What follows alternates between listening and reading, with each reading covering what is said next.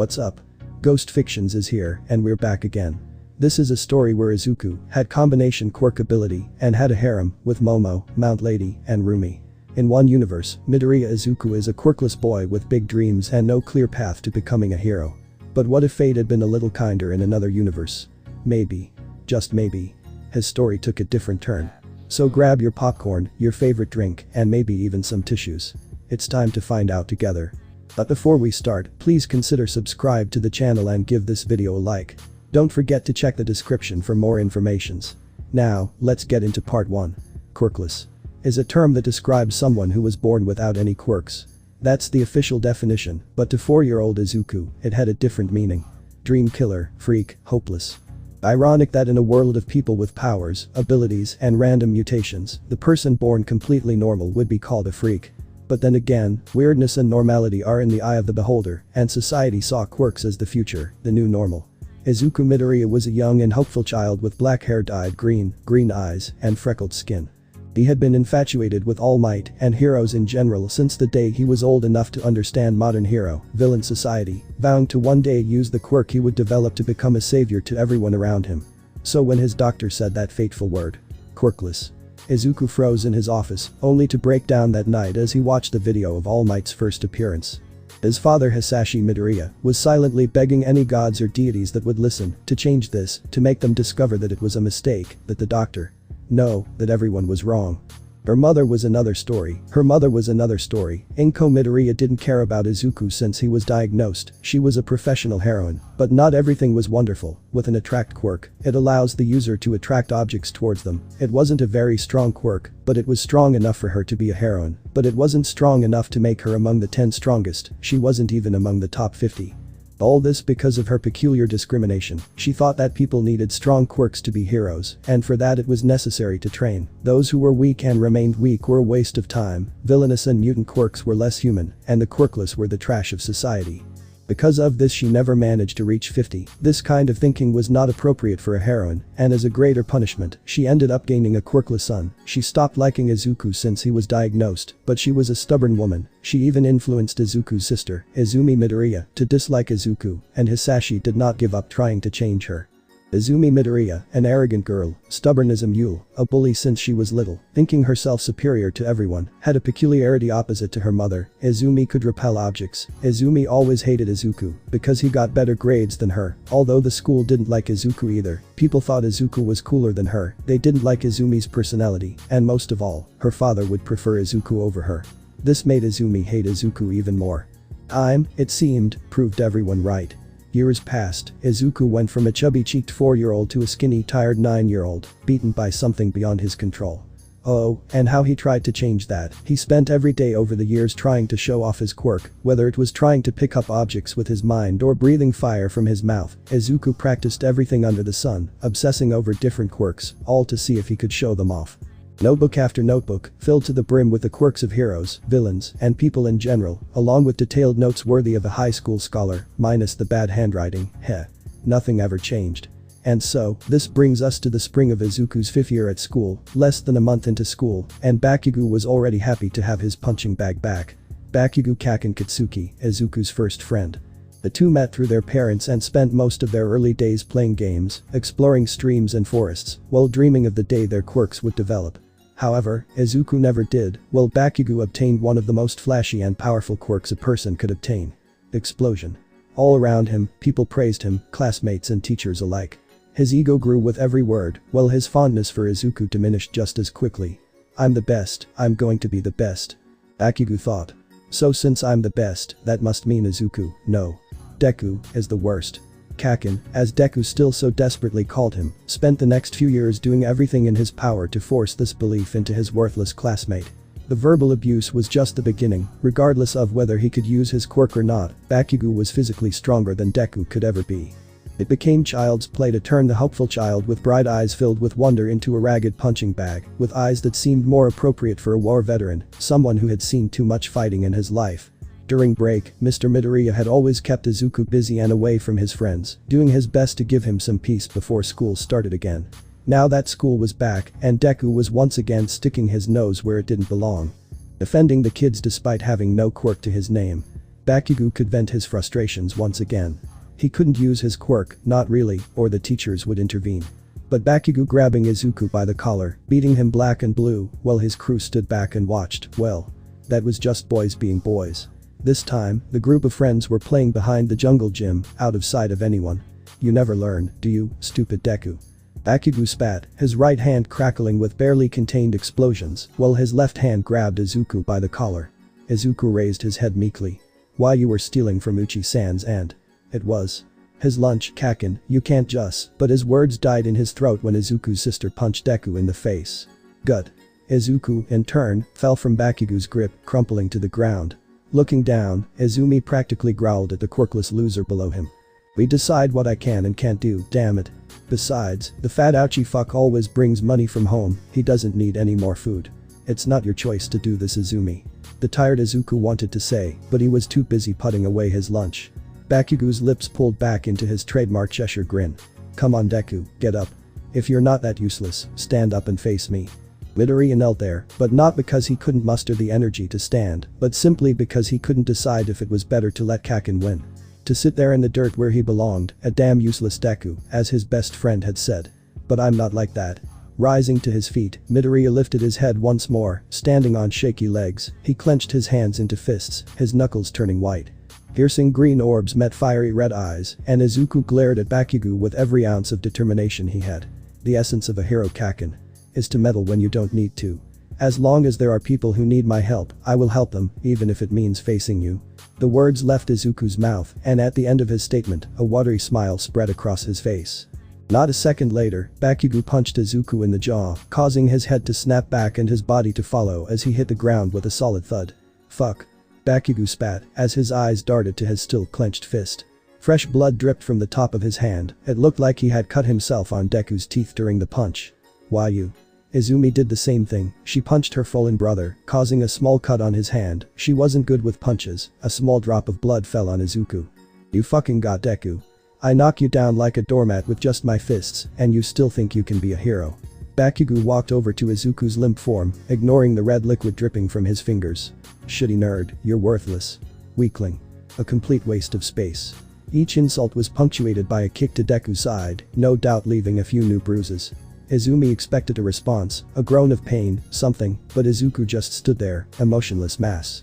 Leaning down, Bakugo began shaking Izuku, trying to get him to react. Birds were chirping nearby, sounds of children playing in the background could still be heard, and the wind rustled the leaves, but Izuku was silent and still. Concern began to enter the two's minds as, with seemingly unshakable confidence, Izumi checked on Izuku. Turning her head upwards instead of to the side, she noticed the blood smeared across Izuku's mouth. Maybe it's just Bakugo, Izumi thought. Next, they noticed the darkened skin taking shape on Deku's cheeks, from where Bakugo's punch had landed, the bruise already beginning to form. Finally, they noticed Izuku's eyes. For their part, Bakugo's team stood back and let their ringleader and Izumi do their job. Deku was their punching bag, and while they agreed he was worthless, no one would stand between Bakugo and his prey. But when said boy jumped back, eyes wide and a look of horror on his face, they knew something was wrong. Approaching, the three children joined Bakugo in looking at Izuku's face, and it became clear what scared him so much. Izuku's normally bright green orbs were gray and empty, as if a second set of translucent hazy eyelids had settled over his eyes. No movement, no recognition, just a 1,000-yard stare that chilled everyone present to the bone. At best, Izuku looked like he was in a trance, at worst, he looked dead. 1 hour later. Enough Inko. You can't keep letting Izuku be treated like this. He needs to be treated like a normal child. You can't keep letting Izumi hurt him. Said a very furious Hisashi Midoriya, his wife had her arms crossed. Izumi watched from the side as they continued to scream. It seemed like they would never stop screaming now. Let her do it. If she doesn't show that useless guy what life is like, who will? If he doesn't learn to endure pain now, he never will. Inko shouted, her mother always defended Izumi. Inko, he's your son. There was a loud slapping sound, courtesy of Inko. That freak is not my son. Inko screamed. Hisashi stood up and glared at her with hatred. Enough, I can't take this anymore. I'm leaving and I'm taking Izuku with me. Inko froze at the second sentence. Hisashi. You can't do that. Not only can I, but I will. Hisashi went to Izuku's room, even with Inko's protests, Izumi just watched from afar as her father picked up Izuku's things. The idea of Izuku leaving seemed good, but the idea of her father leaving seemed like a nightmare to Izumi. Hisashi picked up his things too and started packing. We will leave this house of prejudice and never come back. You can't abandon me because of that useless man. Inko screamed in panic. I already did. Hisashi said as he finished packing his bags. He was about to leave when Izumi stopped him. You can't abandon me, daddy. Not because of that piece of shit. Izumi screamed with pure hatred in her voice. How could I have a villain like you? As the words left Hisashi's mouth, Izumi's eyes filled with tears. Inko yelled at Hisashi, but Izumi ran to her room screaming and crying. Inko ran after her, and Hisashi Midoriya took advantage of the moment to leave and never return to that house. Inko screamed in anger and cried as she destroyed the furniture in the house. Her husband left because of that useless man. Izumi was crying in her room while looking at a family photo. Her father abandoned her because of that useless guy. Kitsuki was in his room with a heavy bruise on his face, courtesy of Mitsuki Bakugo when she found out from Hisashi what Kitsuki did to poor Izuku. His mother hates him because of that useless guy. Their lives would be rubbish now because of that useless guy. Hisashi made a call to an old friend from high school. Hi. How are you? I need to tell you something. I left Inko. About that. Midoriya Izuku, 9 years old, with green hair and matching eyes, diagnosed quirkless at age 4. He currently stood on a smooth white floor. Where am I? This thought still reverberated in Izuku's mind as he explored the imposing tower. He began to walk along the walls of the rooms, peering into the empty alcoves to see if he could find any markings or exits. So far, the search had yielded nothing useful. Each alcove seemed to have a small platform inside it, similar to the large one in the center of the room. And nothing else. Izuku considered trying to climb up to the second level of alcoves and see if they were different, but intuition told him that they probably wouldn't have anything of value either. Besides, he highly doubted he could scale the continuous walls or jump high enough to pull himself up.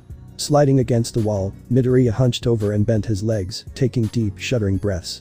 Fear was beginning to creep into his thoughts. The initial haze when he woke up had passed, and the search for a way out was no longer keeping his mind distracted.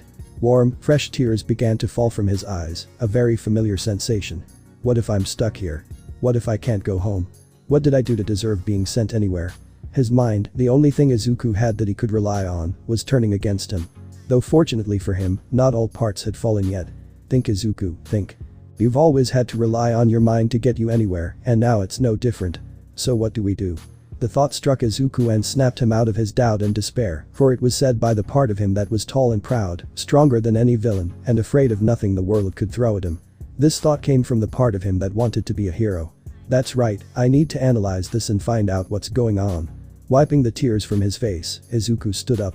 Okay, let's think of this as a game. I'm stuck in a level with no apparent exit, and I need to find the way out. What do I do first? He began to run through a checklist. The alcoves yielded nothing, the floors and walls had no obvious hatches or buttons to press, and the sky above could not be reached, which left only one thing unexplored. The pedestals. Izuku breathed. Walking back to the center of the room, Midoriya made an effort to investigate the pedestals better than he had when he first woke up.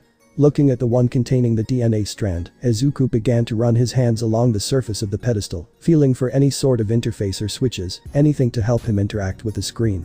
It was as he did so that his hands brushed against the part that projected the hologram, and for a brief second, a small green screen appeared, before disappearing once more. Wait, what?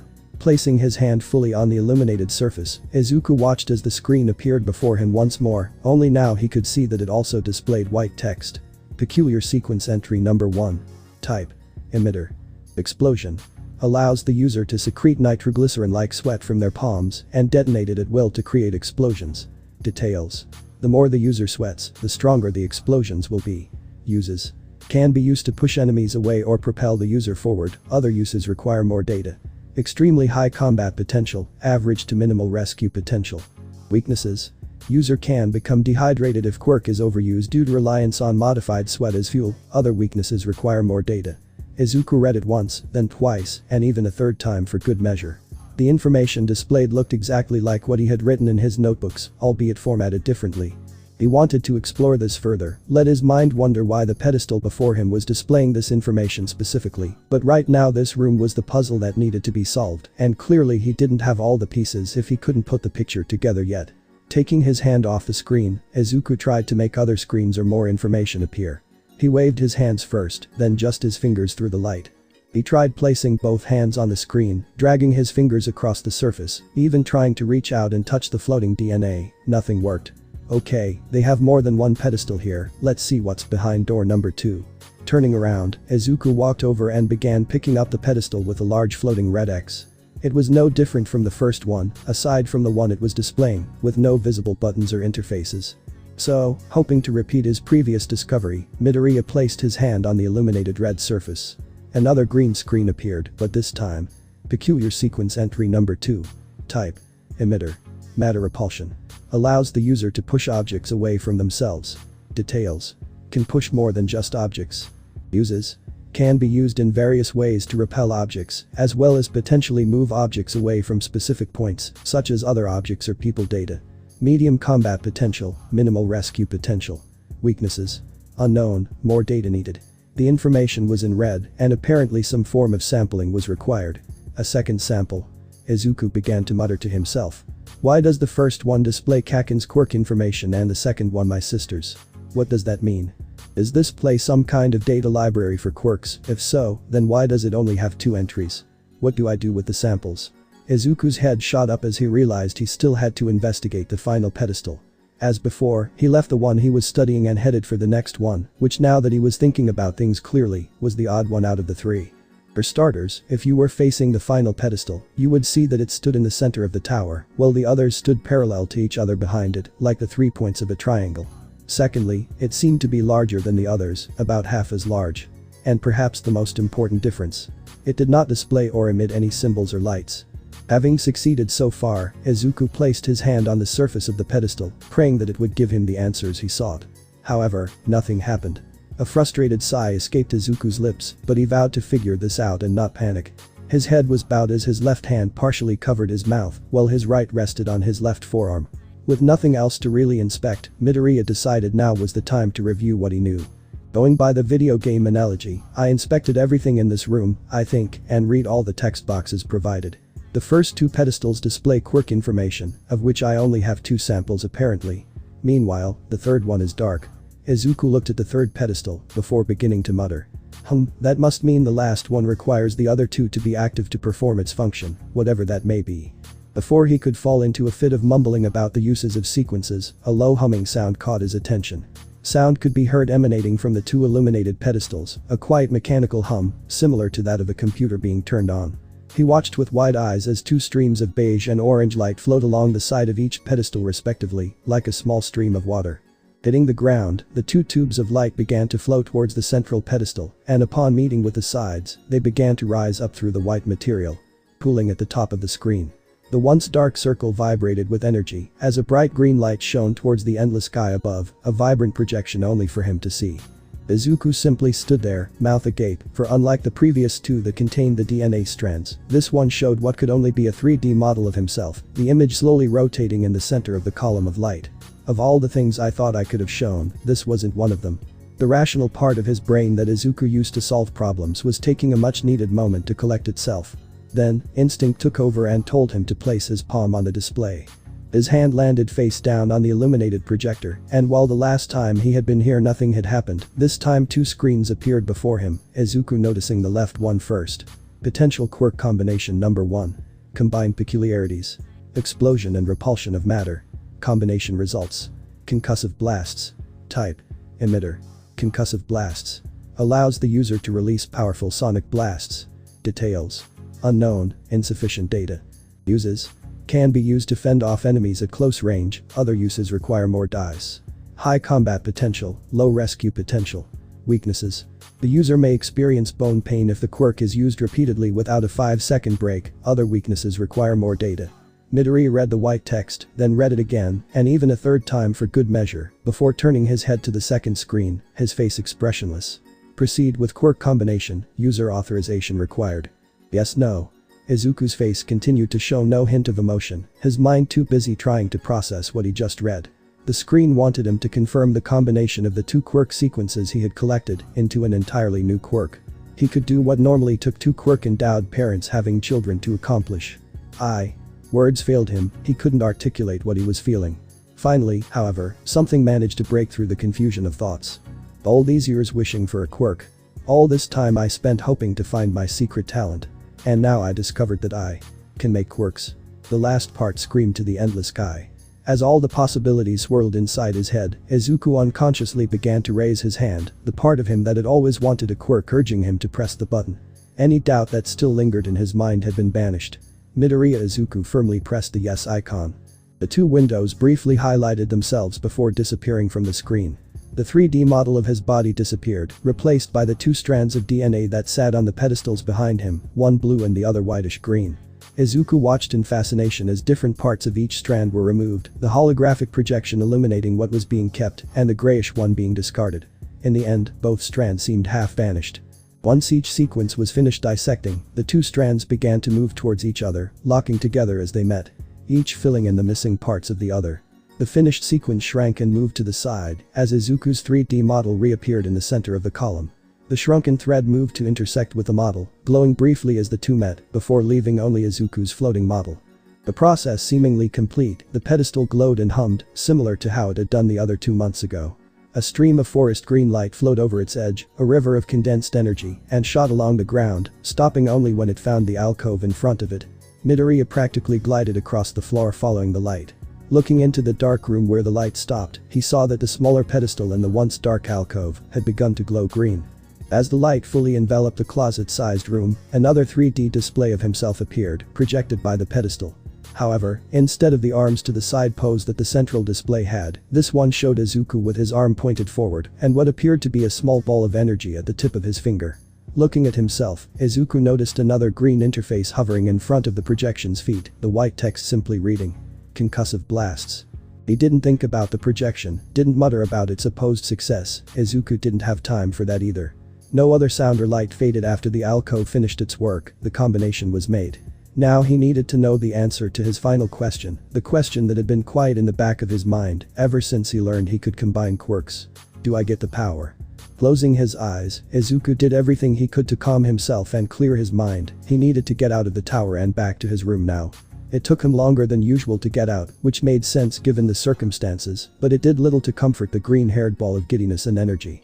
Thankfully, after a few minutes, Izuku managed to control himself as he focused on the world beyond the tower, extending his thoughts into the real world. Shooting himself into a sitting position, he surveyed his room. If he was right about what he had just created, then he needed a target. Peering down at the floor, Izuku's eyes narrowed on what now looked like a target to the hyper-focused boy. Raising his right hand, he pulled his fingers back into what most would call a classic one-punch stance. Izuku didn't know how to activate concussive blasts, but something about it felt right. Natural, even. So he called upon the power, doing his best to make a ball of energy appear at the tip of his index finger. Quirks were supposed to be separate from you, so he was going to treat it like it was another arm or an extra pair of hands. Just another muscle to flex. A second passed, then another. A heat began to envelop Izuku's hand, green energy seemingly flowing from his skin and beginning to gather in his fist. His pupils widened as before his eyes, condensed into a heated charge of destruction, was the concussive blast he had seen in the projection. His left eye closed as he pointed downward with his fingers, his tongue lolling out in concentration. Izuku threw an air punch, flexing whatever mental muscle was holding it in place. As if pulling the metaphorical trigger, a powerful sonic blast shot forward, striking the ground and creating a crater. Izuku's hand began to tremble, though not from pain or nervousness. It didn't matter that the wall now had a huge, scorching hole in it. No. None of that mattered, not one bit. Because the boy who fired the shot had big tears streaming down his face, a huge smile plastered on his face that reached all the way to his eyes. I can make and use quirks. Izuku muttered, before his head shot up towards the sky, and he shouted to the heavens above. I can make quirks. The room disappeared as exhaustion took over Izuku, sleep finally finding the tired boy. Smooth. The first thing Izuku registered was that he was lying on something soft. And they were a weight pressing down on his side. Warm and soft, but the ground was cold and hard. So why do I feel comfortable? And safe again? Opening his eyes, Izuku noticed the tiled ceiling and dimmed lights. Lifting his head to try to get a better look, he saw a room with cream-colored walls, sunlit windows, and 3 empty tall beds with baby blue sheets. No alcoves, no darkness. Izuku laid his head back, hot wet tears falling from his eyes for what felt like the 100th time, but they were tears of joy. I'm out. Izuku whispered to himself. Izuku. Midoriya turned his head towards the voice. Sitting on the side of the bed while leaning against the sheets was a smile he feared he would never see again. Dad? He asked in a tired voice.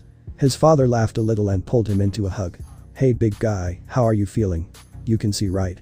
I'm fine. And yes. Where are we? Izuku asked, a little scared now. It's going to be okay, Izuku, we're at the hospital. The doctor interrupted the moment, coming in to check on her patient and pleased to see that Izuku was awake. Izuku was asked the usual set of questions. How are you feeling? Do you feel dizzy at all? Do you know what happened? To all of these he answered to the best of his ability. Though he didn't mention the tower. Saying that he felt fine, aside from the pain around his jaw and stomach from where he had been punched. Both his father and the doctor tensed at this, Hisashi claiming that Izumi and her friends had told the teachers that Izuku had fallen off the jungle gym and hit his head on the equipment. Hisashi knew that was a lie. In another time or place, Izuku might have tried to cover for his once good friend, but given the circumstances, he couldn't bring himself to care. Izuku sighed. No, Izumi was trying to steal a kid's lunch money, and I tried to stop him, and she then beat me until I passed out, so I woke up here. Shirai's normally inviting blue eyes had gone hard during Izuku's recount, before softening near the end. She leaned in and wrapped her arms around Izuku. The hug was brief, but much appreciated by the shaken boy, who returned it earnestly. The doctor apologized afterward, saying she needed to check on her other patients, but would be back shortly. Hisashi took the time to hug Izuku once more and tell him how happy he was that he was awake and well. He promised him that the two of them would sit down and sort out their life situation, but for now he should focus on feeling better. A few hours passed, Shirai came back twice more, happy to see that Izuku seemed to have no lingering effects from being knocked out. Izuku was to be kept overnight for observation, but would likely be released tomorrow after another checkup in the morning. Hisashi was allowed to spend the night with her son, given the situation and his age, and it wasn't long before she was sleeping next to Izuku. Izuku was also on his way to Dreamland, his hands still being held by his father. Morning came quickly for both Midoriyas, their sleep deep and restful, despite the events of the previous day. Breakfast was brought to Izuku, which he shared with his father, though the size of the meal was larger than he expected for a patient. The meal itself was as delicious as you'd expect from a hospital, but the father-son duo enjoyed it just the same. Shirai, true to her word, showed up to give Izuku his morning checkup, just as the two were finishing eating. She took his vitals, asked him a series of questions about how he was feeling after a good night's rest, and even used her quirk. Soothing hands. To warm and gently massage his sore muscles. But the checkup done, Shirai picked up her clipboard and began to make some notes. Well, Izuku-kun, you're not back to 100%, obviously, but there doesn't seem to be any lasting damage. The bruises on your side and jaw should fade soon, and thankfully none of the blood that was around your mouth belonged to you, since your teeth and jaw weren't cut or broken. Well, the fact that you were knocked out still worries me. I trust your mother to keep an eye on you. A smile appeared on her face before she continued. Get plenty of rest, don't overexert yourself, and Mr. Midoriya, make sure that this boy gets some good meals. The last part said with a giggle. Standing up and giving the woman a quick hug, Hisashi smiled gratefully. Thank you. Shirai gave Izuku a brief hug before bidding her farewell as she had other patients to attend to. The pair waved goodbye to her, and after her departure, Izuku and his father prepared to leave as well. Father. His son murmured. I have. But he didn't finish the sentence, too overcome with emotion. Instead, Hisashi watched as he raised his hand, sending a small sonic blast at the wall. Understanding dawned on her face, and she had her arms around her son within seconds. Both Midoriyas cried, tears streaming down their faces as they hugged each other, a familiar sight for both of them. However, instead of seeking comfort like in the past, this was an embrace filled with joy and warmth. My son has a quirk. My boy has a power of his own. Hisashi cried inside his mind. A happy hum escaped Hisashi's lips as she pulled back slightly to look at her son's face, illuminated by the light streaming in from the door into the hallway. Father. Izuku said, returning his gaze. Yes, son. Hisashi replied in tears. His son's eyes grew hopeful. Do you think I can be a hero now? The question he had asked so many years ago, now asked with a face so different from the one he had back then. Oh, Izuku. Hisashi beamed as he replied. I always knew you could be a hero, I wish I had had the courage to say it back then. Maybe it was the fact that he had a power now, or maybe it was the look of hope in her eyes, but no, it wasn't any of that. It was because he swore not to make the same mistake he had made that night after the diagnosis. No apologies or warning him about the danger of trying to keep him safe, no. He needed to know that she believed in him. Now and always. Izuku's pupils widened as his smile took over his entire face, and he buried his face in his shirt. I love you so much, Dad. Izuku shouted, muffled by the cloth. I love you, big boy. Neither son nor father knew how much time passed as they sat embracing all the worry and stress of the past 5 years. But at some point, they both fell asleep together, both smiling contentedly. A few minutes later. When they were in the car, Izuku looked around and saw some bags and other things in the back seat. "Dad. Where are we going?" Izuku asked, a little scared now. "Okay Izuku, I packed our things and we're going to live somewhere else now, okay? Think of it as an adventure." Izuku got excited. "Really? We're going to fight bandits and save people too?" Hisashi laughed a little and nodded. "You bet my little hero." A few hours later. After a while, Hisashi stopped the car. In front of it was a white two-story house with a long balcony on the second floor, seemingly connecting two rooms. In front of the house was a pristine green lawn with beautiful flowers and a small cement path leading from the metal gate to the front door. "It's been a long time since I've been here." He swallowed nervously. He looked at his son who had a curious look. "Izuku, this is my friend's house. We're going to live here for a while, okay?" Hisashi said. Izuku nodded. "Great. Don't worry, I know her, she's a good person and she has a daughter your age." Upon hearing this, Izuku became a little more excited. They picked up their bags and went to the residence, ringing the bell. The door opened revealing two women. One was a slender adult woman who wore black framed glasses. Her hair was straight, short, and dark purple, with bangs that fell to the right side of her face. In all instances in which she had appeared so far, she was shown wearing a turtleneck top, a pencil skirt, and tights. The other was a petite girl, about Izuku's age, with fair skin and a slender, narrow-shouldered build. She has lazy-looking triangular onyx eyes with noticeably long lower eyelashes and rather small eyebrows. Her hair is short, chin-length, and is dark purple in color with an asymmetrical fringe and two heart rate monitor wave-shaped highlights on either side of her head. The two's most prominent features were the flexible, plug-like headphone connectors that hung from each of their earlobes at the end of two thin cables, which acted like extra limbs. "Hisashi." She screamed like a child and ran to the man who stood up and took her in his strong and warm embrace. "Hey. I missed you, princess." The woman blushed at this. Don't you dare call me that, Hisashi." She hissed in embarrassment. Meanwhile, Izuku and the girl just gaped at the adults. Hisashi soon recovered. "Izuku, this is my best friend Mika." Hisashi said. "Hi."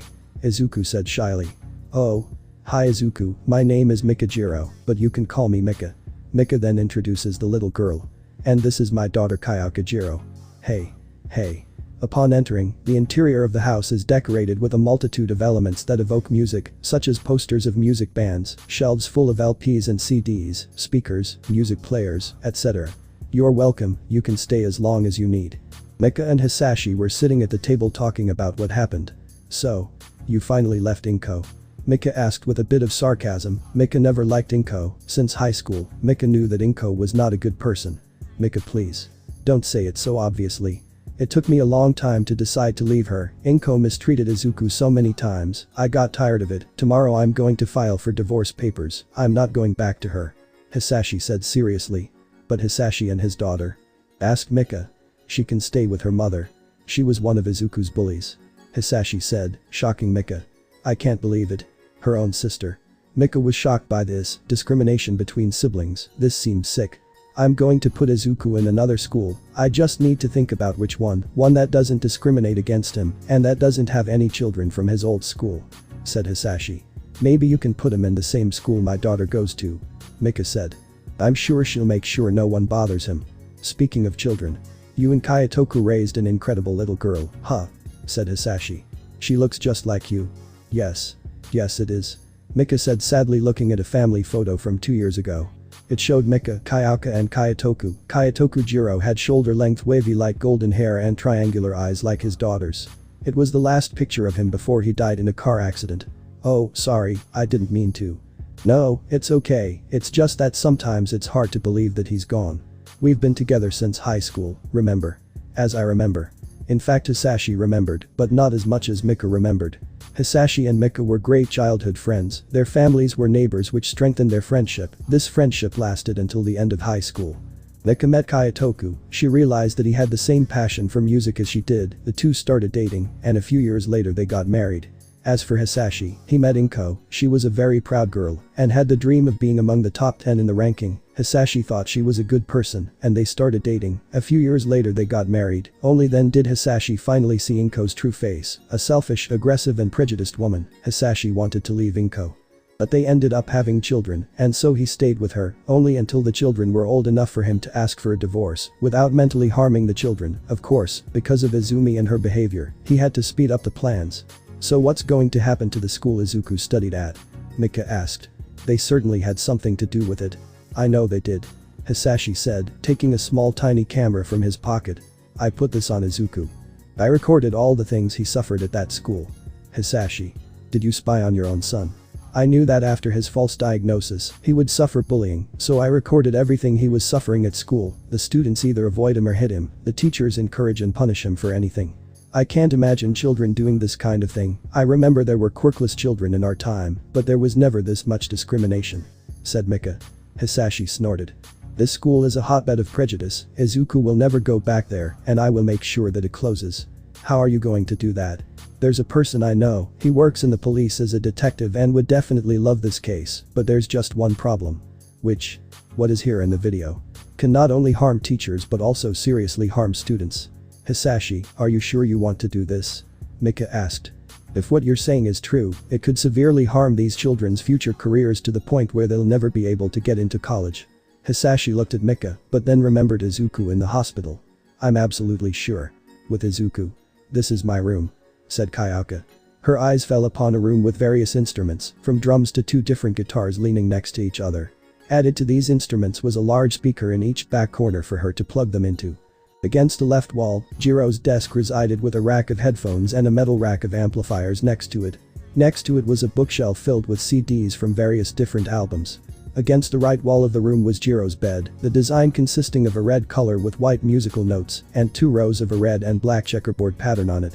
Both the floor and ceiling also had checkerboard pattern designs, but the ceiling had a red and black color scheme, identical to that of JIRO's bed, while the floor had contrasting black and white colors. Several posters were on the walls, but without a doubt the largest of them all was the one that covered the entire right wall. The deep dope text read once again. JIRO held the lobes of her earphones and nervously tapped the tips of them with a small, shy blush, watching from behind Izuku as the boy seemed to freeze at the sight of her room. Don't look so much. I know it's not much. Cool. Izuku interrupted as he advanced right into the middle of his classmates' quarters, looking around with an excited and impressed expression. What? JIRO's blush deepened, her hands fumbling with her earlobes after being caught off guard. The boy turned to her with stars in his eyes, almost looking like a child at an amusement park. You can play all of these? He asked, referring to her various instruments. Seeing him shine brightly, JIRO averted his eyes and began to embarrassingly twirl both of his earlobes. Well. Yes. At least the basics. But I'm probably the best with the guitar. This is amazing. I don't even know how long it would take me to learn one of these. Izuku praised, turning back to the room and admiring it. The corners of JIRO's mouth slowly rose as he watched Izuku fawn over his room, even chuckling when he heard him go on autopilot and mutter up a storm. She let out a sigh of relief. Well. I guess I didn't worry about anything. Feeling calmer than ever, she walked over to the grumbling Izuku and patted his shoulder, snapping him out of his reverie. Hey, I understand that you love it enough to live here for the rest of your life, but I think we better start unpacking your things. She smiled. Oh right. Izuku pondered before speaking to Kayaka. Can I tell you a secret? Kayaka looked at him curiously. Sure, why not? Alright. Bouncing on her toes, Izumi began the story. So, it's a little more complicated than what I just showed you, actually. Naturally. Yeah. So, it was yesterday, and I got into a fight with my sister and my ex-friend, like always. I think they gave me a concussion, but nothing major, so what happened was… Whoa, wait. Kayaka interrupted. Did you have a concussion? I wasn't going to mention the bruise, but come on, that's not something you catch, even from bullies. Izuku shifted uncomfortably. Well, yeah, maybe. But it's normal, right? For me. Look. Kayaka's eyes bored holes into his face, capturing his anguish. Okay, I'll forget about it for now. But we'll talk about this later. Okay. But anyway, he punched me in the mouth, but my teeth kind of cut his hand, and Izumi threw a punch that ended up making a small cut. And some of their blood got into my mouth. And I think that's what activates my quirk, drinking blood, I mean. Strange for a quirk, but carry on. No, yeah, see, that's what I meant. I woke up in the infirmary later, and I could feel this little light in my head, and it was his quirk, explosion. And the other side was my sister's, matter repulsion. And I was trying really hard to make either of them do something when I accidentally fused them together and did this. He throws a piece of paper up. You want to know what I've been calling it? I'm not going to kick. What? Concussive blasts. She laughs a little. Cool. Shove it up your ass. But wait. Hold the phone. She looks Izumi up and down. You bought this today. Yes. And you can still use. concussive blasts. Yes. So. Does that mean you can just? She raises her arms vaguely. Just do as many quirks as you want. Izuku is vibrating now, with a smile on his face. I think so. Holy shit. If that's not the perfect quirk for you, I don't know what is. What are you planning on calling it? Well, I'm less sure about that, it's not like any peculiarity existed before. Come on, I see that little smile. What do you have there? Well, I was thinking. Unity. Kayaka smiles. That's cool as hell. Better than headphones, anyway. Izuku gasps, only half joking. Your quirk is amazing. She holds up her hands in a placating manner. I know. But I can make fun of it for having a stupid name when yours is so awesome. I think. But, won't you update your individual registration files? Kayaka asked. My quirk is incredibly powerful and versatile. Its potential surpasses many quirks. As a child now, I know that many would not be interested in me. However, as I grow older and people learn of it, many will seek to use it through me. Villains, shady characters, governments, etc. Most would just check my files and rarely delve into my life unless they were interested in it in the first place. So, I won't give them a reason to. His serious expression showed that he believed the matter was serious enough. Even his usual smile was absent. They'll find out about your quirk eventually anyway. What's the point? Kayaka asked. He would eventually go to hero school, become a sidekick, and then a pro hero. It wasn't like he could hide it forever. Izuku nodded. True, but that gives me time to prepare first. Plus, I'd have my own hero school to protect you from such things. UA especially, if you decide to go there with me. As I am now, I'm just a 9-year-old kid with no allies or pro heroes around. I'm easy pickings for anyone who wants to exploit me. He said. And as far as I know, there's no penalty for doing so, is there? Kayaka shook her head. No, there isn't. I think you're right. Izuku smiled. Of course I am. Hisashi ended up taking Izuku to his new school. He was kind of surprised that he would be able to get into this school through a contest. He did the contest in an attempt to make his mother like him, but that never happened. His father received the letter the day after he and his father left Inko. Hisashi was super happy that Izuku got in. Hisashi handed him a backpack halfway. Confused, Izuku opened it, discovering that there was a ton of school supplies and one of his hero analysis books, number 10 to be exact. I knew you would need supplies, as you probably wouldn't have the necessary materials for this school. Hisashi stated matter-of-factly. After a good 30-minute drive, they arrived within viewing distance of the school. Izuku was shocked by the fact that the school was absolutely huge, and he realized that he was now in the rich part of town. Izuku imagined that the price to go to this school was astronomical. The gold sign outside the school read Saddam Private Academy. He thought the name sounded familiar, but he wasn't 100% sure. Izuku and Hisashi walked up to the gates. Hisashi pressed the communication button next to the gate before opening it, allowing the two of them to enter. Apparently, you needed a key card to enter normally. Izuku was shocked by the level of security employed by this school, but he figured that was how rich people did things. Especially when you can be ransomed for ridiculous amounts of money, Izuku thought to himself darkly. Finally inside, Hisashi left Izuku in the teacher's lounge, where he met his homeroom teacher, a woman with jet black hair and a very feminine office worker type of look. She introduced herself as Ms. Yaoi Rozu, which was a mouthful to say the least. Apparently, Izuku would be in the same class as her daughter, and that she hoped they would get along, as her daughter was somewhat of a loner due to previous situations she had been through. Izuku just nodded and said he would do his best. Once Izuku finally made it to his class, he was forced to introduce himself and managed to screw it up. When Izuku stuttered out a name that sounded nothing like his own and a bunch of students laughed at him for it, Izuku had embarrassed himself immensely in the span of literally 5 seconds. The day went from amazing to horrible when a particularly loud blonde boy with blue eyes yelled about how the students of the Supreme Academy should be able to behave in a public setting. Izuku just ignored the guy and went to his seat, where he finally realized what must have been wrong. Yaoi Rozu's daughter, because she looked like a carbon copy of her teacher, only aged a lot. Thankfully, the girl was one of the few people in the room who didn't laugh at him. Yaoi Rozu. She said. Don't worry about him, he's an absolute clown, rich people from the best class. He looks down on everyone. The girl spat out that last part, she apparently didn't like this boy. Izuku was a little surprised at first that a girl was willing to talk to him, since none had done so before. Oh well, thanks. Izuku let the end of this drag on. Momo Yaoi Rozu, that idiot's name is Monoma. What about you? The girl noticed that the scared little green-haired child in front of her didn't look anything like the rich elite, and she briefly wondered how he got into this school. Izuku Midoriya, nice to meet you Yaoi Rozu. The boy smiled at her. Well, he looked nice enough, she thought. Just the same. The rest of the day passed uneventfully, that is, until lunch. Izuku had just acquired his favorite katsudon before looking around the cafeteria. Izuku saw Yayoi Rozu alone, and he decided that she looked nice enough, so he went to sit with her. "Hello Yayoi Rozu, do you mind if I sit here?" Izuku noticed that everyone was staring at him like he was an idiot. The girl simply shrugged, he looked innocent enough, so did everyone else. "You can. Thank you, it's really hard to join in the middle of the year when everyone already has their circle of friends." Izuku rubbed the back of his neck, feeling a little awkward with the fact that the cafeteria had become almost silent. Izuku could feel the gazes drilling into the back of his head. Doing his best to ignore them. "So, what's your quirk Yayoi Rozu?" The girl visibly trembled when Izuku asked that, he immediately backed away. "Oh, sorry, I didn't know it was a personal thing, you don't have to tell me." The girl seemed to be deliberating over something before finally answering. "No, it's fine, my quirk is called creation, I can make any non-organic material, as long as I know the chemical composition, and have enough lipids to generate the item in question." Izuku watched her make a small metal rod appear from her hand. Izuku froze, that was the coolest quirk he had ever heard of. Izuku felt the familiar hunger in his chest, but he shut it down as soon as it appeared. "Holy shit, that's amazing Yayoi Rozu, there are so many ways to use it. Do you mind if I ask you a few questions?" Izuku was about to get lost in his world, but then he realized that people were still looking at him, and he couldn't ignore it anymore. "Actually, instead of Yayoi Rozu, why is everyone looking at me?" he whispered to the girl. "It's probably because of me, the last guy who tried to sit next to me I kicked him in the groin." Yayoi Rozu looked sad as she said that.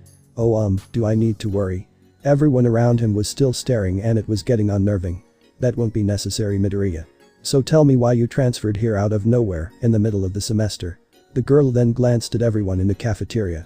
All of them slowly but surely returned to their own conversations. "Well, I kind of got bullied a lot, it wasn't safe for me there." Izuku hoped he didn't sound so pathetic. Yayoi Rozu looks confused. Strange who would hurt someone who looks so innocent. It would be like kicking a puppy. "Oh, well, you know, it kind of happened, I tried to defend another kid and I refused to fight back, so they decided to use me as a punching bag. God, please don't let this girl think he's a loser too." "Well, I'm sorry to hear that Midoriya, I'll do my best to make sure no one here does something like that." Yayoi Rozu gave him an indifferent look. "Thanks Yayoi Rozu, then why did you kick that guy's dick?" Izuku watched as Yayoi Rozu spat out milk while laughing. Izuku was confused, he didn't think he had said anything funny. Yayoi Rozu looked at Midoriya's confused face for a moment before swallowing the milk she still had and replied. "I knew it, you're not part of the upper class, are you? We wouldn't be caught using such coarse language like that, and this is the second time you've done it." "Oh, I see, is there anything else I should know?" Izuku blushed a bit, clearly out of his depth. The girl just laughed. "No offense Midoriya, but the etiquette they teach us takes years to learn.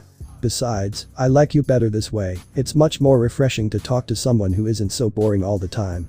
Plus, if you want to know why I kicked him in the dick. He was acting like a complete idiot, he came over and tried to court me. His advances were unwelcome to say the least." Izuku was quickly learning not to anger Yayoi Rozu, but he had an idea. "Is the commoner already being a bad influence on the young lady?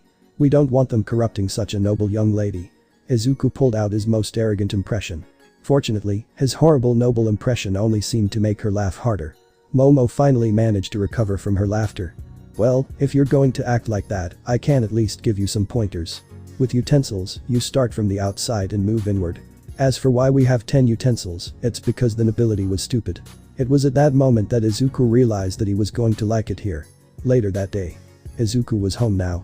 School was excellent, the teachers treated him well, some students were nice, and he managed to get some combinations to make quirks.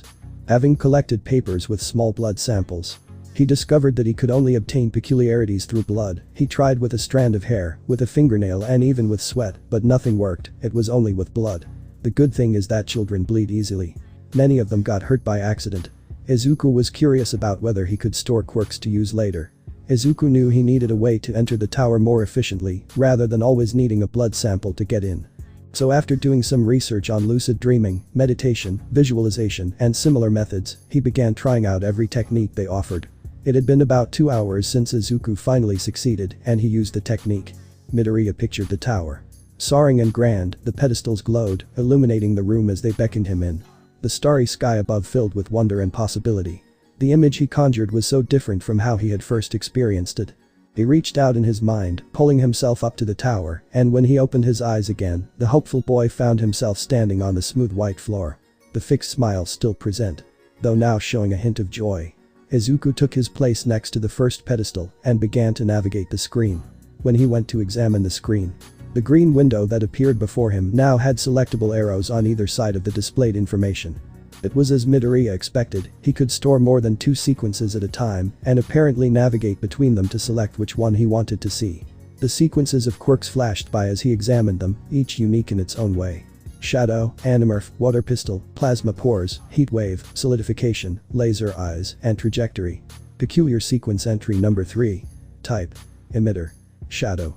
Allows the user to control their own shadow. Details. The user can separate his shadow from his body. Uses. Can be used to attack enemies, enter narrow spaces, immobilize enemies, other uses require more data. High combat potential, average rescue potential. Weaknesses. May be weak against light-based attacks and/or weakened in light. Peculiar Sequence Entry Number 4. Type. Transformation. Animorph. Allows the user to transform into any animal. Details. The user can transform into an animal completely. Uses. The most basic use involves changing into the most basic animals. Basic transformation includes example of different types of animals: bird hawk, mammal horse, incest fly, reptile chameleon, amphibian frog, and fish shark. High combat potential, minimal rescue potential. Weaknesses. Can only stay in animal form for 15 minutes and after the 15 minutes are up he must return to normal. Satisfied with his choice, Midoriya walked to the last pedestal, a look of determination etched on his face. He placed his hand on the visor. The 2 windows that opened showed him exactly what he wanted to see. Potential Quirk Combination Number 2. Combined Quirks. Shadow and Animorph. Combination Results. Shadow Ink Creatures. Type. Emitter. Shadow Ink Creatures. Allows the user to create animal-like shadow creatures that follow them around. Details. Unknown, insufficient data. Uses. Can be used to create any type of creature and use it to fight, other uses require more dice. Extremely high combat potential, average rescue potential. Weaknesses. May be weak against light-based attacks and/or weakened in light, other weaknesses require more dice. Izuku made sure to read every detail of the first window, checking everything the screen said. He couldn't afford to make a mistake now. Once he finished reviewing the information, he went to the final screen. Proceed with quirk combination, user authorization required. Yes. No. As he stared at the screen, he replayed the events of the past few months, memories of how he had collected each quirk sample, the work he had to do to obtain them all. In the end, a look of determination was still present in his eyes, though a triumphant smile could now be seen adorning his face. Any doubt that had still lingered in his mind had been banished. Midoriya Izuku firmly pressed the yes icon. Izuku could feel the new quirk when he got it and decided to make more. Peculiar Sequence Entry Number 5. Type. Emitter. Water Pistol. The user can fire balls of condensed water from their fingers, hands. Details. The user using their fingers results in faster, more condensed explosions, while palm shots are slower and weaker, but larger. Uses. Can be used to drive away enemies or shoot certain materials, depending on the size and speed of the ball. Can be used to safely remove rubble or debris. Small fires can be put out with larger shots, other uses require more data. High combat potential, high rescue potential. Weaknesses. User can become dehydrated if quirk is overused due to reliance on water as ammunition. Hands can become sore from overuse, other weaknesses require more data. Peculiar Sequence Entry Number 6. Type. Emitter. Plasma Pores. Allows the user to coat their hands with hot plasma. Details. The user cannot be burned by his own plasma. Uses. Can be used to melt materials or enemies. Plasma improves melee combat, other uses require more data. High combat potential, minimal rescue potential. Weaknesses. Unknown, other weaknesses require more data. Potential Quirk Combination Number 3. Combined Quirks. Water Pistol and Plasma Pores. Combination Results. Plasma Cannon. Type. Emitter. Plasma Cannon.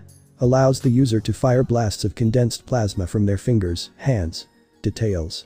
Unknown, insufficient data. Uses. Can be used to blast or blow up enemies, other uses require more data. Extremely high combat potential, average rescue potential. Weaknesses. User can become dehydrated if quirk is used excessively due to reliance on water to produce plasma, other weaknesses require more data. Peculiar Sequence Entry Number 7. Type. Emitter. Heat Wave. The user can generate and manipulate their body temperature and project the effect outwards. Details. The user uses his hands to generate and manipulate his body temperature and project the effect outwards, up to 4 feet around his body. This allows him to produce temperatures in excess of 454.76 degrees Fahrenheit. Uses. Able to keep physical attacks and other heat-based techniques away from its body. Other uses require more data. High combat potential, low rescue potential. Weaknesses. While the user is able to manipulate the rate at which their body resists their power, the user has a limit to what they can withstand. At the highest levels, the user can only maintain their temperature for about 10 minutes at a time before needing to deactivate and re-regulate. Other weaknesses require more data. Peculiar sequence entry number 8. Type. Emitter. Solidification. Allows the user to harden anything. Details. User cannot harden living things. Uses. Can harden water to make it resemble ice, trapping enemies. If the user makes contact again, it can undo the effect. Other uses require more data. High combat potential, minimal rescue potential. Weaknesses. Unknown. Other weaknesses require more data. Potential quirk combination number 4. Combined peculiarities. Heat wave and solidification. Match results. Force field. Type. Emitter. Force field. The quirk involves superheating the external heat of his own body and the air within a 1-meter radius around him to create plasma barriers. Details. Unknown. Insufficient data. Uses. The force fields are virtually unbreakable, but the user can create weak points in them to allow certain people or objects to pass through. To attack, the user creates force fields along their disc-shaped arms and throws them at their opponent. For greater impact, the user forms wall-like force fields and sends them flying towards the enemy. Other uses require more data. Extremely average combat potential, high rescue potential. Weaknesses. The downside to his quirk is because the user involves overheating the air. Doing so excessively in certain areas will cause varying degrees of burns. His body can withstand more heat than the average person, but the user cannot overdo it, as the consequences can be severe. Other weaknesses require more data.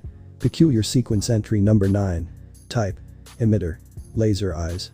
Allows the user to fire a concentrated laser beam from their eyes. Details. It is so powerful that it can blow away 2 meters of solid concrete. Uses. By releasing their quirk from their eyes, the user projects a crimson-colored beam of extreme heat from their eyes that is very powerful and destructive, which cuts or pierces anything they strike, as long as it focuses on its target. The heat from the beam burns at super high degrees that it can be used to instantly burn, heat, or melt solid matter, with the user themselves being, initially, immune to its heat and force. Other uses require more data. High combat potential, low rescue potential. Weaknesses. Laser eyes has a limit to how long it can remain active, causing the user's eyes to overheat. Overexerting its laser can result in severe eye strain, with repeated use of the quirk, shortening its maximum duration with each new activation. Peculiar sequence entry number 10. Type. Emitter. Trajectory. Allows the user to control the trajectory of any objects in the air. Details. Any airborne object thrown can be controlled by the user, controlling its trajectory. Uses. User has control over the direction of the airborne object thrown. Medium combat potential, minimal rescue potential. Weaknesses. Objects are not unstoppable. Other weaknesses require more dice. Potential quirk combination number 5. Combined peculiarities. Laser eyes and trajectory. Combination results. Omega beams. Type. Emitter. Omega beams. Allows the user to release powerful concentrated optical beams from their eyes. The beams are controllable and can bend to hit their targets. Details. Unknown. Insufficient data. Uses. The beams are highly destructive, as they can cause an individual's body to decompose completely in a matter of 2 minutes, and their high temperature can boil water in the depths of the ocean. And unlike heat vision, the beams are controllable and can bend to hit their targets. Other uses require more data. Extremely high combat potential, low rescue potential. Weaknesses. The beams do not stop until they hit the user, leaving the user exposed. Other weaknesses require more data. After obtaining these quirks, Izuku only thought of one thing. He wanted more. Haya. The dojo had a distinct smell that no matter how many times the hard wooden floor was cleaned, it hung in the air welcoming everyone who entered. It was the smell of sweat, of hard work, of dedication, with a healthy dose of incense, all brought together by years of training and practice. Ha. She turned in slow motion as they moved from section to section, reflected by her fellow disciples, some running ahead of her, some lagging behind, and some getting their positions wrong. A mirror ran along the far wall of the dojo. One of her earliest memories of this dojo was of that mirror, her father warning her not to lick it when they first arrived. That was 2 years ago. All the students changed like the seasons. The biggest change was her father's mustache, though there was still a bit of pepper hidden among his gray hair. Her father was a tall, lanky man who looked more at home in his white kimono than in a t-shirt. For as long as she could remember, he had served as her father and her sensei, even if he had only let her join the adult class last year. Hiya. Once again, they all moved, their legs pressed against the floor as they tried to touch their toes. It was a standard stretch that was done even in school, but still a good stretch, at least that's what her father had told her. Other than knowing that stretching was good for her, she didn't know much more than that. The door opened, allowing the invasive sounds of the nearby road to pierce her tranquility. Raising her head just a little, she looked towards the entrance. The tall man with messy black hair was shuffling to take off his shoes, while a green-haired boy did the same. Somehow, the boy managed to look twice as nervous as any newcomer who had come before him. With his lanky stature and the way his posture was slouched, he looked like a nerd. It was probably some concerned parent trying to toughen up their child to give him more confidence. There was nothing wrong with that, but few of these students lasted. Even fewer stayed in their father's class. Itsuka, lead for a moment. Stretches, crab walks, sweeps. Her father said, holding up a simple hand gesture, his smile wide enough to almost force her eyes closed. That limp she'd known all her life was present in the first few steps before her posture straightened. Kia. She yelled, directing the group to the next set of sections. Hello, and welcome to my dojo. His father gave the standard greeting, always eager to welcome new students. It was a shame he was so enthusiastic about sending them to what he thought were better teachers. Yes. Hi. Said the man. My name is Hisashi Midoriya. Did I speak to a kendo-sensei on the phone? Ah yes, Mr. Midoriya, it's a pleasure to meet you. His father said, no doubt giving the pair a small bow. And this must be the young man with a heroic soul, Izuku. You are. The boy squeaked. Irkutetsu Kendo, the hurricane striker. Izuku blurted out. Your quirk allows you to extend your legs, you used it in combination with your martial arts skills to catch the villains off guard. Oh, I didn't know there were still fans interested in a retired professional like me. The father's laugh caught everyone's attention. A piercing look and a quick applause put everyone back on track.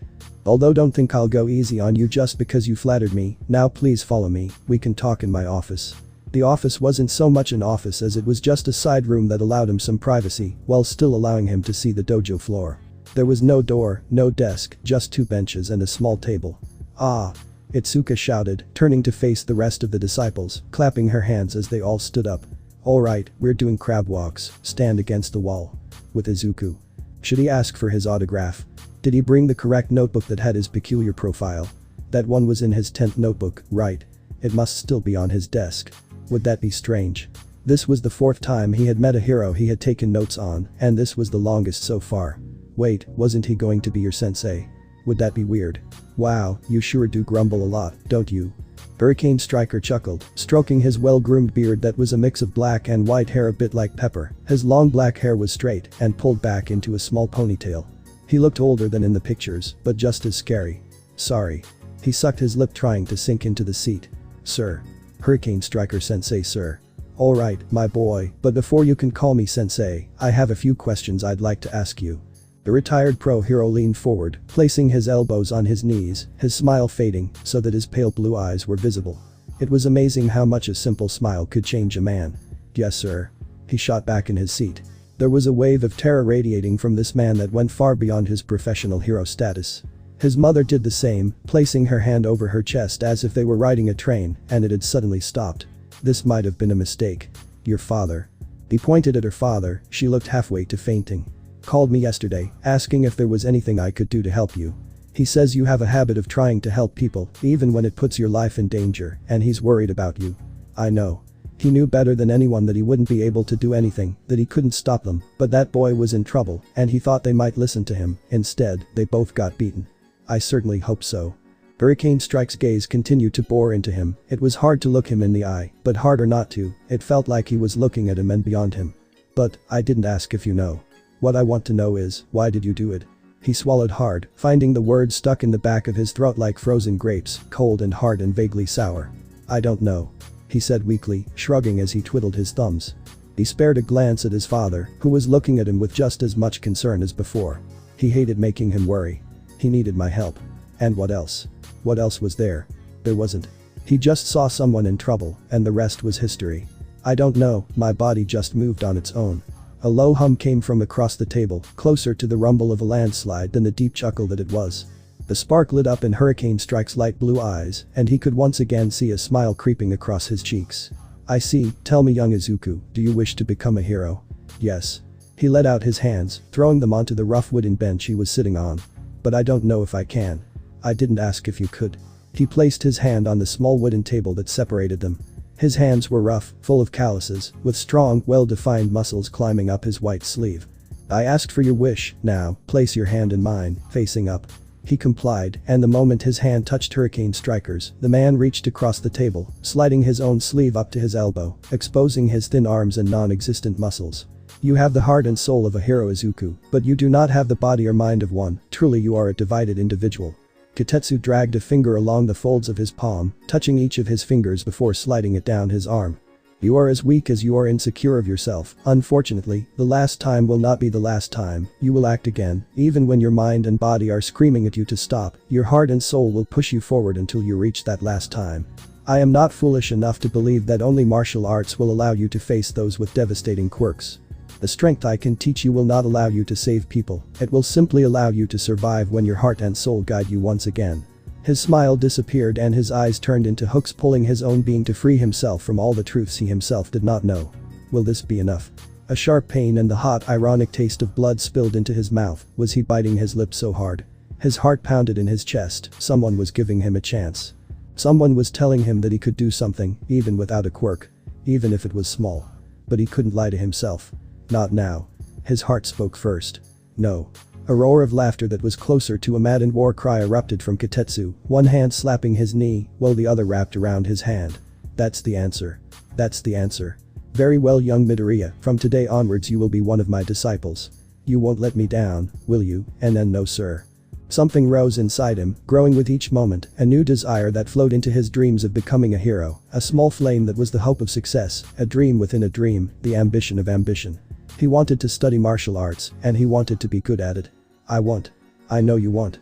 Kitetsu grabbed his hand, forcing it into a fist before placing both hands on the table.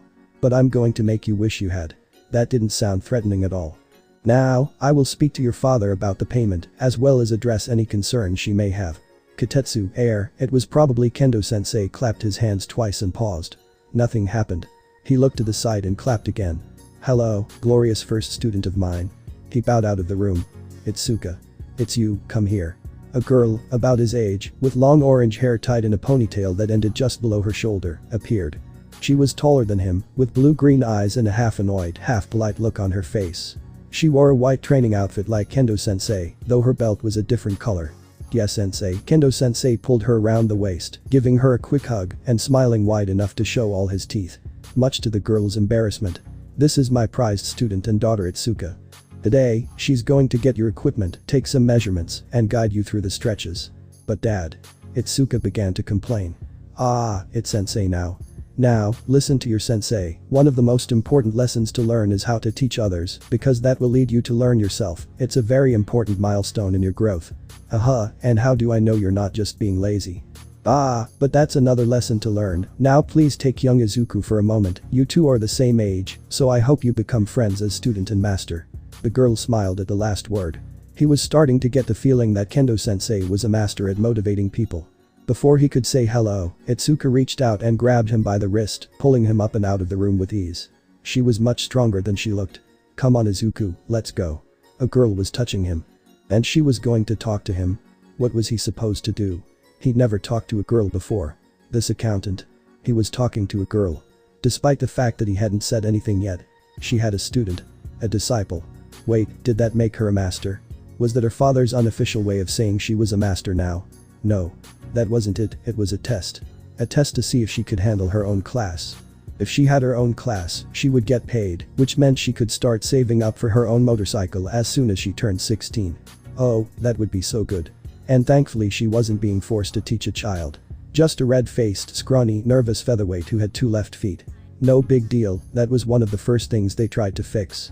Balance and control over your own body. A lot of people weren't aware of their own muscles. She pulled him past the dojo, into the back room that was a combination of storage, locker, break, nursing room, and weight room with curtained-off locker rooms. Her father's massage and acupuncture table sat in the middle, with a neatly stacked pile of mats beneath it. Training weapons. Staffs, both padded and bare wood, were stacked in a corner near an assortment of punching dummies. It had been a while since they'd used them, even in the children's class, where the uncoordinated kids loved to wrestle with them. Or hug them. It was 50-50 with most of the kids.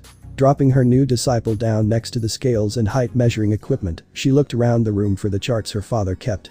He stood where she had left him, his mouth moving and he was making noises, but they weren't words. When she looked at him, he stood straight, mouth closed, hoping he wasn't too nervous to speak. "So, how old are you?" she asked, opening a drawer, finding what she was looking for, a clipboard and a stack of forms that her father filled out for his students. "Oh, and what school do you go to?" 10. He squeaked and bent over at the waist with his hands at his sides. He shot back a second later. "I used to study at Aldera Junior High, now I study at Saddam Privis Academy."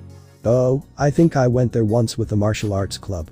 She marked his age in the accusation, smiling in hopes of putting him at ease. It didn't work. He bowed again. "I'm from Dantuine Jr., nice to meet you Izuku." In the same way. He bowed again. "Kendo-sensei." She laughed, pushing him closer to the measuring device on the wall. He was a little shorter than her, but that was true for many boys her age. But she had probably stopped growing at 166 centimeters, 5 feet 5¼ inches, the boy still had a few years to catch up and surpass her. "You're going to call my father that a lot, so why don't you call me Itsuka? Besides, I don't think I'm your real master." Her father was good at telling people what they wanted to hear. Especially her. "Right. Now stand up straight, I need to get an accurate reading of your height." "Yes sensei." Seconds later. "Alright, now that that's out of the way." She tossed the nearly empty chart aside, her father could do the rest if he really wanted to, weight and height were really the only ones that mattered for practice. The only other important thing was, "Oh wait, what's your quirk?" "My quirk?" He stuttered, fidgeting with his fingers and shuffling his feet, his face redder than most girls got when they talked about boys. "Yes, we need to know if you need anything special made for your kimono, your quirks are part of your body, so part of the training is learning your quirk as well." She stretched out her hands, forcing them to grow. It was slow, but little by little, they grew and were more or less the size of her own body. "I'm still working on how fast I can make them grow and how big I can get them." "Whoa."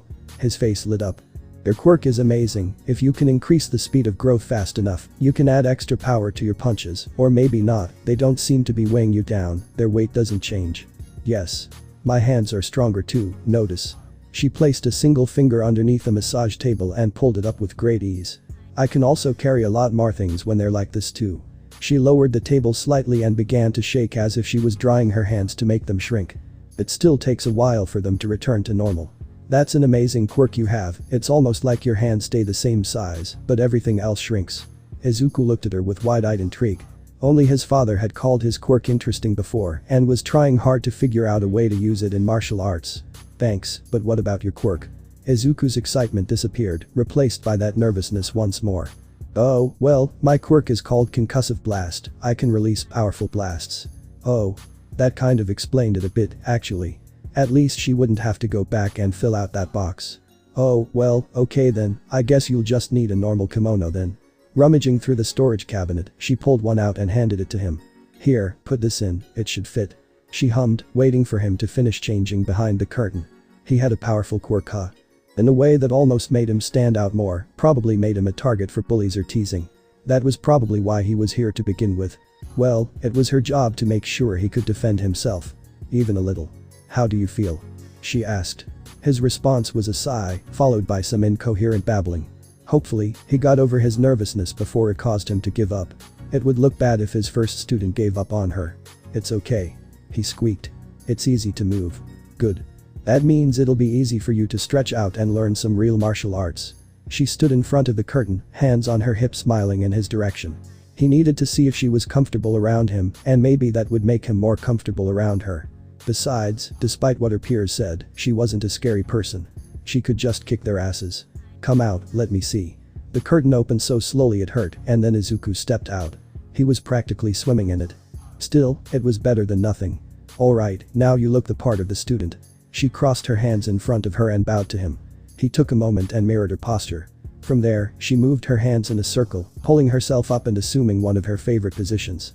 One hand near her head, palm out, the other fully extended and ready to strike, standing on one leg, the other raised, so that her foot touched his knee. "Are you ready to learn Izuku?" He tried to copy her, there was so much wrong with his posture, from the stiffness of his movements to the awkwardness of that resting angle, that it was easier to say the one thing he'd written. He tried. A moment after his foot left the ground, he fell forward, barely catching himself before crashing to the ground. Don't worry Izuku, you're still new, it'll take a while before you feel comfortable going through the postures, but that's what we're going to teach you. But first, let's practice stretching. She kept her eyes fixed on his. Keeping her knees straight, she leaned forward, bending at the waist as she pushed her hands down to her toes, then pressing her palm against the floor. She turned to look at him, a sort of surprised look on her face. Alright, now you try touching your toes. He leaned forward like a robot, his knees bending slightly as his waist formed a right angle and stopped, his arms swinging without touching his legs. He tried to push forward, but lost his balance taking a step forward before catching himself. Okay, maybe this was going to be a little more work than she thought. He gasped, falling forward so that she had to catch him before he hit the ground. Much more work. Peculiar sequence entry number 11. Type. Emitter. Electri. Allows the user to generate electricity around their body. Details. Through their life energy, the user can generate power. Uses. Can be used to attack your enemies or use as an electricity shield, other uses require more data. Average combat potential, minimal rescue potential. Weaknesses. Unknown, more data needed. Peculiar sequence entry number 12. Type. Emitter. Speed movement. Allows the user to increase the speed of their movements. Details. Your brain sends movements much faster than normal. Uses. Can be used to help your reaction time or think faster, other uses require more dice. Minimal combat potential, minimal rescue potential. Weaknesses. Unknown, more data needed. Potential quirk combination number 6. Combined quirks. Electri and speed movement. Combination results. Super speed. Type. Emitter. Super speed. Allows the user to run very fast. Details. The user can exceed the speed of sound, 340 meters per second, in less than a second. Uses. Thanks to his peculiarity, the user can run on vertical surfaces or in water. His physiology allows him to resist the negative effects of running too fast, friction, oxygen price. Other uses require more data. High combat potential, high rescue potential. Weaknesses. Overuse of his quirk causes his body to begin to malfunction, other weaknesses require more data. Peculiar sequence entry number 13. Type. Emitter. Blood control. Allows the user to manipulate their own blood after it leaves their body. Details. Since the blood is in the open air, the user can freely control its flow and movements, it can also solidify the ejected blood. Uses. Can be used to trap your opponent, other uses require more dice. Average combat potential, average rescue potential. Weaknesses. Unknown, more data needed. Peculiar sequence entry number 14. Type. Transformation. Hair hardening. Allows the user to harden the hair. Details. Once activated, the hair becomes capable of withstanding what would otherwise be lethal hazards, such as tons of falling metal and multiple explosions, without leaving a scratch. Even bullets are unable to pierce its skin. Uses. In addition to increasing defense, it also grants offensive power to the hair, making it hardened as rough and sharp as a rock, increasing his physical strength and allowing him to cut enemies by shaving them. This all makes hair hardening a highly practical job for the hero, who is often combat-oriented, other uses require more data. High combat potential, minimal rescue potential. Weaknesses. One of the drawbacks of this quirk is that there is a limit to how much damage the hardened hair can withstand, causing the quirk to slowly dissipate and the user to lose stamina as they struggle to keep their quirk active, more data needed. Potential quirk combination number 7. Combined features. Blood control and hair hardening. Combination results. Blood crystals. Type. Emitter. Blood crystal. Allows the user to expel blood through the nose and crystallize it. Details. The user can control the expelled blood and crystallize it. Uses.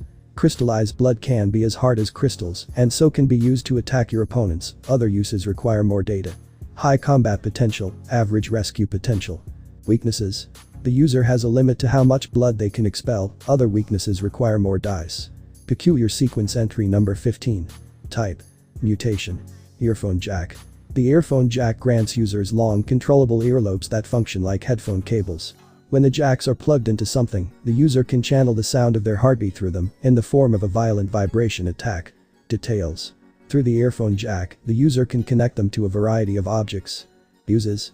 Can be used to further channel the vibrations of the user's heartbeat, causing internal damage to said objects. Additionally, the user is able to pick up faint sounds through its connectors, even through extremely thick walls, making it excellent at reconnaissance work. Other uses require more data.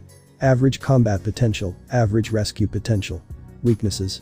Like any other part of your body, however, headphones are susceptible to damage and can suffer from overuse, more data needed.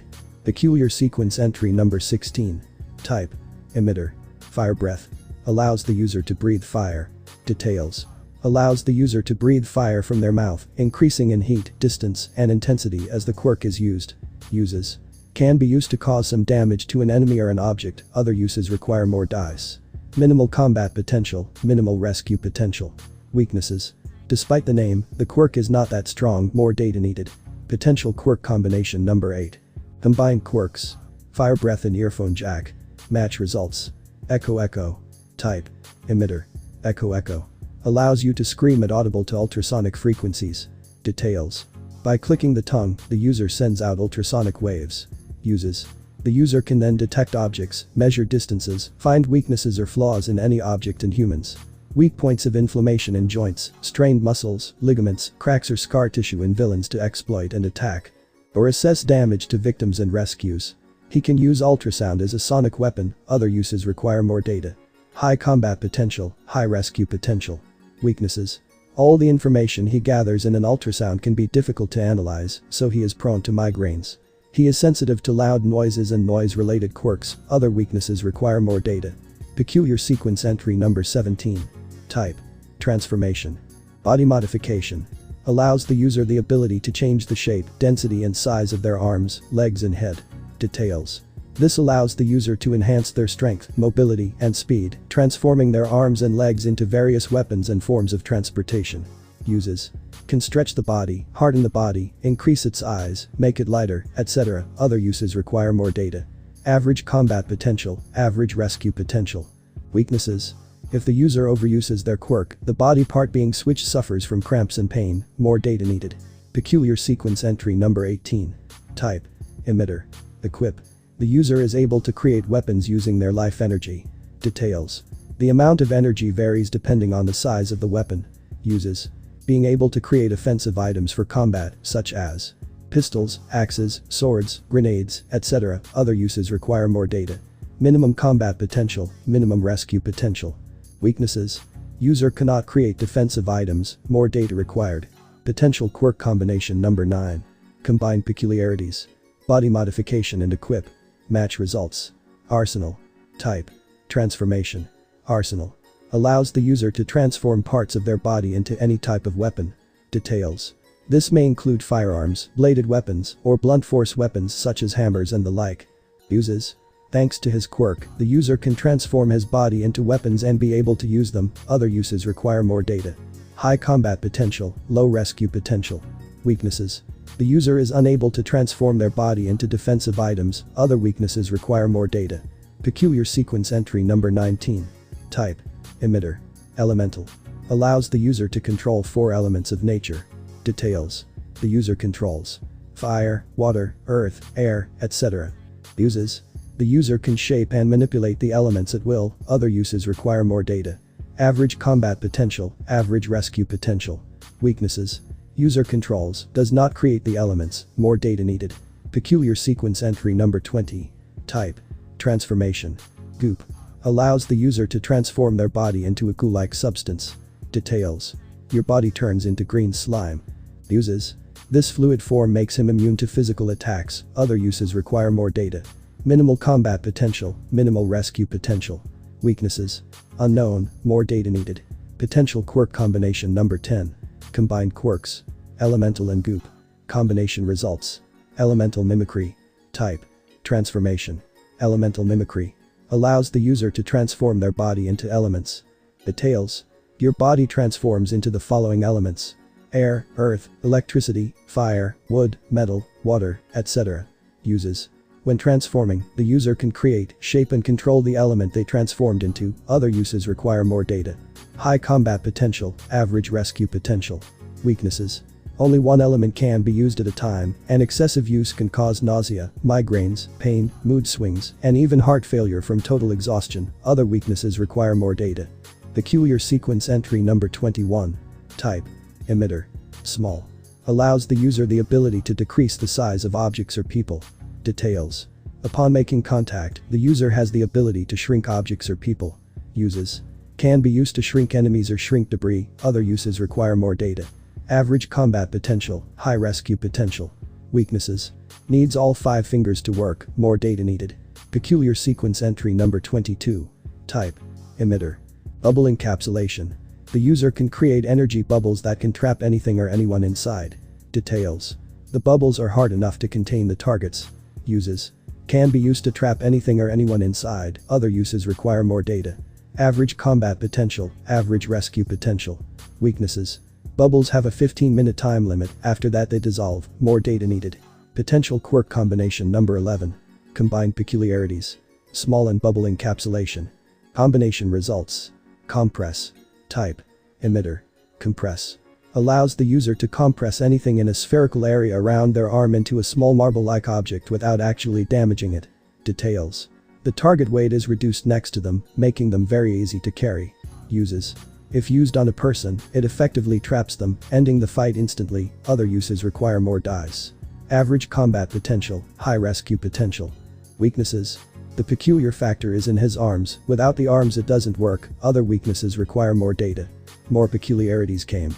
The canister hit the wall with a metallic clang, before bouncing off and falling to the ground. A green-haired young man stood about 20 feet away, a table halfway between him and the wall. His arm was outstretched, his fist clenched and facing where he had thrown it. The quirk he was using, concussive blasts, was potentially very powerful, but due to his situation and the laws regarding quirk use, it took him a while to sneak up and test out this new power. He looked at the now empty table before him. The line of cans he had placed there had been thrown against the wall and were now scattered across the floor. They had all been targets for him to test the limits of his quirks. Walking over to where everyone was laying, he began cleaning up the cans and placing them into his discarded target box.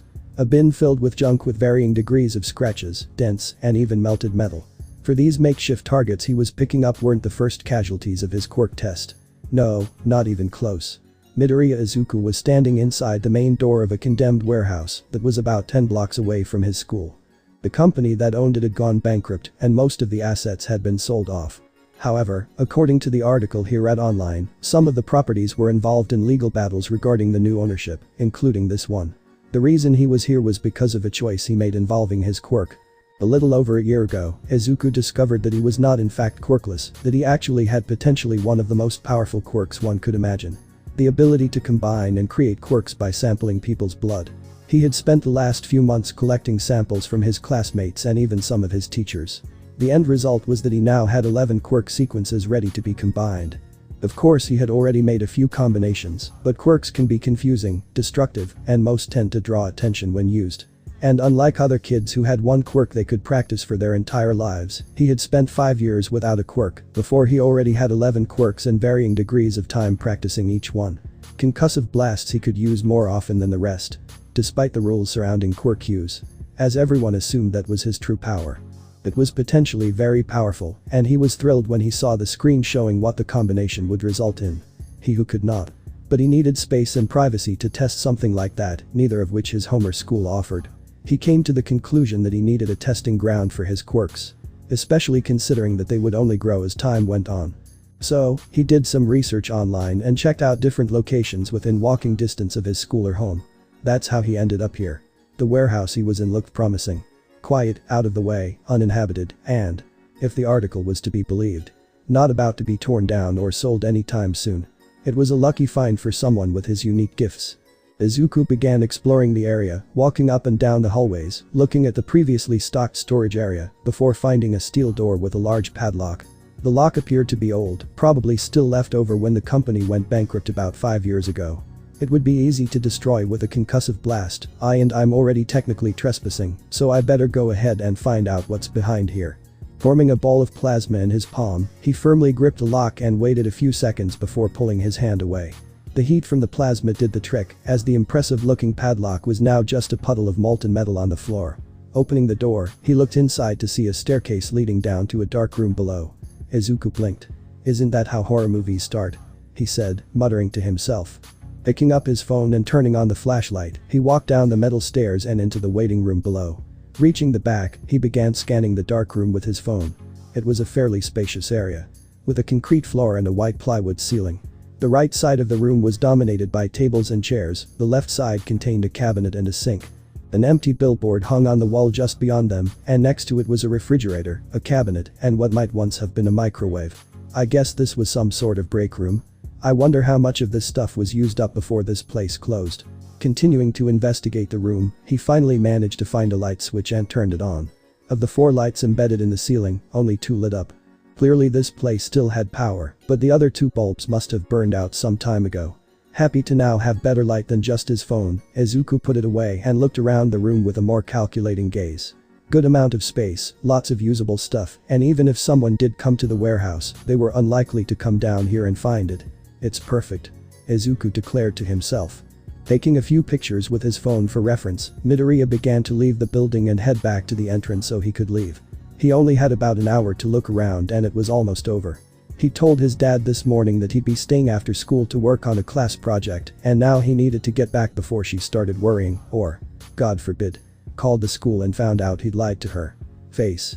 Just as he was almost out of the main entrance, however, he stopped. Turning around, he took another look at the spacious warehouse with very high ceilings. Looking down, he scanned the ground for something to grab before his eyes settled on a crushed soda can and he bent down to pick it up. Feeling the weight in his hand, Izuku leaned back and began to curl his arm back.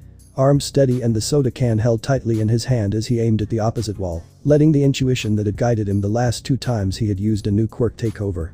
His muscles tensed, power surging along his bones, tendons, and nerves before he threw his arm forward. The can left his hand with a rush of air surging behind it as it arced upward, the metal projectile whistling through the air, before flattening against a concrete wall on the other side with a loud crack. Izuku blinked, mouth slightly open as he saw the results. He had thrown the can faster than he had ever seen any car go, and he could only imagine what would happen with a little training and a more suitable projectile. His eyes looked at the arm he had thrown with, the muscles now relaxed and the surging energy gone. Even though he had been quirkless for most of his life, Izuku knew that most people his age couldn't just use their quirks whenever they wanted. You could get away with testing your abilities a bit at home or in private areas, but for the average person, quirks were too flashy or powerful to use whenever they wanted without consequences. It was good to fire the concussive blast, but the blast I fired was only a little bit of power. I wonder how big of a shot I can make. Or, how about multiple shots from multiple fingers? Ring. Izuku was pulled out of his muttering by the sound of his phone. The alarm he had set to remind himself to get home was going off. Clearly questions would have to wait until later. Turning back to the entrance and leaning out the door, Izuku glanced outside to make sure no one was around to see him before running onto the sidewalk and down the street. Once he was comfortably a few blocks away, he slowed down and fell into a steady pace as he ran back home. The next day was the beginning of a long and difficult road. The multi-quirk boy convinced his father that he needed to stay after school again and finish the project with his partners, but promised he would be back on time today. He gave him his consent before he went to class. After all, why would he believe that Izuku would lie to him? As soon as class ended, Izuku ran into the warehouse and made his way to the basement break room. Looking around, he considered his options and what he had to work with. Of course, while he could start firing his quirks at different items, that was a good way to exhaust viable materials and space very quickly. No, this place needed a good overhaul. He began stacking chairs, moving tables, and collecting small objects for future use. By the time his hour was up, the room certainly looked better, but it would take time and a lot of cleaning products before this place was a worthy shooting range. For the next 2 weeks, Midoriya took every opportunity he could to sneak out after school and go to his hideout. He made a variety of excuses to his father. School projects, playdates with new friends, going out after school to do homework, and so on. He didn't question him once. He came home on time every day, and Hisashi was more than happy that his son got along with his peers. Even though it was for the greater good, Izuku still felt bad about lying to him. It was the first day of the 3rd week that Izuku sat down and took a good look around the room. At all the hard work he had put in there. Everything had been swept, wiped, and dusted. The damaged microwave had been disassembled and thrown into a trash can, with a bunch of other pieces of trash, labeled targets. Chairs were stacked near and to the side of the stairs, except for the one in the best condition, which he now sat on. Although the tables were set up with one near the stairs to act as the shooting lane and the others placed at varying distances, he had plenty of spots to set targets. It wasn't a professional job, but it was organized as efficiently as the 9-year-old could manage. The only things he hadn't fixed were the lights and the refrigerator. The former because he couldn't find replacements and the latter because it was too heavy for him to move. But other than that, Izuku was proud of his hard work. Resting his head back, he let out a contented sigh and muttered softly to himself. I can start testing tomorrow. Grabbing his school bag and stuffing the cleaning products he had smuggled from home into the cupboard, the exhausted green-haired boy headed home. The next school day seemed to drag on for Izuku. All he could think about was the finished testing ground that awaited him. Every tick of the clock or word spoken by his teacher seemed to make time slow down even more. Thankfully, the universe finally took pity on him and the final bell rang. It took everything Midoriya had not to simply run out of class and down the street. He managed to wait until he was out of sight of the school before he started running. Arriving at the testing warehouse, he entered the empty and silent hallways before descending the stairs. Once at the bottom, he flipped the switch and watched as cold white light once again illuminated the room. Izuku reminded himself that he needed to get warm white bulbs at some point. Sitting down at the shooting table, Izuku rummaged through his bag and found the pens and notebooks he was looking for. Placing them on the left side of the table, he stood up and walked over to the trash bin, fishing out a few good items to shoot. Grabbing a handful of junk. Cups, cans, metal parts, handles, screws, pipes, etc. in. Satisfied with his work, Izuku turned and walked back to the shooting table and stood behind it. He placed a notebook containing everything he knew about concussive blasts on top of the stack, ready to be written down at a moment's notice. Before raising his right hand in the classic finger gun pose. His left eye closed as he pointed his finger downward, his mouth set in a line of concentration, his hand steady. With a twitch of some hidden muscle or nerve, he released the blast and watched it launch forward. The sound of splintering wood was heard as the explosion destroyed the leg and burned it in two. Both pieces were thrown off the table, and the concentrated lightning struck the wall behind the table with a sharp PHSSSS, leaving a black burn mark in its wake. Izuku lowered his hand and turned back to his notebook, writing down the results with a huge smile on his face. With that in mind, he prepared to shoot at the next target, a porcelain mug. Lots of targets and lots of questions to answer about what his quirks could do. While his time that night was limited, he had years to test his skills before the entrance exams, and he planned to use every chance he got in that time. His smile turned into a large toothy grin, before turning into a determined grin. I don't care what anyone used to say about me, or what they say about me now, I'm going to become a hero, and that's just another step on my path. Izuku stated, his voice full of confidence. It was just the beginning. After a week of training, the concussive blast had been everything he'd hoped it would be. Testing it out in the warehouse showed that, in terms of combat, being able to fire compressed air from any part of his body gave him a solid way to defend himself from multiple angles, while still being able to blow up enemies that came at him head-on. As for rescue potential, it could blow up rubble that might be trapping civilians or allies. His quirk combinations were powerful and a bit unpredictable due to the nature of making a quirk from two different sequences. However, he was foolishly beginning to believe that he had mastered his quirk and what it could do. His notebook at home was full of notes about what he learned about the tower. Peculiar sequence entry number 23. Type. Emitter. Claw retraction. The user can extend and retract highly sharp claws from the bones of their fingers, hands, or feet. Details. The bones in its body can extend highly sharp claws, more data needed. Uses. He can use his claws for various purposes, being able to cut different types of material, or even use them as hooks to attach himself to steep surfaces and climb. Other uses require more data. High combat potential, minimal rescue potential. Weaknesses. Unknown, more data needed. Peculiar sequence entry number 24. Type. Transformation. Titanium. Allows the user to form armor around their body similar to titanium. Details. The armor is tough enough to protect the wearer from lethal hazards such as bullets, blades, and tons of falling metal, plus data needed. Uses. The user has increased durability thanks to their quirk. Their armor allows them to take different forms of punishment for an extended period of time and come out unscathed. The user's physical strength increases, allowing them to break through most obstacles. The user's increased strength also allows them to tear through steel objects. Other uses require more data. High combat potential, minimal rescue potential. Weaknesses. Unknown, more data needed. Potential quirk combination number 12. Combined peculiarities. Claw refraction and titanium. Combination results. Titanium claws. Type. Transformation. Titanium claws. The user can extend and retract highly sharp titanium claws from their fingers, hands, or feet. Details. The bones in its body are as hard as titanium and can extend highly sharp claws, more data required. Uses.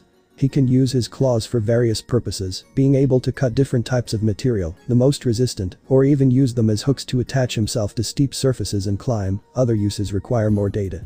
High combat potential, minimal rescue potential. Weaknesses. Unknown, other weaknesses require more data. Peculiar sequence entry number 25. Type. Transformation. Wing. Allows the user to sprout gigantic wings. Details. User can reach mind-boggling levels of speed while flying, more data required. Uses. He can use his wings for various aerial attacks. Other uses require more data. Average combat potential, minimal rescue potential. Weaknesses. Unknown, more data needed. Peculiar sequence entry number 26. Type. Transformation. Black form. The user can change their skin color to black, thus increasing their strength, speed, and endurance. Details. The user's skin changes to a darker color. When this happens, their strength, speed, and endurance increase, more data required. Uses. Grants the user superhuman strength, speed, and endurance. User is capable of lifting objects so heavy that they could normally only be moved by industrial machinery. Other uses require more data. High combat potential, minimal rescue potential. Weaknesses. Unknown, more data needed. Potential quirk combination number 13. Combined quirks. Wing and black form. Match results. Black wings. Type. Transformation. Black wings. It is a quirk that allows the user to manifest black wings on their back and fly like a bird. Details. The peculiar wings are extraordinarily durable and have enough force to knock over a car. More data needed. Uses. User gains the ability to fly, and user has super strong wings. Other uses require more data. High combat potential, average rescue potential. Weaknesses. Once the wings manifest, they cannot be guarded for 20 minutes. Other weaknesses require more dice. Although after today he would need to rewrite a certain part of that notebook.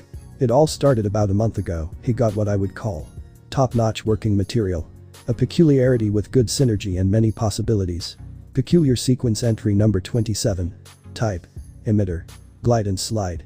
Allows its user to glide across the ground as if they were on roller skates. Details. When using this quirk, users appear to make gestures similar to a skater's to gain momentum. More data needed. Uses. This ability gives them increased speed, which makes them much faster than the average person. Other uses require more data. Average combat potential, average rescue potential. Weaknesses. Unknown, more data needed.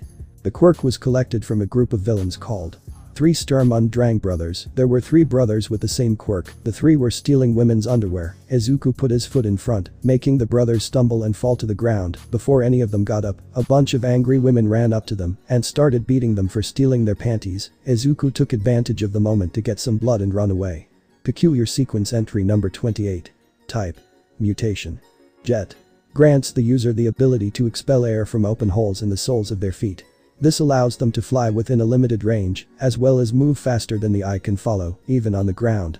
Details. The air used to power the jet is drawn from the user's breath. Jets at the user's feet propel them in a straight line to their desired destination. Changing angle requires a second breath to create another pulse of air. More data required. Uses. From this power can be used to enhance the user's own strength.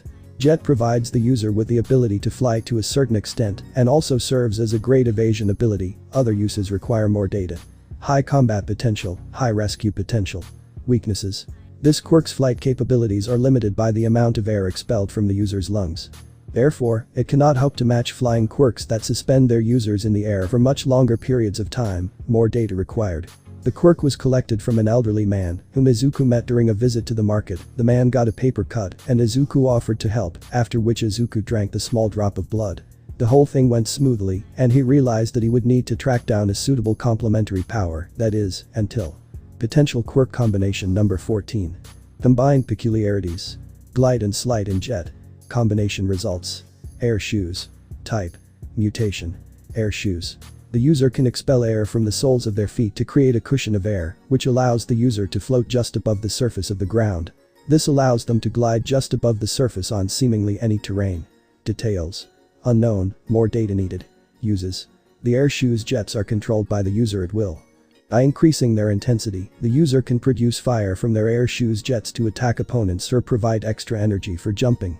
The air shoes can also produce propulsion strong enough to let the user hover in the air and dash forward at speeds matching boost at a height hovering just above the ground. Other uses require more data. High combat potential, high rescue potential. Weaknesses. Unknown, other weaknesses require more data. He paused and reread the screen once, twice, and even a third time to make sure. It seemed perfect. The ability to skate and soar in battle would give him more presence on the field. Looking back, he should have been more cautious, consulted his notes or considered the details of the component sequences more, but at the time he wasn't thinking about the potential problems, not that he believed they would exist if he had. Pressing yes on the screen, he watched as the sequences intertwined and the subsequent alcove lit up with the finalized combination. Leaving the tower, Izuku returned to his room and went to bed.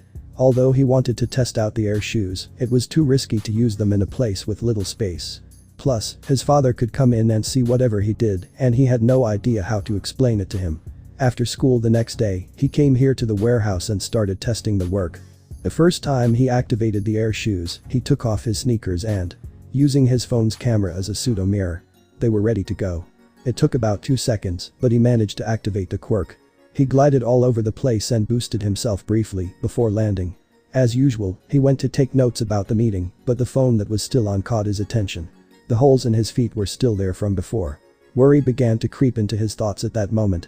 He tried to wish the holes away, telling himself that he didn't need it anymore, that the quirk could lie dormant until called upon again.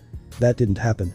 Panic set in when Izuku realized that since it was a mutant quirk, then he would gain a mutant trait. That's how he ended up sitting in the chair, freaking out and staring at his feet. He finally managed to clear his mind enough to get the facts of the situation straight. He had holes in his feet that he couldn't get rid of and wouldn't turn off, which meant only one thing. The mutation quirks are, in fact, permanent. He should have known, the warnings were there, but up until that point, his body had received no visible markings or additions as a result of his quirk. Many of the other children he had acquired sequences from had permanent changes to their bodies, even if their quirks weren't categorized as mutations. Izuku hadn't inherited any of these changes from any of the quirks he had created or the sequences he had collected, his appearance remaining the same as when he discovered his quirk at age 9, minus the effects of growth. Based on that, and what he saw while using his varied powers, he honestly figured that once the Pinnacle finished creating a quirk, he could use it when needed and turn it off when he didn't. I guess it's true what they say about making assumptions, isn't it? His rational mind stated. Izuku. Kayaka, can we meet at the park? I have something to show you. Something unpleasant happened to me. Kayaka. Clear green. Kayaka. Any tips for this unpleasant thing? Izuku. Better show you. Kayaka. Fair. A few hours later. Izuku arrived at the park. He could see Kayaka's violet hair near her tree, and as Izuku approached her, she raised her phone and pointed a jack at him, calling from across the park. Are you going to tell me what the big mystery is, Izuku? Izuku removed his shoes, revealing holes in his feet. That's it. Kayaka looked at him in astonishment. Why are there holes in your feet? Izuku scratched his head. So I was collecting quirks so I could get stronger, but… Kayaka frowned. Let me guess, you created a quirk that instead of making small changes, made a huge change. Wow, you're smart, aren't you? Izuku said nervously. How did it happen? Asked Kayaka, looking into his eyes. Bowing slightly, he adopted the classic thinking man pose before beginning to speak. Well, it all started when I took 2 quirks, one of the transformation type and the other of the mutant type. The combination of the 2 created a mutant quirk. At first it was good, but when I tried to deactivate it I couldn't. Concussive blasts and others are all emitters or transformation type quirks, so I guess they've always been activated, I just didn't know. He let out a deep sigh before continuing. Meanwhile, the mutation type are physical changes in the body, the difference between being able to grow an extra pair of arms and just having an extra pair of arms. He checked the phone's camera and looked at his back again. So air shoes is a type of mutation, I guess I'm stuck with it now. How are you going to explain this if someone sees you without your sneakers? Tell them the truth. That you have a lot of quirks. Or lie and say you got your piercing when you were 10. I don't know. I'll think of something. Izuku said, terrified. Kayaka sighed. Let's go home, let's think of something. They rushed home expecting to see Hisashi and Mika worried. What they didn't expect was to see their Mika and Hisashi on the couch, Mika sitting on Hisashi's lap, both shirtless with Mika without a bra. Izuku. Hisashi said in surprise. Kayaka, I can explain. Mika shouted as she and Hisashi covered themselves. First, I know you two were dating before you got married. I figured you would get back together, but of all places, why the living room? Kayaka asked, covering her eyes. Well, it kind of happened and we got caught up in the moment. Mika explained. Look, Izuku and I are happy for you too. I mean, Hisashi is practically my father already. Next time, keep him in your room. Kayaka said before picking up Izuku and taking him to the room. The couple we were about to get dressed when Izuku popped his head back and said. Oh yeah, I want a little brother, and just so you two know you're grounded. Before heading off to the bedroom, leaving the couple a blushing mess. Hours later, he sat in his room, his desk illuminated by the light from a nearby lamp. In his hands was a notebook labeled number 1. Opening the first page, he was greeted by a familiar website that always made him smile. Midoriya Izuku, Quirk. None, Unity. For years he had feared that this page would remain blank. And perhaps in another life it would be. But now the word he had hated so much had been crossed out and replaced with a name he felt was appropriate to his power. Reading, he began to review his notes, crossing out one and adding a new one to the list. Notes. My quirk allows me to combine and create new quirks that I can use myself, though I need to obtain sequences, as the spire calls them, from other people to do so. To get a sequence, I need to ingest the blood of someone with a quirk. I have no idea if this works on people without a quirk. When I ingest blood and receive a new sequence. According to what Shirai said happened after I was knocked out. My eyes glaze over and I become unconscious to external stimuli. You should never ingest blood in a combat situation to avoid becoming an immobile target. I'm not sure if there's a limit to how many quirks I can create or sequences I can store. Judging by the number of alcoves, if any, it's a high limit. Not all quirks can work together without consequences. Titanium claws were partially bent by concussive blasts when trying to use both together. Counting in my head, while waiting for the quirks to finish combining, shows that it takes 2 minutes for the pinnacle to finish making a quirk combination. Quirks I've made and used seem to go dormant when not in use. Maybe returning to the pinnacle until needed. No apparent physical changes result from collecting or creating the quirk, likely because I am not inheriting them, but rather making them myself. Quirk sequences do not appear to degrade or disappear, same as combinations, unless the time it takes to do so is extremely long, more than 2 years. Keep a useless sequence stored away and never touch it to see if this is true. When combining sequences, the type of quirk used plays some role, but what the other factors are, I'm not sure. If the two sequences are the same, emitter and an emitter, for example, then the combination screen will show that the finished product will be of that type. However, if two different types of quirks are used, emitter and a transformation, for example, the possible combination may go either way. Perhaps there are other factors at play, such as dominant genes or more powerful quirks overriding the other sequence. Future testing needed. The pinnacle updates information about the quirks I collect and create as I learn more about them. I should keep an eye on this in the future to see what I can learn. I can't seem to get streaks from the same person multiple times. I drank blood from a coworker twice, weeks apart, who hurt her knee and then got a bloody nose. Only has her quirk. Heat vision. Mutation quirks appear to be permanent. The holes in the feet of Air shoes cannot be removed. Care must be taken when making and using any mutation quirks in the future.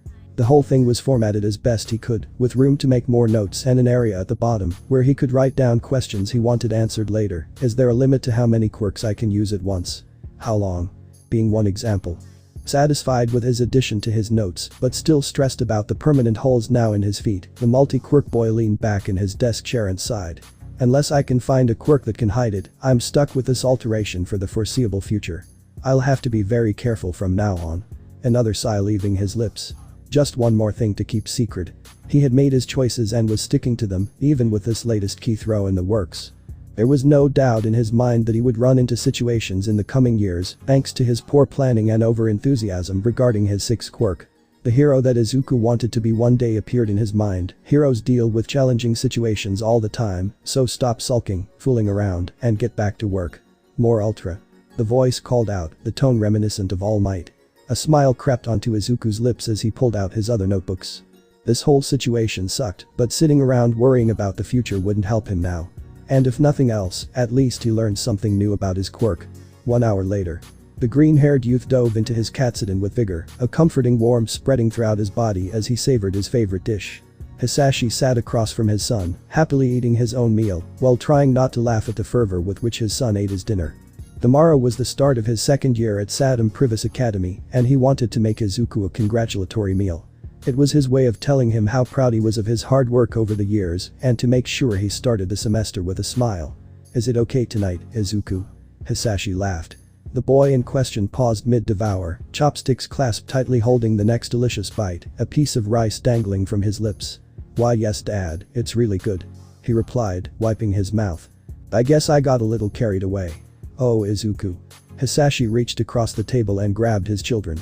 It's a compliment if nothing else, and after how hard you've worked these past few years, you deserve to eat some. Squeezing his hand, Izuku smiled back before turning his head away. You don't know how right you are, father. He muttered. What was that, son? Oh, nothing, just saying your dad is right. He laughed, messing up his hair with his free hand. Hisashi raised an eyebrow, but simply smiled again before returning to his meal. Izuku did the same, but tried to control himself this time. The night passed, and Izuku found himself in his room, notebook spread out on his desk, while JIRO was in bed sleeping, and Hisashi slept with Mika peacefully in Mika's bed. I need to tell him someday, Izuku thought to himself, or he might never forgive me if he finds out by accident. 1 week later. Ayaka managed to get, with great difficulty, 2 sets of DNA, don't ask how, and gave them to Izuku, thinking it would help. Peculiar sequence entry number 29. Type. Emitter. Chart. Quirk allows the user to create a holographic map of the surrounding area. Details. The quirk creates a holographic page, plus data needed. Uses. This allows the user to observe the person in action they are tracking. The user also knows how far away they are and if they are alive. Other uses require more data. Minimal combat potential, medium rescue potential. Weaknesses. Unknown, more data needed. Peculiar sequence entry number 29. Type. Emitter. Chart. Quirk allows the user to create a holographic map of the surrounding area. Details.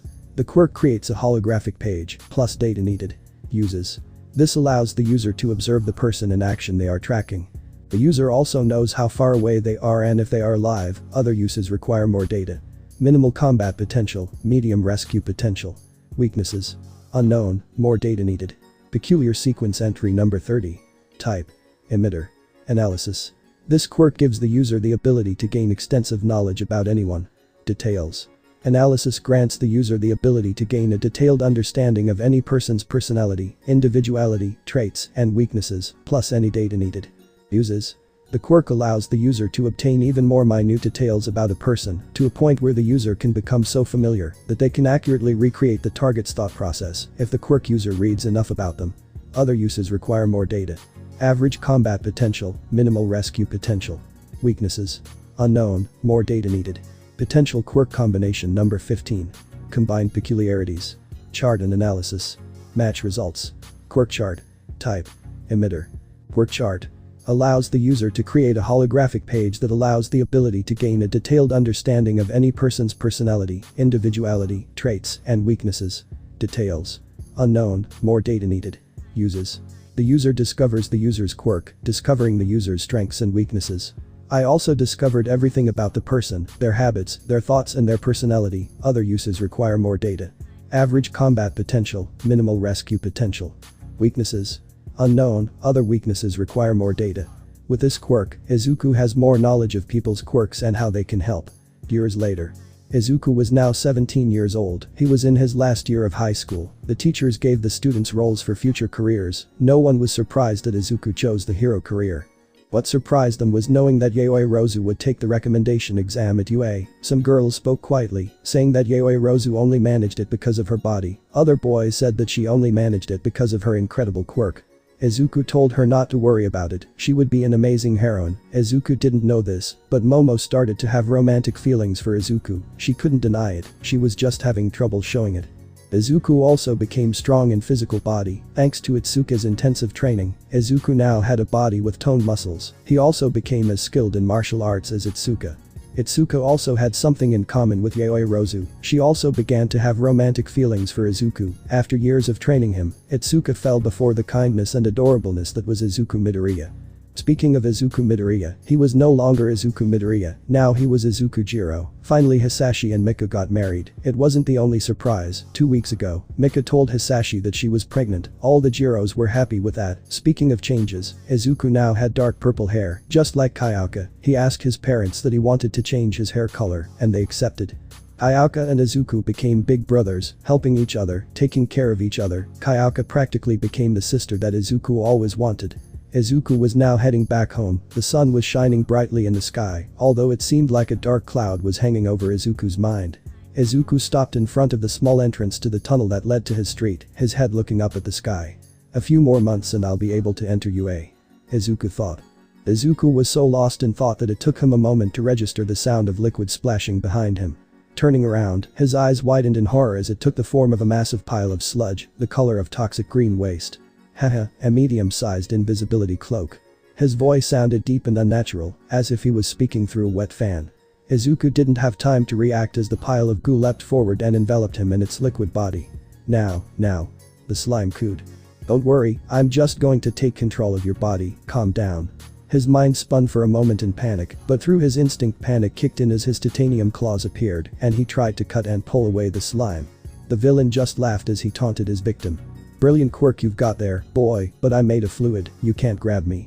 He knew the slime was right, so he pulled his claws away and mentally went through his list of quirks. He had only one option. Bringing his clawed hands back out, he stabbed them into the mud and thrust both hands as deep as possible. What, are you trying to reach my non-existent organs? Nice try, but you're going to be mine now. Slime continued to tighten around him, and Izuku knew he only had a few more seconds. Concentrating, he turned his arms into fire thanks to elemental mimicry. He gathered fire in his palms as much as he could to make them as big and hot as possible, only he wouldn't shoot them. The fire began to work as the heat began to evaporate the slime, bubbles churning within the villain's liquid body. The villain's eyes widened as he began to scream. Aya. The pain from his body boiling forced the villain to let go of Izuku, and he fell to the ground while coughing up the muddy liquid, the plasma balls dissipating. His lungs clearing, he managed to look up from where he was now kneeling. He saw the slime reform itself with a sickening squelching noise as its huge eyes fixed on him. What did you do to me, you little brat? He shouted, his voice amplified by the closed walls of the tunnel. He needed to get up, the slime might not grab him after what he just did, but the villain might still try to kill him in another way. As if thinking the same thing, the slime pulled one of its arm tentacles back in preparation to slam Izuku into the concrete wall. Izuku raised his right arm in preparation, attempting to condense a concussive blast in his hand. However, before either could attack, the sound of the sewer grate behind them opening caught both parties' attention. Golden hair could be seen coming out of the dark sewers before the eyes of the villain and civilian widened upon seeing the massive form of the world's #1 hero. It's alright now, young man. All Might declared. I'm here. Recovering from his surprise, the slime villain whipped his arms towards All Might, but instead slammed into the concrete wall as the hero dodged and raised his right hand back. Dodging a second slimy tentacle, he swung his fist forward as he shouted. Texas Smash. The air pressure created from his blow rushed down the tunnel, blowing the once massive body of green slime into a splattered mess all over the walls, while also sending Izuku flying backwards out of the tunnel. Falling onto his back with a solid thud, Midoriya's eyes began to flicker as his vision began to darken. Trying and failing to keep his mind clear, he briefly noticed a voice trying to get his attention before passing out completely. Minutes later, Izuku felt a light slap on his face and heard a familiar male voice. Hey. He. Ah. The green-haired boy's eyes opened gently as he looked towards the sound of the voice. Thank God. All Might said relieved, the ever-present smile still on his face. I'm glad you're okay. Sorry for involving you in my villain fight. He apologized before explaining why it happened and how he captured the villain with some bottles. Meanwhile, Midoriya didn't move, he didn't say anything, he simply looked at the man before him. All Might, the greatest hero, he's really here. Oh God, I have so many questions to ask him and I have to get his autograph and… Hey kid, how are you? That villain didn't hurt you too much, did he? Izuku snapped out of his thoughts, realizing he was staring at his idol like a deer in headlights. And no sir, All Might, I just never thought I'd meet you in person. He managed to stutter out, it had been a long time since he'd stumbled over his words so much. Haha. The golden-haired hero laughed. Well, I'm glad I made you a fan of the day. Sorry again for letting that villain get to you, but from what I saw, you were holding him pretty still. He punctuated this by giving Izuku a thumbs up before continuing. I'm curious, what's your quirk? Izuku's mind, which was going crazy hearing praises of his idol of all people, suddenly stopped mid-thought. What's my quirk? He parroted. His quirk, something he had kept a secret from everyone he knew. Classmates, teachers, Mika, even his own father. And now All Might had just asked him what it was. Was he about to lie to the hero who inspired him in the first place? All Might chuckled. Maybe that was too personal to ask, young man, sorry about that. The hero turned around and crouched down while stretching his legs. Well, whatever it is, it's clearly powerful if you can hold that villain. Yes it is. Izuku sighed internally, deciding that if he didn't say anything, he wasn't really lying. Then he realized what All Might was doing and his mind started to panic. Wait, you're going. Yes, professionals are constantly fighting against enemies and against time. Replied All Might. No. Midoriya screamed in his head. This might be my only chance to talk to All Might, to ask him questions, to get his quirk sequence. He didn't think, he didn't plan, he just acted as he leapt forward. Well then. All Might said before launching himself into the air. Wait. Looking down, the pro hero saw the green-haired boy clinging onto his leg, holding on for dear life. Hey. This is too much, I love my fans, but come on, let go. He scolded. I'm sorry All Might, I wasn't thinking, but if I let go now I'm going to die. All Might's smile faltered for a moment. That's true. Ordering Izuku to hold on tight and close his eyes, he began looking for a place to land. Finding a nearby rooftop suitable for landing, he guided the two of them there. Safe on solid ground again, Izuku began to breathe heavily, even with all his training, nothing had prepared him to suddenly fly through the air so high. Noticing the movement out of the corner of his eye, Izuku saw All Might preparing to leave, the pro hero saying that he really was out of time. Standing up, he faced the huge man. "Please, All Might, wait." "No. I won't wait," the imposing hero replied. Izuku began to panic, he couldn't miss this opportunity, especially after flying 30 meters in the air just to be here. And then, his mouth moved before his mind could catch up with it. Does wanting to help others justify keeping a secret from everyone you know? Even the ones you care about? All Might stopped walking. Midoriya's face turned pale as his mind caught up to what he just said, but he was already onto it now, so he continued. "I've kept a secret for almost 5 years. Lied to friends, family, everyone except my sister. All because I believe it's necessary on the path to becoming a hero one day, but..." He took a deep breath. "But there are times when I doubt if it was the right choice, when my actions don't feel very heroic because of the need to keep that secret."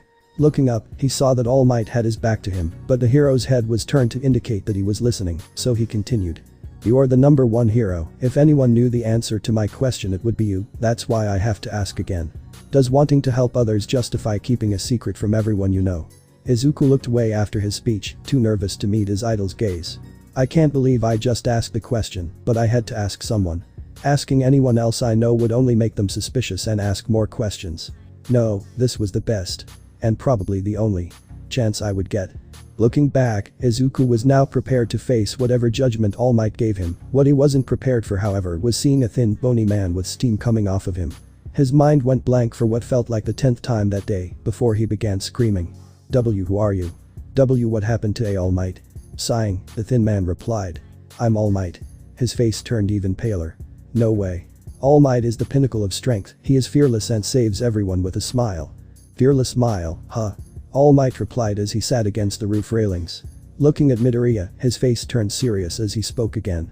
"Young man, now that you've seen me like this, you can't tell anyone about it, not even by accident." Still surprised, but nodding in response, Izuku watched in horror as All Might lifted his shirt to expose a massive twisted wound that appeared to be a permanently bruised purple. The now scrawny hero went on to explain how he got the injury 5 years ago during a fight that was never made public. "I am the symbol of peace, I cannot let anyone think that evil can come close to bringing me down," he stated, his tone firm, but clearly filled with regret. For his part, Izuku just stood there, absorbing everything he had heard.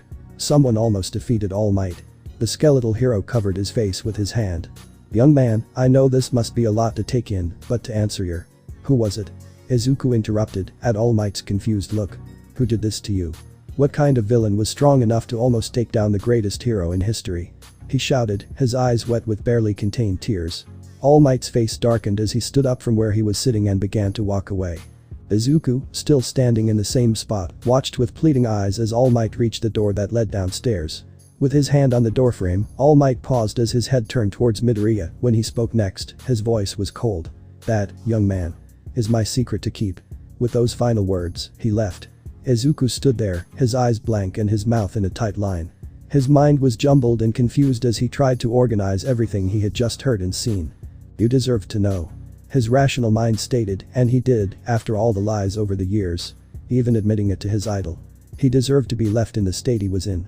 Slapping himself, he interrupted his confused thoughts. "This is not the place to try to figure this stuff out. I need to get home before mom starts worrying, eat some much needed food, and then try to figure this out." Gathering up his bag that he had dropped when they landed on the roof, Izuku began walking towards the door when a familiar color caught his eye. He was so distracted by his idol's true appearance and the revelation that someone was strong enough to nearly kill him that he didn't even register the blood All Might was coughing up. Or the fact that said blood dripped onto the floor. Leaning down, he ran his finger over the wet patch of concrete, pulling back a small smear of blood on his finger. His voice was shaky as he spoke. All Might's blood. Uncovering a secret that had plagued the world for years, the power behind the world's number one hero, something no one seemed to know. The answer was a lick away. Looking around, Izuku made sure that no one was around. He didn't want to risk trying to take the sample home, so he needed to ingest it here. Fortunately, over the past few years, he had learned to suppress the call of the tower, as he called it. As long as he concentrated, he would only be out for a second or two after ingesting the blood, before snapping back to reality. "I can't wait to see this sequel when I get home," he thought as he licked his finger. "I wonder what Izuku doubled over in pain as his mind screamed, his body going rigid as what felt like electricity ran through his nerves. Clutching his head in a vain hope of banishing the pain-filled haze, he fell to the ground as his knees could no longer support the weight of his body. It felt like a huge hand was holding his body by some invisible strings, pulling different parts to better twist and shape his flesh, bone, and muscle. He could have been screaming, he didn't know, his mind was confused, too many signals, too much information coming from every part of his body. Pain, a lot of pain. So. Someone knew. The warm but distant voice spoke, and it sounded weaker than one would expect that kind of power to have. You are not given, but you are taking. Wait, Nuo. Whatever was saying sounded garbled. You are not taking, you are copying. His muscles continued to scream from the tightness, but the fog in his mind began to dissipate, and the pain subsided enough for Izuku to open his eyes. Shimmering darkness met his gaze, glowing with tiny dots of color swirling within the black, and directly in front of where he knelt, a pair of glowing yellow eyes stared back at him. From the eyes came the voice again. This is new, but considering how this all started, I shouldn't be surprised. A thread of darkness reached forward, almost like a hand, the glowing black mist running along his face, as if inspecting him. How you did it, I am not sure, but I believe you would have been worthy, had you simply asked. The voice chided, before continuing. However, you made your choices and the power is yours. It has become. The darkness began to recede, the glowing black disappearing along with the pain that had been holding him down. The glowing yellow eyes that had held his gaze since he first saw them began to close. The last bit of ethereal power slid over him, forcing Izuku to close his eyes. However, as he did so, a thought whispered into his mind that was not his own. A new bloodline begins now. The next time his eyes opened, the world was clear and bright again. Heaving, labored breaths came from him, his hair soaked with sweat from whatever it was and the pain it had brought. What the fuck was that? He choked, a small part of him wondered if he was channeling Kayaka a little. His mind was still racing a mile a minute when another question came out of him. Was it? He took a deep breath. Was it All Might's power? The world's #1 hero, with a quirk that could defeat any villain or take down any challenge, perhaps should have expected something bad to happen when he tried to copy that kind of power. I've never had anything like that before. What kind of quirk did I try to copy? He heard the words from before. You weren't given, but you're taking. The voice thought it was trying to take the power, but how can you take power from someone? Unity can only copy quirks, which the voice seemed to have realized. You're not taking, you're copying. All the pain I felt was because the voice was trying to protect something. He wondered.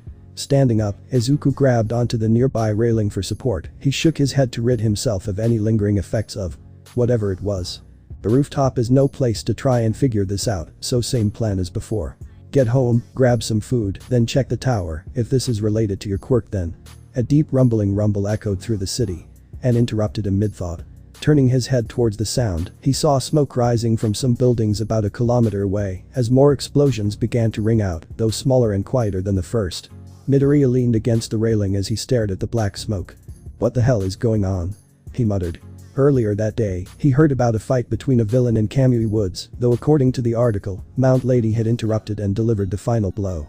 Unfortunately, he was unable to watch, as he had woken up early to do some training at the warehouse.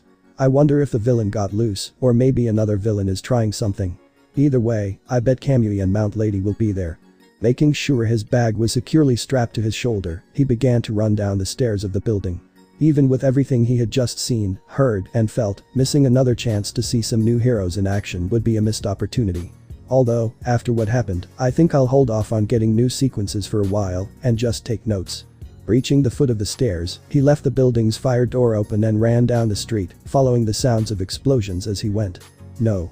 Izuku's eyes were wide, his feet stuck to the ground as if they had been glued there. The incident he had come to see was, as he had guessed, a villain fight. Several heroes were on the scene, fighting fires, protecting civilians, of which there were many, and generally doing their best to keep the situation contained. None of them, however, were trying to take down the villain, as no one seemed to have a quirk suited to dealing with a giant pile of slime. It was the same villain that All Might had captured earlier. He had somehow escaped and taken a hostage to try to use as a new body. It didn't take long for Izuku to figure out that this was his fault. He had distracted All Might, allowing the villain to escape, and he was the one who had bothered him and used up the remaining time he had in his hero form. I am the reason this person is suffering right now. His hand clutched his chest, guilt and shame washing over him like a tidal wave. I'm sorry, I'm sorry, I'm sorry. He screamed inside his head. He couldn't intervene, not only because it would be illegal, but because he had already caused enough damage. He told himself that another hero would surely come along, one with a suitable quirk to save the day. Unknown to him, a ragged blonde man was watching from behind the crowd, eyes downcast in shame. Pathetic.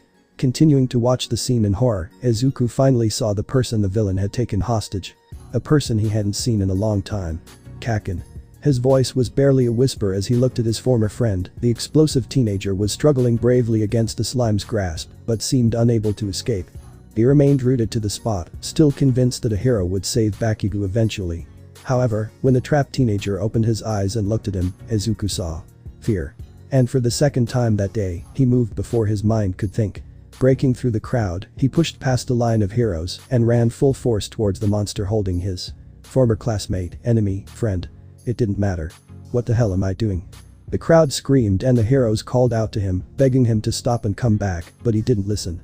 Nothing mattered now except Bakugo, the villain, and himself. The slime's eyes widened as he saw the green-haired boy charging at him. This brat again. The pile of mud screamed. From within its liquid form came a muffled voice. Deku. Izuku continued to run as his panic gave way to determination. It doesn't matter what I'm doing, I'm in this now, so what do I do? The large slimy tentacle began to recede, giving him his answer. Remembering their previous encounter, he brought his hands forward and charged a barrage of plasma blasts into his fingers. The liquid tentacle advanced with frightening speed, but Izuku was ready. His right hand unleashed a massive concentrated concussive blast, piercing the slimy appendage's midsection. Screaming in frustration, the villain tried to strike again, but Midoriya was too far ahead of him. His left hand fired a volley as the shots impacted and pierced the villain's main body. The damage was minimal, but it caused the villain to hesitate for a moment as he reformed the slime around the destroyed holes. In the time it took for the slime to recover, Izuku reached where he needed to be and plunged his right hand into the muddy liquid, just as he had done before. His hand glowed as he once again formed the largest, hottest ball of plasma he could. The slime now heating up rapidly, the villain screamed as his body shuddered and reacted to being boiled alive. Focusing on the source of the pain, he went to grab and throw away his green-haired assailant. "You brat, I'm gonna tee." His scream of rage was cut off by a large concussive blast, ripping his face apart. Izuku charged a second concussive blast in his left hand and sent it flying through the villain's upper body, while his right hand continued to heat the green liquid. "I need him to lose focus. If I keep assaulting his body, eventually he'll have to let go of me." He fired more palm-sized blasts, each one leaving holes in the slime's gelatinous form. Finally, with another scream of pain, the villain lost control, and Bakugo staggered away. Releasing the explosion he held in his right hand, Midoriya jumped away from the villain and grabbed his former best friend. Cradling the teenager's head in his arms, he breathed a sigh of relief when he saw that his chest was still moving. "He's knocked out, but he's still breathing, that's all that matters, but now I have to get him out of." The sound of liquid splashing caught his attention, his head turning to find the source of the noise. Behind them, the slime had regained its full form, and it was staring at the two of them with eyes that could only belong to a villain pushed to the limit. Feral. That was probably the best word to describe it. Deep, gurgling breaths came out of the villain as he spoke.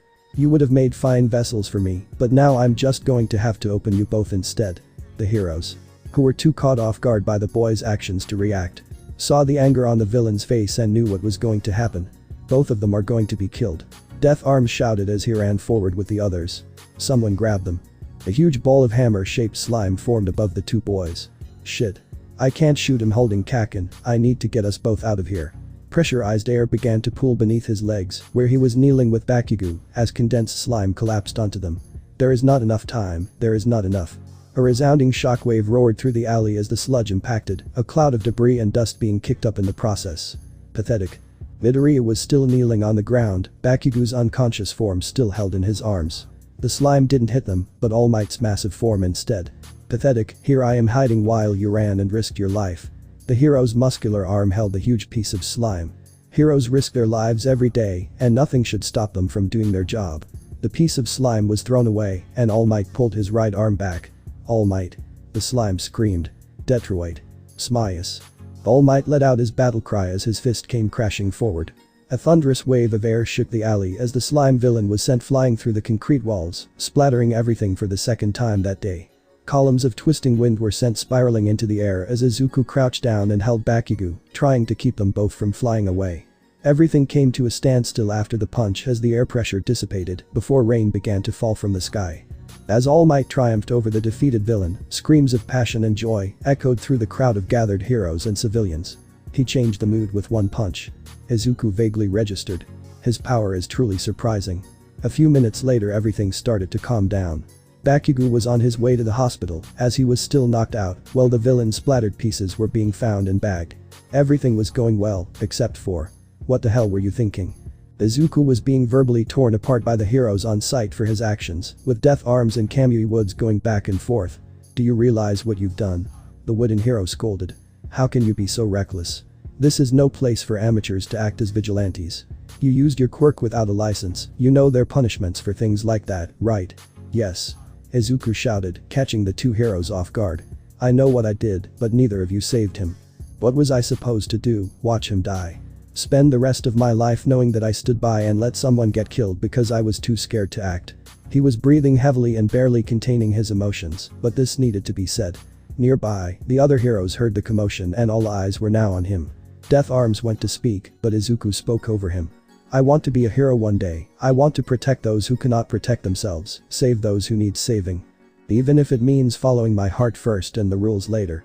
His eyes were watery, but filled with righteous fury, and he glared at every hero there, daring them to deny his words.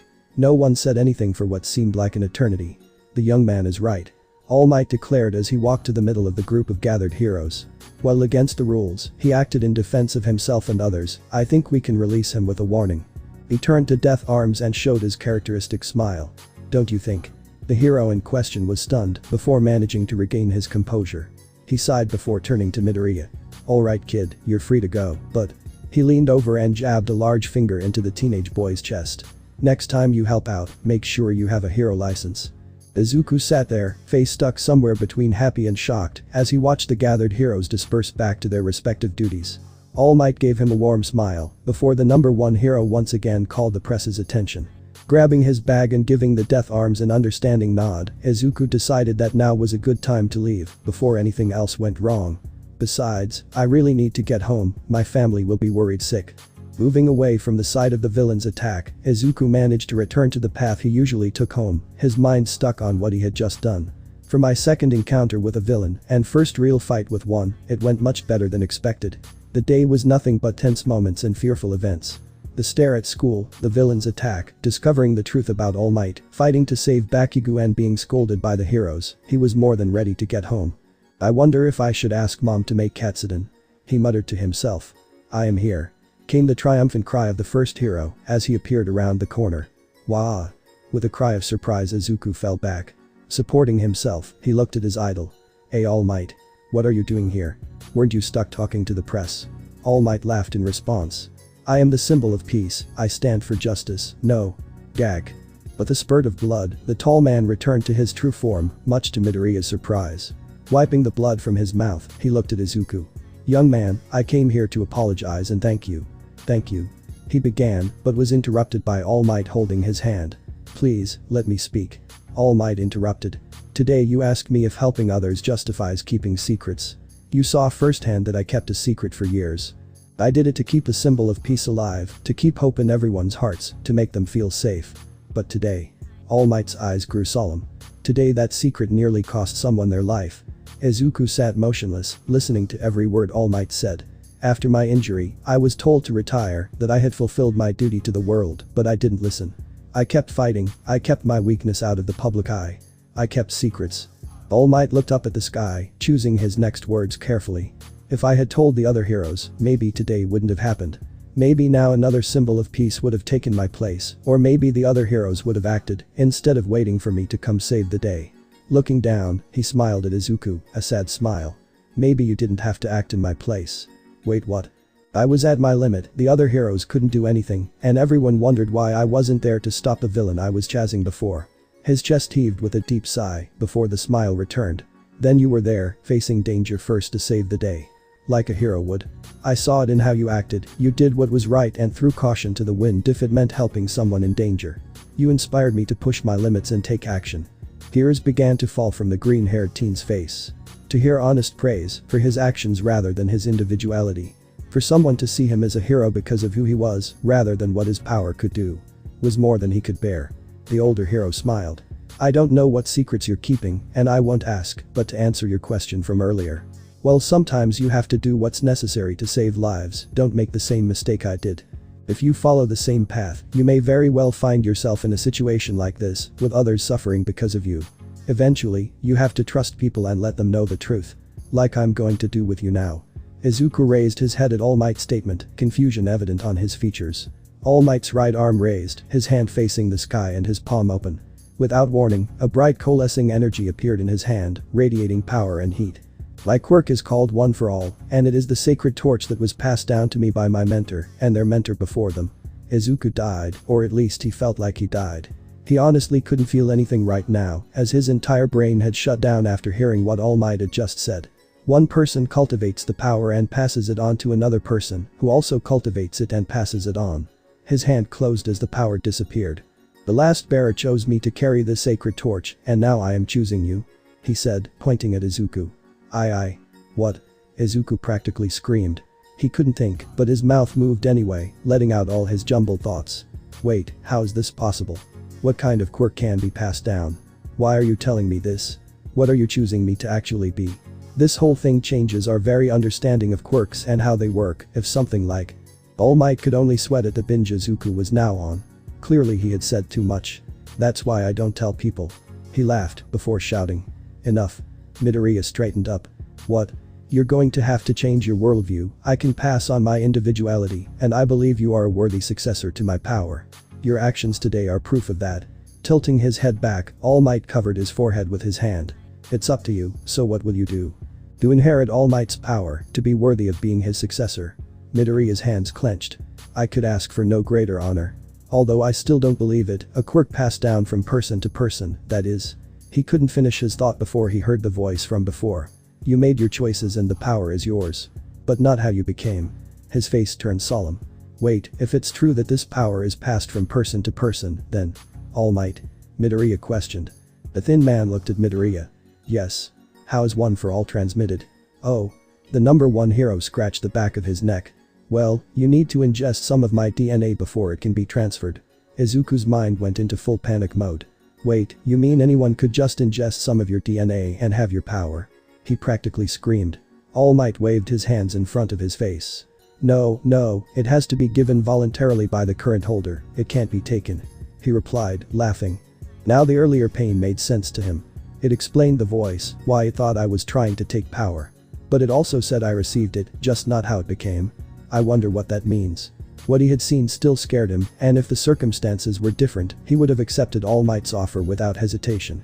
However, standing up, he looked at the number one hero, the idol he had followed for years, and gave his answer. I'm sorry, All Might, but I can't. To say All Might was surprised would be an understatement, coughing up some blood he managed to ask. Why not? Izuku took a deep breath, choosing his next words carefully. All Might, believe me, I am honored that you would consider giving me this gift. If things were different, I would accept it, but. He took a deep breath before continuing. I already have a powerful quirk.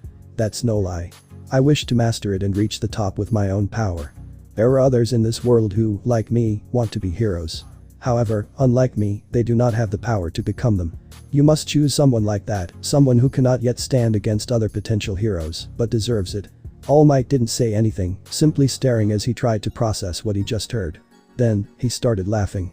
Haha, all this time spent searching for a successor, and when I finally find someone worthy, they're so selfless that they don't want to accept it. I'm not being altruistic at all. Izuku commented sternly. Well, young man, I would respect your wishes, but even without One for All, I believe that one day you will be a great hero. So with that in mind, here. Pulling out a business card, All Might handed it to Izuku before continuing. Which is my personal number, call me if you need any advice or help in the future, it's the least I can do. Wiping away the tears that had begun to form, Izuku pocketed the card. Thank you, All Might. He replied, his voice full of gratitude. You're welcome, young man. All Might paused. You know, I just realized that we never properly introduced ourselves. What's your name, my boy? Oh, JIRO Izuku. JIRO, huh? My name is Yagi Toshinori. Izuku didn't expect that. Why your real name? All Might simply chuckled. Yes, that is my real name. I trusted you with the truth about my quirk, knowing my real name is a much smaller secret in comparison. Turning to leave, Toshinori tilted his head back. I look forward to hearing from you in the future, young JIRO, see you around. Flashing him a smile, All Might's still small form walked down the street he came from, leaving behind an exhausted and very emotional Izuku. Not knowing what else to do, Izuku continued to walk home like he did before All Might showed up. God, I need some Katsuden right now. His family was great, Izuku was sure of that. Of course they were worried when he got home much later than usual, but after they saw the expression on his face. One that showed how messed up his mind was. Mika acted on instinct. She prepared them both a wonderful meal of Katsuden, making sure to give him an extra large bowl. He silently thanked his mother when he saw the warm bowl of home-cooked food placed before him. The four of them ate a quiet meal after that, and only when they were both finished did Hisashi ask what was wrong. At first, he was hesitant to tell them, but in the end he knew that his father would see him as the villain on the news at some point. So, he told them. About how the villain attacked him and how All Might saved him, omitting the part about grabbing the hero's leg, the villain's subsequent attack after he escaped, and how he risked his life to save Bakugo, again omitting the part about what All Might did afterwards. At the end of the story, Mika was crying and cradling him in her arms, probably worried that he would suddenly disappear if she let him go. Hisashi also acted worried, but not as much as Mika. He gave Izuku a light scolding and lecture for being reckless. And also he received a stab from Kayaka's earphones for being suicidal. The four of them settled down and watched a movie after their conversation, both parties just enjoying each other's company and warmth. Now more than ever, Izuku needed some time with his family. His thoughts and opinions about the day could wait until later. 2 movies passed before they called it a night, and with a final hug, Izuku retired to his room. He sat at his desk as he contemplated what he had learned, going over the day's events with his mother, even if they were abridged versions, that had helped him. But he needed to think as clearly about things as he could now. Unity has been my secret for years. I've always sincerely believed it was necessary to keep it that way. I mean, look at All Might. He kept his quirk a secret and used it to protect thousands, but what he said, I think All might be right. I've hurt people I care about before. No. For now, I'm sticking to my plan. I'm too far gone to abandon it at this stage. But I will at some point. When the time is right. Leaning his head against the table, he looked at the All Might action figure sitting next to the lamp. He sighed. It's still hard to believe that this isn't his true form. The matter of the successor was a harder pill to swallow, as it was his own fault that he couldn't accept the power. He had decided to lick All Might's blood to try and copy his power. His own arrogance towards the blood he collected had led to all that pain. He shuddered at the memory. Maybe I could have accepted his offer, but the voice said before that if I had asked, I might have been worthy, but I didn't, so I'm not. I don't know what will happen if he gives me one for all now, and if what I experienced before is any indication, I don't think I want to know. He exhaled a long sigh, before muttering to himself. Besides, what I told him is true, I have a powerful quirk, and it's probably better if someone else gets that power instead of me. Shaking himself off from his bad mood, he walked over to his bed and crawled under the covers. He had more things he needed to sort out, whether he should go see Bakugo at the hospital, what kind of villain could hurt All Might, etc. But it was already late, and he still had one last thing he needed to check before he fell asleep. The image of the tower appeared in his mind when he closed his eyes. Something is not right. When he reached the pinnacle, something immediately seemed strange about the place, though whatever it was not immediately apparent. The pedestals looked the same, still showing the usual holographic projections. But there were more pedestals. 2 pedestals were the same as their quirk sequences, 1 pedestal was the same as their quirk combination, and the last one was different. It was a golden color. There was no change in the color of the walls or change in the starry sky, and white floors were still spread out before him. Apart from the pedestals, everything seemed in order. However, when you visit a place several times and are so familiar with it, you know when something isn't right. As his gaze continued to wander, something caught his eye. I have 24 combinations of quirks. So why are 25 alcoves lit up? Checking them one by one, the 24 appeared exactly as they were supposed to. Then he reached the 25th, where he was greeted with a projection of himself standing in All Might signature pose. The display below him reading. Quirk combination number 25. Type. Emitter. One for all. A quirk that enhances the user's abilities and can be transferred to another person through DNA. Combined quirks. Unknown and unknown. Details. To pass on quirk, the next inheritor must ingest the current user's DNA. User must willingly pass on the quirk to its next wielder. User has increased strength and speed when activated. More data required. Uses. Can be used to aid in combat against enemies and help civilians due to enhanced abilities. Other uses require more data. High combat potential, high rescue potential. Weaknesses. Unknown, other weaknesses require more data. His body froze, aside from his hands which began to tremble along with his voice. But, I and never. His stutter was back in full force. A quirk. All Might's, see could it be? The gears in his mind began to turn, quirk unity was his first thought, followed soon by pre-combined. Which collided with artificial and formed the devastating thought of All Might's quirk is already an artificially combined quirk. Around the same time as that thought, he realized that if the quirk was here, then it's not in the sequel list, and he backed away from the screen as if it burned him. Turning from the alcoves, he nearly tripped as he ran to the left sequence pedestal and began quickly scanning through all the powers on offer. Sequences from his classmates, his teachers, and some of his families, but not one for all. In desperation, he even checked the second pedestal, despite the information being the same on both, and tabulated through the same sequences again. Nothing. The facts were there, in black and white, or in this case green. One for all was indeed a combined quirk, and not in the traditional sense. He had many quirks that existed because the quirks of the child's parents had combined into something new. Sometimes people inherited a quirk from one of their parents, other times the quirks of both parents would combine and make a fusion of both, or, on rare occasions, the quirk would be something new and different, as if unity had nothing to do with his mother's or father's powers. In the end, it didn't matter, every quirk he had collected was never a finished power when he got them, they always had to be combined with another sequence before he could use them. So far. He leaned down from where he was and balanced himself on the pedestal. All Might hasn't given me the full story of One for All, because it's clearly not a natural quirk. Something, or someone, must have fused two quirks together to form it, because while the display may not know the names of the quirks, it still says that two pieces were combined to make Ofa. His hand gripped the polished surface tightly, no doubt his fingers would be claws by now if he were in the real world. When he first came here, he had been feeling sick, then confused, followed by panic, and now he was stuck somewhere between fear and anger. Anger, because All Might had told him he would be honest with him, that he was trusting him with his secrets, and All Might didn't know the truth about the quirk, or more likely, he didn't plan on telling him. And he felt fear. Scared, because the idea that there was someone who could do what he did, fuse and create quirks, was terrifying. I don't know their limits, what they can do, how many quirks they already have, or the fact that All Might has this quirk implies that they can make and give quirks to others. Ever since he discovered his quirk, unity had been the pillar he had relied on, the power he knew could be used to save countless lives and help him become a great hero. He had kept his true power a secret for fear of people's reactions, because someone else wouldn't do the same. Just like him, they would do it until they were ready to unleash it upon the world, someone who would be powerful enough to hurt All Might. Until now, he had never thought about what might happen if someone less heroic had that kind of ability. Izuku was going to throw up, he didn't even know if he could throw up on the spire, but it seemed like he was about to find out. His chest heaved and his stomach churned as different and horrible possibilities ran through his mind. Perhaps due to the nature of being on the pinnacle, or simply because his stomach wanted to hold his favorite food, he didn't vomit, but cried. The first time he had truly cried tears of fear and despair in years. It was many hours of crying later before Izuku finally fell asleep from exhaustion and left the tower. Peculiar sequence entry number 31. Type. Transformation. Claw hand. Allows the user to transform their fingers into claws. Details. The strongest known material that can be cut is wood.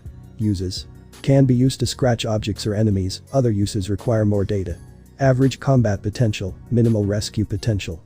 Weaknesses. Unknown, more data needed. Peculiar sequence entry number 32. Type. Transformation. Steel knuckles. The user could transform their hands into metal fists. Details. Grants the user the ability to make their fists as hard and strong as metal, plus data required. Uses. The quirk can be used for melee combat to enhance your attacks to deal more damage, other uses require more dice. High combat potential, minimal rescue potential. Weaknesses. Unknown, more data needed. Potential quirk combination number 16. Type. Transformation. X claws. The user can transform their fingers into sharp steel claws. Combined quirks. Clawed hand and steel knuckles. Details. Sharp enough to cut wood, possibly stronger materials, more data needed. Uses. Can be used to scratch and cut enemies or certain materials, can open materials or doors that people get trapped in, other uses require more data. Average combat potential, average rescue potential. Weaknesses. High temperatures can damage the metal, other weaknesses require more data. Peculiar sequence entry number 33. Type. Emitter. Static shock. Allows the user to convert static energy into electricity. Details. Through movement, the user generates electricity and fires it at his enemies. Uses. Can be used to neutralize opponents or damage electronic equipment, other uses require more data. Medium combat potential, minimal rescue potential. Weaknesses. Unknown, more data needed. Peculiar sequence entry number 34. Type. Emitter. Trigger. The user can increase their physical abilities through people's anger. Details. The quirk grants the user superhuman strength, speed, and endurance whenever their opponents are angered or completely enraged. More data needed. Uses. The user can get better and better the more angry the opponent is, making him almost invincible. Other uses require more data. High combat potential, minimal rescue potential. Weaknesses. If the enemy does not have rage, the quirk will not work. More data needed. Potential quirk combination number 17. Type. Emitter. Fury lightning. The user can convert their anger into electricity. Combined quirks. Trigger and static shock. Details. The more anger the user has, the more powerful the lightning bolts, the more data required. Uses. Can be used to inflict severe pain on target, can be used to destroy physical objects, can be used to charge batteries, equipment and vehicles. Other uses require more data. High combat potential, average rescue potential. Weaknesses. The user is not immune to lightning. If the user does not have anger, the quirk will not work. Other weaknesses require more data. Peculiar sequence entry number 35. Type. Transformation. Amplifier. Allows the user to increase the strength of their attacks. Details. Strength, speed, and endurance are increased when the quirk is activated. Uses. Can be used to better fight your opponents. Other uses require more data. Average combat potential, minimal rescue potential. Weaknesses. Unknown, more data needed. Peculiar sequence entry number 36. Type. Emitter. Punt. The user can kick or throw an object twice as strong as their base strength. Details. Unknown, more data needed. Uses. Can be used to hit enemies with fast-moving projectiles. Other uses require more data. Average combat potential, low rescue potential. Weaknesses. Unknown, other weaknesses require more data. Potential quirk combination number 18. Type. Emitter. All-Star. The user can kick or throw an object up to 10x their base strength when this quirk is activated. Combined quirks. Amplifier and punt. Details. Unknown, more data needed. Uses. Can be used to hit enemies with extremely fast projectiles. Other uses require more data. High combat potential, medium rescue potential. Weaknesses. Unknown, other weaknesses require more data. Peculiar sequence entry number 37. Type. Emitter. Air control. Allows the user to manipulate the air at will. Details. The user can control the air at will. Uses. Can be used as a form of protection, used as a pistol, used to float. Other uses require more data. Average combat potential, average rescue potential. Weaknesses. Unknown, more data needed. Peculiar sequence entry number 38. Type. Transformation. Water cannon. The user can absorb water from their surroundings and fire it from their hands. Details. User can absorb water through their skin. More data needed. Uses. The quirk can be used to do great damage to enemies, put out huge fires, destroy various rubbles. Other uses require more data. High combat potential, minimal rescue potential. Weaknesses. Unknown, more data needed. Potential quirk combination number 19. Type. Emitter. Pneumatic cannon. The user can condense air and then fire it as a compressed projectile. Combined quirks. Water cannon and air control. Details. Unknown, more data needed. Uses. Projectiles can be used to blow up enemies or objects. Other uses require more data. High combat potential, medium rescue potential. Weaknesses. Unknown, other weaknesses require more data. Peculiar sequence entry number 39. Type. Emitter mossy repair. Allows the user to grow moss from their hands, which speeds up the healing process. Details. User requires water to create the moss. The moss withers over time as it heals the injured area. More data needed. Uses. Can be used to heal injuries of users or civilians. Other uses require more data. Non-combat potential, high rescue potential. Weaknesses. Unknown, more data needed. Peculiar sequence entry number 40. Type. Emitter. Soothing hands. The user can emit rejuvenating heat from their hands that helps speed up the recovery of damaged muscles. Details. The user's hands must have skin contact with the damaged area for the quirk to function. The quirk converts stored protein into fuel for the soothing hand power. More data needed. Uses. Can be used to heal damaged muscles of users or civilians. Other uses require more data. Minimal combat potential, high rescue potential. Weaknesses. Overuse of soothing hands may lead to protein deficiency if not enough protein is ingested to compensate for quirk use. More data needed. Potential quirk combination number 20. Combined peculiarities. Mossy repair and soothing hands. Match results. Freya's garden. Type.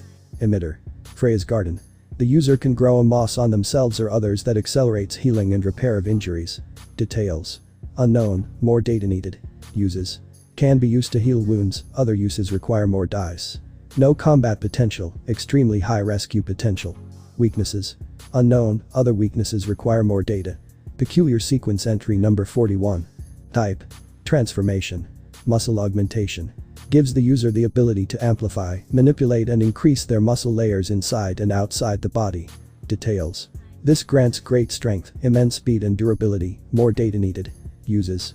When activated, the user's muscles glow bright red, changing their appearance as a result, other uses require more data.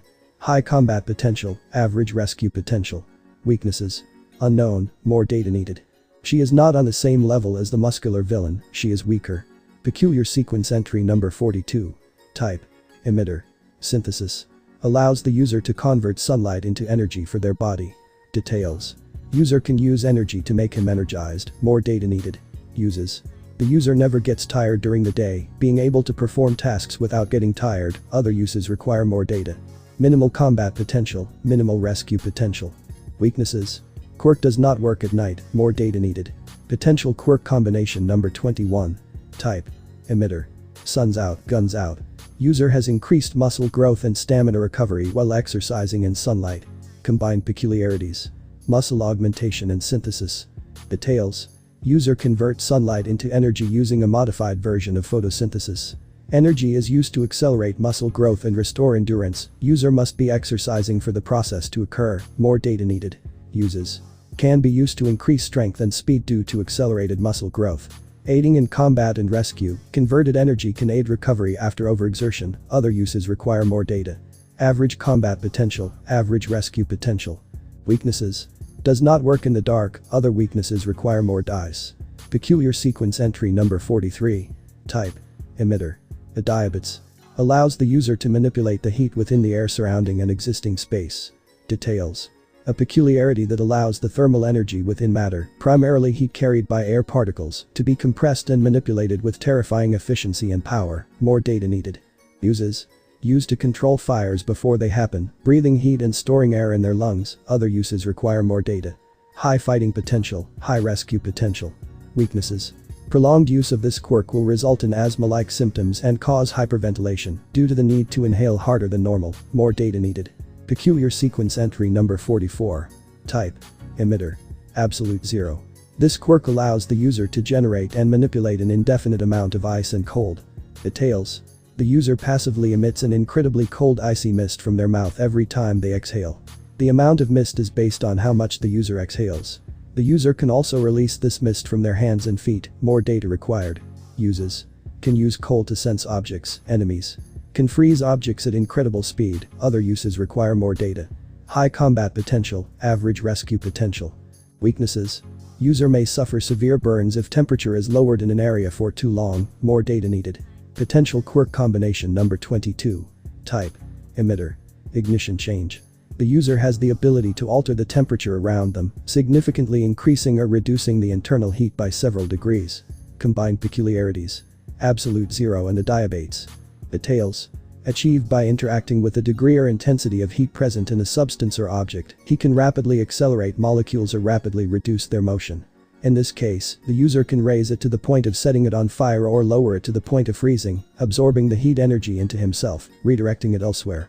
In this way, the user takes on the qualities of a thermostat, using his body to regulate the change in temperature and keeping it close to a desired set point. Eventually honed over a period of time, these traits become more apparent in how they interact with his touch, with the heat being converted into potential energy that he can use, more data needed. Uses. Can be used to set enemies on fire or freeze them, absorbing the heat energy into itself, redirecting it elsewhere, other uses require more data. High combat potential, low rescue potential. Weaknesses. The quirk requires the user to be close to their target by a maximum of 10 meters to influence the temperature around them or have some sort of physical contact with the object in question to obtain more direct results, other weaknesses require more data. Peculiar sequence entry number 45. Type. Transformation. Fear. Allows you to evoke and increase fear and horror in others. Details.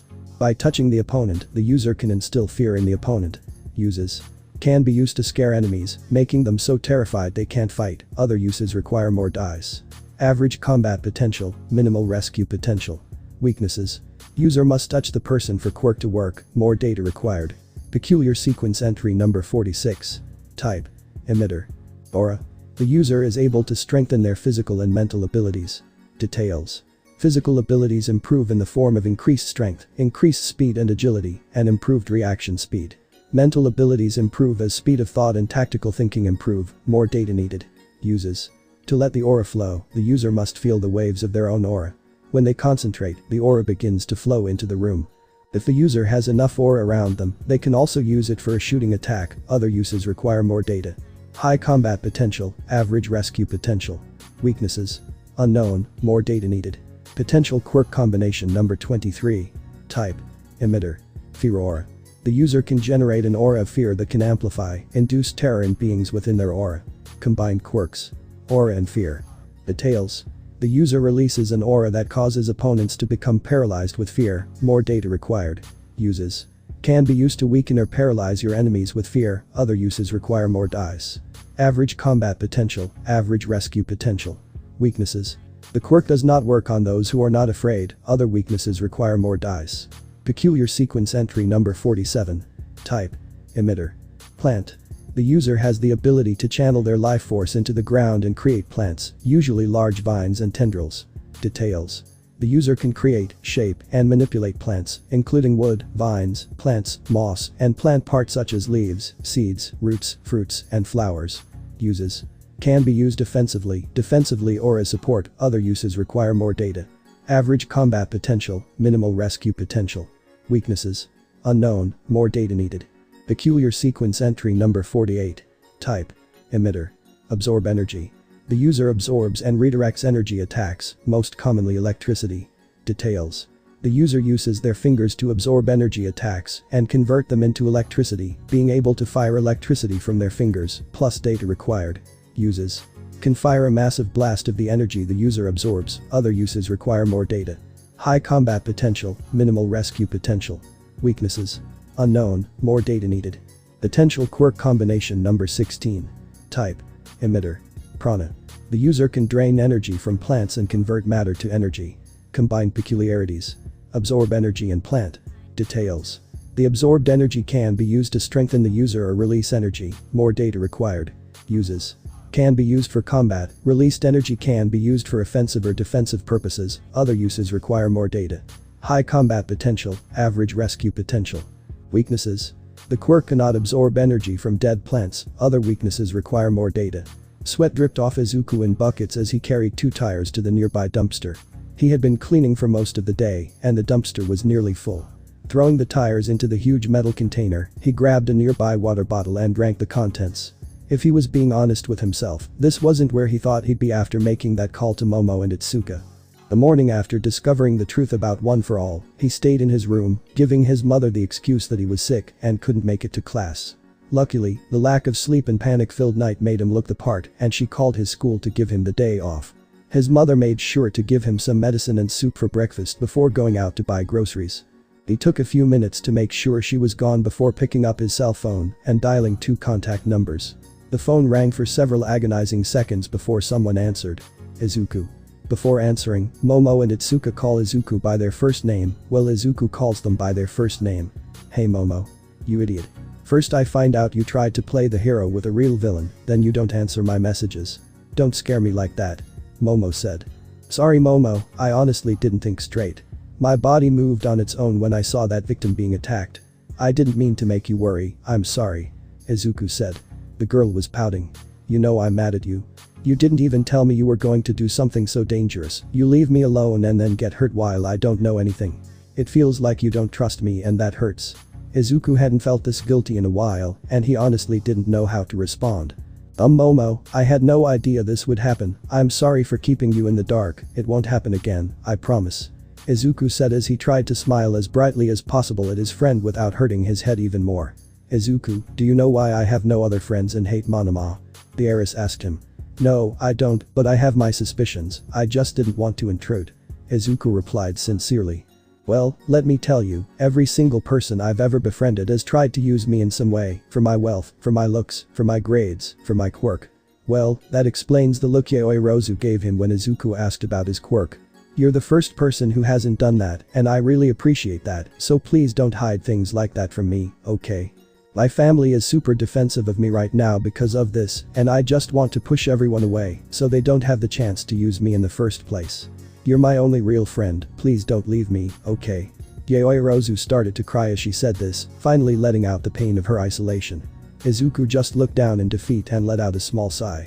I promise I won't go anywhere, but some of the things I know I can't tell you because they're not my secret. That being said, I trust you and I'll tell you all my secrets.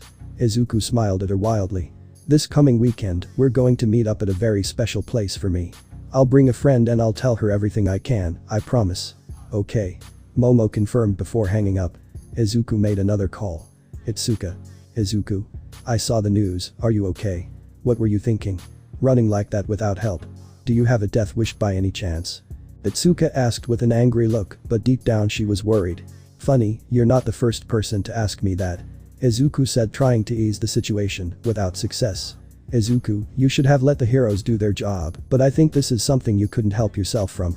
So I think you should try to enter UA, that way you could become a hero faster and not get into trouble with the authorities. Thank you Itsuka, but I wanted to tell you a secret. This coming weekend, we will meet in a very special place for me. I will bring a friend and I will tell you everything I can, I promise. Okay. But you better not hide anything. Itsuka hung up. Izuku then picked up a card he found on the ground the day of the slime incident. The note said it was All Might's personal phone number. At first Izuku thought it was some kind of prank, some hero taking revenge on him for taking away his glory, but the thrill of having All Might's personal phone was a golden thing, so he dialed the number on his phone. The phone rang for several agonizing seconds before someone answered. Hello? All Might? Izuku asked timidly. Yes, it's him. May I ask who's calling? And how did you get this number? It's me, JIRO. From yesterday. Ah, JIRO my boy, I didn't expect to hear from you so soon. Although maybe I should have, haha. What can I do for you? At the question, he froze. In his panic state, he was so focused on getting answers that it didn't even occur to him that asking All Might any of the questions he had about One for All would make the hero suspicious, since he shouldn't have known to ask those questions in the first place. How the hell could he explain to him that he knew Ofa was a fused quirk if All Might had never told him that in the first place? Young man, are you there? He was so lost in his thoughts that he fell silent. Stuttering briefly, he managed to reply. I'm fine All Might. Just, I'm not used to talking to you yet. That's all, heh. Okay. So. Well, he needed to ask him a question. Thankfully, not every part of his mind froze, and he remembered what All Might had offered him. Well, you said I could call if I needed any advice, so I was wondering if you could tell me what I, need to improve on. Oh. Sure, I can help you with that. Izuku could hear All Might humming in contemplation. Well, if I'm being honest, and try not to take this the wrong way, young man, but have you ever tried working out? Izuku didn't expect that answer. What? Young man, you clearly have skill with your quirk and a strong mind, but a strong body is also important. You're not skinny, but you could definitely stand to gain some muscle mass. After all, having the stamina to keep up with the other heroes and villains is very important. He could hear what sounded like All Might rubbing his chin. And I know exactly the place for you to train. That's how he found himself cleaning up trash a day later. All Might gave him the details and directions to this place and told him how it was a favorite dumping ground for people's trash. The first hero even gave him a rousing speech about how community work was what heroes did before quirks, and that cleaning up this beach would not only help him grow stronger, but also improve the lives of many others in the process. Setting down his water bottle, he leaned back against the metal container as he stared out at the beach. He had started the cleanup the day after the phone call and had been at it for 2 days, coming before and after school. Though skeptical at first, he had to admit it kept his thoughts occupied. Whenever his mind started thinking about that night in the tower, he would throw himself onto the beach and scrape himself. His insides began to churn with memories. I can't focus on this right now. Climbing out of the container, he began walking determinedly back to the piles of trash that awaited him. You just have to keep working, you can't stop improving, you have to get stronger. It was at this moment that he heard a loud bang coming from one of the trash piles, before a hooded figure fell onto the sandy ground with a strange contraption under his arm. Ha! Caught you red-handed. The figure exclaimed in a voice that had obviously been through a voice modifier, before setting the contraption down and shouting. Blastinator, destroy the intruder. The contraption came to life before spouting. Initiating eradication in a cute voice. The contraption suddenly grew a large weapon from the top of its head. Is that so? The gun fired at a shocked Izuku before he could really comprehend what was happening. Thankfully, it missed by a mile and only caused some sand to kick up. Note to self, recalibrate Blastinator's aim. The figure commented before Blastinator fired another shot. This one, however, was blocked by Izuku as he sent a concussive blast that deflected to the side. Izuku quickly appeared behind the hooded figure and pinned him to the ground. Izuku was about to ask the robot one last question when he thought something along the lines of "What does this button do?" before pressing a small button on the side of the robot. The little robot then self-destructed in a small ball of fire. I knew I shouldn't have included the self-destruct button. The figure said in an obviously sullen tone as Izuku held it to the ground. Who are you and why did you attack me? Izuku asked with a frown. I'm the greatest inventor ever seen, wahahaha. The figure replied, cackling madly before exploding. And I attacked you because you keep stealing my free parts, Mr. Purple. What? Izuku asked, his brain not comprehending the situation at hand. Sigh. The figure said. Before lowering the hood to reveal. Pink. Lots of curly pink hair and yellow eyes. You keep stealing my free parts, Mr. Purple, stop it. Izuku was confused by the strange girl in front of him. Mr. Purple. The girl removed a device from her neck and sighed once more. Yeah, you have that purple hair, so you're Mr. Purple. Now stop stealing my pieces. Izuku was taken aback for a second before replying. 1. I'm not stealing anything, I'm just picking up trash. 2. My hair isn't originally purple, I just dyed it. And 3. Please stop calling me Mr. Purple, my name is Izuku. The girl rolled her eyes and said. Whatever, Mr. Purple. Stop calling me that. Just stop picking up the parts, okay? I need them for my inventions. You mean like the robot you commanded to kill me? Izuku asked incredulously. Yes, exactly. The girl replied with a big smile. Sorry, can't do it. Izuku said. I'm using this to get stronger. Why not just lift weights like a normal person? The girl asked with an irritated look on her face. Because I'm going to be a hero and community service is what a hero does. Izuku said with a frown. Do you want to be a hero? The girl asked, stroking her chin in thought. Yeah, so what? Izuku asked cautiously. Then I will be your inventor, Mr. Purple. Izuku thought for a second. This might be useful. Plus, if he could help someone else while getting rid of the trash, it would be a win-win. You got a deal. He said, extending his hand to the girl. What's your name? The girl grabbed his hand and gave it a firm squeeze. Hatsume. Now come on, Mr. Purple, let's get to work. The next day, Izuku was still cleaning the beach. If it were just him, it would already be over. But since Hatsume wanted to use the trash to build her inventions, he had to take the trash to her house. He could just tell her to get lost, but that was the only positive relationship he had outside of his family, Momo and Itsuka, and he was hesitant to break it. Plus, she was a support technician. If he had a good relationship with her, she could build him some good quality equipment in the future. And why exactly do you need a blender? Izuku asked the closest thing to a friend as he held said item. That's none of your business, green guy. Hatsume replied easily. Midoriya, my name is Midoriya. And it's my business, I'm taking the trash to your house. He replied. He had only been with Hatsume for a day and she had never called him by his name. Names are unnecessary, why doesn't everyone just use a number for identification? That's what I do with my babies. She complained, ignoring the initial question. Izuku dragged his hand down his face. I need to take you to the mall or something. How are you going to make connections with heroes and makers if you can't remember their names? He said, trying to play on her business desires to reinforce what he was saying. The mall. The pinkette asked with an adorable tilt of her head before lighting up. Can we go get some better tools? Mine are starting to wear out. She begged, not giving any sign of having heard anything else he had said. Izuku sighed. That's not what You know what, right, why not? A few hours later, it was time to go to the mall. Izuku, the only one of the two who knew the other's address, was waiting outside Hatsume's residence. He wore a simple blue shirt, black jeans, and red shoes. He heard the door open behind him, causing him to turn to greet his friend. But before any words could leave his mouth, he froze. Hatsume was doing incredibly well. Without a layer of grease, that crooked headset she always wears, and the really feminine clothes she wore now, she looked stunning.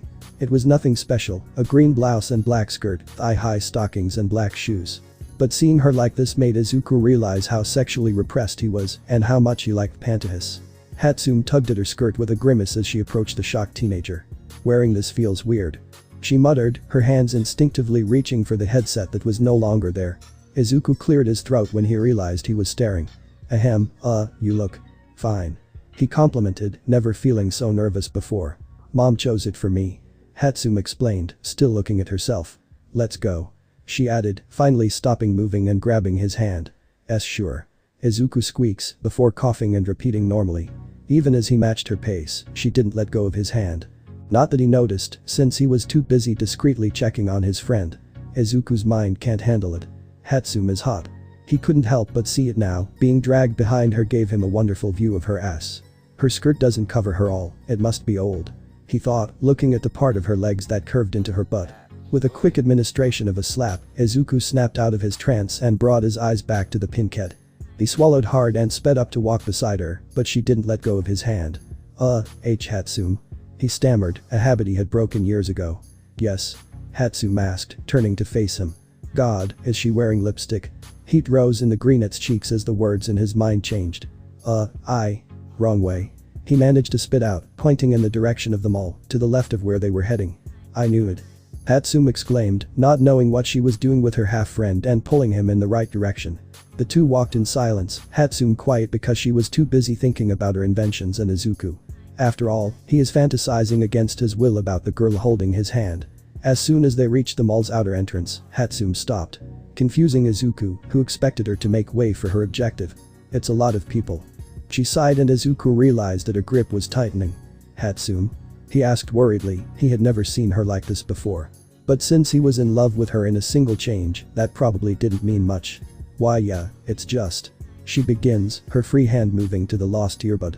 I'm not used to being in a crowd without my babies. Izuku gave her hand a light squeeze before pulling her away from the crowd and around the building.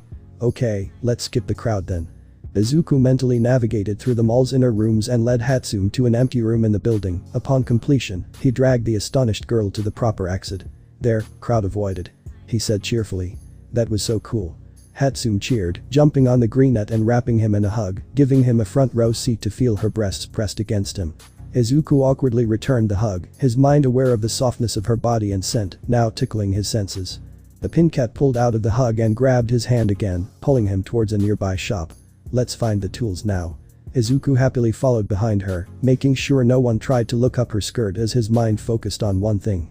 She's so cute like that. A few days later. Izuku was with Momo and Itsuka, he introduced them both to each other. Momo was impressed to learn that Izuku practiced martial arts, but she was not surprised to learn that Itsuka was her teacher. After all, during those years, Izuku told Momo about a friend named Itsuka Kendo, who was an excellent martial arts fighter, but Momo expected Itsuka to be older in fact. Itsuka was impressed to learn that Izuku studied at such a prestigious school, but she was not surprised to learn about Yayoi Rozu, since Izuku talks about an incredibly intelligent girl, she just didn't know that Yayoi Rozu was beautiful. They chatted for a bit as they walked to the beach, mostly about the things Izuku had missed. It turns out Monoma is still an idiot. The blonde apparently gave some kind of speech about being part of the upper class of people when the teacher started a lecture on the working class. God, that guy is so arrogant that Izuku thought, well, at least he doesn't beat people up by literally blowing them up. There was an awkward silence for a while after that, neither of them knew how to return to normalcy, so Izuku did the next best thing and changed the subject completely. Momo, try out any of my ideas about your quirk. Thank you for the quick transition. Actually yes, after your suggestion that I should focus on learning how to make different types of ranged weapons, I finally managed to make a tranquilizer gun. I may have also accidentally tranquilized myself. Yayoi Rozu said that last part much more quietly than the first. Oh my god, Momo, that's so cool, your quirk is amazing, you know. So one day, I got really bored while thinking about how you could apply your quirk in interesting ways, so I did the math on something weird. Momo, you do realize that if you wanted to, you could destabilize the world economy, right? Like in 1 month you could double all the gold in existence on the planet, and I think that's the coolest fucking thing ever. Momo was blushing slightly at the overwhelming compliment she was receiving, plus how cute she thought Izuku couldn't say her name without pausing. It was then that the dump appeared. Itsuka was obviously confused as to why exactly this Izuku was the most important place in the world. Izuku, it's not my place to judge, but why is this dump the most important place to you? Izuku took a deep breath and finally, after a few seconds of silence, he gathered the courage to tell them about his quirk, although he had prepared himself in more ways than one. Momo, Itsuka, this place is the most important to me because this is where I decided my journey to become a hero would truly begin, where I would train my scary quirk. I don't want to scare you, but what I'm about to tell you is a big secret. The quirk creator paused, letting shock enter his eyes and decided that this was it, he was really doing it. Izuku took off his sneakers and showed them the holes in his feet. Yayoi, Rozu and Itsuka were visibly startled when they saw them, but they quickly recovered. Noticing that Izuku had stopped stuttering, they did their best to do the same. Izuku, it's no big deal. Momo said. Yeah, your feet are just a little different. Itsuka said. That's not it, my quirk, my true quirk is the ability to take 2 sets of DNA to form one quirk. Izuku waited for that information bomb to register in the girl's eyes, he expected to see fear in them, but what appeared was admiration. Izuku, are you serious? That is literally the coolest quirk ever, how many do you have? Itsuka said. Okay, this wasn't how Izuku expected it to go, if he was honest. Aren't you guys scared? I could literally copy your quirks and create a new quirk, permanently. So why aren't you scared of me? Izuku was silently cheering inside, she didn't reject him, thank God. Izuku, both Itsuka and I know that you would never do that, if you wanted to, you could have literally copied him the first day we met, but you never did. That said, I can see why you think I should be. Do you think people would be afraid of you or else use you? I always found it strange that you transferred to one of the most expensive schools in Japan, despite not coming from a rich family, and on top of that it was in the middle of the semester. Momo said. A lot of things about Izuku were starting to make sense in her head now, this mentor must have helped him a lot. Yeah, at first I was worried that if people found out they would want to use me, but then I thought they would freak out when they found out. Without all my quirks. I guess that's why I wanted to talk to you guys first, hiding it isn't fun. He smiled at them, if they were willing to stay with him even after knowing what his quirk was, then he would stay with them. PSSH, you're a total idiot, you know that, but. Thanks Izuku. Alright, you have to show me all your quirks Izuku, don't hide them from us, you hear. Momo seemed to be pouting at the end, which would make sense considering how long he kept her in the dark. Okay, I think I'll. The little moment they were having was interrupted when they both heard a voice. Greenie. I'm guessing I shouldn't have heard most of that. Hatsu asked shyly, standing slightly to the side, out of sight. Both of their heads turned to the rows in alarm, both speaking at the same time. Shit. Izuku sat on the sandstone platform of Hatsume's temporary workshop, Hatsume sitting across from him, watching him anxiously. The boy had both his hands clasped together and resting on his nose as he thought. So. Hatsume began. You have a quirk. A powerful quirk that creates quirks. But. For that you need blood for that. She fiddled with one of her wrenches as she spoke, constantly looking at the professional and the aim in her eyes changing. Yes. Izuku answered easily, she already heard it, so there's no reason to deny it. And you have several peculiarities. Right. Izuku looked at the girl before him, was she jealous? No, that can't be it. Yes. Hatsume closed her eyes and thought, she was handling her ki quite tightly now. So. Even if this strengthens your quirk. Will you still help me make babies? She timidly asked. Is that what you were worried about? Izuku thought. Why yeah, of course. Did you think I would abandon you? Hatsume shrugs as she fiddles with her wrench. No one really sticks around for long. She mutters, and oh, isn't that a slap in Izuku's face? Speechless, despite Hatsume's current sanitary state, Izuku hugged the girl. You don't deserve this. He thinks silently before whispering. I'll never leave, I promise. Izuku feels the Pinket return his embrace and allows them to have their little moment. After a minute of silence, he pulls away, letting him see the tears in her eyes. He smiled softly at her and wiped away the stray tears. Trust me? He asks, Hatsume nodding slightly in response. Good, now we should clean ourselves up. The inventor rubs her eyes before turning away, a smile tugging at her lips and a laugh bubbling in her throat. Yes. The next day.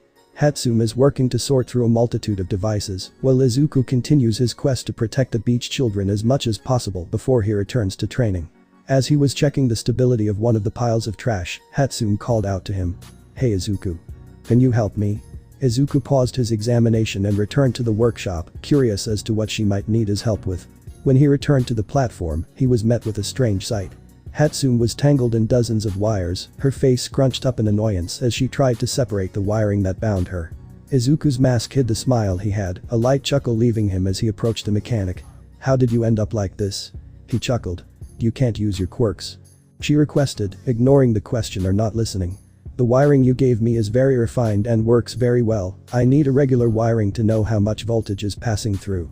Izuku rolled his eyes at the request, but complied nonetheless. Once he was within reach, he began helping her free herself from her prison. One by one, Izuku was able to clear Hatsume of the invading threads, but once the locations they crossed became more intimate, he slowed down, leaving them for Hatsume to deal with. What she realized. Why are you stopping? I can't reach the ones behind me. She huffed, unaware or indifferent to the places he would need to touch to untangle the strands. Izuku closed his eyes as he took a deep breath, remembering the dozens of diagrams he had seen of the female body, trying to remove the sexual appeal of touching his friend. Once he had reached a state of disconnection he was comfortable with, he set to work, one hand holding her ass as he pulled at the wires she was sitting on. He was always surprised at how oblivious Hatsune was to the fact that she was attractive, or how sensual boundaries weren't something she considered. His hand moves under one of her breasts to remove a wire that had some exposed copper stuck to her shirt. The repetition of the multiple anatomical images of female bodies kept his mind from wandering to places he preferred not to cross and kept his hands focused on the specific goal of freeing his friend from his entanglement. His dissociation allowed him to not notice the way Hatsune reacted when his hands moved to certain parts of her body, the way she froze under specific touches, and the fact that she wasn't wearing anything underneath her tank top. Hours later. Izuku was at the beach. He wasn't going to train his body, but rather trying to combine the quirks he had fused. He hadn't improved his speed much since he discovered he could combine his fused quirks. And he would certainly be a hindrance in the middle of combat. Izuku suddenly heard a very bubbly voice out of nowhere. Wow. What was that green energy thing? It was like flying and enveloped the entire paper, and then there was a bright light. It was so beautiful. And then the paper didn't tear. How? Nah, answer me. Or are you too weak to destroy it? Hey, your freckles are really cute too. Izuku turned around to see the cutest and sexiest girl he had ever seen in his life. She looked to be around his age or maybe a little older and had a radiant smile on her cute face. The girl had long periwinkle-colored hair that curled inwards around her leg, fair skin, and really big, curious blue eyes that made her look even more beautiful. She wore a uniform that Izuku was very familiar with. It was the UA uniform. She must be a student in the hero course or some course at UA. Did Izuku mention that the girl was very pretty? He might have, but it was an important thing to remember. 2. She then turned to Izuku, leaning close to him, their faces almost touching. Izuku's face was red as a tomato as the girl stared at him with her unchanging smile. Hey. I'm Nijire Hado. What about you, cutie? Tell me about your quirk. What did you do with the paper? I want to know. Izuku's mind stopped. He was already used to dealing with other girls like Kayaka, Itsuka, Mei, and Momo, but he wasn't prepared for such a cute and cheerful girl that he had never met before. And she was calling him cute. Surely he had misheard the girl. After all, his brain was fried. I'm JIRO Izuku, Hado-san. The girl pouted cutely. Izuku doubted the girl could be anything but cute no matter the situation. Come on, Izuku. Call me Nijire. Nijire. Izuku blushed. He had just met the girl and they were already on a first-name basis. And Nijire. The radiant, blinding smile he managed could easily outshine the sun. This only made Izuku blush even more, reaching a level of redness that was considered impossible without a quirk. So. Are you going to explain your quirk now? Hearing her hopeful tone and her big blue eyes, Izuku remembered the conversation he had with Itsuka, Momo, and Mei and relented. Izuku found himself explaining everything. About how his quirk worked, all the quirks he had, what he did with the paper, and about what he was doing just before Nijire arrived. Nijire's eyes sparkled as she took it all in. Wow. That's really an amazing quirk, Izuku. It's like super useful.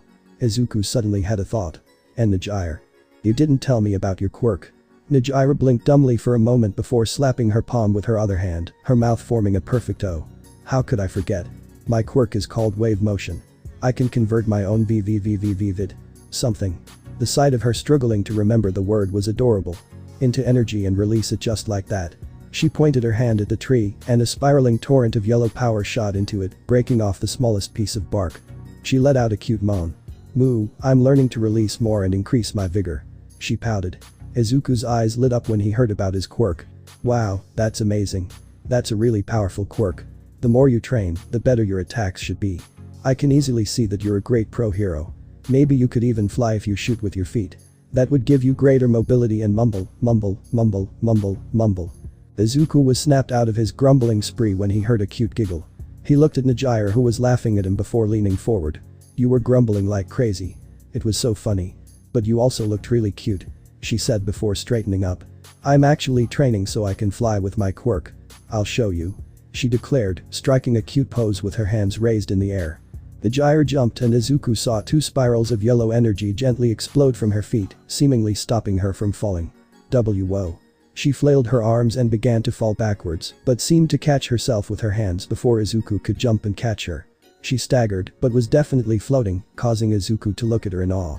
Her hair was flowing softly behind her, and Izuku could almost see hearts beginning to surround her. Izuku. See. I'm flying. The JIRO screamed, and Izuku could practically taste the excitement and joy in her voice as she laughed, making him grin from ear to ear. Izuku. Catch me. JIRO screamed after a few moments as she deactivated her quirk and fell towards Izuku. Izuku hurriedly spread his arms wide as JIRO fell, catching her in a princess carry. That was dangerous, JIRO. Izuku scolded the excited girl in his arms, and the blush on his face didn't do much to convey how seriously worried he was. JIRO simply laughed at him tiredly. But that's so cool, Izuku. I was flying in the air like a bird. It was so much fun. She said before descending. The girl certainly was carefree. After half an hour of playing together, JIRO looked at her watch and pouted. Oh, I really need to go now. Izuku's smile fell at that, feeling sad that he wouldn't have much more fun with JIRO. JIRO noticed as she gave Izuku a quick hug. Hey, don't be sad. We can meet here again tomorrow. Meet tomorrow? Izuku looked at her stupidly. Do you want to meet me again? JIRO gave him a "you're stupid" look. Of course we are. Do you think I wouldn't want to meet my new friend? Izuku was surprised by this. Sure, he and JIRO had been having fun together for the past few minutes, but he didn't think she saw him as a friend. Do you really want to be my friend? He asked in a calm and hopeful tone. JIRO tilted her head in confusion before poking Izuku on the cheek. Ooh, don't be silly, Izuku. You're already my friend. We'll be best friends forever. JIRO doesn't take kindly to losing friends, you know. Izuku felt warmth in his body as he smiled his biggest smile ever. This was another friend besides Itsuka, Momo, and Mei, and he could tell how sincere JIRO was. He nodded. Yes, we are friends. Let's meet tomorrow. He was rewarded with another bright smile before JIRO hugged him again and ran off. What should I buy? What should I buy? Izuku thought aloud as he walked through the local underground mall. Itsuka's birthday was coming up, and Izuku wanted to buy her a present. Izuku chose the underground shopping mall that was near his house to buy her a present, but so far he hadn't been able to find anything that he thought was good enough for Itsuka. So here Izuku was, looking for a suitable gift for Itsuka. I wonder what she would like. Izuku couldn't continue his thoughts when a loud explosion shook the mall. The shockwave passed through, throwing Izuku to the ground and destroying several storefronts. Screams of pain and horror were heard as the smell of something burning filled Izuku's nostrils. Izuku raised his head and looked around in a panic for the source of everything. It took him a few moments before he saw it. In the open area in the middle of the wall, on a level below the one Izuku was currently on, stood a man in the middle of an inferno. The blonde man in his late 20s wearing a black and green outfit with red and black gauntlets. He stood in the middle of a safe place, but all around him was fire and destruction. There was no doubt who the reason for all this was. Not with the maniacal grin on his face and the cruel glint in his red eyes visible even from afar. He was clearly a villain. Izuku could see the people who had been injured by the explosion. Some had clearly suffered severe burns, while others had more horrific injuries. Izuku almost vomited at the sight of some of the injuries he saw. People were running in all directions like headless chickens. If no hero arrived and no one could calm them down, the results would be disastrous. Using quirks in public was forbidden, but Izuku knew he had to do something or the situation would get worse. He needed to prepare himself first in case he got caught in one of the villain's attacks. Force shield. Light flashed as a translucent green and red glow covered Izuku's body, signifying the effects of the spells that were taking place. Before Izuku could do anything else, he saw the villain raise his arm and a small ball emerge from his gauntlet. The ball began to glow, the light flashing rapidly before it exploded, causing another explosion. Though this time it was weaker. His quirk. How does it work? At first, I thought it was like Bakum's, but it doesn't seem like it. Izuku didn't have time to ponder this further, as the villain targeted a mother with her little daughter running away, ready to fire another blast. Without thinking, Izuku jumped over the railing and fell to the lower level. As soon as he landed, he ran towards his daughter and mother. Izuku raised his hand as he took aim. Force shield. He shouted just as the villain threw another one of his explosive balls. The glowing green semicircular barrier surrounded the mother and daughter just in time to intercept the ball. The ball exploded as soon as it hit the barrier, sending fire and shockwaves around it, unable to penetrate it. The villain saw that his attack didn't work and noticed Izuku. He scowled at him. You little shit. This was your doing, wasn't it? You want to be a hero? How about I kill you too? I won't let you do that, villain. The sudden voice intervened as someone landed in front of Izuku, between him and the villain. The ground cracked as they landed. The arrival was a woman. She was shorter than Izuku by a good margin. She had an athletic build with muscular arms and legs. She had tanned skin, red eyes that were slightly slanted inwards, long eyelashes, and beautiful, straight, soft white hair that reached down to her waist. On her head, she had a pair of long, fluffy white rabbit ears that pointed upwards with a slight curl, which gave Izuku the urge to pet them. Along with that, she also had a round white tail. She wore a confident, arrogant smile that sent pleasant shivers down Izuku's spine. 1.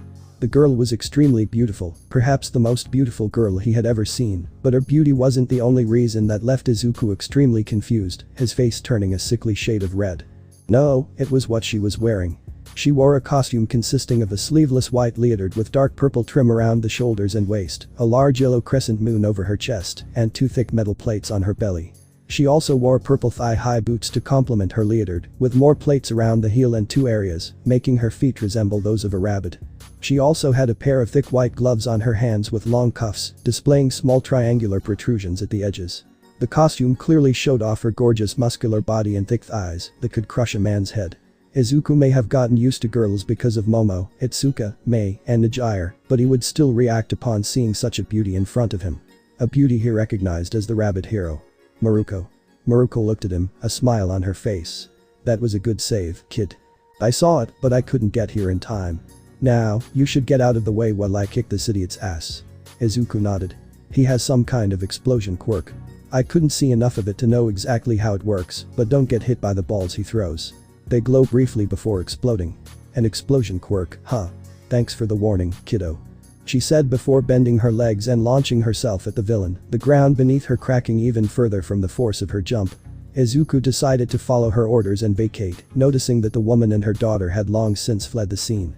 He also noticed that there were still a lot of people on this level, and that they had stopped running as soon as Maruko appeared.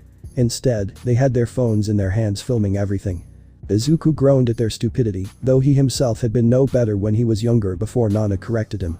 It was a side effect of the way their society was, and how people felt safe with heroes around, and began to treat such incidents as entertainment.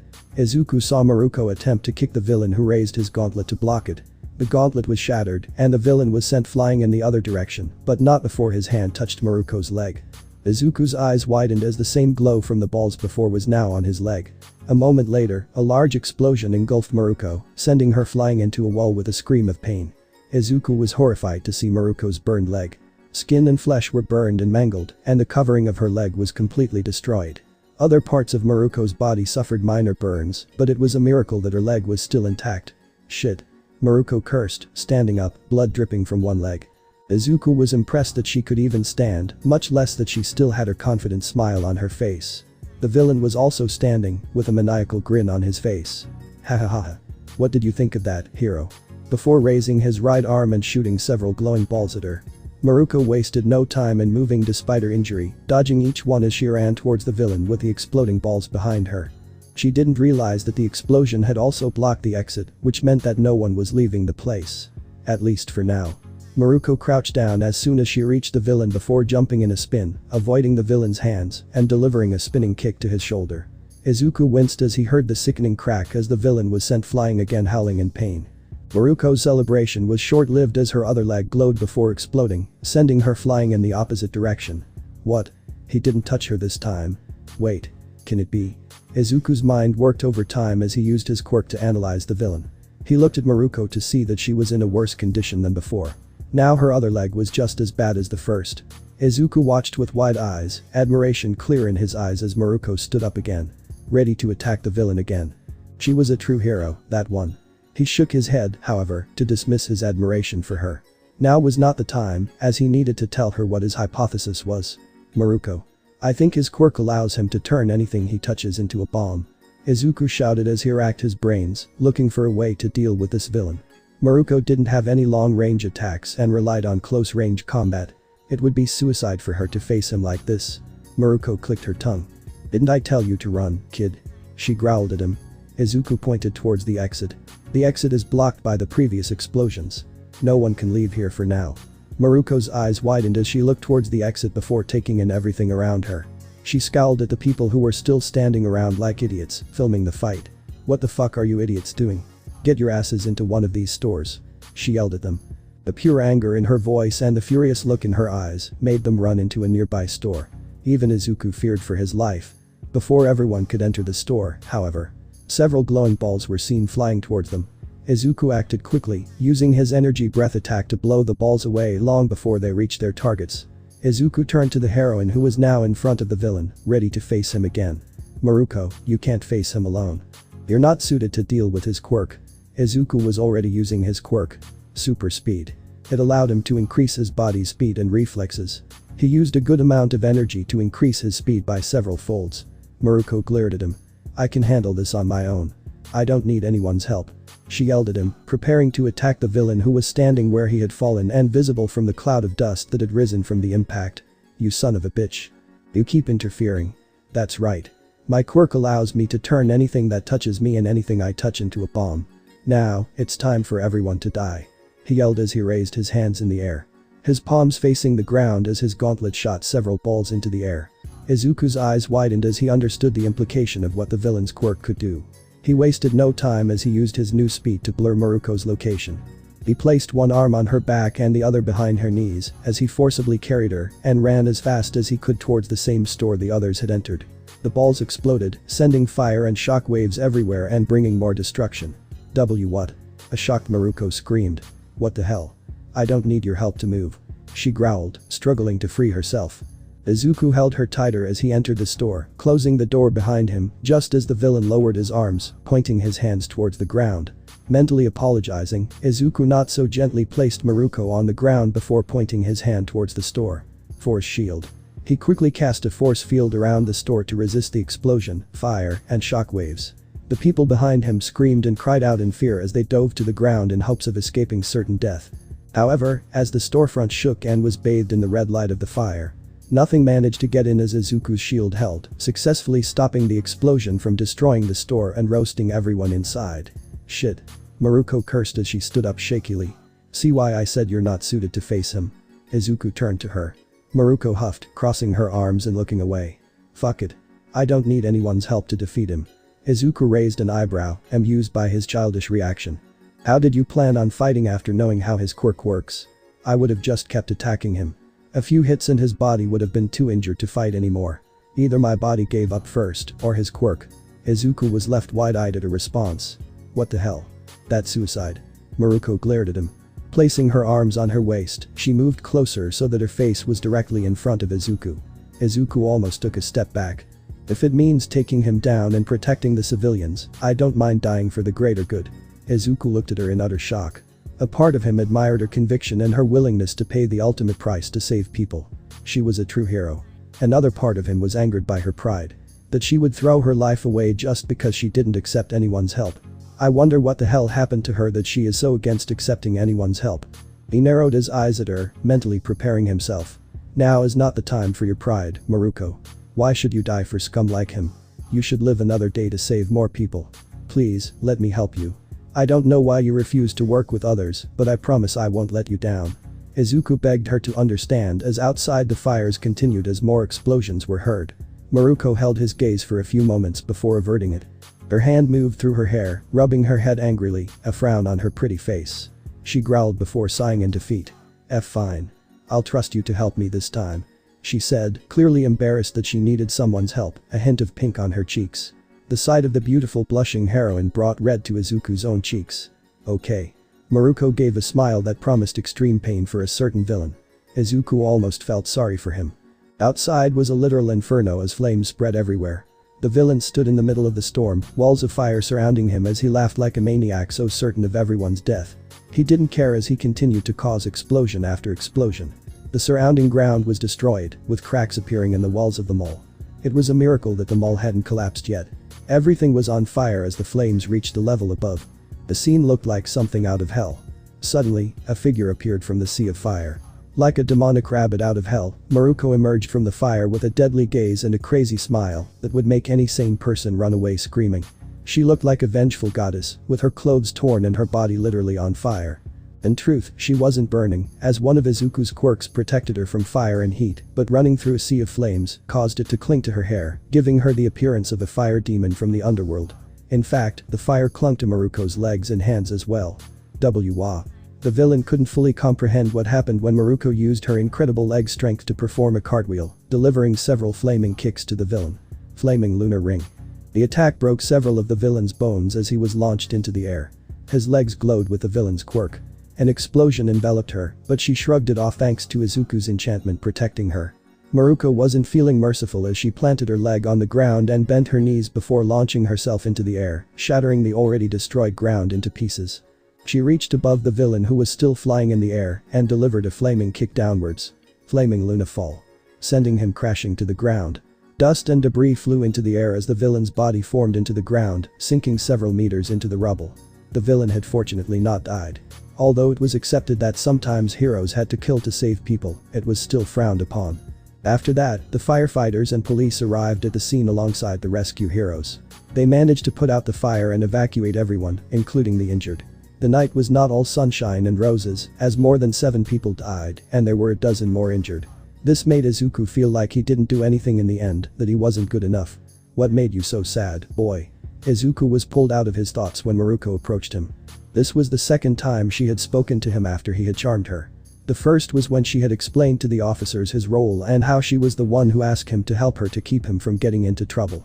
He was grateful for this because despite the reason he had done it, it was still considered vigilantism and he could kiss his UA dreams goodbye if this was a black mark on his record.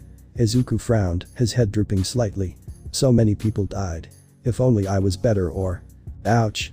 Izuku cried out as he was smacked on the top of the head before a gloved hand grabbed his chin and pulled him down. His face was inches from Maruko's and her eyes were locked on his. Izuku blushed at the close proximity of the woman's beautiful face. She looked at him. "Don't be an idiot. You saved a lot of people today." But Maruko clenched his jaw to shut him up. "No. If it weren't for you, that daughter and mother would be dead. If it weren't for you, then I and the people you protected would be dead. If it weren't for you, I wouldn't have been able to defeat that villain so easily. Your quirk is truly amazing." Maruko's hand on his chin, her words and the intensity of them made Izuku blush. I think you're right. I'm right. Maruko retorted smugly. "Be proud of what you did today. Those who died are in the hands of the villain, not yours or mine. I would like to save them all, but reality and ideals are two different things. You better remember that." Izuku nodded. Of course Maruko's words were right and made sense, but it didn't stop Izuku from feeling a little guilty. It wasn't as much as before. "Yes, thank you Maruko." She gave him one of her smiles. "Now, go. I'm sure your parents are worried about you." Izuku paled knowing that both his parents and sister would be very worried about him. He hurriedly said goodbye to Maruko and was about to run to his house when she stopped him. "Wait." Izuku stopped, turning to her. "What's your name, boy?" Izuku blinked and was silent for a moment, not expecting this. Izuku Midoriya. 3. Maruko gave him a radiant smile that made Izuku's face go nuclear. "Well then, Izuku. I'm Rumi Isagayama. You can call me Rumi if we meet again," she said before jumping up. Izuku returned home, mentally preparing himself to deal with a worried family and group of friends, with a smile on his face the entire time. A few days later. "Help please." Izuku was walking home from another day at school when he heard a cry for help. He didn't even think before moving in the direction the voice came from. There was a side street a few meters away, there was a woman with blue hair and dark skin. She looked to be around 30 years old and had a pair of small black birds. Angel wings. On her back. The reason for her screams was a tall, muscular guy. His body from the chest up was that of a shark with blue scales. He was growling at the woman, showing row after row of large shark teeth. "Shut up, bitch. I'll kill you for what you did. How dare you break up with me?" The woman whimpered before screaming again. "Please, someone save me." Izuku looked around, but he couldn't spot any heroes nearby.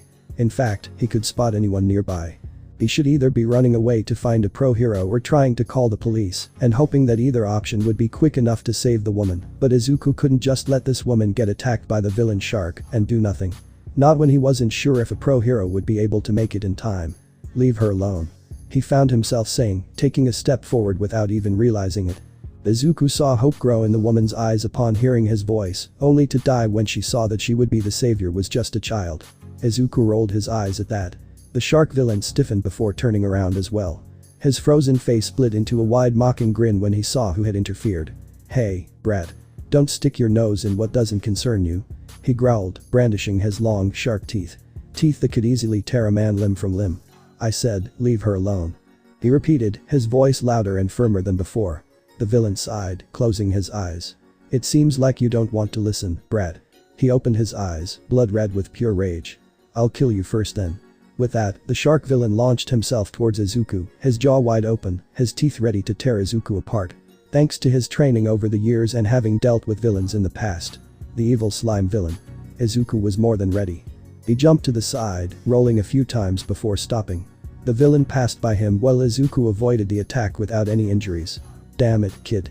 If you don't stay still, you'll only make things worse for yourself.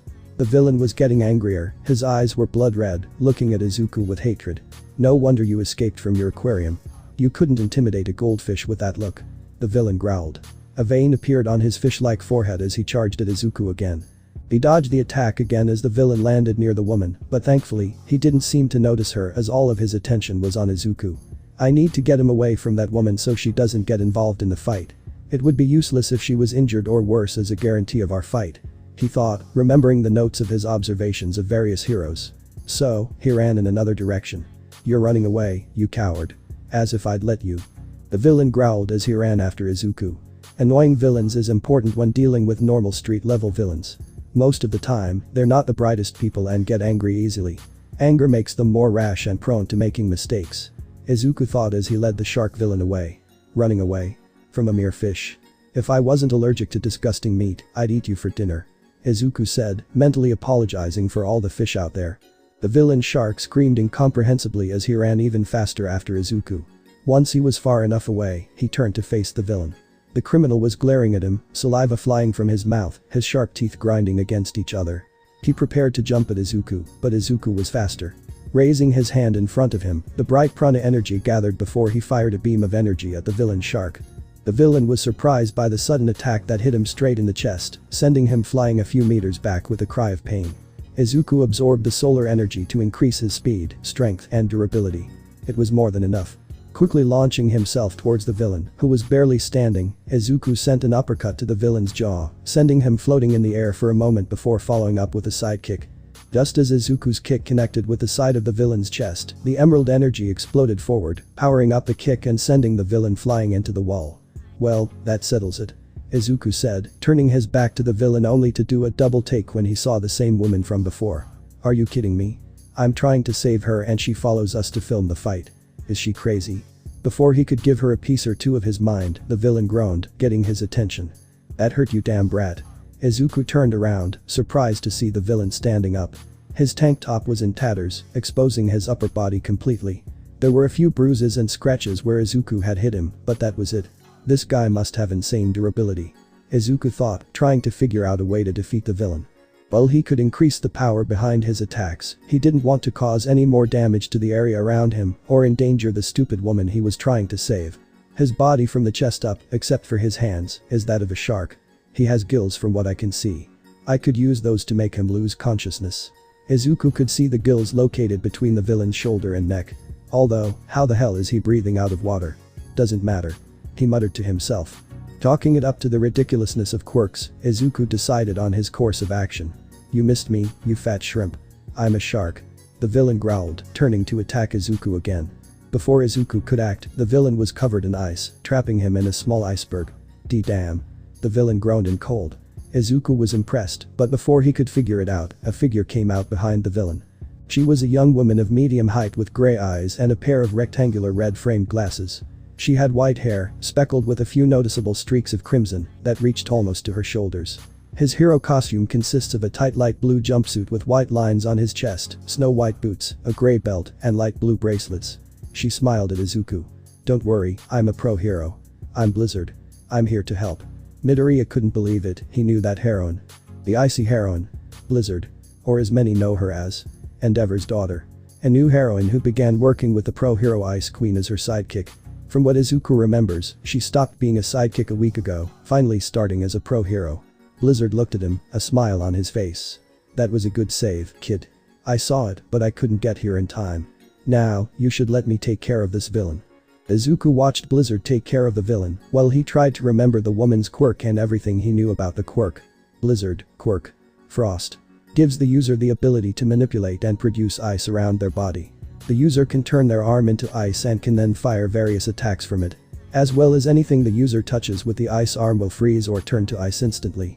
The user is able to produce large amounts of ice instantly. The user also gains resistance to cold. Izuku was pulled out of his thoughts. Look. I'll take credit for this when the police arrive. What? Izuku was confused as to why Blizzard would do that. Whether he said it out loud or whether his thoughts were projected onto his face, he didn't know as Blizzard shyly scratched the back of his head. It's not like that, honestly. She said, waving her arms in front of her. It's just that you're not a hero and you look like you're about to enter high school. Using quirks is against the law without a license, even if you had a good reason, and at your age, they'd consider you old enough to understand it, you know. Best case scenario is that they'll give you a ticket and put it on your record. That would hurt your chances with the bigger schools. I'm sorry, I'm not really trying to steal your killing spree and all that. Izuku's eyes widened. He had forgotten about the quirk usage law. She was right, if he got caught here and it was put on his record, he could kiss goodbye to going to UA High, be it the hero course or any other course. Vigilantism was heavily frowned upon, and Izuku wasn't in any danger before he stupidly tried to intervene. Come to think of it, that's basically what All Might did to the slime villain. Sorry, I thought badly of you because of what happened this morning with another hero. I thought you were just like that hero. Blizzard's face fell slightly before her mouth curved into a sad smile. Well, yeah. I see what you mean. It's just, I know I'm not that pretty. Ever since I was a sidekick, I've been trying to give people what they want and expect, you know. I know I'm not that attractive, there are a lot of beautiful women out there, especially heroines. She scratched the back of her neck with a shy smile on her face. You know, heroes need fame and stuff to make money, and I really need money. Someone needs me, so I'm taking advantage of the system, I guess. Izuku understood that part. The system of ranking heroes and paying them according to their performance, fame, and other factors wasn't perfect, and while there were heroes who clearly only cared about fame, some were forced to use it if they wanted to stay in the game and earn money from it. What school of heroes are you looking for? Asked the now curious Blizzard. UA. Her eyes widened. Wow. That's amazing. I couldn't get in myself. Good luck, I'm sure. Blizzard was interrupted by a new voice. Excuse me. You're the hero Blizzard, aren't you? Did you take down this villain? Both Izuku and Blizzard looked to see a police officer standing near the villain, with a police car behind him. Blizzard grimaced, but nodded. Yeah, that's right. She struck a pose with a wide smile, but Izuku could see the conflict in her eyes. Izuku watched Blizzard with interest, she was certainly different from Endeavor.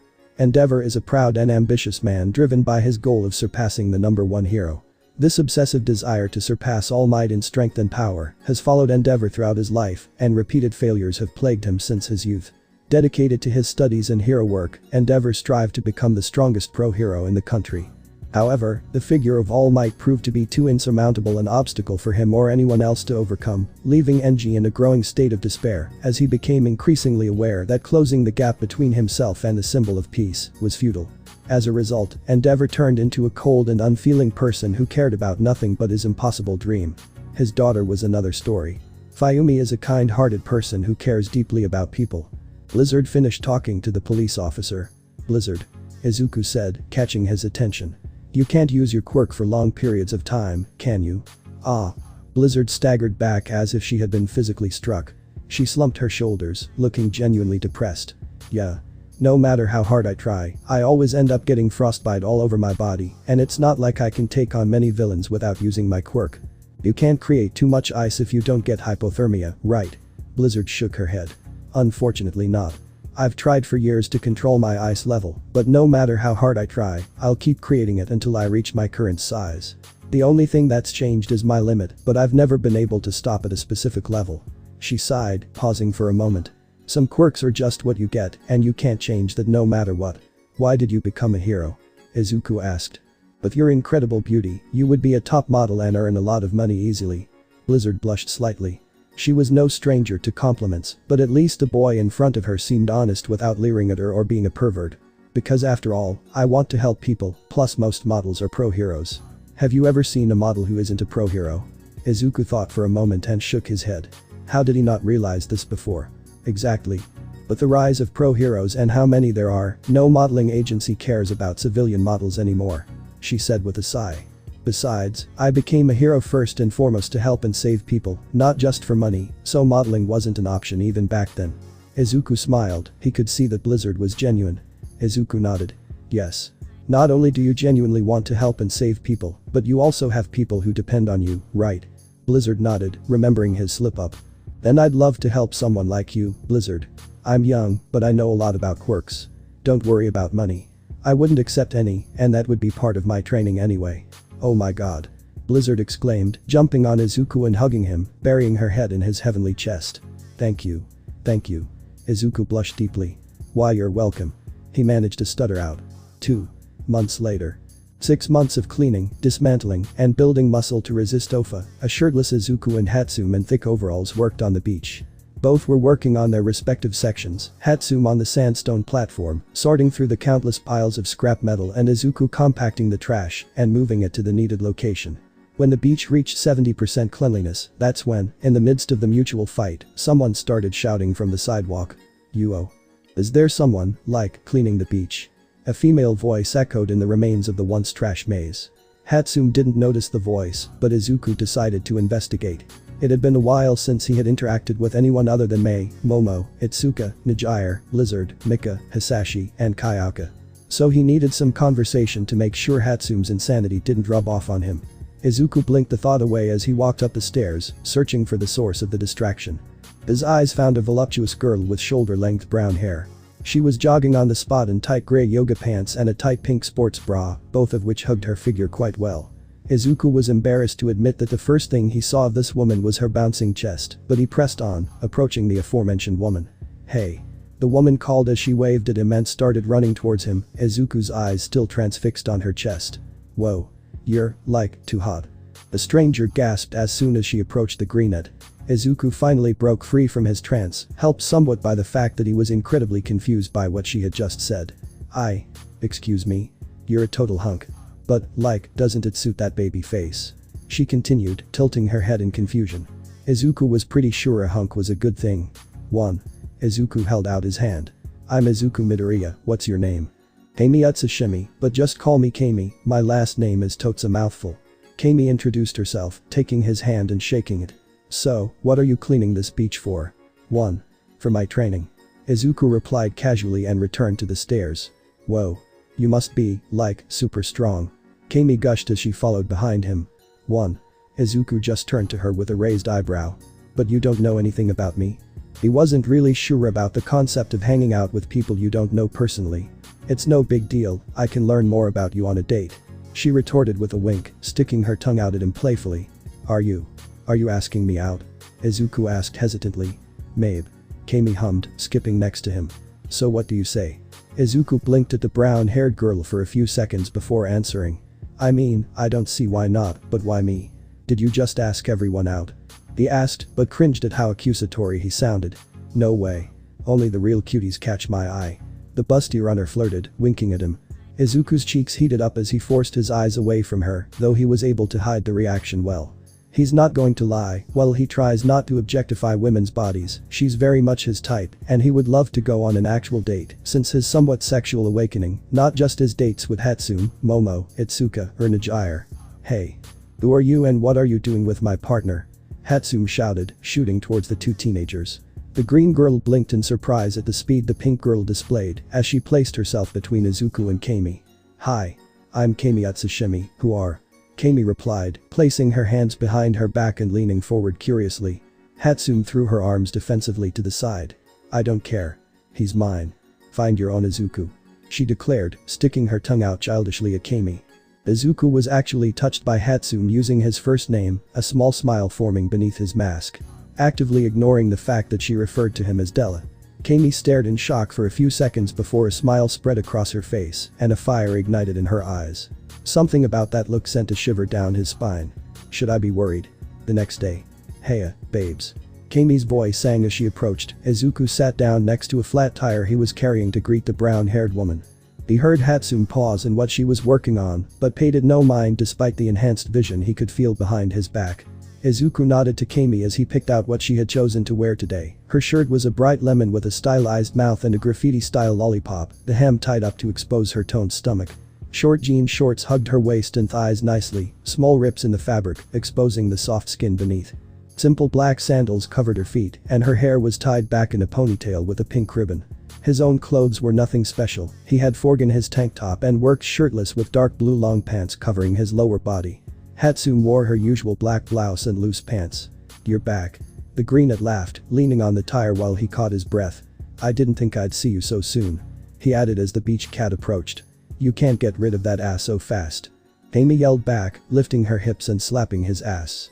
Her full lips opened in a sarcastic smile, her hand reaching for her collar, wrapping the cloth around her finger and pulling the material down to reveal her cleavage. How do I look today? She asked with a sultry voice and half-closed eyelids. Izuku's eyes immediately darted to the brown-haired woman's impressive bust, memorizing the clearness of her skin, the hue of her tan lines, and the rare freckles or moles that added texture. His cheeks flushed red at his lack of self-control, his eyes darting skyward so as not to invade his potential friend's privacy. But any thoughts of violating her personal space were cut short before they could form when Kami began to laugh loudly. Oh, aren't you that sweet, but I want you to look at my body, I worked hard to look this good. Kami giggled as she walked closer, her hands lightly cupping his cheeks and tilting him to look at her. When Izuku's analytical grin met her mischievous chocolate, she slightly opened her lips to let a multicolored mist come out of her lips and cover his entire body. As the gaseous substance floated, Kami's clothes began to be removed or replaced with new ones. Her lime green shirt disappearing and transforming into a fishnet long-sleeved shirt and band-aids covering her nipples, the cutouts in the material hinting at piercings. Her jean shorts were covered by an extremely small miniskirt that showed more than it covered, but her skin was hidden by the black stockings that were forming, small rips the only way to see the plump flesh beneath. Kami held Izuku's face in place for a few seconds, allowing him to absorb all the information he could see, but after a few seconds the new clothes turned back into that shimmering smoke to show the original clothes that were hidden beneath. I love boys like you, who just eat up the looks of my body, it makes me feel so sexy. She giggled as her hands fell from his face, turning to jump towards the pink-haired inventor who was watching them. Hatsune glared at Kami as she leapt towards her, seeming to almost growl at the intruder. Stop it. She yelled, throwing a bolt of lightning at Kami. Izuku doesn't need you to distract him. You're too loud. The pink cat lectured, her other hand clenching back and forth in annoyance. Though Kami didn't seem bothered by the hostility, she merely smiled suggestively at the inventor. It's okay, Hatsune. Izuku shouted as he tried to think of an excuse for Kami's continued presence. Just imagine what babies you could make for Kami and her, what was that, a quirk illusion? He reasoned, which got a positive response from Hatsune. Show me again, I'll take a look at what babies I could make. She hummed, thoughts of construction already forming and placating the girl. Kami's smile only widened as another opportunity to shamelessly tease and flirt made itself known. Okay.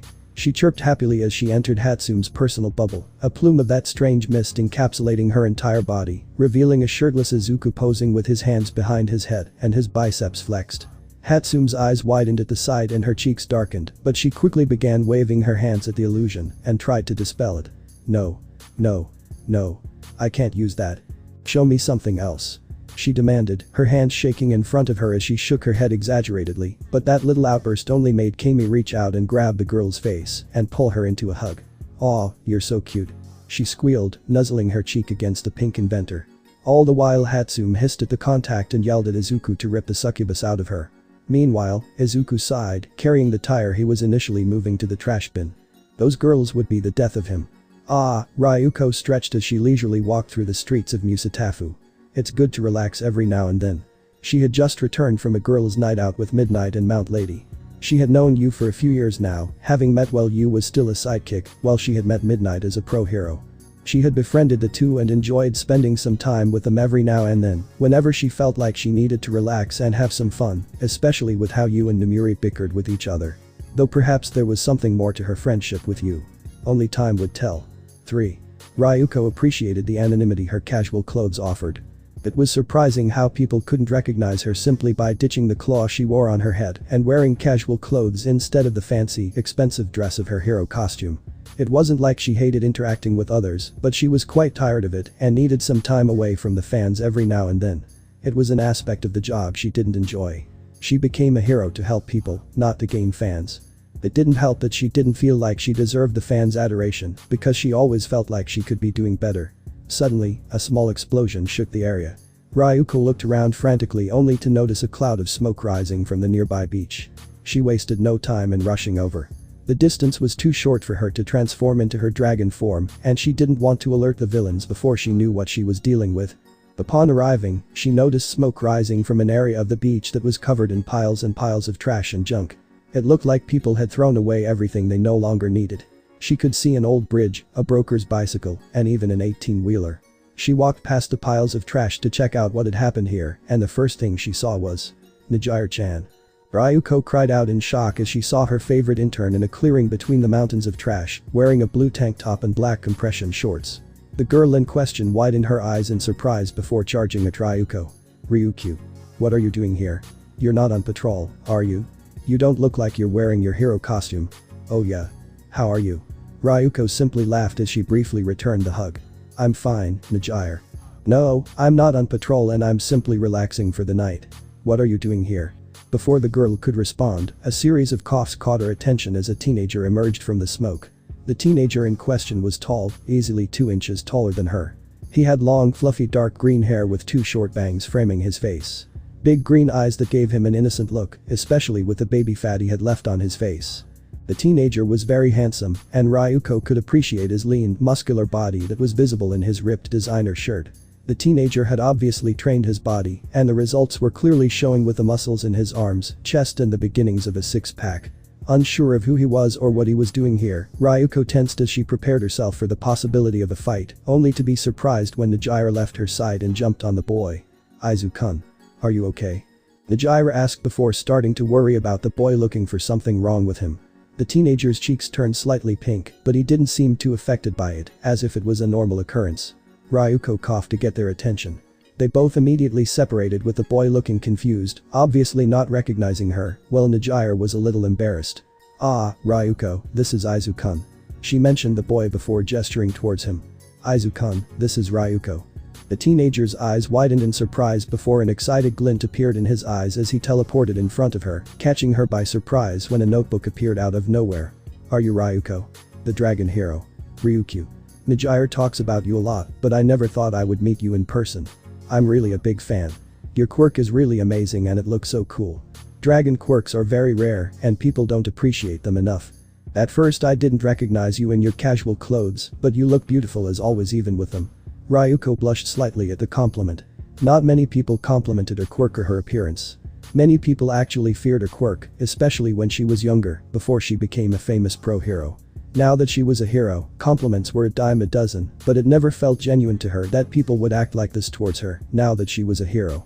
Compliments about her appearance were always appreciated, of course, but Ryuko took them with caution normally, as they were often accompanied by ulterior motives. The teenager in front of her, however, didn't seem to be hiding anything behind his comment and was clearly sincere. Then, Ryuko finally realized who the boy was. "Thank you. You're Izuku Midoriya, aren't you?" The boy's eyes widened in surprise as his jaw dropped, seemingly shocked that she knew about him. "Midoriya-chan won't stop talking about you at the agency."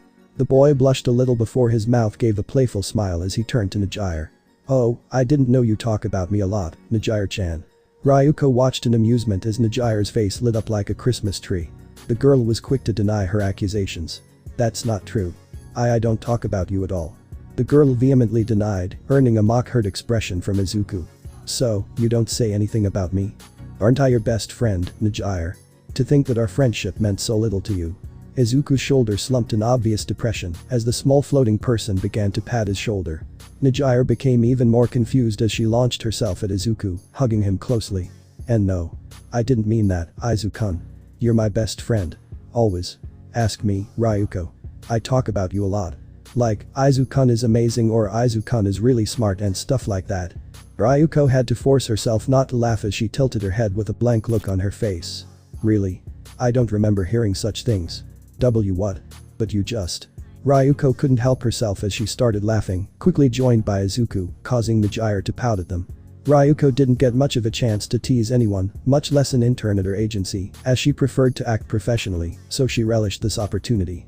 Midoriya was a girl who caught her eye 2 years ago at the UA Sports Festival. She approached her with an internship offer which Midoriya accepted, and the rest is history. Midoriya became an intern at her agency ever since, always choosing to return to work with her instead of looking for better heroes, something Ryuko valued. She had gotten close to the hero intern and was even going to offer her to be her future partner officially after she graduated from UA. 4. Midoriya was someone Ryuko deeply appreciated and recognized her potential as a future pro hero. Despite being an airhead, she was still a competent person when it counted and had a lovable, bubbly personality that made it impossible to hate her. Ryuko watched as Midoriya was stretching Izuku's cheek. After somehow calming Midoriya down, Izuku spoke to Ryuko. "Not that I care, but Ryukyu, why are you here?" Ryuko finally remembered why she came to this beach in the first place. I saw the explosion and came to investigate, but I was surprised to see JIRO here. What was that explosion? I thought it was a villain attack, but it obviously wasn't. Izuku rubbed the back of his neck sheepishly. Ah, it was me. I was trying out a new move with my quirk, but it went wrong. Another failure. You guys are experimenting with your quirks alone without any supervision. Don't you realize how dangerous this is? Izuku sighed and ran a hand through his hair. It's not like we have a choice. We don't have anyone to supervise us while we train. Why are you doing this here, anyway? Ryuko asked.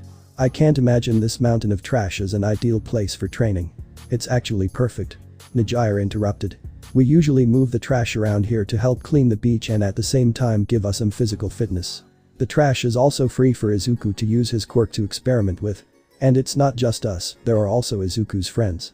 JIRO met Momo, Itsuka, Mei and Kami during her time at the beach. Ryuko smiled softly at the pair. Not many people thought much about doing something like this. Everyone just ignored the beach, including her, she figured, and assumed it would stay that way. These two were cleaning up the beach and providing a valuable service to the community, as well as using it for training. It certainly showed their character.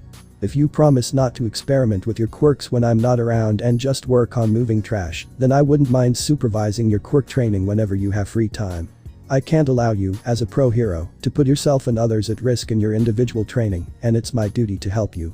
Ryuko didn't know exactly why she suggested this, but she supposed she wanted to help these two. They both looked at her with wide eyes, her offer to them being unexpected. While Izuku would rather work on his quirk more, he understood Ryuko's point and he actually agreed with it. The outburst earlier only reinforced her point. But he was surprised that a pro hero like Ryukyu offered to oversee his training. Ryukyu was a heroine he admired and perhaps had a slight crush on. How could he not? She was an amazing heroine, humble, kind, and professional. Someone many looked up to. It didn't help that she was incredibly beautiful. She, Mount Lady, and Maruko were his biggest crushes. We'd love to, Ryuko. They both exclaimed at the same time. Ryuko smiled, feeling that her decision was the right one. Good. Now, if you could explain your quirk to me. Grandma here said that your quirk kept you alive and you somehow caused an explosion. I'd like to know what I'm dealing with. Izuku was very happy to explain his quirk to her.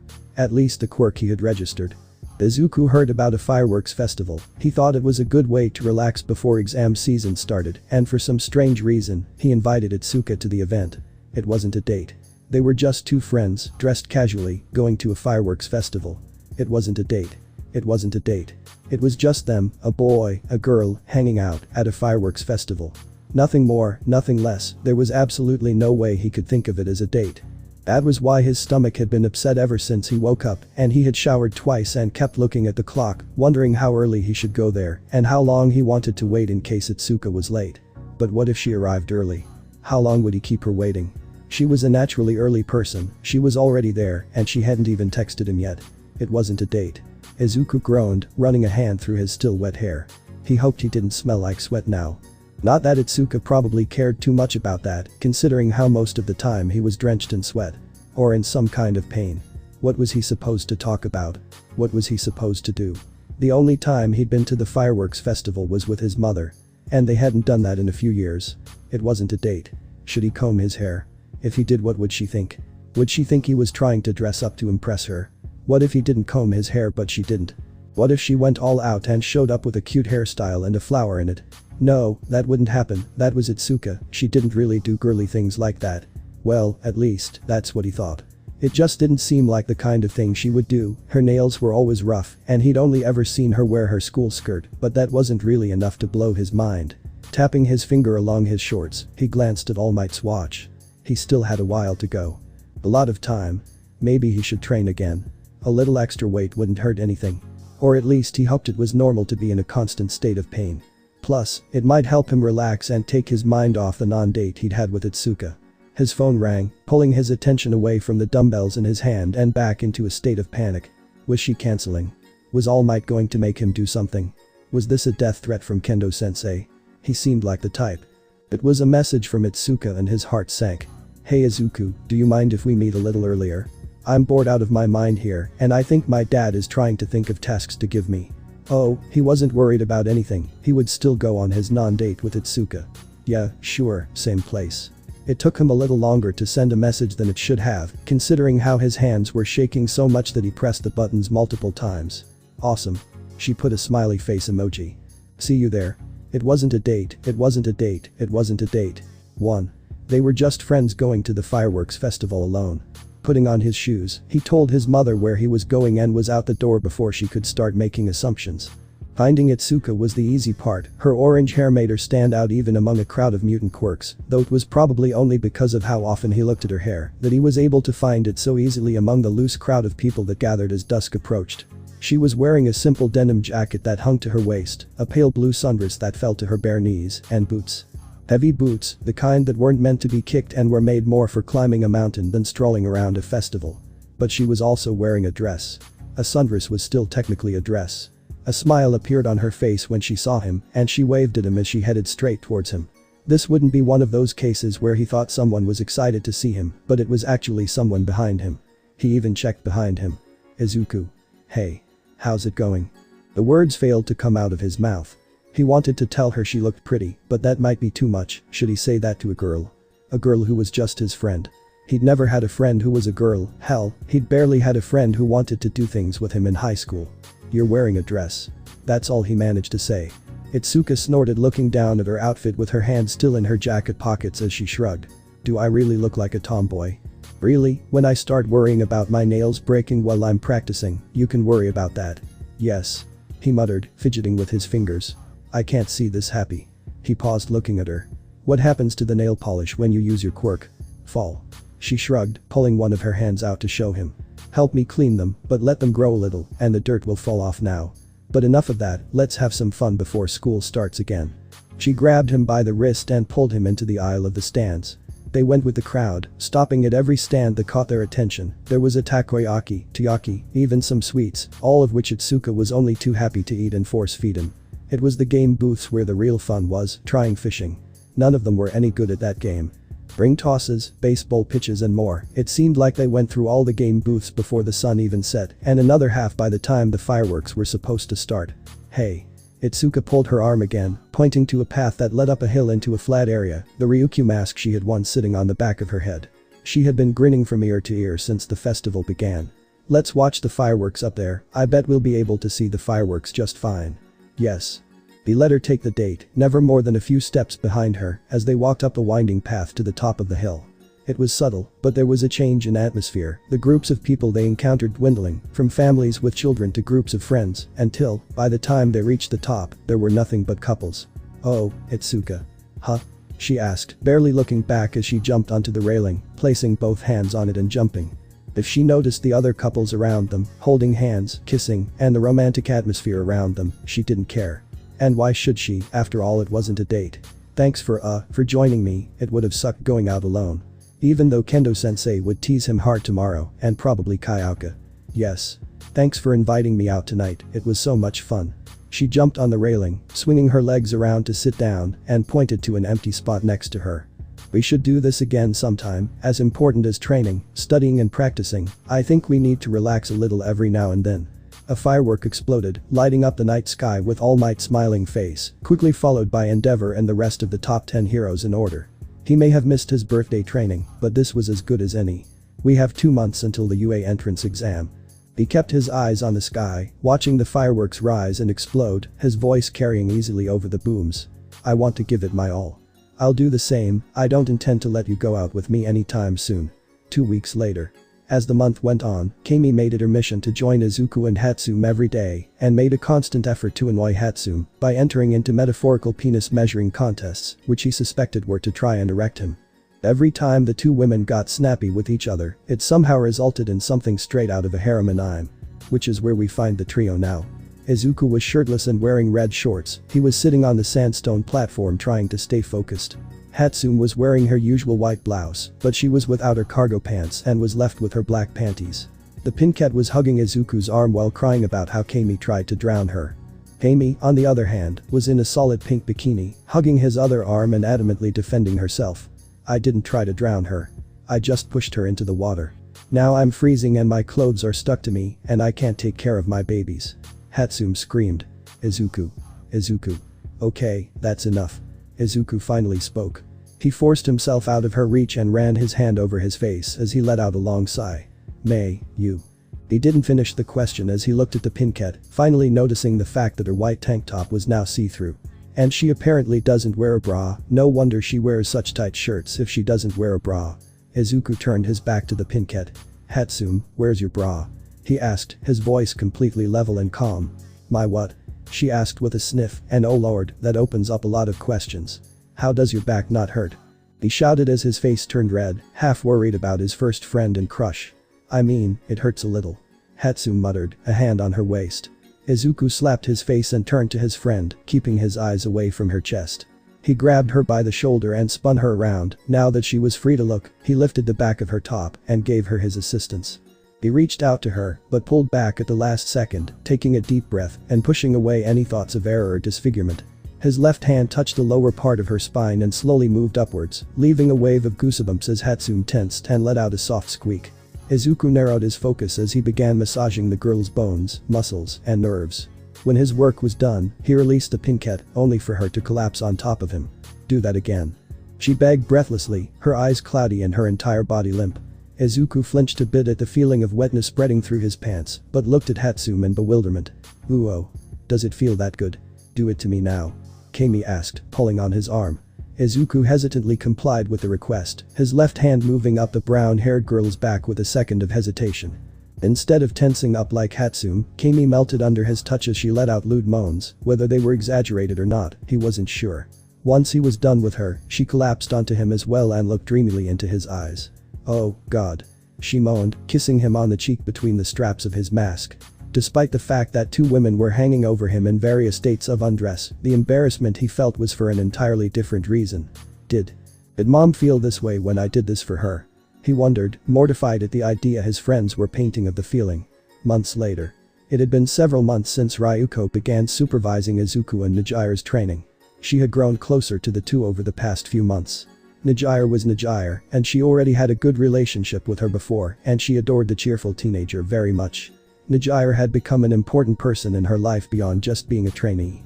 That's why she wanted her to be her companion. Izuku, on the other hand, was an amazing person as she found out. He was nice, kind, humble, and very gentle, despite having such a powerful quirk. He was someone who was born to be a hero. He was also intelligent, and his analytical skills had surprised her when she first read one of his notebooks. She had already used his notes about her to help improve her work as a hero. She and Izuku grew closer. Not as close as she was with Nijire, of course, but closer than she thought she would be with a teenager. She could easily call him a friend. They also bonded over their love of fantasy novels, as they would discuss it over the phone or in person, and exchange novel recommendations. Most of the time, watching them consisted of her sitting back, just observing what they were doing, and offering some advice here and there, as they experimented with their quirks, or Izuku worked to find the best material and design to use for his project or other projects. Time passed quickly as Ryuko enjoyed her time with them, and now there was only a week left until Izuku needed to take the entrance exam for UA's hero course. Currently, she was reading one of her notebooks while watching a shirtless Izuku discreetly carrying a refrigerator out of the beach. It was the last piece of trash that existed on the beach. Ryuko was pleased with the results of both of their work, as the true beauty of the beach was revealed once it was cleaned up. Izuku's body had become more toned over the months of training, his six-pack abs and ripped arms were obvious, and not just starting out like they were before. The baby fat on his face and body was no longer present, leading to a very handsome young man who looked older than his true age. She and Nijire had managed to convince him to grow his hair out when he wanted to cut it, and the results were more than pleasing to the eye. Ryuko's cheeks turned slightly red as she watched a bead of sweat run down Izuku's forehead, chest, and abs. She would never admit that she enjoyed the eye candy that was the sight of a shirtless Izuku. She could understand why her favorite intern had fallen for the boy. Aside from his personality, Izuku was a handsome young man who would grow up to be a lady killer. While he could be quite charming when he wanted to be, he was still dim-witted, as he never realized that Nijire thought of him as more than a friend. She might be 8 years older than him, but she could admit that she found him attractive. It didn't help that he was much taller than her and looked older than his nearly 16 years. Ryuko didn't have a crush on the boy, nor did she have any special feelings for him. She simply recognized his good looks and great personality. The teenager simply ticked all the right boxes for her, but Ryuko understood that she was much older than him and didn't think of anything beyond friendship. Even if she were to go at any time, she would crush him. Izuku was Nijire's crush, and she would never get in his way like that. Not to mention that Ryuko herself was in a relationship with Yu and wouldn't cheat on her girlfriend no matter what. It wasn't like you would also fall in love with Izuku and Najire and they would all be together. That was impossible. Although I admit it's a hot thought. She shook her head to dismiss the ridiculous thought. You still didn't know either of them, and their relationship was a secret for now, so it was best not to think of such fantasies. Ryuko was pulled out of her thoughts when she heard Izuku roar as he stood on a pile of trash that was waiting to be loaded onto a truck before being dispatched. Ryuko's face turned into a warm and proud smile. Congratulations, Midoriya.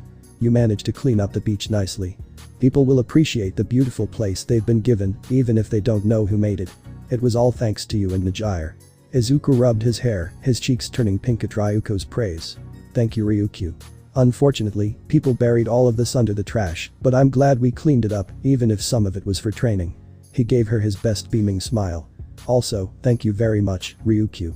You didn't have to waste your free time on us, but you did anyway. I'm very grateful.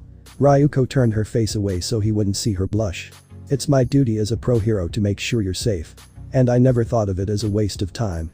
It was a pleasant time for me to spend with you too.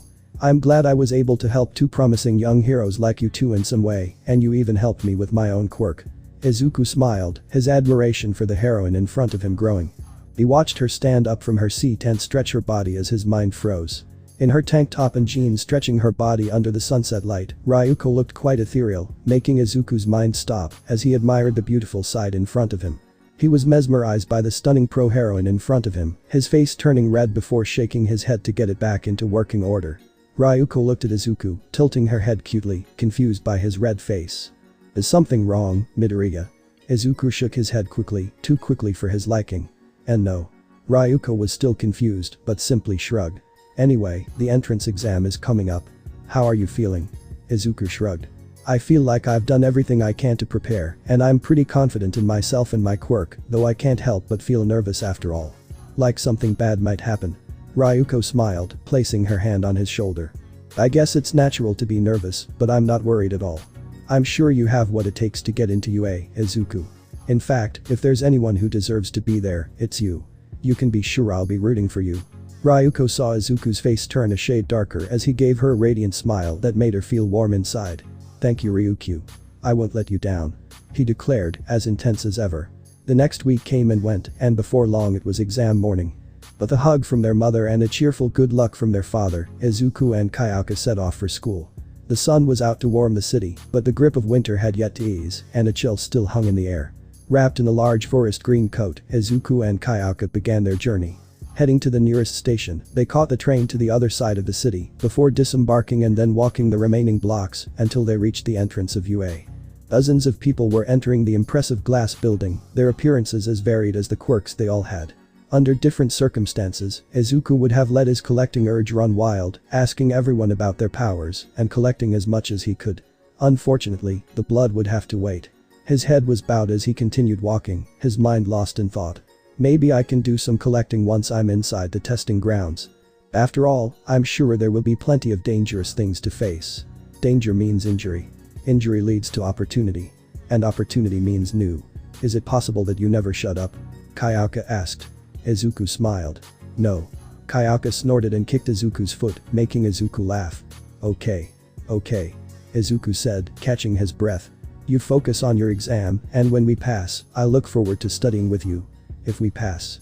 JIRO reminds and Izuku scoffs. If someone like you can't get in, maybe this school isn't what it's cracked up to be.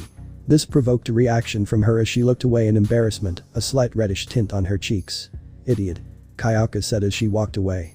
Izuku laughed and followed after him. Minutes later. The exam rooms for the written test weren't too bad. The desks were spaced out to prevent students from copying from each other, and everything was conducted in silence. The exam itself wasn't challenging per se, but it covered a wide range of topics. Answering the questions felt like a joke, and I was tempted to ask the proctor if I had been given the wrong paper if I hadn't seen that the other students had similar papers. Apparently, they gave 5 possible answers to each question, and you were supposed to circle the appropriate box for each question. None of the questions were related to heroism like he'd expected. No complex questions about morality, tactics someone would use in a combat scenario, or anything like that. It all seemed standardized or something. The only thing that surprised him was a section of the essay at the back. It was unmarked and completely optional, asking, "Why do you want to become a pro hero?" It didn't hurt him much to write a short essay before finishing the paper and double-checking his answer. At the ring of a bell, he put down his pencil and waited for the paper to be picked up.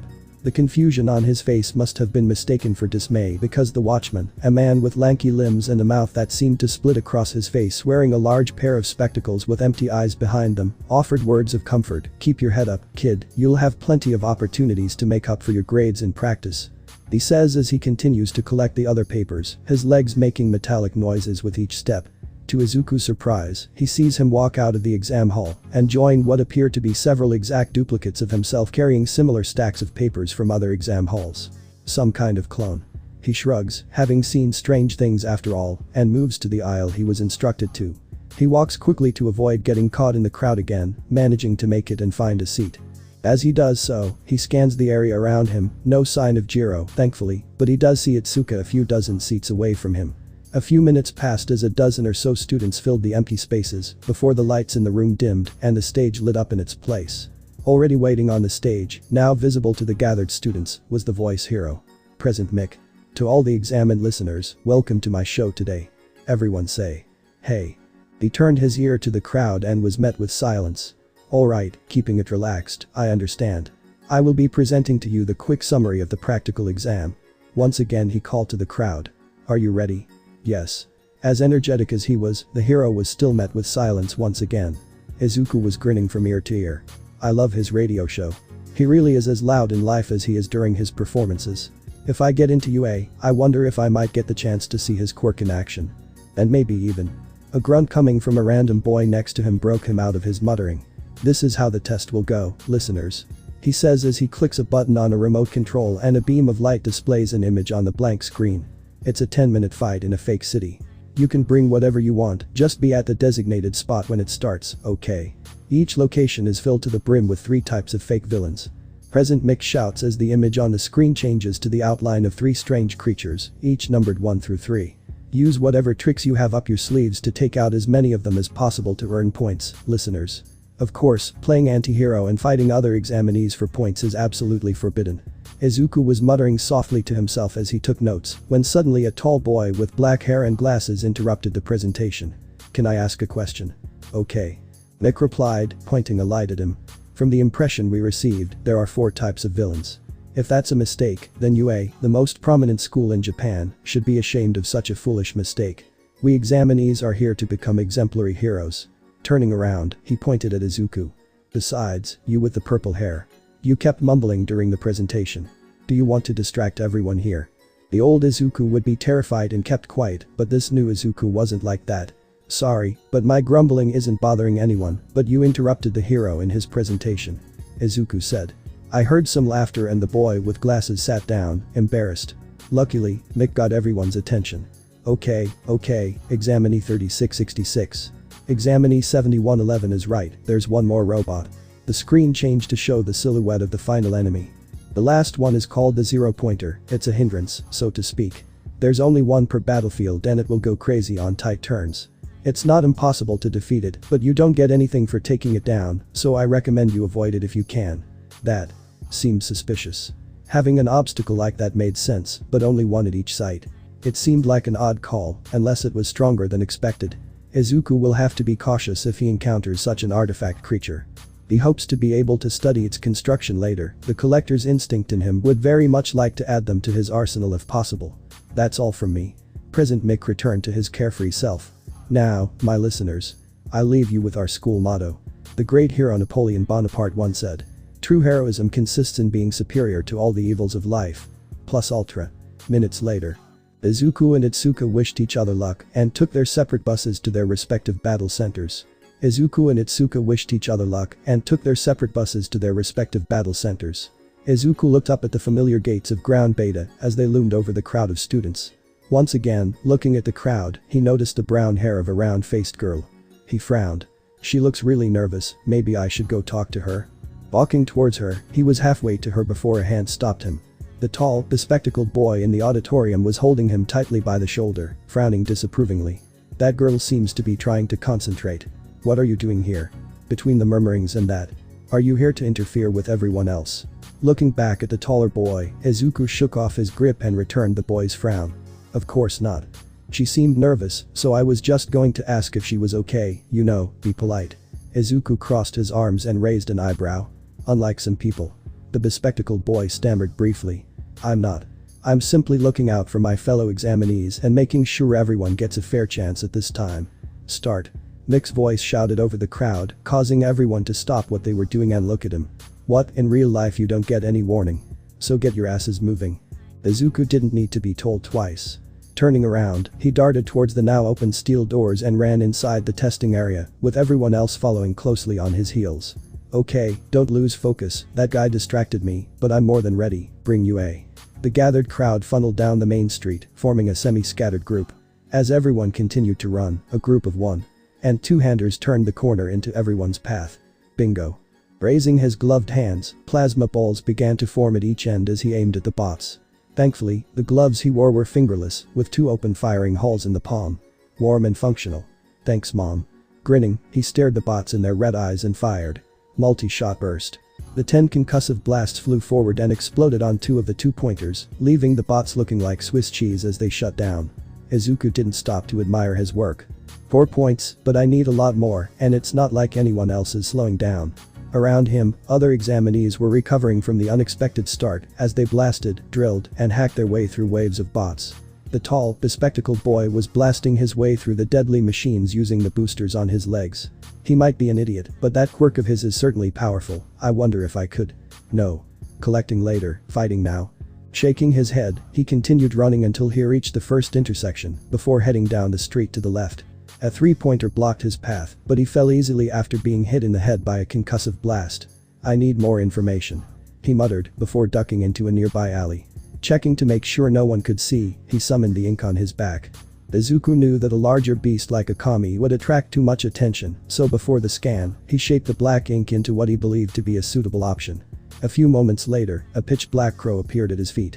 It briefly scratched its wings, before flying down to land on his outstretched arm. He patted the familiar's head. Stay close, Munin, and find me some targets. Thrusting his arm into the sky, the loyal familiar took to the skies above the testing grounds. As it flew into position, Izuku dashed out of the alley and back onto the street. A group of bots, 1, 2, and 3-pointers, emerged from a nearby building, their weapons at the ready. The 3-pointers at the back of the group fired a volley of missiles at him, but he fell to the ground just in time to see the projectiles fly over his head. Struggling back onto his legs, he went to blast the missile bots first, before a blue-colored beam slammed into him with its punch. His head turned to the source of the shot, and he saw a boy with blonde hair wearing an outfit that would look more at home on an ice skater than a would-be hero. Merci monsieur, for distracting them. He's speaking French and Japanese. Why would he? The ground near his feet exploded as the pointers exploded into the asphalt. The uneven terrain and shockwave nearly knocked him off his feet, but he managed to steady himself on a patch of road that was still solid. There was no time to think about it. His palms flared up, and 2 large concussive blasts were sent towards the last 3-pointer and one of the 2-pointers. Before the other bots could retaliate, a few more examinees arrived from the main street, and with their combined strength, the group dispatched the bots with ease. This was easier than fighting alone, but I got a lot less points because of the help, and now there are no more bots here. Walking down the street, Izuku walked away from everyone else before stopping for a moment and closing his eyes. The city appeared below him. From above the buildings, he could see that the main street was still a battle zone, with dozens of test bots destroyed and more on the way. A few groups of test subjects had followed suit and spread out into the nearby streets. However, no one had gone that far, and about 2 blocks away from where he stood, a large group of bots were destroying an unoccupied area. His eyes opened and he began to run in that direction, dodging alleys and side streets to get there faster. Mick's voice echoed throughout the city. 10 minutes to go. Izuku laughed. Too long. Reaching into his pockets, he pulled out a bunch of metal balls. Holding them in his hand, they all briefly glowed yellow, before turning back to a dull black. Separating them, he placed them between his fingers like shuriken, before turning the final corner to his destination. A group of about 15 bots were waiting on the street, their weapons turning towards him as soon as he was in sight. Heh. Whipping his hands forward, with a little help from All-Star, he hurled the metal balls at the bots, watching with a smirk as they attached themselves to the metal armor, just as planned. Before the exam, he had done a lot of research on the test, and while he wasn't 100% sure what the test would involve, all the sources online stated that robots were usually part of it. While doing some quirk testing in the warehouse, he came up with an idea that he was sure would be useful against robotic enemies. So he placed an order online, and less than a week later, they arrived. A set of powerful magnetic balls from an online store. The kind used in science classes. That were perfect for what he had in mind. Sliding behind a nearby car for cover, he spotted the magnets and pressed the button. Without giving the various pointers time to recover, Izuku jumped out from behind the car and began firing as many concussive blasts as he could in what most players would describe as spray and pray. Of the original group, less than half had survived the blasts, and the remaining few didn't last long under their barrage. All that time spent blowing up metal junk is really paying off. Izuku said, chuckling to himself. Leaning against a nearby building, he closed his eyes again. Alright, Munin, I hope you gave me a few more targets. For the next few minutes, Midoriya followed a similar pattern. Find bots with Munin, blast them and any bots that got in his way to pieces, then move on to the next group. By the time Mick announced that there were only 3 minutes left, he had made a full circle back to the main street and had over 60 points under his belt. Wiping the sweat from his forehead, he looked around the main area. Chunks of metal were everywhere, with huge robot bodies scattered in every direction, the once pristine city looking more like a battlefield. Izuku saw that most of the other examinees were in the same situation as him, covered in sweat and a bit scratched up. Everyone was still trying to find bots to destroy, and he looked at them all with a knowing smile. There are still 1 or 2 groups on the other side of town, based on what I saw in Munin, but I don't think even that tall kid with reinforcements will be able to make it before time runs out. Drinking from the bottle of water he had also brought from home, Izuku weighed his options. My hands are really sore, but I can still fight. There might be some bots hiding in the buildings, I better keep searching until time runs out. The ground began to shake and crack as clouds of dust and debris billowed out from nearby buildings. The towering structures began to shake and windows shattered as the rumbling grew louder and louder. Izuku's eyes widened in horror as the skyscraper-sized zero-pointer's massive body crashed into a nearby building, ripping the concrete and steel to shreds as easily as one could tear paper. Its 8 red eyes glowed brighter as its gigantic metal fist blasted the street beneath its steps, covering him and the other examinees in more clouds of debris. This is big. All around him, Izuku could hear panicked screams and the sound of people running as they tried to protect themselves. Nick wasn't kidding, this thing is out of control. I need to move. Turning to run, Izuku heard Mick's voice ring out again. 2 minutes left. Okay, that's good. You just need to avoid it until the timer runs out, then it will probably be turned off. There. Midoriya heard a low voice behind him. He stopped mid-step as his head slowly turned towards the voice. Behind him, trapped by the rubble and in the path of the monstrous machine, was the brown-haired girl from before. Her eyes widened. I just wanted to see if you were okay. He heard her words from before. Good luck on the exam. The zero hand continued to roll towards them, and perhaps his subconscious decided before he could, or perhaps he wasn't thinking at all, but whatever the case, his legs began to move, but not away from the threat. It was the slime villain again, only this time, he didn't think about why he started running, he just kept going. It's too big at the base, I need to level my head. The air swirled around his legs, condensing him as much as it could. Crouching down as the air reached maximum pressure, a small part of his mind screamed. Keep your cover. Thinking quickly, he activated his quirk and exploded as he launched himself into the sky. The condensed air propelled him upwards, while the concussive blast felt like it had launched him. A resounding snap sounded. He felt the rupture, and though he knew it was coming, it didn't make it hurt any less or stop him from screaming in pain. I can't think about it, just the bot, you have to stop this, you have to save her. The pain in his legs grew, but he pushed it from his mind. Shifting his focus to his arms, he gathered blast energy into the palm of his right hand. His arm vibrated, but it wasn't enough. More. His skin hissed in protest as his hand burned, the heat-resistant skin beginning to singe and cook, but it didn't matter. By the time he was high enough for his plan to work, it created the biggest explosion he'd ever made. Izuku could feel himself starting to slow down, in a moment he would reach his maximum height and begin falling back to earth. It's now or never. Curling his right arm back, he activated the All-Star at its maximum 10x multiplier and used the pneumatic cannon to build up air in his hand. Unbeknownst to him, green energy began to crackle around his arm as he finished winding it up. Glowing red eyes met his as the last initial acceleration brought him eye level with a zero hand. For a brief moment, time seemed to slow down as he hovered in the air, arm raised. Now. Yeah. Screaming in fury and pain, Izuku released all the power he had. The muscles in his arm glowed and grew with strength as the plasma shot forward. At the same time, his grip on the condensed air loosened, and as the heated ball of destruction left his grip, the pressurized air increased its already ridiculous speed. Unity's finishing move. Concussive blast shot. The sounds of crushing metal echoed across the test zone as the plasma struck its target. A heavy rumble of deep bass echoed through the streets, the sound highlighted by the high-pitched rumble of crackling energy. Blink and you'll miss it. One moment the zero-pointer was reaching for the flying teenager, the next it was shooting back in the direction it came from. His face caved in from the impact, while the splash of white-hot plasma was melting what was left. Holy shit. Izuku was floating in the air, his right arm extended and his body leaning forward, nothing moving, as if the world had stopped after what he had just done.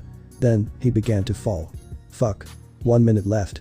The wind whipped at his face as the crack streak drew ever closer. I have to stop, I have to slow down. Air gathered around his chest. I have to time this right, or I'm dead.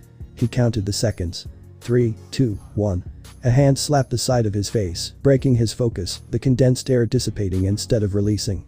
Panic flashed across his face for a brief moment before his cognitive mind caught up and he realized that instead of face planting into the street, he was floating a few feet above it, weightless. Let go. With a dull thud, he fell to the ground. Ignoring the scream of his muscles, he managed to look up and see who had saved him. The girl from before, the one he had been trying to save, was sitting on a piece of a broken robot, vomiting her entrails. She saved me. Panting, he leaned on his only good arm. Hey. He managed to choke out. The girl looked at him and he smiled. Thank you. With that final move, Izuku's world went dark. Elsewhere, the halls of UA were silent and empty. The janitors had long since finished cleaning the grounds and gone home for the night. The teachers followed a similar path and headed out for the night. Only a few security guards remained to keep an eye on the bots patrolling the school. Although, while the rest of the campus was dark, one room was still lit up, as it was being used by the only faculty member who had remained behind.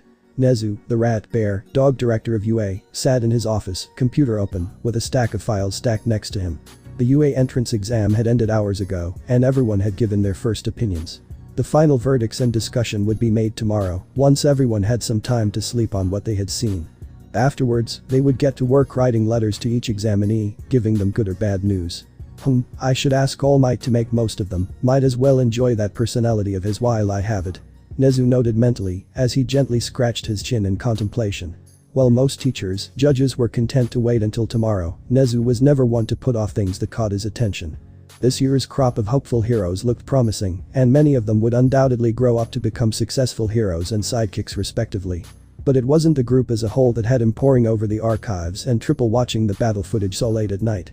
No, it was one boy in particular, a purple-haired boy who had destroyed the zero-pointer, who currently had the director's attention. What he had done, blowing the massively destructive bot to Kingdom Come, had left all the staff in awe at the time. Everyone present who had watched the event unfold was out of their seats and cheering by the end. Nezu had no doubt that the redemption points he had received would be high enough to propel him to first place in UA, even without considering his impressive battle score. But, as he cheered along with his other faculty members, behind his cheerful facade, there was a growing sense of suspicion and intrigue. To the untrained eye, nothing in the video looked wrong. The young man launches himself with his quirk, hits the robot with the biggest explosion he can muster, destroys the zero-pointer, and is saved by the young woman he was protecting. An impressive display of his quirk and a truly heroic act. Nezu, however, had a trained eye. Several questions immediately came to mind after seeing this happen. If his quirk can create momentum, why didn't he use it to get around during the exam? How come the larger explosion he made was faster than any other shot he fired, even the smaller ones? Why did he throw the explosion instead of shooting it from his hand like every other time? Now, hours later, in the quiet of his office, he could see everything in slow motion. The smoke is swirling before he launches it. Frame by frame, he could see the smoke swirling around his legs, as if it was moved by an external force, though the footage was a bit blurry because of the smoke. Then, it's blown away as if by a gust of wind. Nezu might have attributed it to the force created by the explosion, but the explosions he fires, they're being fired after he starts rising, as if he fired them right after he started flying. Nezu's paw continued to lightly scratch his furry chin as he watched over and over. He saw how the air seemed to gather as the boy prepared for the fatal throw. How it blew with such ferocity as it threw the blazing ball. Most importantly, he watched the young man's arm crackle with green energy. Not his hand, but his arm. I wonder. The director paused the clip and began to look for all the parts of the recordings that involved the purple-haired boy. Multiple scenes played out as the high-spec wielder watched each one, his gaze calculating. He saw robots being hit by explosions and destroyed by small black balls. Wonder where he got explosives like that. Suddenly, he stopped the flow. His gaze remained on the screen for a moment before he turned away from the computer and scrolled through the files until he found what he was looking for. Application form. UA first year. Name. Izuku JIRO. Age. 15. Gender. Male. Quirk. Concussive blast. Current school. Saddam Private Academy. Emergency contact. Hisashi JIRO. Mika JIRO. Details. The examinee has. Nezu smiled to himself as he read through the form, checking every detail and comparing what he saw with what he was reading. Pulling out a nearby red marker, he checked the 1A box before signing the portion of the application labeled approved. The rat, bear, dog then crossed out concussive blast and, next to it, wrote. Unknown. Well, Izuku JIRO, you certainly caught my attention, said the furry director, laughing as he looked at the still paused video. Let's see how you behave now that you have this. On the screen, there was a static image of JIRO looking at the ground, with a black shadow swirling in front of him, the shape of a bird beginning to take form. Some time later. I need a backup quirk. Izuku grumbled as he waited for the train. The entrance exam had ended a few hours ago, and everything had gone according to plan. Well, except for the part where he fractured the bones in his leg and arm. He had been taken to the infirmary after the examination, and from what the nurse told him, who he recognized as Recovery Girl, the damage he had done to his body during the fight had left him black after the adrenaline wore off. She scolded him for being so reckless and for pushing his individuality to the point of damaging his body in such a way, even going so far as to nearly hit him in the head with her cane. Fortunately, she let him off with a simple lecture, given the circumstances he found himself in. Heroic, but foolish. To quote. Once he had fully recovered and was allowed to leave, he left the UA and walked down the hill, hoping to catch the night train home. Although the walk and now the wait for the train were giving him plenty of time to replay the day's events in his mind. A quirk booster seems to be the only solution to this problem. If things like this keep happening and I have to push my quirks to the limit, I'll eventually blow my arms or legs off. The mental image of his limbs exploding flashed through his mind and made him shudder at the thought. The train finally arrived and he climbed aboard. Finding a seat in the only empty carriage, Izuku continued to think things over as he began to mutter to himself.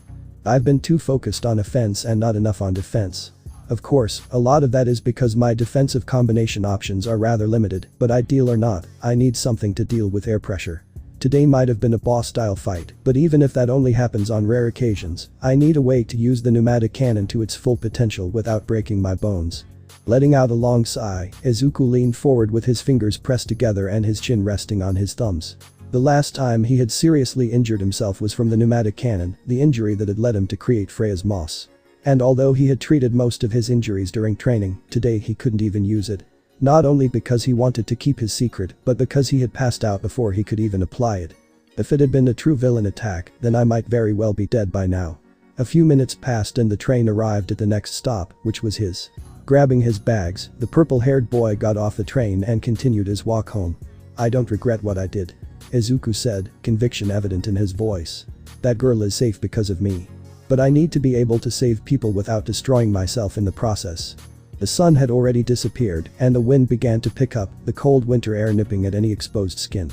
Izuku pulled his jacket tighter around him and smiled despite the cold. Well, I have a week before the UA letter arrives, and then 2 months before classes start. With that beach clean, I'll take advantage of it to do a new project. When he got home, his parents would no doubt want to know about the exam, and Mika would definitely have a good meal, but after that, the notebooks would need to be consulted. It was time to make his most quirks. Izuku was on his way home when he saw two things that caught his attention and alarmed him. First he saw the hero mount lady falling from fighting another supervillain firing energy blasts at his face, then he saw his friend Kami Utsushimi, who waved at him and recognized him, about to cross the street and stop the giant from falling. Oh no. I have to move. Izuku said to himself, ready to run and throw himself into the fight and save the girl before Mount Lady's right foot landed on her. Hiya. Kami, wearing a light blue short shirt that showed her navel, a tight gray jeans and wearing high heels, was wide-eyed in panic, remaining frozen in place as Mount Lady's giant foot came at her. I have to get moving. Time to finally test out this quirk. I just hope it doesn't break my bones if I use it.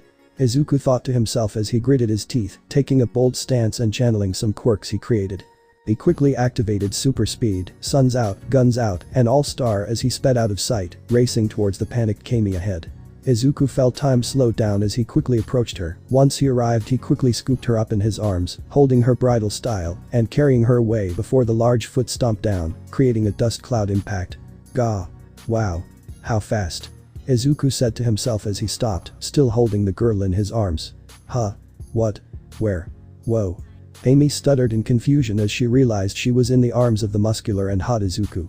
She blushed on her cheeks as she looked ahead. Izuku then looked to see Mount Lady regain her balance and carefully stepped onto the empty road to launch a rippling right hook to the giant creature's chin.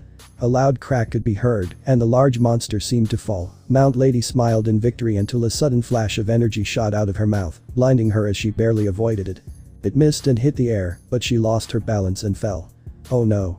I have to do something. Izuku said to himself before quickly looking at Kami and putting her aside, showing her a confident smile before disappearing from sight once more. Amazing. He's like a mini All Might. Kami cried out in surprise as she watched with amazed eyes at the sight of Izuku climbing up his legs again and jumping high in the air in an attempt to balance Mount Lady. Gotcha. He yelled with the wind whipping past his face, making Mount Lady give him a confused look as he pushed his hands up the curve of her ass. Kaya.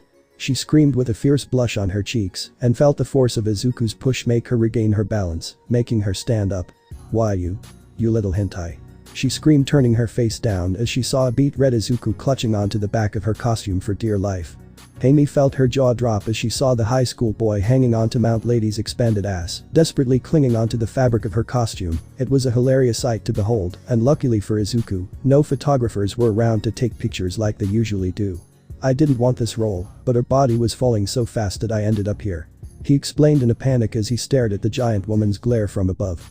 To Izuku's shock, he felt his member become fully erect and press against the large crack of her gigantic ass, increasing his embarrassment. Mount Lady's sinister glare at him didn't make it any easier.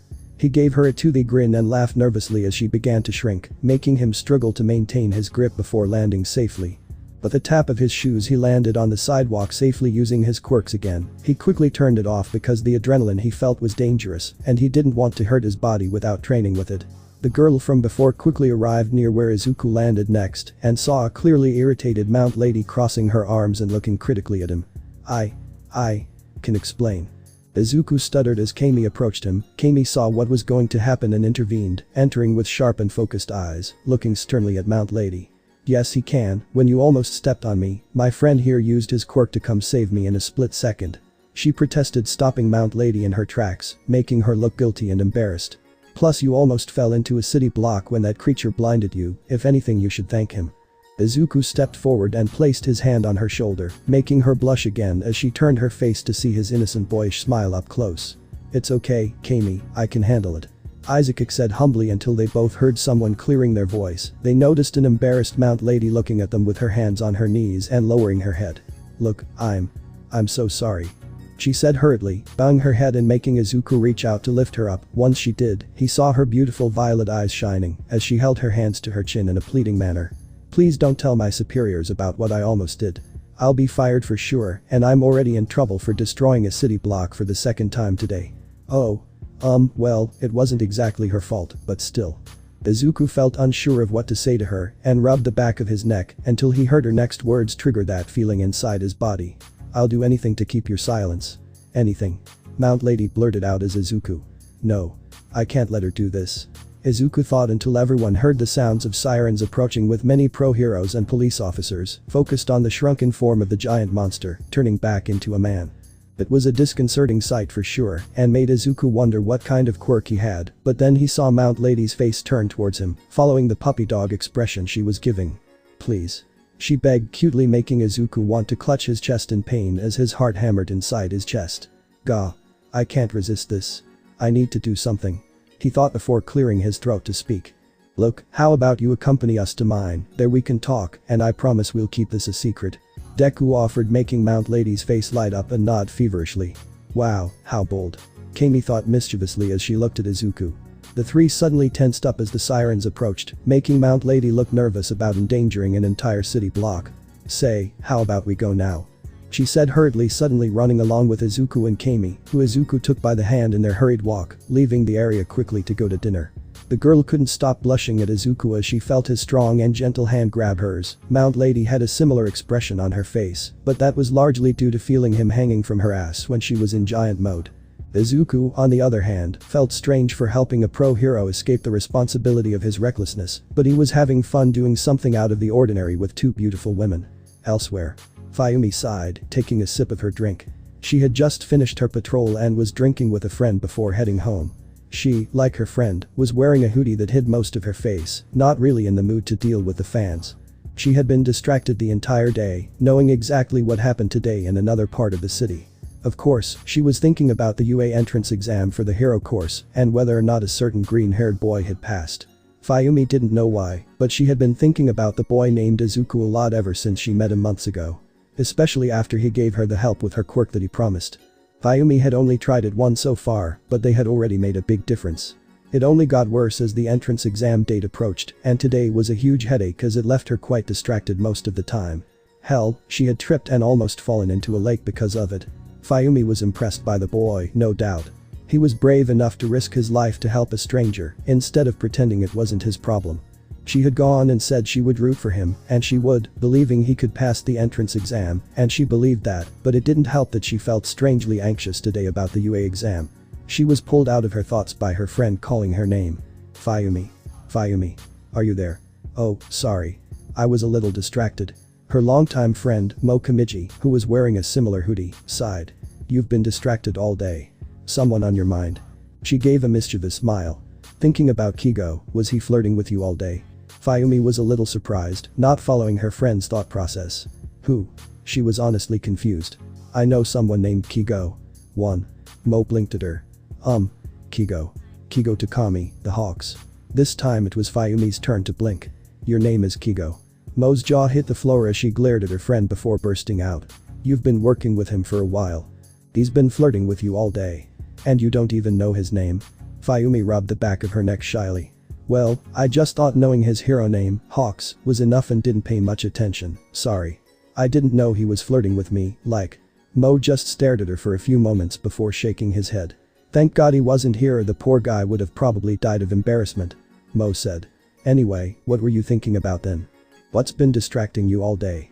Nothing. Fayumi replied a little too quickly. Nothing really. Mo didn't seem to believe her, but thankfully he had dropped the subject. Anyway, I have to do one more patrol, do you want to come in? Sorry, I have something to do. Fayumi said as she left the place, leaving Mo without understanding. Fayumi had an idea, she picked up the phone and dialed a number. She met the guy when she was learning at midnight, and he helped her out every now and then with some stuff. He was a little creepy though.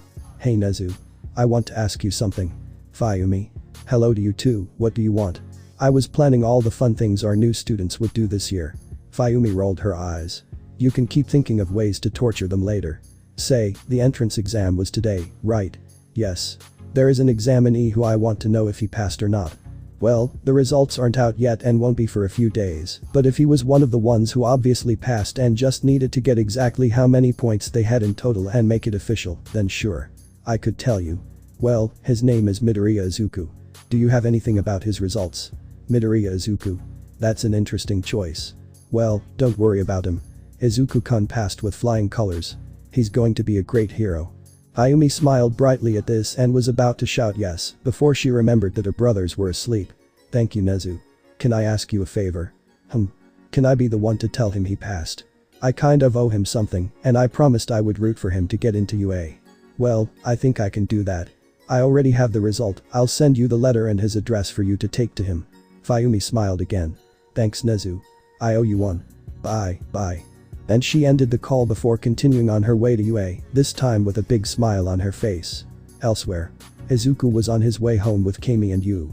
He was smiling nervously as he was going to explain this to his parents. Izuku-kun. With that, her peaceful time was interrupted by the arrival of Nijire and Ryukyu who came behind her. Both of them were stunning in their casual dresses and under the lights of the setting sun. They looked at people they hadn't noticed until then. Yu. Ryuko shouted. Ryuko. Yu shouted. What are you doing here? Yu asked Ryuko. Izuku felt like there was something missing here. Me? What are you doing here, Yu? She thought quickly. I came to accompany these two young people to their homes after they witnessed a villain fight. Yu began to sweat. Izuku and Kami groaned at the pathetic excuse. Ryuko didn't fall for it, she would ask later, now the priority was Izuku. I heard about everything from Nijire. Ryukyu said as she sat down next to him a decent distance between them. It turned out that Nijire had gotten a recording of Present Mick's entrance exam after pestering him for hours. As soon as she saw it, Nijire nearly flew home with tears in her eyes. She caught Izuku as soon as he returned and hugged him to death after scolding him for hurting himself. Ryukyu continued. That was an impressive and very admirable thing you did, JIRO. She then frowned at him. But don't overdo it again. There are people who care about you and would be sad if something happened to you. Izuku smiled warmly at Ryukyu's words. She didn't need to say it, but it was clear that she was referring to herself as one of the people who cared about him. Ryuko is right, Izuku-kun. Ryuko and I would be very sad if you get hurt. Nejire exclaimed, making Ryukyu blush trying to deny it. Izuku simply smiled. Thank you. Although, I'm sorry. There's a chance I wouldn't have gotten into UA because of that rule. If UA doesn't let you in because of this, they'll have to deal with an angry dragon. Ryukyu said with narrowed eyes. Yes. I won't stay at UA even if they beg me. I'll go wherever Izuku-kun goes. Kami finally chimed in. That's right. UA would lose any respect I have for her if she didn't accept you. Izuku laughed at that and shook his head. There's no need for that. I really don't have any regrets. I did my best in the exam, and I'm sure I accumulated enough points. I don't regret saving everyone, even if it hurt me or made it harder for me to get accepted into UA. I've proven myself and I can be a hero at any other school. Before anyone could say anything, Izuku's phone rang. He saw that it was his mother, so he answered it immediately. Izuku. Yes, Mom. The letter. From your and your sister's UA is here. Izuku's eyes widened at this. I'll be there right away. What happened? Yu asked in alarm. My results letter arrived. The four girls looked shocked for a moment before demanding to go with him and see the letter as well. Minutes later. Hey son. He was immediately hugged by his father. Ah, Nejire and Kami too. And Ryukyu and Mount Lady. His father shouted in surprise upon seeing two heroes in the house with them. Kayaka's mouth dropped open while Mika was shocked. They looked at the person they hadn't noticed until then. Fayumi. Ryuko shouted. Yu was surprised. Ryuko and Yu. Fayumi shouted. Hey. Izuku suddenly said, making everyone turn to him. Yu raised an eyebrow at this. What are you doing here? Fayumi asked the two. Izuku felt like there was something missing here. Me? What are you doing here, Fayumi? Fayumi reached out her hand and a letter with the UA symbol was in her hand. I'm handing the UA letters to Izuku and Kayaka. You're doing this? Izuku asked in surprise, not having expected this. Yes. Fayumi confirmed with a bright smile, highlighting her beautiful features. I asked Nezu to personally deliver it to you, so we can open it together. She turned to Ryuko, who was looking at her with a frown. I didn't expect to have Ryuko and Yu with you though. We didn't expect you here either. Ryuko said with a sigh. It doesn't matter for now. We can talk about it later. Fayumi nodded before handing the letter to Izuku and Kayaka. Now that she had the letter in her hands. Taking a deep breath, Izuku opened the letter first, and a disc fell out of it. He could still hear All Might's voice. I'm here, as a projection. Izuku JIRO, I'm sorry if I didn't message you to ask about the exam, but you see. This year I'm going to take up a teaching position at UA. Izuku still wasn't sure how he felt about All Might being one of his potential teachers. On one hand, it would be a dream to learn from the #1 hero. On the other hand, he would be close to the man who was a constant reminder of everything he had tried to push away over the past year. A reminder of the fear that sometimes twisted in his gut. Luckily for his nerves, the rest of the message was much more pleasant to hear. I accepted the teaching position for many reasons, and I'm sure you can guess what some of them might be, but… All Might turned to speak to someone off screen at that moment. Shall we continue with this? Can you tell him these things later? Yes, fine. Anyway. You made a wonderful young Midoriya. 63 villain points. Enough to put you firmly in second place, but… With that, All Might leaned into the camera before continuing. We don't score points just on destroying the villain. The freckled-faced teenager still found it hard to believe, even now, that they were also ranked second, or that the beautiful girl he saved offered him some of her points in gratitude for saving her life. I need to thank her for this. Arriving at the gates of UA, the last words All Might had spoken echoed triumphantly in his mind. Izuku JIRO, with your rescue points, your score has reached 124 points. The enormous form of the #1 hero extended his hand towards Izuku, as if he, the boy, could reach out and grab it. Come on, young man, this is your Hero Academia. Now, before we look at mine. She said as she picked up the disc. She then threw it to the ground and started stomping on it. Stupid shit idiot, you almost gave me a fucking heart attack. Don't you have a fucking volume knob? She started yelling profanities. Was that necessary? Izuku asked his sister. She just looked at him as he looked back at him. It was broken into pieces. Of course it was necessary, there should have been a volume button next time. Kyoka said. I'm here. As a projection. The projection version of All Might said again, but this time appearing on Kyoka's results.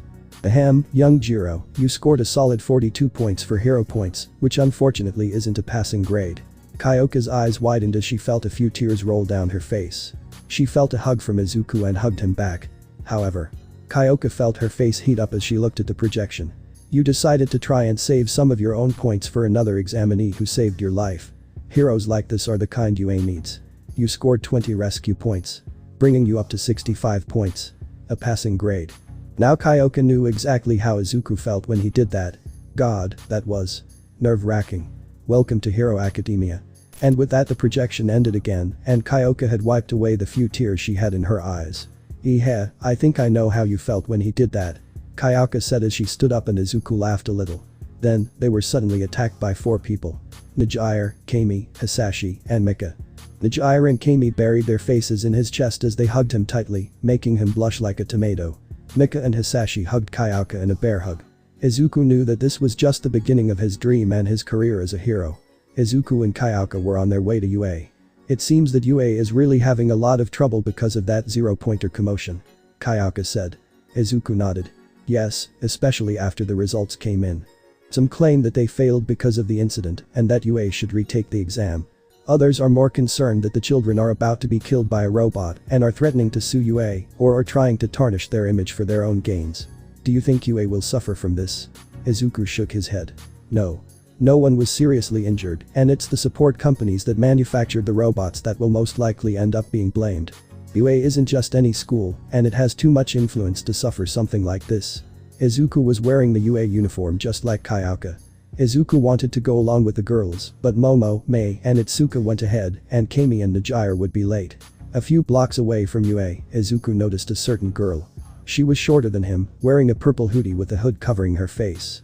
The hoodie was clearly customized to allow her bunny ears, by the looks of it, to move freely while still being covered. She also wore a pair of black shorts that were short enough to show off most of her thick thighs. It wasn't just her thighs that caught his attention, and believe me Izuku, they were really thick, but the way she was acting.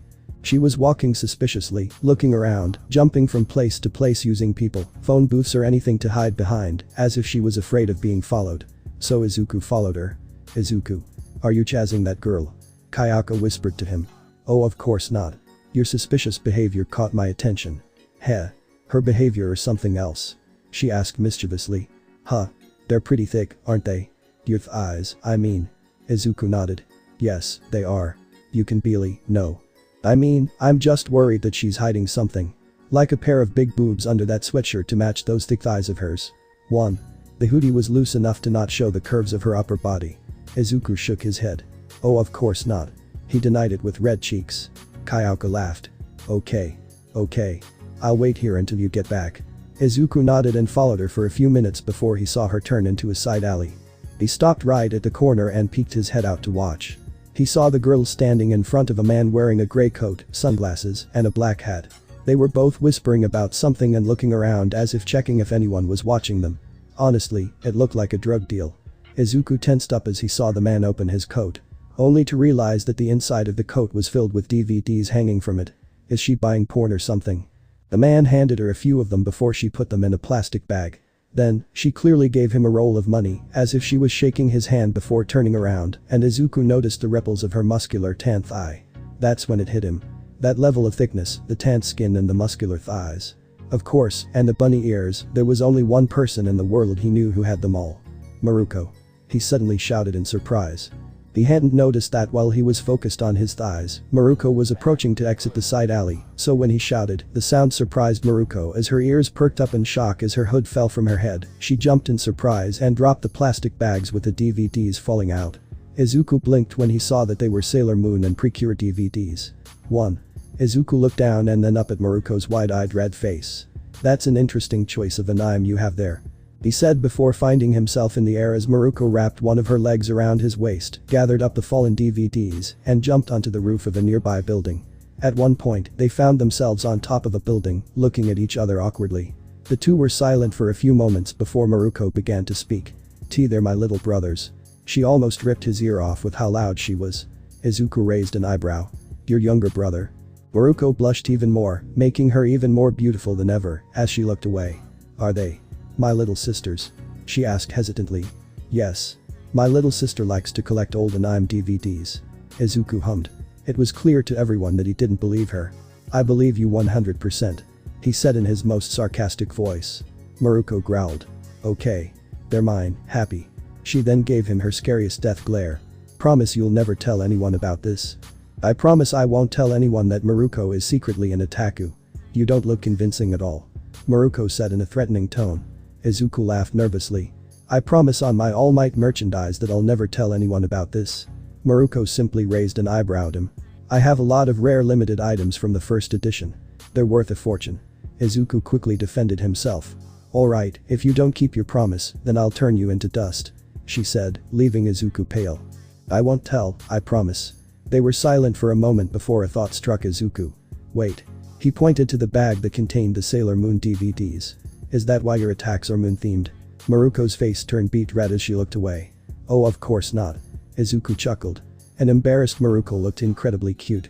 He was lucky enough to see a side of Maruko that had never been seen before in public. Izuku spoke without thinking. Hey, I think it suits you, you know. With your quirk and your appearance, it's like you're a moon goddess. If possible, Maruko blushed even more as she stared at him with wide eyes before snorting, crossing her arms under her breasts and looking to the side. Don't say stupid things or I'll crush you. Izuku simply looked at her in confusion, not understanding what the problem was. He wondered if he had offended her in some way at some point. Maybe she was embarrassed to name her attacks after her favorite anime. Maruko looked back again for a moment before Izuku saw her eyes widen in recognition. Wait. You're the boy from back then. Izuku JIRO, right. Izuku was shocked that Maruko actually remembered him and his name, that he just nodded silently.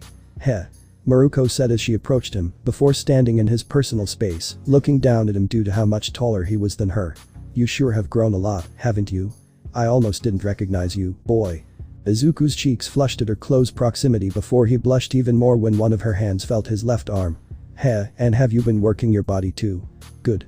Given what I remember about your quirk, I thought you would be a lazy coward fighting only at long range, but you've been training your body too. Aye. Izuku tried to say something, but failed. He was used to pretty girls because of Nejire, Momo, Mei, Itsuka, Kami, and Ryukyu, but a goddess like Maruko acting like this was still a bit too much for him when he was caught off guard. Maruko lightly tapped his chest. Cool. You want to be a hero, right? Did you get into a hero school? She asked as she took a step back. Why yes. I was accepted into UA.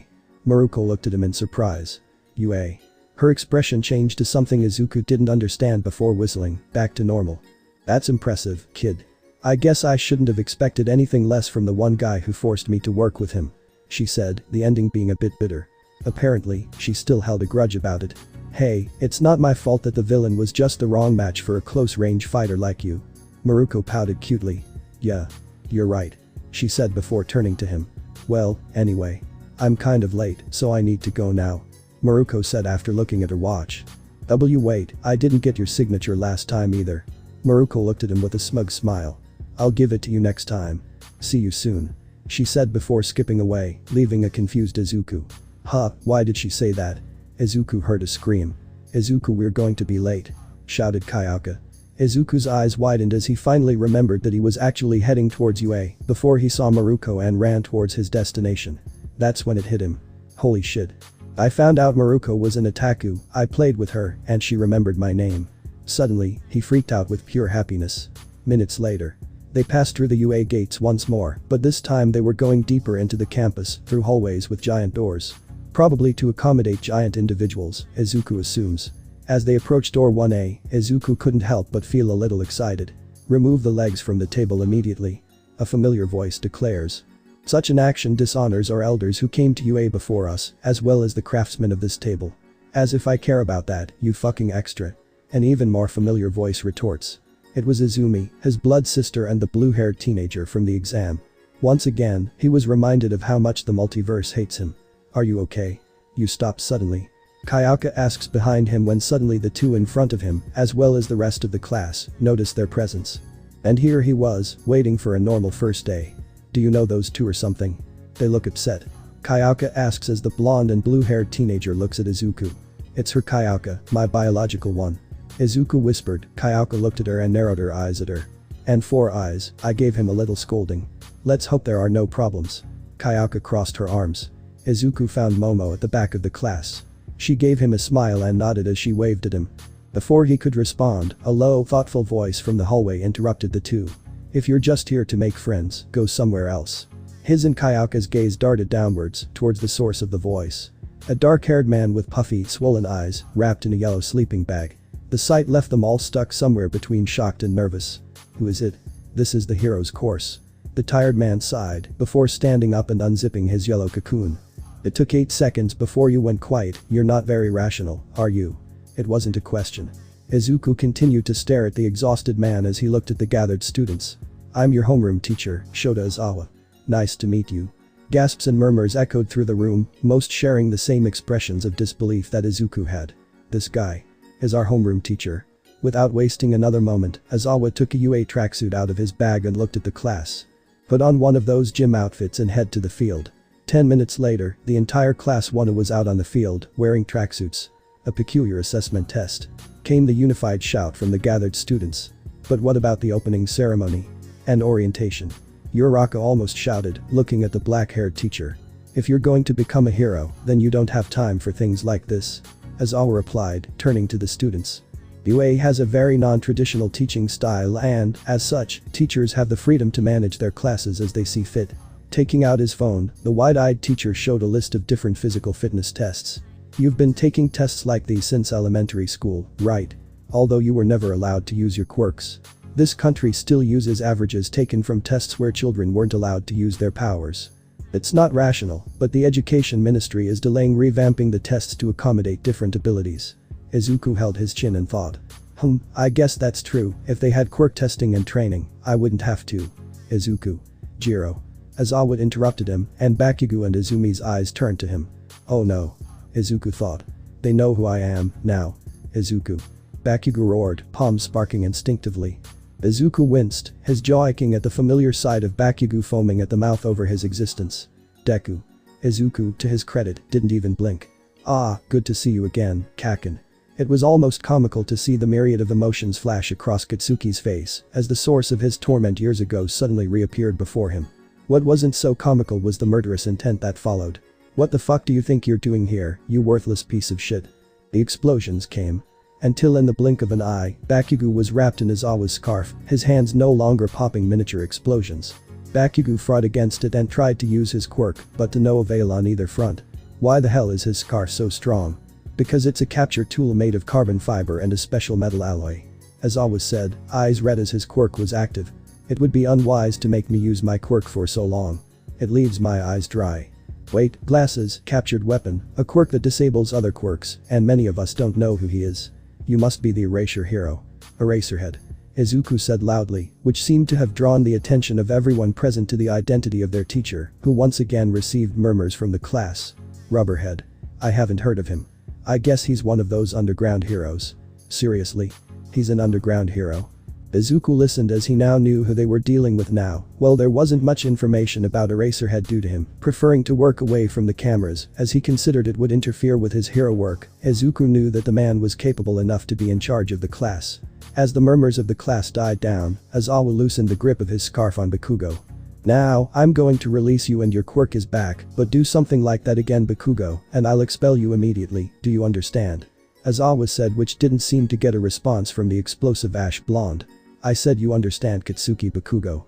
Izawa said louder, which seemed to make some in the class back away at the increase in voice, which Bakugo didn't seem intimidated, but would give the teacher an answer. Tisk. Whatever. Bakugo said as he turned back to the other class members, but not before casting a glance back at Izuku, who didn't seem to face the glare that was shot his way.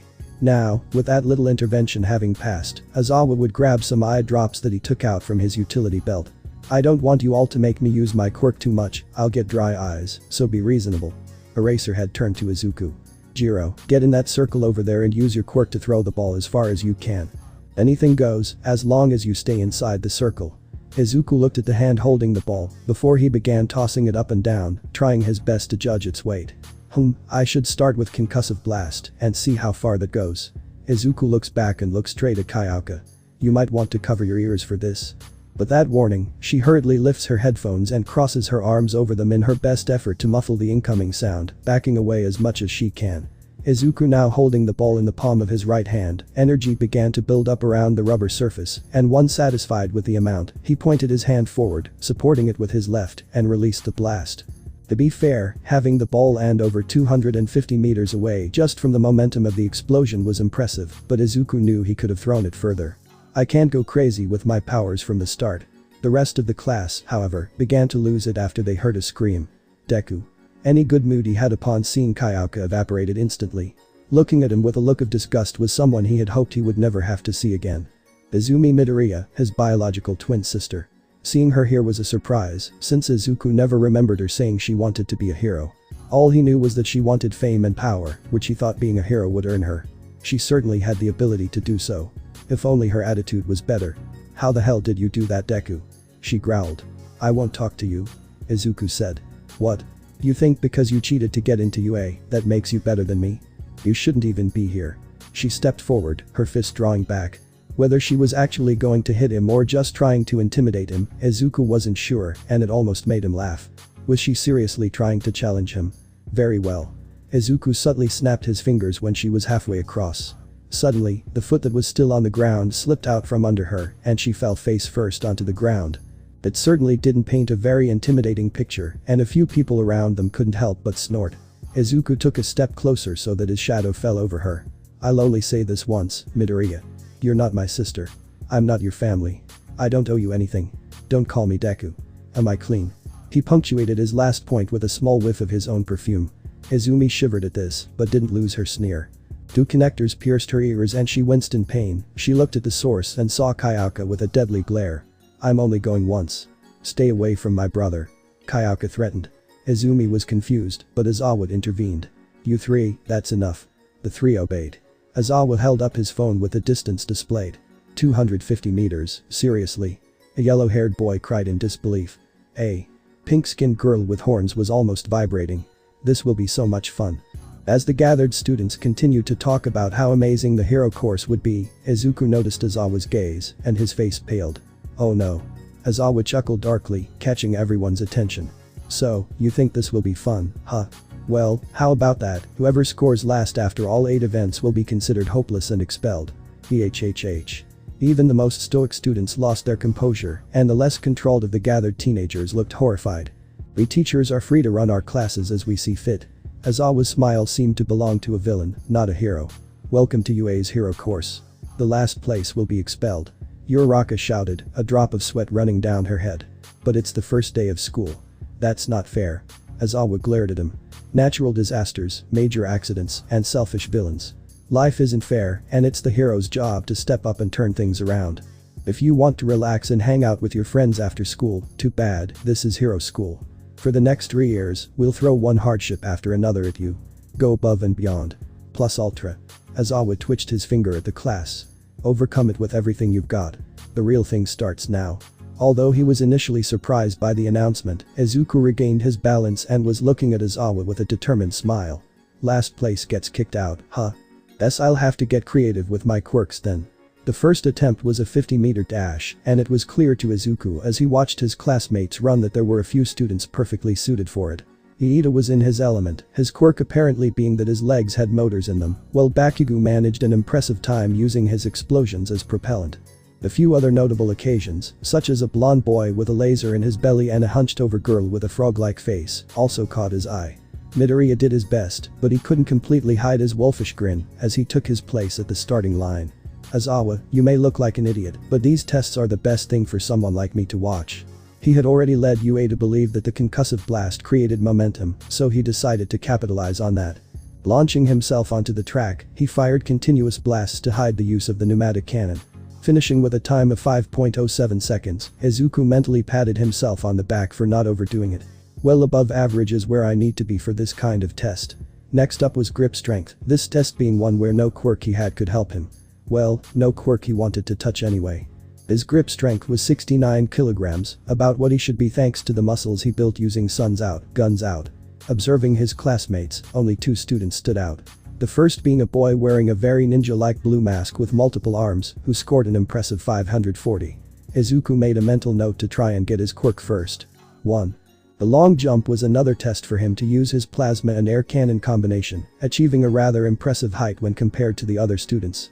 Of the class, Izumi had one of the highest scores thanks to rappelling himself from the ground, just ahead of a red-haired boy with white hair who launched himself onto a pillar of ice. The fourth test, repeated side steps, had one of the most surprising results. A short boy with purple hair made small piles of sticky balls that he pulled from his head and bounced back and forth between the two piles with extreme speed. What a strangely useful quirk, Izuku noted.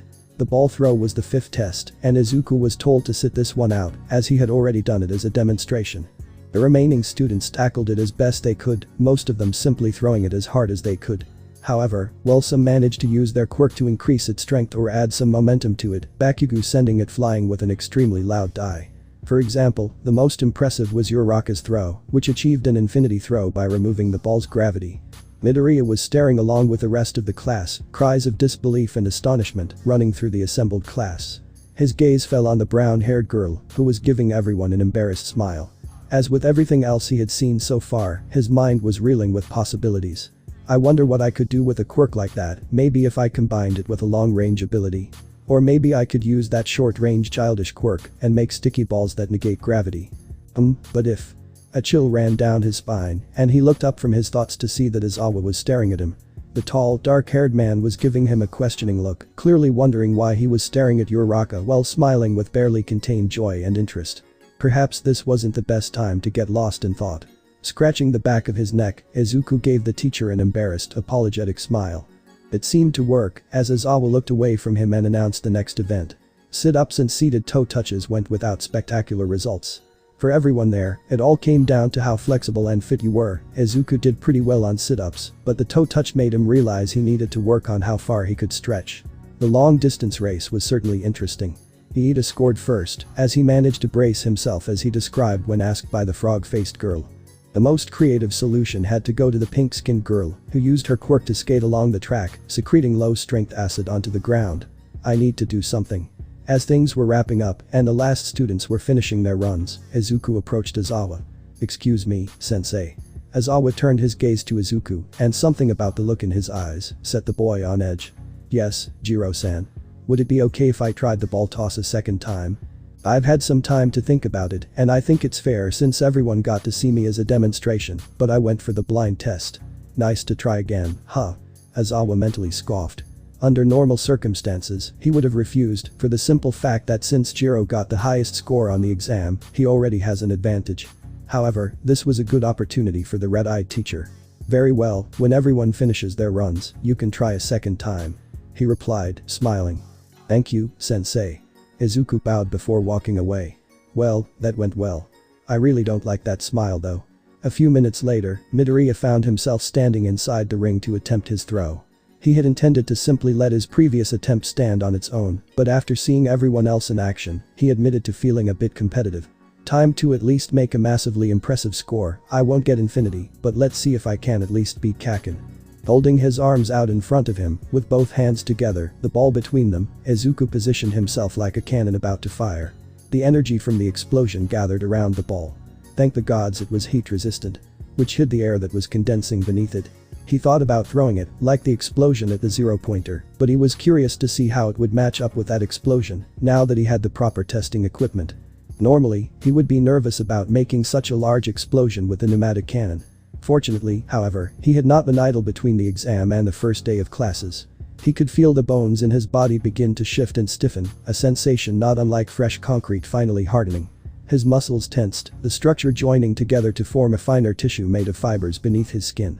An indulgent smile fell across Izuku's face as he felt his 26 quirk take effect.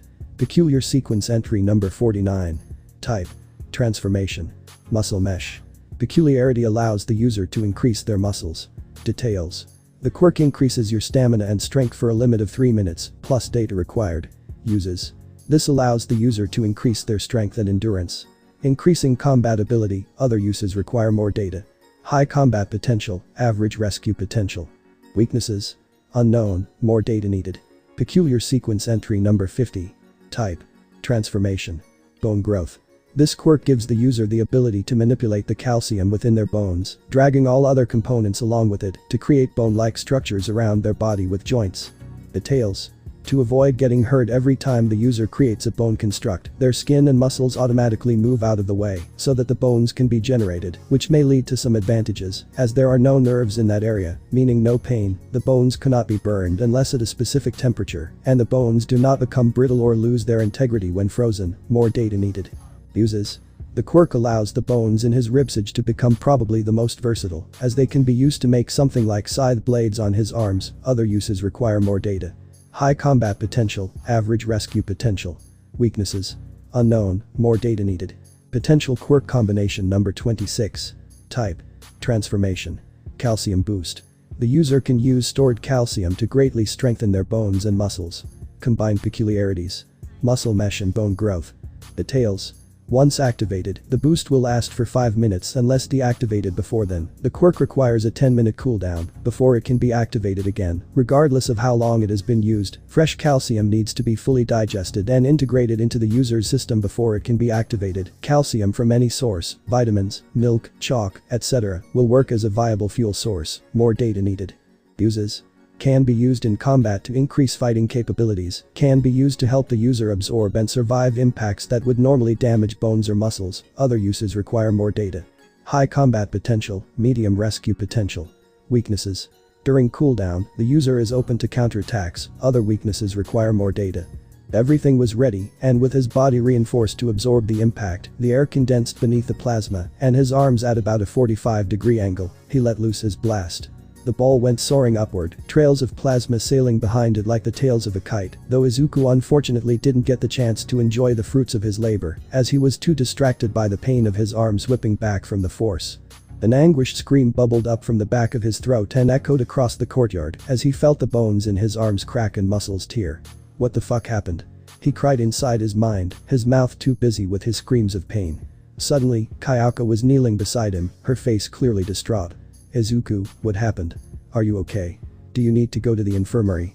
The teenager in question managed to push the pain away long enough to look at his sister, only to see that he was now surrounded by his peers. His classmates were smiling and cheering when they saw the ball fly, but they quickly became terrified when they heard the green-haired boy scream of pain, and while some of them were still frozen in shock, the rest rushed over to make sure he was okay. Questions fueled by concern arose among the gathered students as they all tried to make sense of the situation, though they were unsure of how to help their now injured classmate. Luckily for them, Aizawa took charge. Stop acting irrationally and help him. Uraraka, can you lighten Izuku up? Uraraka tensed, but nodded. Why yes, sensei. Well, do that then. Iida, as soon as you're done, take him to the infirmary and be careful to keep his arms together so they don't hang down. Momo raised her hand in the crowd. Aizawa-sensei, I can make some wraps and a brace to keep your arms steady. The bleary-eyed teacher raised an eyebrow at her. Do it then. He replied, before addressing the remaining students. You all give them space to do their work and take this as a lesson for the future. Questions are good, but actions are better. Next time something happens, either provide help or get out of the way of whoever can. Got it, yes sensei. Came the response from the classes. Aizawa smiled lightly before returning to his standard bored expression. Good. Stepping back, Aizawa watched as the trio got to work, bandaging, lifting, and then carrying the injured student to the recovery girl's office. He had to admit they were certainly efficient once he lit a fire under their asses. As for the boy himself, though. Alright, the rest of you go back to class and wait there. Once Iida is back, we'll see what the situation is. Hopefully, JIRO will be able to join us. If he can't, I'll show you all the test results and his results later. Waving goodbye, Aizawa turned and began to walk out of the field. Just before he left, however, he called over his shoulder.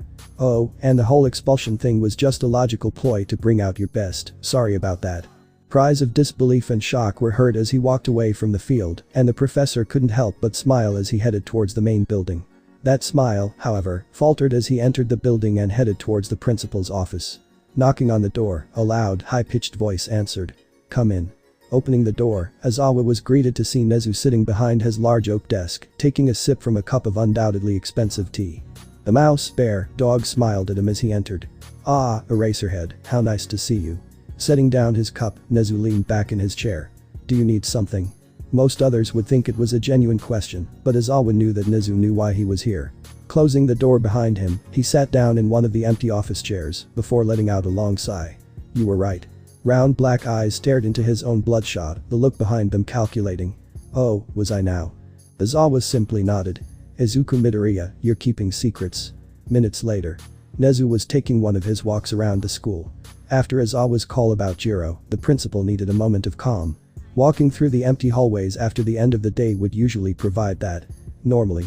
As he walked, Nezu came across Power Loader. The support course teacher was sitting on a bench in one of the atriums, his helmet on the floor at his feet. Even with his bangs covering his eyes, Nezu could see that his fellow teacher had what could be described as an expression of depressed contemplation. It was quite unusual to see him like this. Nezu curled up and jumped onto the bench, though Power Loader didn't seem to notice he was there until Nezu patted his leg. Forgive me, director. Power Loader lowered his head. I didn't see you there. I'm a little hard to spot sometimes. Nezu chuckled. However, it was easy for me to notice that you seem a little distressed. May I ask what's going on? It's the transfer student. Power Loader replied. The third-year girl from America. I've been giving her the same assignments as everyone else, but is she falling behind? No. If anything, she's shooting ahead. Power Loader sighed and brought his hands to his face. She completed all the projects and assignments in record time, earning top marks for each one. She told me she transferred here to get a feel for how to actually help the heroes, but I'm afraid she'll regret it if I don't figure out some way to challenge her.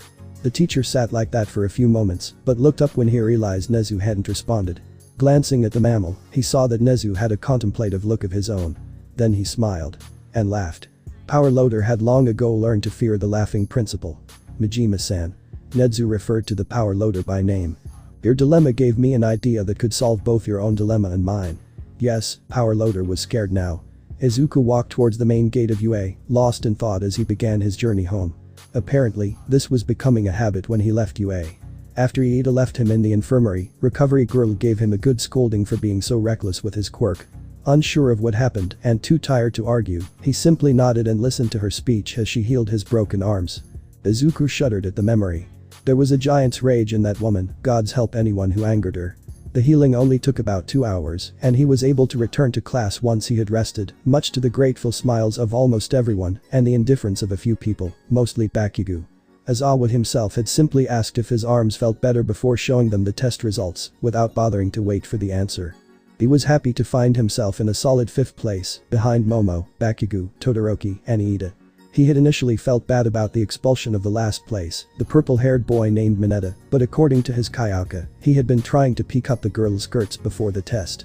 The day ended after that, with everyone ready to go home and rest after what was arguably a difficult first day of school. Izuku, what happened just now? Kayaka asked next to him. I honestly don't know. Izuku muttered as he walked out of the courtyard and away from UA. I still don't understand this. I reinforced myself before making the shot, so why did it fail? I overestimated the strengthening power of. Excuse me, Izuku. Huh. Izuku followed the voice and found his girlfriend's worried face with the quirk creation. She gave him a small smile, her eyes filled with concern as she spoke. I was just wondering if you were okay. I didn't really have time to ask you in class. The black-haired girl raised her hands to her chin, looking as cute as she was worried. I've never done a cast for a real injury before, so I hope you did your job properly and that the recovery girl was able to bandage it up properly. Izuku gave her a grateful smile before replying. Don't worry, it worked just fine. Thanks for the help, Momo. The creation girl smiled shyly. Kayaka smiled mischievously. Do you want a moment alone? Kayaka. The two teenagers shouted together, making Kayaka laugh.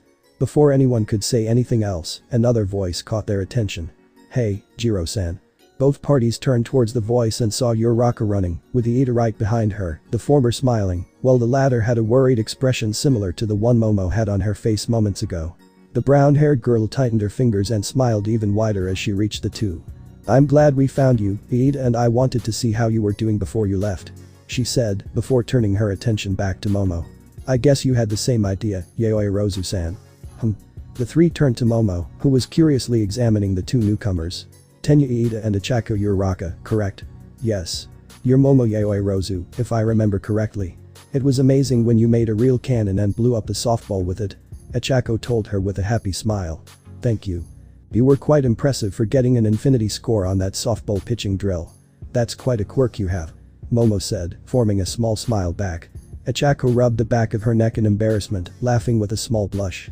Ah, that was nothing. JIRO. I must say your performance today was excellent. Iida praised Izuku, moving his hands in absurd gestures. Achako turned to Izuku. Yes, Deku. You were so cool. Especially when you sent that ball flying with all that power. That was amazing. Oh yeah, but. Wait, what did you call him? Suddenly a familiar female voice growled. In the blink of an eye, something, or rather someone, jumped on Izuku's back, wrapped one arm around his neck, and raised the other threateningly towards his new classmates. Izuku didn't even need to turn his head to see who it was. Perched atop her shoulders like a gargoyle, hissing and glaring daggers at Uraraka, sat her beloved genius friend, Mei Hatsume. Another hand wrapped around her waist, and suddenly she was pulled to Kayaka's side, whose burning gaze also fixed on the brunette. "Say that again, I dare you," came her voice, barely suppressed anger in it. Honestly, Izuku was touched by her protectiveness, but most of all he was confused. Uraraka had just called him Deku. But there wasn't any malice in her voice. Just what? The brunette in front of him looked just as confused as he did, and a little scared. No sneers, no condescending looks, nothing. Izuku tried to stop the look before his friends went wild. "Why did you call me Deku?" Uraraka, now looking completely intimidated, still managed to reply. Well, that's what those two call you. I thought it was a cute nickname." Her voice grew quieter with each word. Izuku started to sweat. This girl had seen Bakugo yelling at her, insulting her, and even shaking her. And she still thought Deku was his special nickname. "For God's sake." "Yes and no." Izuku replied slowly, his hands rubbing soothing circles over Kayaka's hand on his waist and Mei's arm around his neck, a universal signal for them to calm down. "I mean, technically it's his nickname for me, but it's not nice."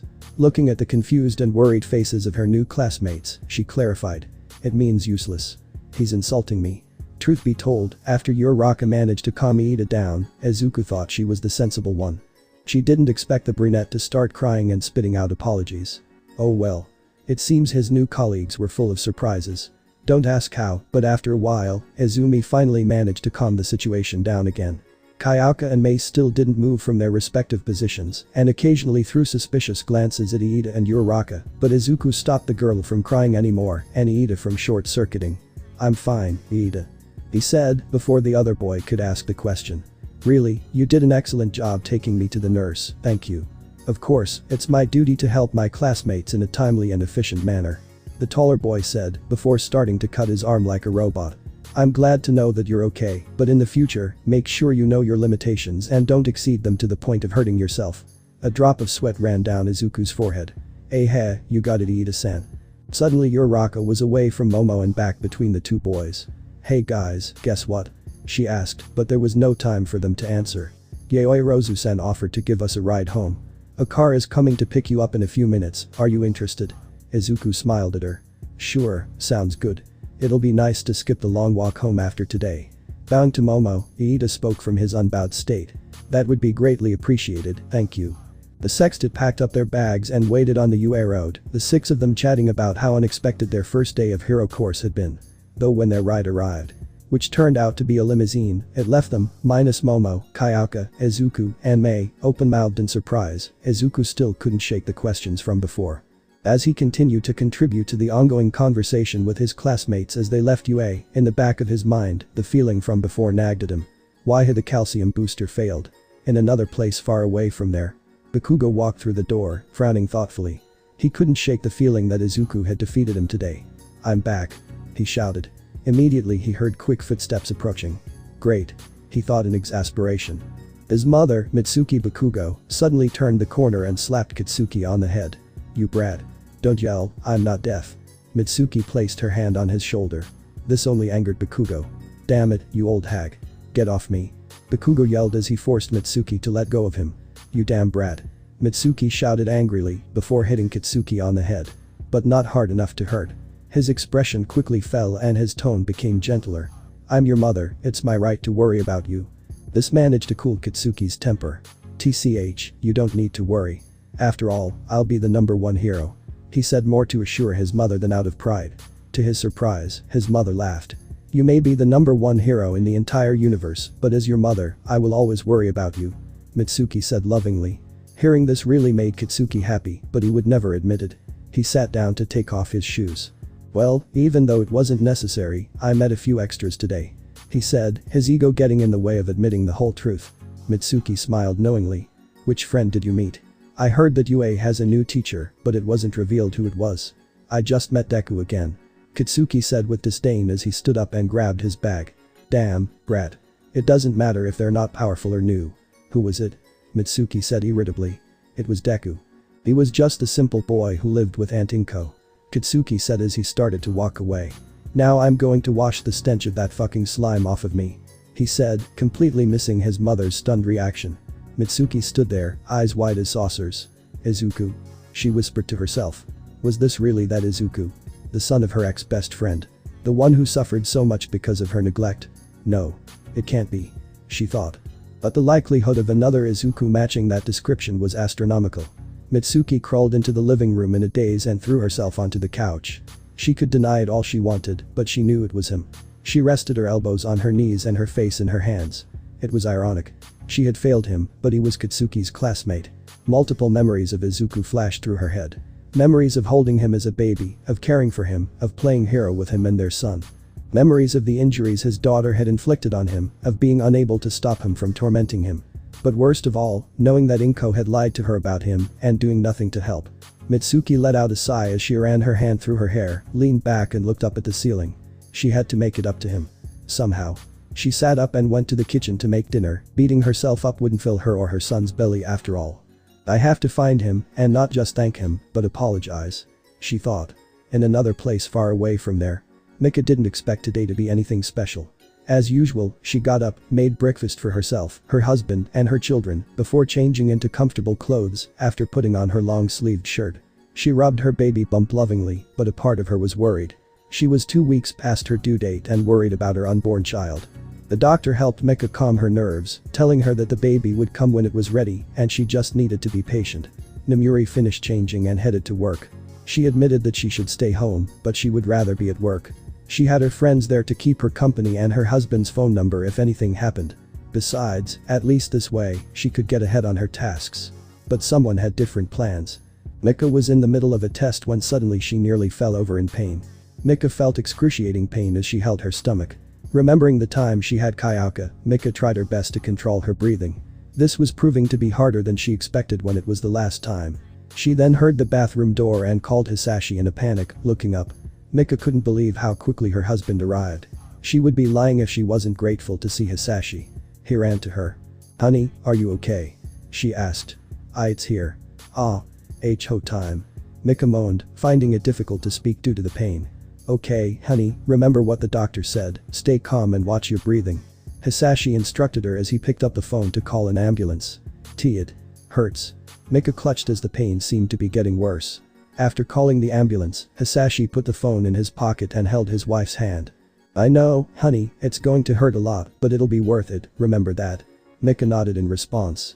The ambulance arrived a few minutes later, and Mika was soon taken to the hospital. Hisashi called Kayaka and Izuku to meet them at the hospital.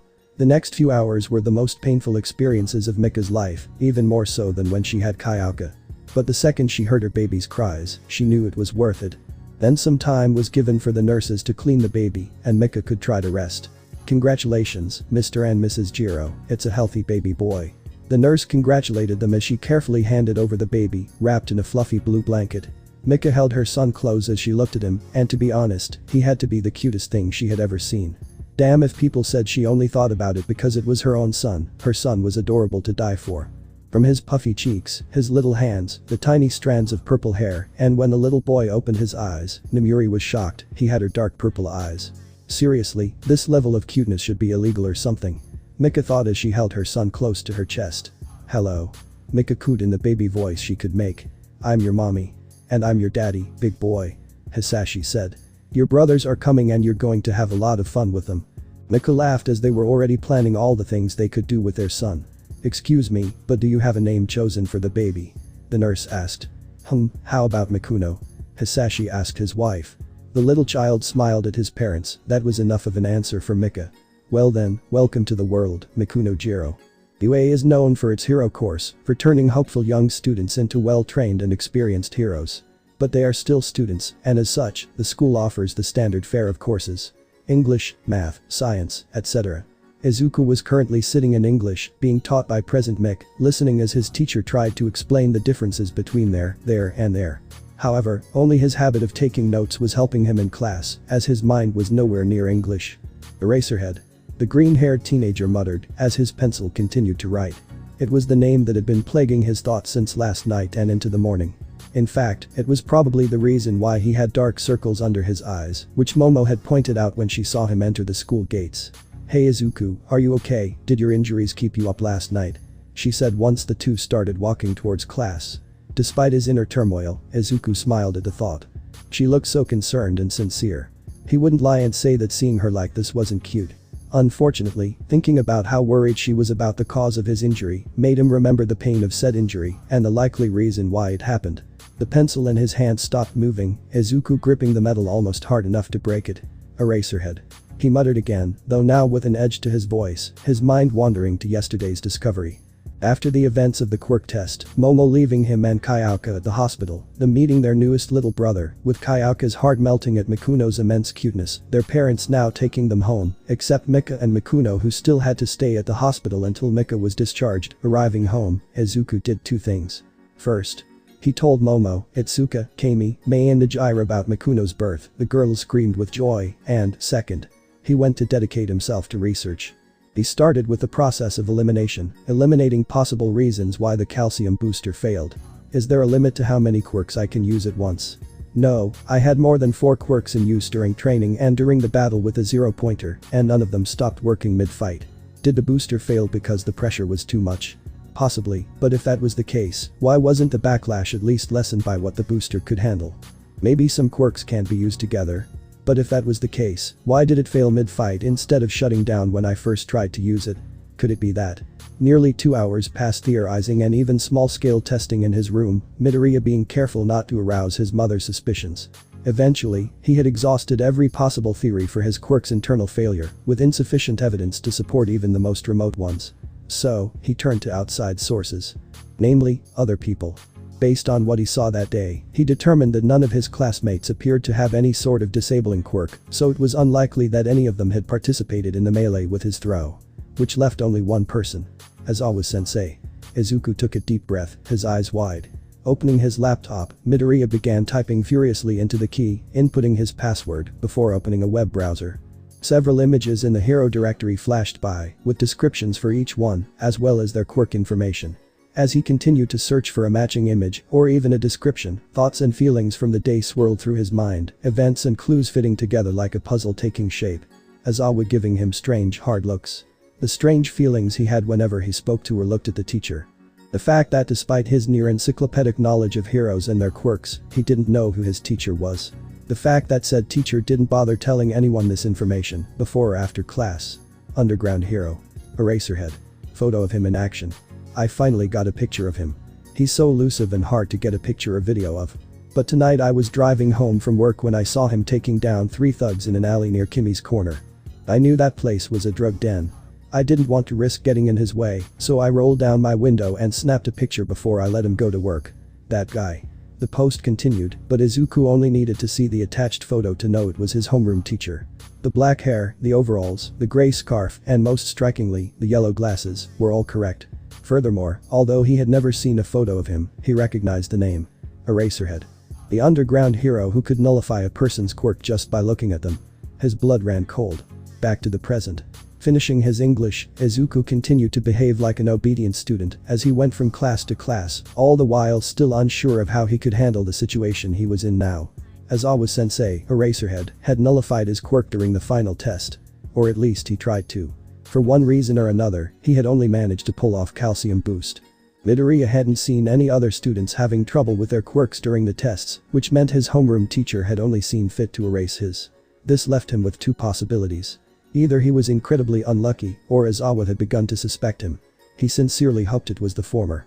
Cementus finished his lesson on American literature, assigning the first 6 chapters of To Kill a Mockingbird as homework for the next class. Much to the apparent dismay of a pink-skinned girl and a boy with lightning bolt hair. Midoriya sighed inwardly. I'll keep my guard up from now on, maybe my luck is that bad, but I'd be a fool to assume that's okay. Besides, even if he randomly chose me to turn off my quirk, seeing me fire that ball despite his attempts to stop me no doubt made him suspicious. The next class was from a somewhat exotic heroine. It was none other than Namuri Kayama, better known as the R-rated hero. Midnight. Midnight was a tall, curvaceous woman with fair skin and bright sky blue eyes, framed by a set of rather long eyelashes. She had long thick dark purple hair that reached her waist at the longest point with chin-length bangs that were divided into 3 sections. 2 swept to the sides and 1 across her face going down to the left between her eyes. She also had a small beauty mark just below her left eye that complemented her beautiful face. She was wearing her famous hero costume. The black breastless leather leotards over a thin, skin-tone bodysuit that accentuated her voluptuous figure and thick thighs. The center band of her leotard was embellished with red gemstone-like accessories in a vertical pattern from the collar to the belly. She also wore black translucent thigh-high stockings that were attached to a burgundy utility belt decorated with gold studs around her hips. All in all, she truly looked like what one would call sex on heels, befitting a ranked heroine like her. Midnight was easily one of the most beautiful women Izuku had ever seen, a true beauty among women matched only by Maruko, Fayumi, Yu, and Ryukyu. Izuku had difficulty concentrating in class, as did most of the boys in the class. Gathering his bags, Izuku followed his classmates out of the classroom and towards the cafeteria. As he walked down the hallway, he felt a hand grab his shoulder. Turning around, he was greeted by Iida's worried and stern face. "JIRO-kun, you seem to be depressed today and not focused in class, are you okay? Did your injury keep you awake by any chance? If so, you should go see the recovery girl and ask if she can." The bespectacled boy continued with his no doubt pre-planned speech, while Izuku looked on in bewilderment. Before he could respond, a female voice beat him to it. "Iida-kun, you might want to back off a bit and let him answer." Momo scolded lightly, before turning to Izuku. "I must admit though, I'm a little worried, you've been taking care of this for most of the day, is there something wrong?" "Yes, JIRO-kun." Uraraka suddenly spoke as she reached the group, giving the green-haired teenager a worried smile. "Is everything okay?" To be honest, Izuku wasn't used to genuinely caring about his classmates, since the people he knew at Aldera always wanted something from him. He could never take anything they said seriously, since until his quirk manifested, everyone was more than happy to bully him or let him be bullied. But this is UA, not Aldera. "I know they asked me if I was okay yesterday, but that's cool." Izuku smiled until he noticed the looks the 3 teenagers were giving him. His smile faltered when he realized he had just been staring at them silently for almost a minute, though he hadn't answered their questions. "Damn it, I need an excuse." Well, you're right, I was, half-truths Izuku, half-truths. "I feel bad about what I did the other day." Everyone gave him confused looks. "What do you mean, Jiro?" Iida replied. Izuku sighed heavily, mostly for show. "Well, I overestimated my limits and went way beyond them. I wanted to go to the moon, like Uraraka literally did, so I gathered as much pressurized plasma as possible in my palms, and, you saw the results." Uraraka began to fidget with embarrassment. "I'm sorry JIRO-kun, I shouldn't have overreacted, so you wouldn't have overreacted and—" No, it was all on me," Izuku said, waving his hands in a placating manner. "JIRO-kun, as budding heroes, it's our duty to improve and go plus ultra. But don't go too far." Iida scolded as he robotically slashed the air with his right arm. "It's not fair to you or the teachers if you're hurting your body out of pride and not simply out of a desire to be a good hero. We need to bring good results to the school and to the name of UA. Tell that to Izawa." Izuku commented internally before laughing awkwardly. Lunch passed without much trouble after that, the scolding and worrying fueled questions giving way to small talk and chatter about the morning's classes, interrupted by everyone being surprised to see a pro-hero preparing lunch for them, especially Izuku. Though when the bell rang and Izuku along with his new group of friends began walking to their next class, the relaxed atmosphere changed to one of anticipation and barely contained excitement. The next class was basic hero training. Minutes later, everyone was sitting in their seats, talking to each other, or waiting patiently for the teacher to arrive when the door suddenly opened, catching everyone's attention. "I'm walking through the door like a normal person," All Might shouted, red cape billowing in the wind as he leaned into the classroom. Looks of disbelief and excitement spread across the students, even the most stoic ones looking a little surprised to see the #1 hero. "It's All Might. Wow, he really is a teacher. This is his Silver Age fantasy, Kiro." Part of Izuku would have loved to join in the revelry and joyful shouting, but the rest of him was too busy trying not to think about a certain quirk sequence he had collected 12 months ago. Walking to the front of the class amidst all the excited chatter, All Might took his place behind the podium before addressing the class. "I teach basic hero training. It's a subject where you train in different ways to learn the basics of being a hero. You will be doing as many units as you can in this subject. Let's get right to it." Doing a push-up pose, All Might shot his hand as he held up a card for what they would be practicing today. "That's what we'll be doing today. Combat training. Bakugo and Izumi are going to love this," Izuku thought, chuckling to himself as he looked at the seat in front of him. Sure enough, the explosive blonde was grinning like a maniac who had just been handed a loaded gun. Oh boy. Distracted by his enemy, Izuku missed part of All Might's speech. Costumes made based on your quirk records and requests you sent before classes started. The teacher finished, as several compartments with numbered boxes began to slide out of the wall. Ooh. Came the excited shout from the hero's gang. All Might placed his hands on his hips pose. After changing, gather at ground beta. Yes, sir. The class shouted in unison. The students went to grab their costume boxes, some waiting patiently, while others almost pushing their way forward.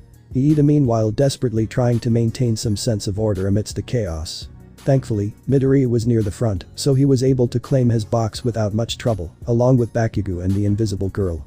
The former still holding his maniacal smile of glee as he left to change, the latter looking dazed, though it was hard to tell for obvious reasons. Izuku, following Bakugo's lead, was confidently heading towards the changing rooms, any lingering thoughts of All Might being replaced by the idea of seeing his costume come to life.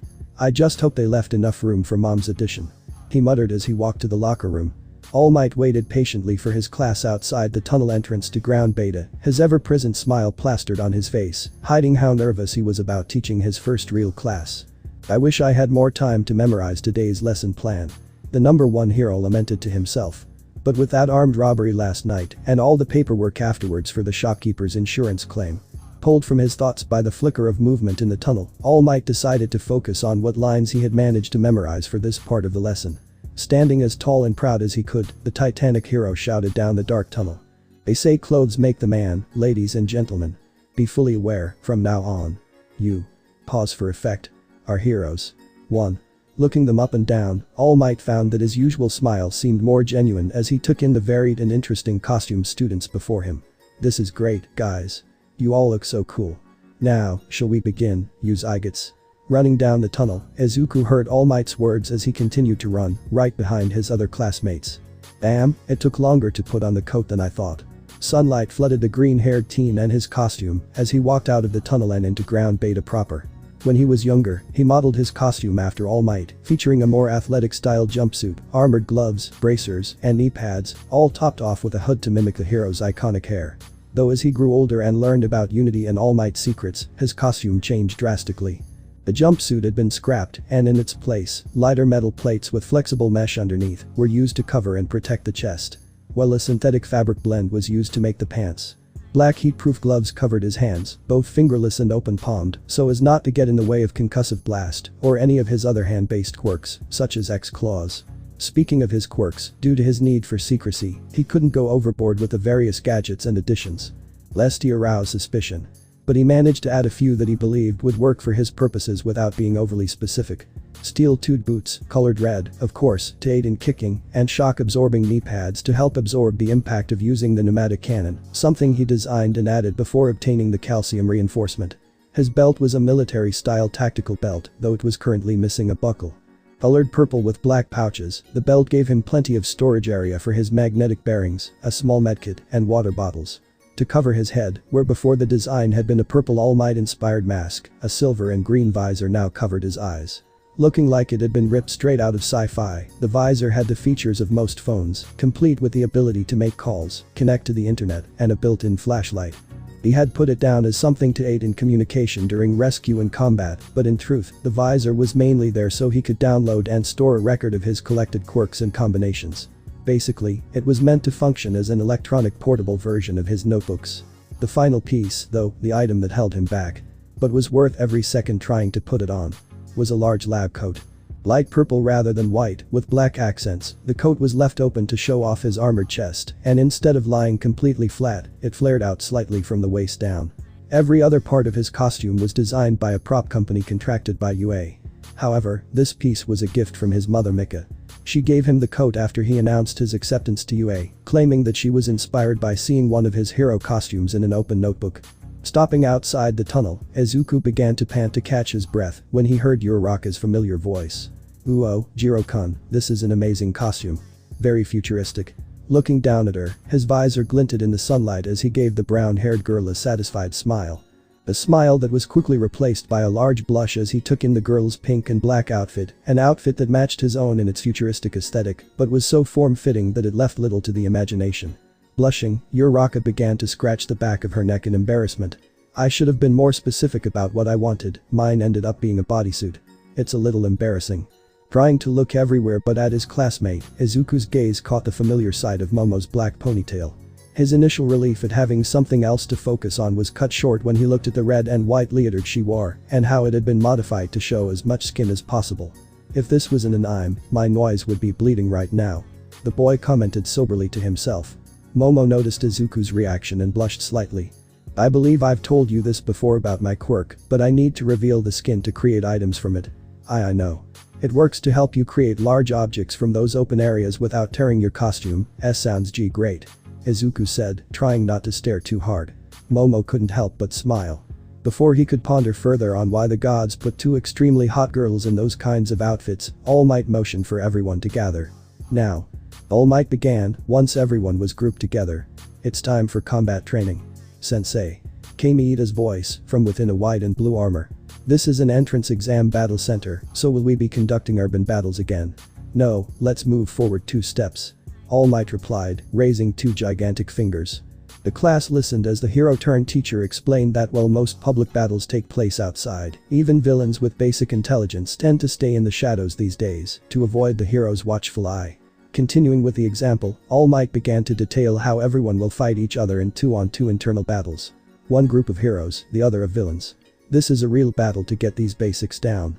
The key this time is that you'll be fighting real people, not just robots that you can defeat. Momo raised her hand. How will victories and defeats be determined? Can we beat them anyway? Bakugo questioned. Will the punishment be expulsion, like with Izawa-sensei? Uraraka asked, concern evident in her voice. How will we be separated? Iida said, his hand raised. Can I hit everyone here? Izumi asked, Kaminari then gave her a strange look. Isn't this cape crazy? A blonde boy in a bright costume quickly added. Izuku's inner sweat dropped. I think it's a nice cover, though I don't think it's the crazy part about you. I will answer all your questions. All Might replied, while visibly trying to hide his frustration.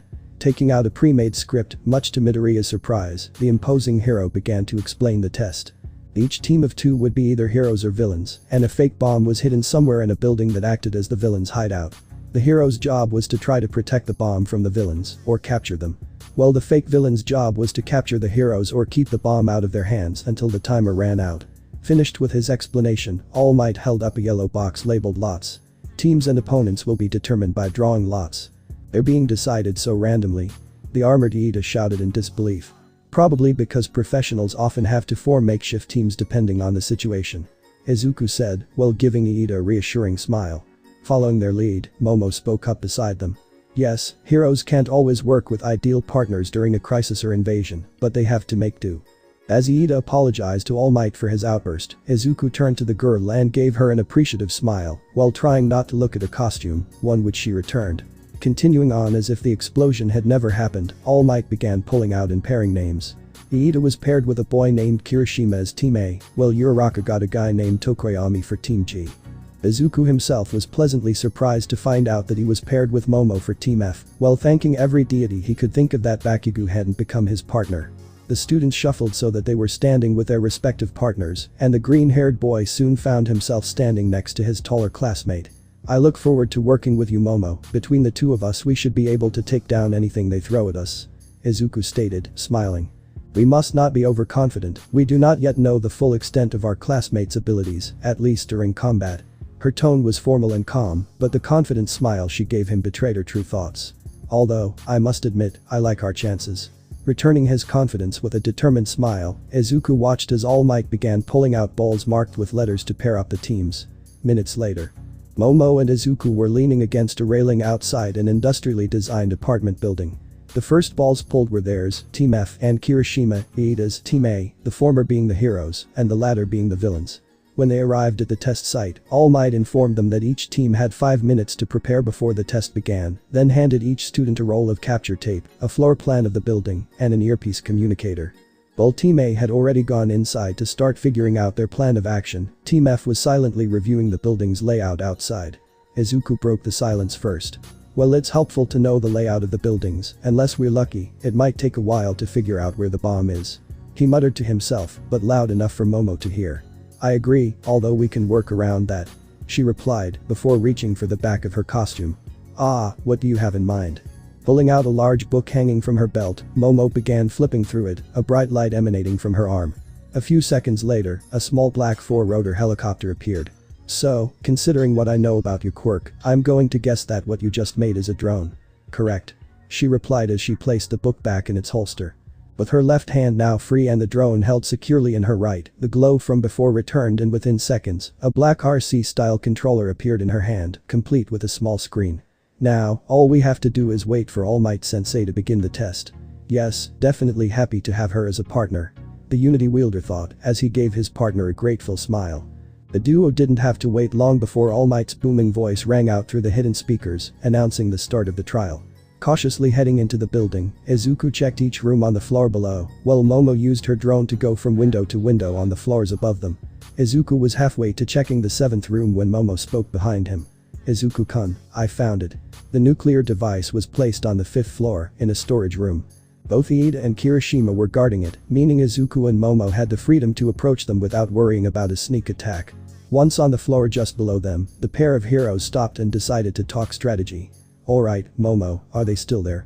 Having left the drone parked on the windowsill outside the pump room, Momo checked the remote control screen before looking back at her partner. Yes, they're still there. Okay, well, let's see, if they're both guarding the bomb, it'll be difficult to just attack and try to touch it, much less capture them. Momo nodded. We agree, based on what we saw yesterday, between Iida's speed and Kirishima's defensive strength, there's no guarantee we could get close before they stopped us. Yes, we need to surprise them or dominate them. His Quirk is certainly capable of combat, but I'm not sure how much impact Kirishima can take before falling. Plus, if any of them dodge his shots and hit the bomb, we'd probably lose by default. Izuku sighed. True. I never realized how hard it would be to not be able to use my other quirks. Maybe I could try. The glow of a camera in the room they occupied stopped him mid-thought. No. No, too risky. I have to rely on my brain and my partner for this test. Wait, my partner. They say the best ideas come when you least expect them. Stepping away from Momo, Izuku entered the room that should have been right below Iida and Kirishima. His eyes scanned everything in there. The boxes, windows, and concrete walls, pillars, before turning to his partner, who looked quite confused. Momo, can I see the drone screen again? Sure. She replied, handing him the remote. What are you thinking, Izuku-kun? The girl got no response as Izuku looked at the screen with a thoughtful before his lips formed a satisfied smile. Hey, Momo, you said you can do anything you know the atomic composition of, right? The young man questioned. She nodded, not quite sure where he was going with this. The greenette smile turned into a full-on grin as he looked from the screen and back to his partner. So, next question, this book shows you how to do it. Minutes later. Iida was feeling nervous. Not that he let it show. Which was odd, considering everything had been going, mostly, well so far. The test was pretty straightforward and simple, protect a fake bomb by running out of time or capturing the heroes. Nothing too crazy. Upon entering the building with his partner and locating the bomb room, there was initially a problem when the red-haired boy, Kirishima, wanted to come out and face his opponents directly. Some nonsense about sneak attacks and hiding with the bomb is not manly. It took some convincing and scolding to make the shark-toothed boy understand that the best solution was to sit here and stand his ground. Not run straight into the clutches of his classmates. Something Kirishima continued to argue against, until Iida reminded him that the villains weren't manly and would probably wait for the bomb like cowards. The boy with glasses didn't understand some people's unreason, but he was forced to accept it when they started discussing strategies. Fortunately, there haven't been any other problems since then. Kirishima was placed between the door and the bomb, roughly in the middle, so that he could act as the first line of defense against any ranged attacks. The teenager in question even began to smile with his hooded eyes, sharp teeth on full display, seemingly trying to get into the role of a villain. Meanwhile, Iida was holding close to the bomb, giving himself as much room as possible to accelerate and gain speed before engaging in combat. The plan was simple, since none of his opponents could fly or climb easily, there was only one way into the room, the front door. If they attacked or fought their way in, then Kirishima would hold them off, giving Iida time to intercept them before they reached the bomb. Keeping his senses alert, the taller teen continued to go over everything in his mind. This should work, we have high stamina and speed, as well as a good plan. Midoriya's quirk may be strong and Yaoirozu's unpredictable, but I cannot afford to fail. I will bring respect and honor to the Iida family name by winning here today. Iida smiled beneath his helmet, this was the first test of his abilities as a hero, and he intended to prove his worth not only to his class and sensei, but to his brother as well. I hope to make you proud today, Tensei. A knocking-like noise snapped him out of his thoughts and drew his attention to the door. Kirishima gave him a knowing look, he had heard it too. The sound came again, before a voice, trying and failing to sound old, spoke. "Hello, no bell delivery services, we have a package here for you." "What?" Iida replied in confusion. It was a good thing he was wearing a helmet because the look of confusion on his face right now would probably make most of the class laugh. Kirishima wasn't much better, but he seemed to understand what was happening as he started to laugh. Sorry, you must have the… Hahaha. Wrong address, we didn't order anything," the teenager said, between laughs. The voice spoke again. "Well, this is where I should bring it and I need a signature, so what should I do with it?" Iida finally got over his confusion and quickly assumed the role of villain. "Hahaha, nice try, you clever hero, but we will not be fooled. Get out of here now, or be destroyed." He no doubt wants us to open the door out of confusion and curiosity, but we are prepared. The taller boy continued to cackle, sounding like a mad scientist from a B-list horror movie. Kirishima, stifling another laugh, gave him a thumbs up for his effort. "Alright, I'll keep it to myself then," the voice replied. The two villains heard a slight rustling, before. "Cool, I needed a pair of ear protectors." Neither of the boys had a chance to respond as the ground beneath them shook before exploding with a resounding crack. The concrete cracked and broke, and anyone watching at high speed would have seen the floor try to resist for about half a second before giving way, before collapsing in on itself, dropping half the floor into the room below them. Kirishima, the slower of the two and placed in the worst spot, fell along with the rest of the rubble, landing with a loud thud in the pile of debris below. Fortunately, he had reflexively hardened his skin as soon as the explosion happened. This, however, did not save him from the flash of the white capture tape, he realized with horror, as it began to cover his body. Iida, on the other hand, had fared a little better thanks to his speed and positioning, but was currently dealing with the ringing in his ears, the sound wave having been partially muffled by his helmet. Trying to get his bearings, the confused teenager began to look up, only to be met with a flash of bright green, before being sent flying backwards into a nearby pillar. His armor took the impact, but he was unable to get back up again, as a darker flash of forest green landed next to him. The towering figure looked at him and smiled, before seeming to say something he couldn't hear, and then placed his hand against the nearby black surface. Iida didn't need to hear the words, he knew what had just happened, but even with the touch, the booming voice of All Might managed to make itself known. "Hero Team 1. His helmet slammed against the pillar as he leaned back in defeat. "I'm sorry, Tensei." "Sorry, Iida-kun," Izuku said, before placing his hand on the bomb, All Might's booming voice ringing out over the testing grounds a moment later. The teacher announcing the hero team's victory, something Midoriya barely heard through the heavy earmuffs perched atop his head. Taking off his ear protection, which had been generously created for him by his partner. Izuku turned away from Iida to briefly look through the hole Momo had made. Looking down, he saw that a partially mummified Kirishima was being tended to by the black-haired girl, as she began using a pair of scissors created to cut the poor boy free. "Momo, are you okay down there?" The girl pulled away from her other classmate and looked at him. "Yes, Izuku-kun, I'm fine, not a scratch on me." Izuku smiled at her. "Good. You take care of Kirishima-san, I'll make sure Iida-kun is okay, and then I'll meet you outside." "Sounds good," she replied, giving him an appreciative smile. "And downright adorable." Stepping away from the hole, Izuku walked over to where Iida was sitting and leaned in front of him. "Hey," he said, with quiet concern. "I saw you move around earlier, but are you okay? Would you mind if I checked on you?" "Thank you, JIRO-kun, it would be appreciated," the other boy replied, the ringing in his ears having subsided enough for him to hear. Izuku couldn't see his face, but he looked grateful, if defeated. Looking down gently at the boy, Izuku was careful not to shuffle him too much, lest he worsen any unknown injuries, something Shirai had told him to do. He still remembered the passion in her amber eyes when she had sat with him privately a few months ago. Remember, Izuku-kun, never assume someone is fine, even if they seem that way. Internal bleeding, partially twisted necks, and muscle injuries are just a few of the many conditions you can aggravate by moving them too much during an on-site checkup. "Very good, JIRO-kun," Iida said, with a hint of pride. The word snapped Izuku out of his thoughts, and he looked to where the boy's eyes would be if they weren't covered by the helmet. "You beat me fair and square, I was focused on the door, which I didn't consider as a gap in the floor wall. It was an error of judgment and I'll do better next time." Chuckling, Izuku went back to inspect the boy's armor for splinters or breaks, starting to feel between the mesh of the shoulder pads. "Thank you, Iida-kun, and I look forward to the rematch," he replied, smiling. Suddenly, the engine Quirk user shivered slightly, looked at Izuku's hand. "Sorry, Iida-kun, it looks like you had a cut on your shoulder, and I accidentally touched it while moving your armor." Izuku apologized before taking out the small medical kit on his belt. Here, I'll put a bandage on it to stop the bleeding. Iida watched as Izuku began to wipe away the blood with a cotton ball. Thanks again, JIRO-kun. Don't worry, Iida-kun. Izuku replied, putting the now bloody pack back into his kit before removing the bandage. The pleasure is mine. After checking the teams to ensure that none of them needed immediate medical attention, All Might called the students back to the observation room for questioning. Helping Iida up, Izuku kept an eye on his classmate as they left the testing area to meet up with their respective partners. Both Momo and Kirishima were waiting for them, and once the pair arrived, Kirishima offered to take care of Iida, which Izuku agreed to. Keeping behind their opponents, Momo and Izuku walked together, a comfortable silence hanging between them, as they both seemed to be replaying the match in their minds. A quiet chuckle broke the silence. Noble delivery services. Seriously, Izuku-kun? The boy frowned and pretended to be offended. Hey, according to your book, he was the first person to discover an early version of plastic, right? What, you didn't like my joke? Yes, he was the first one to do it, and no, I never said that. She replied, her laughter turning into silent laughter. Izuku made a mental note to make her laugh more often. Still laughing, the taller girl looked at her partner.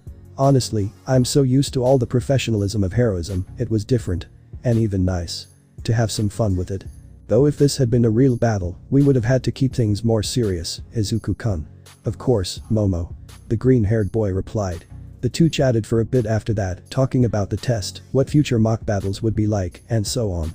They were so lost in conversation that they didn't realize they had arrived at the observation room until Kirishima called out to them. The group was practically surrounded when they entered. Jiro-san, that was crazy. Aoi Rozu-san, you made bombs. Wasn't that a little dangerous, Kiro? Jiro-kun, that was amazing. Uraraka shouted as she pumped her fist. And don't worry Iida-kun, you did your best. A girl with pink skin and hair wrapped an arm around Kirishima. It's okay, friend Horn, you've faced two monster opponents, live and learn, right? For their part, Iida and Kirishima took the pleasantries and platitudes in stride, while Momo remained stoic but proud, and Izuku scratched his hair awkwardly, giving the class an appreciative smile. Before any more questions or comments could be made, All Might spoke up. Hey now. Well, I know you're all excited, unfortunately we have limited time, so everyone gather around, and let's review. The briefing was fairly short and to the point. For the most part, Team F was praised for their clever strategy and execution of the plan, and while there was some concern from their colleagues about using explosives near a room with a bomb, Momo gave a very detailed and convincing explanation of them using the correct size of explosive based on the knowledge provided to her by the drone. Something that made Iida berate himself for not checking the windows during the test. Dime received a decent grade for playing good defense, but received a firm talking to from All Might about not always sticking to such a rigid strategy without creating a plan B or backup plan. Now then. All Might began. With everything that has been said, and after reviewing the footage, the MVP of the match goes to JIRO. With all due respect, All Might Sensei, I believe that Yaoi Rozu-san should take over as MVP. The boy stated firmly. Suddenly, all eyes were on Izuku, especially his partners, who clearly hadn't expected him to say that. All Might raised a huge eyebrow. Can you explain why that is, Jiro Shonen? Well, sensei, well it's true that I came up with the bomb plan, it was only thanks to Yaoi Rozu-san that we were able to pull it off. She was the one who created the drone that proved so valuable, was prepared with a detailed book on the things it could create, and even created the correct sized explosives for the job. Izuku smiled at his partner, before turning back to All Might. I'm sure she would have had a similar plan if I hadn't. In the end, all I did was jump down a hole. Oh. And make a really bad joke. The green-haired boy finished, laughing. Her taller partner looked like she was going to say something, but All Might's laughter cut her off. Well said young man, and well thought out. Well I believe you should give yourself more credit, I can see your points on the matter. Very well, this round's MVP goes to Yaoi Rozu-san. The class clapped or cheered lightly for their classmate. Especially the girls. While Iida simply bowed in respect to his opponent. Blushing at the unexpected compliment, but keeping her gaze focused and formal, Momo bowed in respect to All Might, thanking him for his choice. Holding his trademark smile, All Might gave everyone a big thumbs up. Alright then. Said the giant man. Let's move on to the next battle. Momo looked at Izuku and looked like she might question him, but one look at the smile he was giving her made any comment die on her lips. Thank you for the kind words. She whispered to her partner, before going back to watching All Might choose the next teams. Still smiling, Izuku walked away from the gathered students, taking advantage of their focus on All Might to find a seat at the back of the room. It was only the second day, but his notebook was sorely lacking in information about his classmates' quirks, and right now, there was no threat of expulsion to distract him. Visor still present on his head, Izuku began pressing the small buttons on the right side. If they followed my instructions, there should be a recording option for them. My hero. Show me what we have to do. Ripping the visor off his head in a panicked and pain-fueled movement, Izuku looked around the room as music continued to blare from the hidden speakers. Thankfully, the rest of his class was too busy preparing for the upcoming match, with the exception of one girl with music plugs dangling from her ears, who looked at him with a raised eyebrow and a questioning look. Managing to find the button he pressed to turn on the music, Izuku turned off the unexpected noise before giving her an embarrassed half-smile. She held his gaze for a moment before shrugging and walking back to where All Might was now leading the next groups to their testing area. Izuku let out a frustrated sigh before gently placing the visor back on his head. Note to self, ask for a user manual before ordering the equipment next time. Making sure to avoid the music button. Obviously with no volume control. He finally located the recording option when crews arrived at the building. Minutes later. Class 1 was walking back to class together, everyone talking about the battle trial in some way, the only exceptions being a boy with heterochromatic hair and Izuku. The former trying to keep to himself, and the latter being too wrapped up in his thoughts after seeing everyone's quirks in action. Some quirks already stand out from them that I need to put on the priority list for collection. Izuku thought as he walked alongside Uraraka, the two following behind Iida and Momo, the taller boy still discussing the practice of using explosives near a bomb. The green-haired boy sighed to himself. Some of the battles happen too quickly for me to get a good read on some of the quirks. I'll need to slow down the recordings when I get home and see if there are any details I missed. He noted before gently patting the lump in his bag. After All Might's post-class speech and subsequent escape down the hallway, the class changed out of their costumes and donned their school uniforms. Unfortunately, due to school policy, all equipment must remain on site for safekeeping, so Izuku had to stow his gear with the rest. Fortunately, though, he has quick hands and managed to pocket the visor before anyone noticed. Thank God the locker rooms don't have cameras. The greenette muttered to himself, laughing. What did you say, JIRO-kun? Uraraka asked as she walked beside him. Shit. Oh, nothing, just wishing that, the buildings had more cameras to see the action. Oh, I know what you mean. The cheerful girl replied. Although it was a little stressful during the tests, watching everyone fighting was so cool. Yes, it was very informative to see our fellow hero students fulfilling their duties. Iida said, putting in his 2 cents. Momo hummed in thought. Maybe they'll allow us to review the footage at a later date. I'd like to see how the two of us acted from an outside perspective, JIRO-kun. Yeah, that would be interesting to see. Izuku replied, giving them the most innocent smile he could. The 4 unlikely friends continued their journey back to the classroom in comfortable silence, all needing to gather their things before heading home for the day. Just as they and everyone else arrived, one of their classmates, the pink-skinned acid user, caught everyone's attention. Hey, guys. She called out from the teacher's podium. We've all been so caught up in hero training that we haven't even properly introduced ourselves. So how about we take a walk around the room and get to know each other? Pumping their fists in the air, the girl's smiles practically radiated joy, and most of the class seemed to agree with the idea. I'll go first. The cheerful girl practically shouted. My name is Ashidomina. Kirishima introduced himself next, his shark teeth bared as he smiled at the class. Asui Tsuyu, but call me Tsuyu, Kiro. A girl with frog-like features answered. A taller boy with multiple arms, striking silver hair, and a ninja mask bowed slightly as he spoke. Shoji Mizo. Seemingly following his example, another boy named Ajiro Mashirao also bowed during his performance, the massive tail he sported curling behind him. Giving the class a thumbs up, the bulkiest student with thick lips smiled. I'm Sato. I'm the elegant student, Aoyama Yu. A blonde French boy started to say, but was interrupted by the explosive teenager shouting. Bakugu Katsuki, you damn extras. As he left the room. Everyone was silent for a brief moment before a boy with red and white hair broke it. Todoroki Shoto. He stated stoically, as if nothing had happened. Thankfully, this got the ball rolling again, with the invisible girl, Hagakure Toru, being next as she said her name excitedly while waving her arms. At least, it looked like she might have been waving at them. Izumi went ahead. Izumi Midoriya. She said just that and left the room. Before leaving she looked with disgust at Izuku before walking out the door. Shirohanta is my name. A boy with straight black hair and elbow rolls said, grinning from ear to ear. Tokoyami Fumikage. A bird-faced boy muttered, following Todoroki's stoic example. Electricity crackled, catching the attention of the class as they stared at the lightning blonde-haired boy. A big goofy grin formed on his face as he spoke. Hey guys, my name is Kaminari Denki, and electricity is my game. Some students laughed, while the rest ignored the spectacle and continued on. A large block-faced boy was next, apparently trying to sign his name for the class. Luckily, Iida was able to translate it for everyone, his name apparently being Kota Koji. Izuku's group followed, with Iida and Momo giving everyone a very formal and polite introduction, while Uraraka happily raised her hands to her chest, proudly declaring her name to the class. The girl with purple hair and earrings hanging from her ears followed.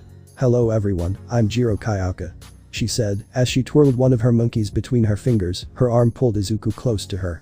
And this little guy here is my brother. It was finally Izuku's turn, who was silently scribbling everyone's names next to the notes he had made the day before. Feeling a nudge on his shoulder, he looked up to see Kayaka giving him a "your next" look. Her lips seemed to say, "Oh, right. Ahem, sorry about that." The greenette began as he closed his notebook. I'm JIRO Izuku, it's a pleasure to meet you all, and, Glancing briefly at his notebook, he thought about all the notes and details it contained, the information he had gathered about his classmates' quirks and their possible uses. The Unity wielder turned his gaze back to the class. And I look forward to working with you all in the future. The smile he gave the class was bright and welcoming, the smile of a student who was clearly excited to train with other potential heroes. It's a good thing no one had thought to read Quirk. Is it illegal to use your quirk in the press? Midoriya asked, as he made his way through the crowd. The young hero in training had been making his way to class without much trouble so far. He woke up early, had a wonderful breakfast, and the train arrived right on time. A perfect morning. At least until he reached the gates and was surrounded by cameras and microphones. Apparently, the news of All Might's status as a teacher was causing quite a stir in the media, and every media outlet wanted an exclusive interview. Seriously, it's illegal.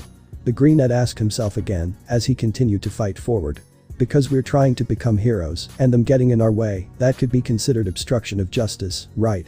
Continuing to ignore the incessant questions, he briefly entertained the idea of summoning shadow wolves to scare them away, before finally managing to push past the crowd and pass through the gates. Rushing into the massive glass building, he pressed his back against the doors and let out a sigh of relief. Note to self. Dealing with the press is terrible. Yes, JIRO, they do. Raising his head, Izuku saw that his teacher was looking directly at him, the man's bloodshot eyes still holding the same judgmental look from the first day of class. And no, you can't use your quirk on them. The teacher added. Izuku stuttered. How did you? A small smile appeared on the teacher's lips, but quickly disappeared as he walked past his student. Go to class, I'll make sure the press doesn't harass any more students. Opening and closing his mouth, Izuku chose not to ask any more questions and instead gave the teacher a simple nod of understanding before adjusting the strap of his bag and heading down the hallway. Well, that was fun. The young teenager grumbled as he reached the entrance to 1A. Opening the door, he noticed that most of his fellow heroes in training had yet to arrive. Except, of course, Iida, the ever-punctual boy, giving him a polite smile and a greeting as he entered, which he reciprocated. I think the press will be holding most people up today. Finding his seat, Izuku gathered his books and equipment as he prepared for class. Taking extra care to keep his visor hidden in his bag. I suppose I could look at this morning as a lesson on what to expect in the future. He noted mentally before sighing wistfully. Hopefully this will be the only unexpected problem for the rest of the day. Minutes later.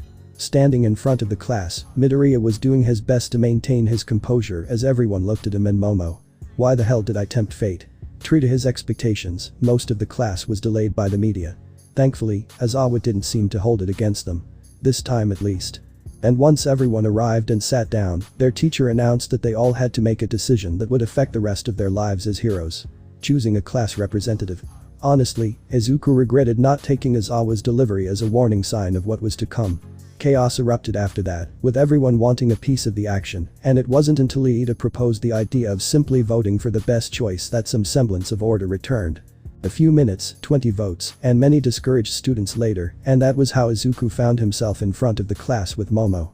Alright then, the class representative is JIRO, and the vice class representative is Yaoi Rozu. As always stated, still wrapped in his yellow sleeping bag. Realizing that he was now expected to say something, Izuku cleared his throat. Drug. Thanks everyone for the votes. Midoriya shouted to the class. Drug. I hope I can be a good representative, and I will do my best not to disappoint any of you. He finished, bowing to everyone.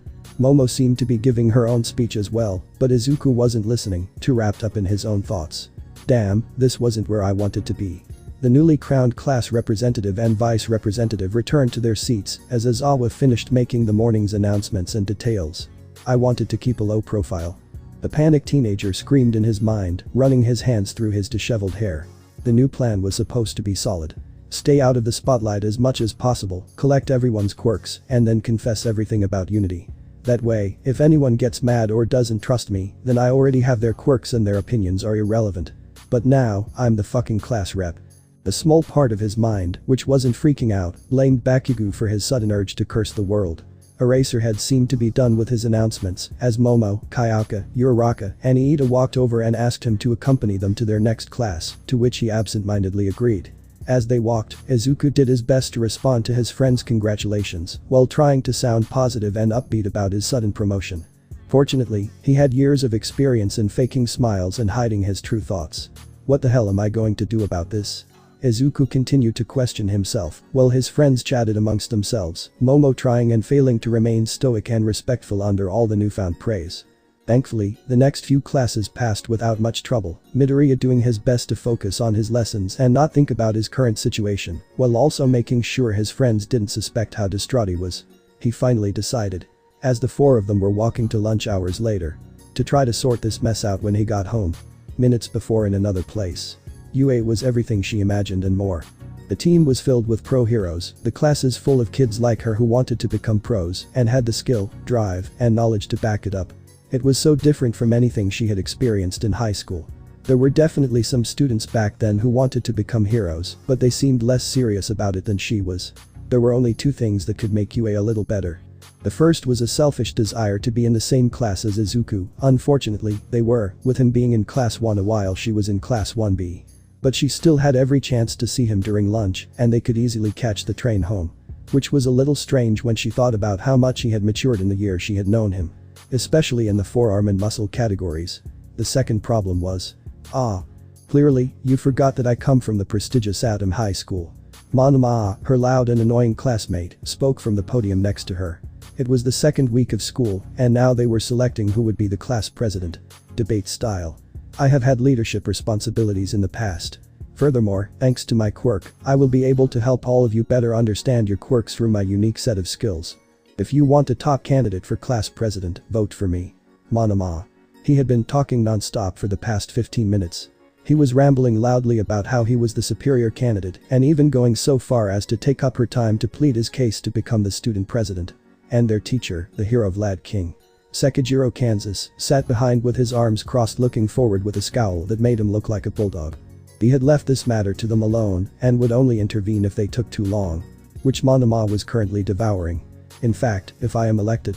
She hit him on the back of the head, her quirk partially activated. He fell forward, all the steam coming out of him as she held him by the collar of his shirt.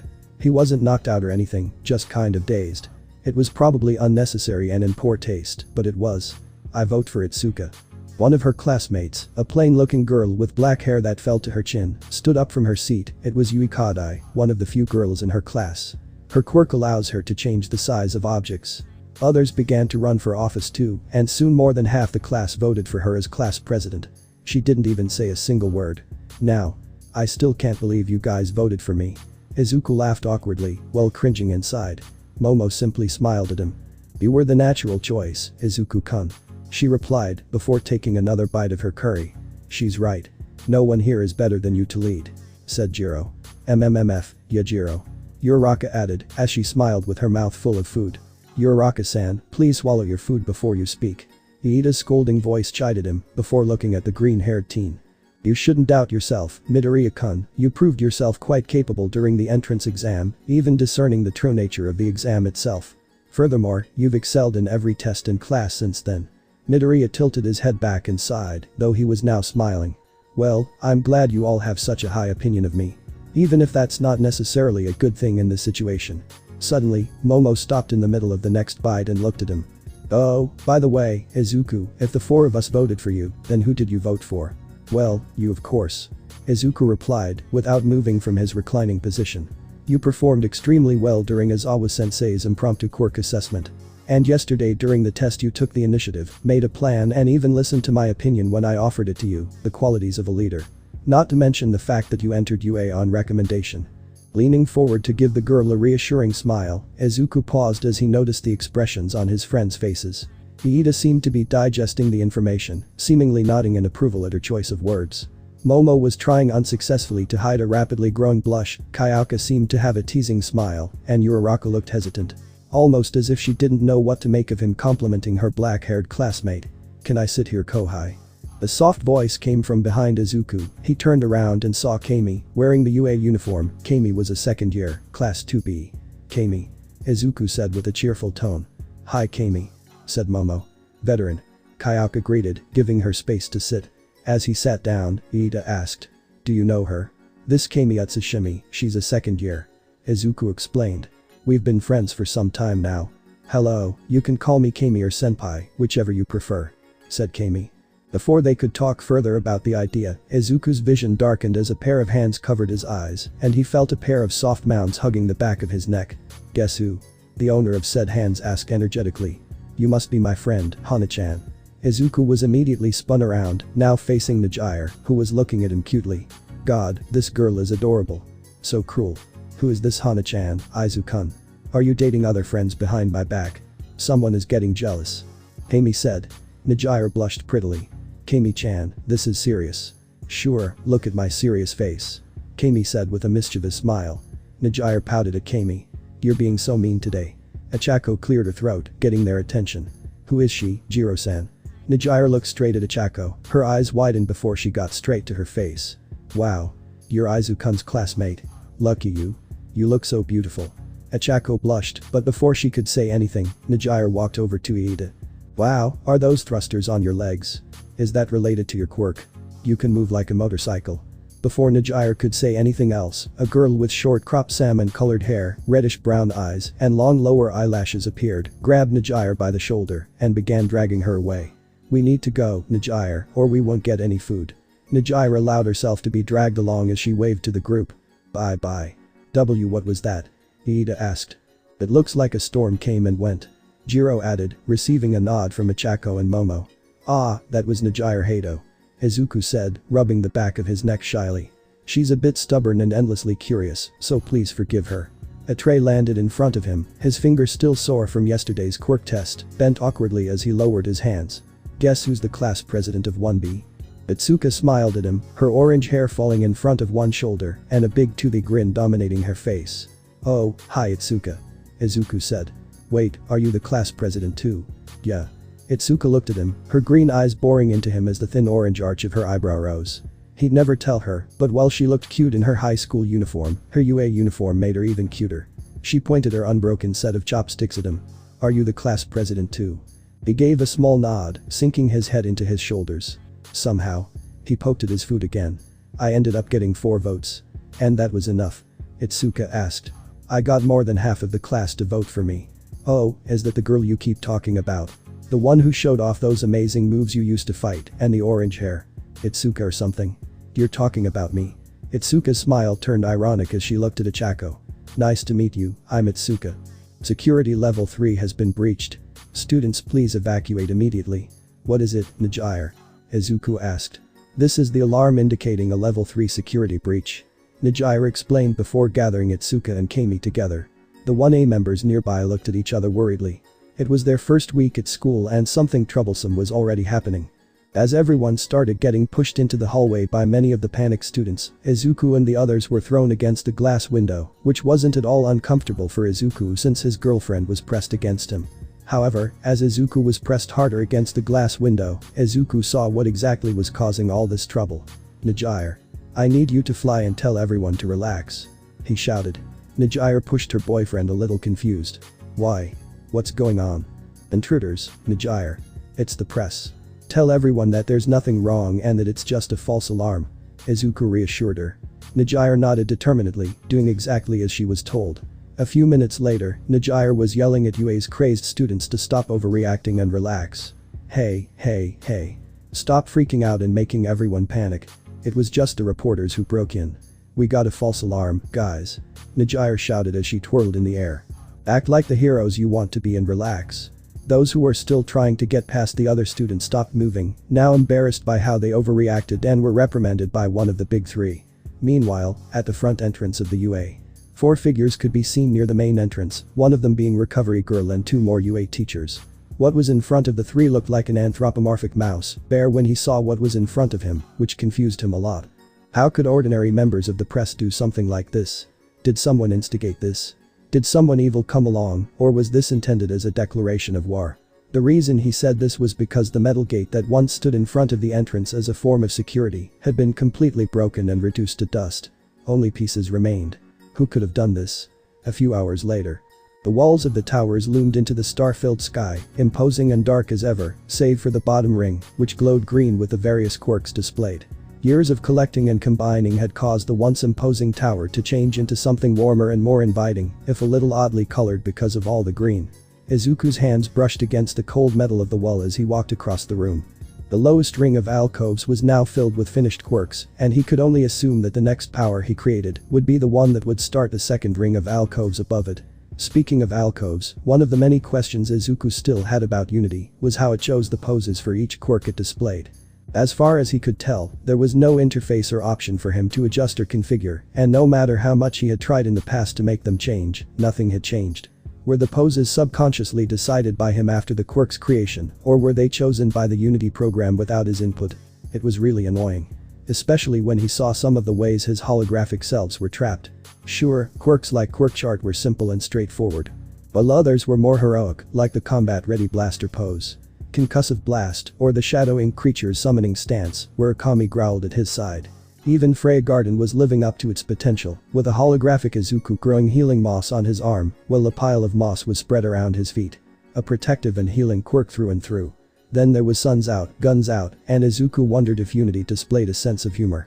In the center of the screen was an extremely muscular version of himself, dressed in tight workout shorts and flexing as if he were posing for the upcoming Mr. Universe competition. His holographic self had pursed lips and a cocky smirk on his face, eyes filled with pride and barely contained ego. The whole thing could be summed up in one word. Henched. He tried not to groan as he walked, only to quickly look away as he passed the one he had created, or more accurately collected, before Sogo. He had only seen the display in that alcove once and made a point of never looking at it again. Not only was it ridiculous, but it brought up a lot of emotions he didn't feel like dealing with right now.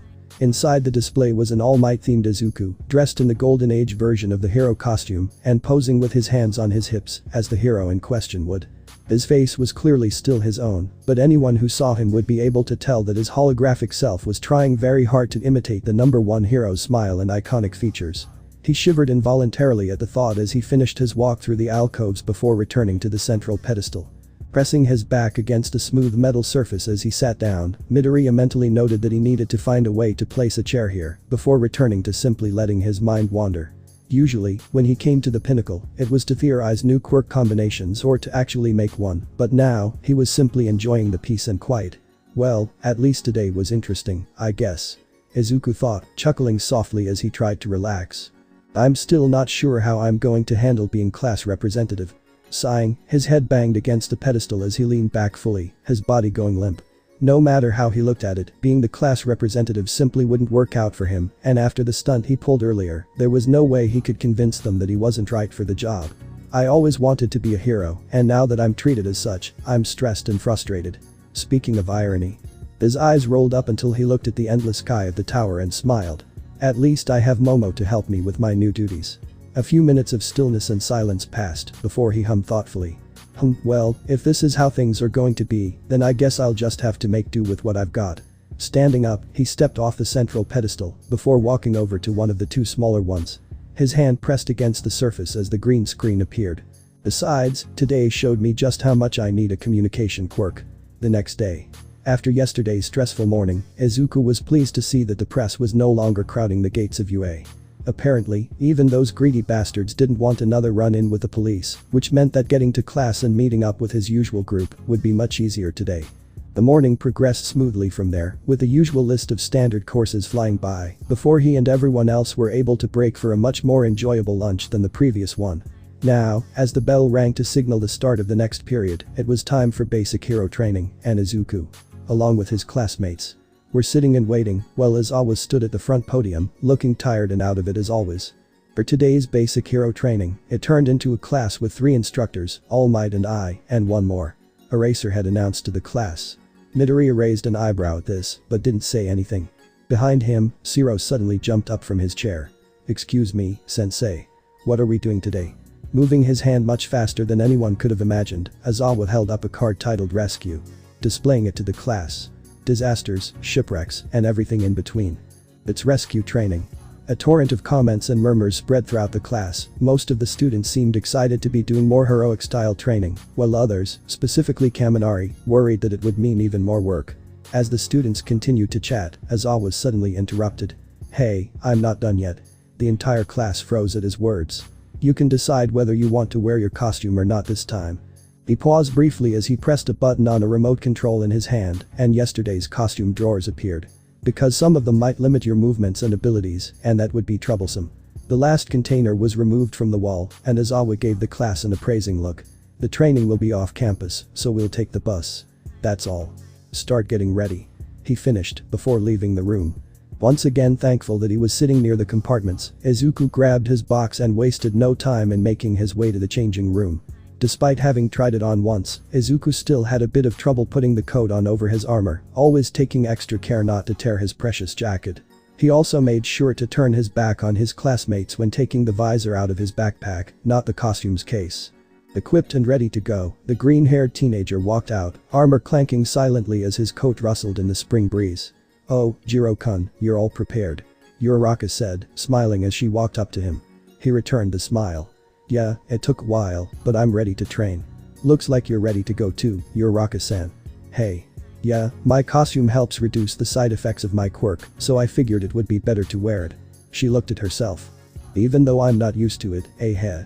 I'm with you on that one, it's still a little clunky, but I need to get used to using these things if I want to keep using them. Plus, I kind of need it to hide the use of my other quirks." Before anyone could say anything else, Aizawa called out to the class from the bus door. "Everyone get ready, you might have some pointless conversations on the way to USJ." Not wanting to disturb their teacher, the one students got on board as quickly as they could and sat down. Midoriya found a seat between Tsuyu and Ichako, with Kirishima and Kaminari on his left and right, and Mina, Ida, Momo, and Aoyama in front of them. The rest of the class was spread out across the back in front of the vehicle, while Aizawa seemed to be dozing off in the front seat, near the door. It didn't take long for the teacher's previous words to become prophetic, and most of the bus ride had turned into idle chatter. Midoriya was simply taking the opportunity to relax and think about what rescue training might entail, when a light tap on his shoulder caught his attention. Turning to look, he was met with a blank expression of his fellow frog. "I always say whatever comes to mind. JIRO-chan." "Oh, yes, Asui-san?" he asked. "Call me Tsu." He smiled a little uncertainly. "Of course. It's strange that your quirk helps you move faster and even launch yourself," she stated, naturally. It was only years of practice that kept his features polite, although he still tensed up involuntarily. He didn't expect to be asked this. He tried to relax his body as he answered. "Don't stutter." Oh, what do you mean, Asu?" I mean, Tsuyu-san." I think what she meant. Ichako interrupted, clearly having heard. "Is that your quirk fires explosions like a projectile, and when you fire it at a target or opponent, you stay still, but when you need to jump higher or if you move faster, it suddenly acts like a propellant, launching you towards the target. Like the double jump skill in a video game." Mina shouted excitedly. Ichako blinked in surprise. Yes, like that." Turning around, facing Izuku, she gave him a questioning look. "Truth be told, JIRO-kun, I'm curious about that too." At this point, most of his classmates' eyes were on him, their curiosity piquing. Izuku himself was trying very hard not to sweat. He honestly hadn't expected to be asked this, believing that he had done a good job of disguising his use of the pneumatic cannon so as not to raise any questions. Clearly he hadn't given his classmates enough credit. Unbeknownst to anyone, Aizawa's head turned slightly towards the noise. Looking at everyone's expectant faces, Midoriya knew he needed a plausible excuse, and he needed one now. "Bullshit powers don't fail me now. Well, you see. My quirk works by allowing me to accumulate explosive energy in my fingertips or the palm of my hand, which as you said, I can then launch as a projectile at my enemies. However." Izuku paused for a moment to gather his thoughts. "Sorry, I've never had to explain this to anyone else before. You see, I can, sort of. I guess the best way to put it is that I can aim the explosions in a direction other than just straight ahead." No one said anything, but their faces clearly told him to explain. Izuku chuckled nervously. "Alright, so if I launch my blasts outwards, away from my hand, they don't recoil. Or at least very little." However, if I launch it in reverse, the projectile pushes me back and therefore hits me with the force it would normally have to move forward. That is, the impact of the blast hitting my arms rose me upwards. A moment of silence passed as what Izuku was implying sank in. Some students still didn't seem to be quiet enough to understand, but suddenly, Iida cleared his throat, catching everyone's attention. So what you're saying, JIRO, is that you are, for all intents and purposes, shooting yourself with a cannonball in order to achieve flight, is that correct? He didn't realize how stupid that sounded until she said it. Oh, yeah. Is that why you got so hurt after jumping into the zero-pointer? Uraraka almost shouted at him. Izuku decided to let his nervousness about the situation show, to help look embarrassed. Basically, yes. The strength created when I do this is controllable at lower levels, and my bones are naturally very hard as a side effect of my quirk, but what I did during the exam was way above my limit. It's not an outright lie, it's just not the right quirk. Uraraka's expression changed from worried to guilty, and her eyes seemed a little moist as she nervously began fidgeting with her hands in her lap. Oh, JIRO-kun, I didn't mean to sniff to put you through this. Without thinking, the boy in question suddenly stood up and knelt before the distraught girl. Hey now. He placed a comforting hand on her hand. We'd be heroes in training, taking risks is what we do. Besides, no matter the danger to me, I would never have left you there to be crushed. The young heroine in training wiped her eyes and gave the teenager a shaky but grateful smile. Thank you, JIRO-kun. Beside them, Iida was giving the two a reserved smile, trying to hide the fact that he was feeling a little disappointed in himself after hearing Izuku's speech. I need to do better. The conversation flowed into less disturbing topics after that, with Kirishima and Izuku talking about flashy quirks and appearances in the hero branch. Although, while everyone seemed to have an opinion on this matter, Bakugo began threatening bodily harm to everyone after Tsuyu pointed out how unpleasant his attitude was, and a few other less survival-inclined students joined in on the teasing. Fortunately, before the explosive teenager could be bothered any further and probably explode in anger, Aizawa announced his arrival and told everyone to calm down. Arriving at the massive white dome building, the students of Wano unloaded as quickly as they could before gathering outside the main doors. Waiting for them, dressed in an enormously fluffy Apollo-themed space suite, was the app called Space Hero. 13. The fact that Uraraka didn't wait to get excited about, stating that she was her favorite heroine. Izuku had to hide his excitement at meeting her, though not because he was worried about being a fanboy, but because her quirk. Black Hole was at the top of his list of quirks to try to collect. I doubt he'll be able to get past that suite to get her blood. Let's go in without delay. 13 said, as he pointed to the doors. Following their sensei's orders enthusiastically, the students walked through the doors and entered the main building. The students were not expecting something so grand and complex, and even the most stoic and reserved students could not help but look in awe and admiration at the veritable rescue stadium they found themselves in. Kirishima even compared the place to Universal Studios Japan, TM. Holding his place at the front of the group, 13 began introducing each area, pausing for effect at each place he named. A shipwreck, landslide, fire, gale, and more. It's a training ground I've made with many different types of accidents and disasters on display. Leaning on one foot and pointing to the sky, 13 looked straight at the class. Welcome. This is the Unforeseen Simulation Joint, or USJ for short. Despite UA's reputation for going above and beyond when it came to providing equipment, gear, and various amenities at the school, the staff room was surprisingly basic, with only a coffee table, filing cabinet, tea, coffee maker, and a few couches filling the rather small room. Though All Might hadn't really had time to wonder about it, as at first he had been too distracted trying to hide his scrawny form from the outside world, and now by Nezu. UA's rat, bear, dog mane chewing him out for his lack of forethought. Honestly, All Might, I wish you'd prioritize your teaching duties. Nezu scolded lightly. I mean, there are plenty of hero agencies in the city, and I'm sure they can handle your standard thieves and vagrants. All Might kept his eyes lowered, not wanting to meet the director's gaze. It's as you say. But that's why I was preparing to go to USJ. Even if you went now, you would be forced to return immediately, correct? Nezu replied, starting to serve tea to both of them. There wouldn't be much point in you going there in your current state. It's much better for you to stay here, have some tea and relax. Sliding the now full cup across the table, Nezu watched as All Might took the cup before picking up his own. Also, I have a few questions I need you to answer for me, All Might. He took a long sip of tea, watching the vaunted #1 hero stutter and sputter in surprise. Perhaps my tone was a little too serious.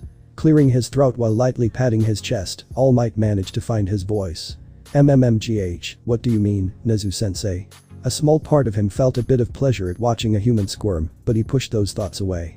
Don't worry, I'm just trying to solve a certain problem at the moment and I feel like you can help me with that. Nezu said cheerfully, his ever-present smile turning calculating. Toshinori straightened up. Of course sir. What do you want to know? Nezu smiled a little wider. You told me many months ago that you found someone you believed to be a worthy successor, but when you proposed the idea, he refused. Can you tell me what his reasoning was for that decision? All Might was clearly confused, but he hummed in thought. Well, if I remember correctly, he told me that since he already had a powerful quirk, he wished to become a great hero using his power instead of mine. And because of that, it made more sense for me to give one for all to someone less fortunate, but still worthy. Nezu didn't say anything, but hummed in understanding. Taking another quick sip, he smiled behind his teacup. Next question then. You never told me his name. Would I be correct in my guess that it was JIRO Izuku? He asked, watching the skeletal man pale. That's a yes, then. If you're wondering, it wasn't hard to figure out. After all. Young man steps in to save schoolmate from villain, All Might saves them both. It was quite the headline, and the video of the incident was certainly heroic enough to inspire you. Toshinori was sweating and his arms were starting to shake. Principal Nezu, sir, if you're worried that I pulled some strings or voted unfairly during the entrance exam, I can assure you. That's not the problem, All Might. Nezu stated, interrupting him. Even if you helped him get in unfairly. Which I know you didn't. The test results and his performance last week showed that he deserves to be here. No, there is another matter I wish to discuss. Setting the cup down, the principal clasped his hands and fingers as he leaned forward slightly, looking more like a psychiatrist than a principal. Despite the tension, All Might had to resist the urge to roll his eyes at his sensei's theatrics. Toshinori-kun, what do you know about that boy? Other than what you saw of him in class. All Might froze for a moment at the words. It was exceptionally rare for someone to use their real name, even among friends and colleagues. He took a deep breath and sat up as straight as his small frame would allow. Honestly, sir, very little. We haven't talked as much as I thought we would. The director inclined his head slightly, but didn't interrupt. All Might took this as a sign to continue. The day after our first meeting, he called me to ask for training advice, and I pointed out a local beach that needed cleaning. I figured it would be a good project for him. Community service, hard work, the works. I figured once he got started, he'd ask me for help or advice. He never did. Running a hand through his tousled golden hair, All Might sighed. He was a big fan when we first met, really excited to meet me and ask me questions. I figured when I didn't hear from him for the first few weeks, he was just still nervous around me. But as time went on, and the only calls I got from him were when the portable trash can was full and needed to be taken out, I grew worried. He looked at the director with a regretful but sad expression. Honestly, sir, I don't know much about the boy, it's almost like he's avoiding me, or even feeling uncomfortable in my presence. And not in the I just met my idol kind of way. He picked up his cup of tea, really wanting something to drink right now. I just wanted to know what caused this rift between us. He muttered, before enjoying the hot liquid. Nezu was silent for a long moment, the gears in his mind turning. Well, that's unfortunate, but not unexpected, given my current suspicions. All Might put down his cup. Suspicions. Nezu shook his head before sighing in resignation. I suppose you should know. JIRO is hiding something to do with his quirk, All Might. He gave the man a pointed look. In fact, I believe he has more than one. The cup fell from the teacher's hands. What? I watched the footage again and even showed my findings to Izawa, just to be sure. We agreed, he demonstrated 3 unknown quirks. Possibly even 4. That weren't concussive blasts. Pulling out the tablet he had previously used to show the articles about All Might's heroics, while berating him, Nezu began typing on the screen. I'll pull up the footage for you to review, since you have experience with this sort of problem. All Might's shocked expression gave way to disbelief as the principal explained the situation. Now his face was stuck somewhere between horrified and furious. He didn't want to think about it. He didn't want to imagine the possibility, the idea that this man had somehow returned and even managed to sink his claws into someone All Might believed to be a bright and upstanding student. He didn't really want to, but he had to. Standing up, he walked around the table and sat on the couch, his eyes glowing blue as he looked at his sensei. Show me. With Izuku. Izuku stood next to his classmates, while 13 and Izawa were silently talking about where All Might was. As they were talking, the space hero held up 3 fingers, much to the confusion of the class, while Izuku simply frowned, knowing exactly what that meant. Crossing his arms, Izuku hummed thoughtfully as 13 and Izawa finished talking. Maybe it's better if he can't come, less distractions while I'm training. Let's see. Before we start, let me tell you something. Or 2, or 3, or 4. 5. Maybe 6. 13 began to mumble to herself while the class remained in an awkward silence. Seemingly remembering what she really wanted to say, the rescue hero raised her hand before addressing the class. Guys, I'm sure you're familiar with my quirk, black hole. I can suck up anything and turn it into dust. Uraraka started nodding her head vigorously. You've used that to rescue tons of people over the years. Yes, but it's a power that can easily kill. 13 paused. Looking at the class from under his helmet. Many of you also have powers like that, right? The mood of the class changed from playful to serious at the hero's words. In our superhuman society, quirks have been certified and strictly regulated, so it's not a problem at first glance. However, please don't forget that there are many quirks that can easily kill if one is careless. But as always, physical fitness test. You discovered the potential of your hidden abilities and with All Might's personal combat training. I hope you have experienced the danger of using your powers against others. This class is a new beginning. 13 passed his hand over the group of students. You will learn how to use your quirks to save people's lives. After all, you don't have powers to harm others. Izuku stiffened. You have them so that one day you can save others from danger. That's all. Thank you for listening. 13 finished while bowing like an actor who had just finished his performance. A description that seemed even more accurate once the class began to clap and cheer at the teacher's words. Izuku clapped alongside his classmates, despite the teacher's words tormenting his mind. You don't have the powers to be able to harm others. Aizawa waited until the applause died down before speaking. Alright then, first. The crackling sound interrupted the professor, the sudden noise drawing the students' attention to the dome above them. Electricity arced along the bands of light that illuminated the building, each one dimming and swelling as the energy surged forward. From the square, they could hear the fountain stop and start running, as the consistent flow of water was now interrupted every few seconds. Everyone was confused and unsure of what was going on. However, they didn't have to wait long for an answer. Aizawa noticed it first, while the others were still distracted by the lights. Years of fighting villains had given him a sense of when something was wrong. He trusted his instincts and turned to the plaza below them, watching in barely contained horror as the space around the fountain began to warp and twist before a massive pool of purple and black mist took shape. He focused his gaze intently on the swirling mist and was greeted with the sight of a red eye beginning to emerge from within the darkness. His hands clenched as he turned towards the students. Gather round and don't move. His hand shot out protectively. 13, protect the students. Even more confused by what was happening, it took a few more seconds before anyone realized what Aizawa already had. What is this? Kirishima asked. Below, in the plaza, the mist began to ripple like choppy water, and from its murky depths, things emerged. Humanoid forms emerged, some more normal than others, but all of them dangerous in their own way. Some sported claws, talons, and various predatory adaptations, while others were armed to the teeth with a wide array of vicious-looking weapons and armor. Even those without obvious weapons found ways to invoke fear, such as the owner of the bloodshot eye, who was covered in severed hands. The entire scene looked as if someone had opened a portal to the underworld and the hordes of hell were now pouring in. Is this like the entrance exam, where class has already started? Kirishima asked hesitantly. Izuku knew immediately that wasn't the case. UA might be known for its rogue and unorthodox teaching methods, but this felt wrong. Don't move. Aizawa shouted before putting on his glasses, much to Izuku's horror. Oh, no.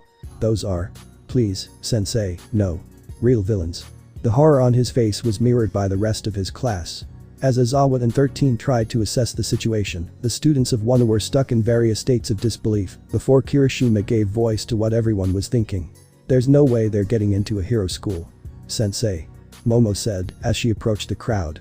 What about the intrusion sensors? 13 turned to her.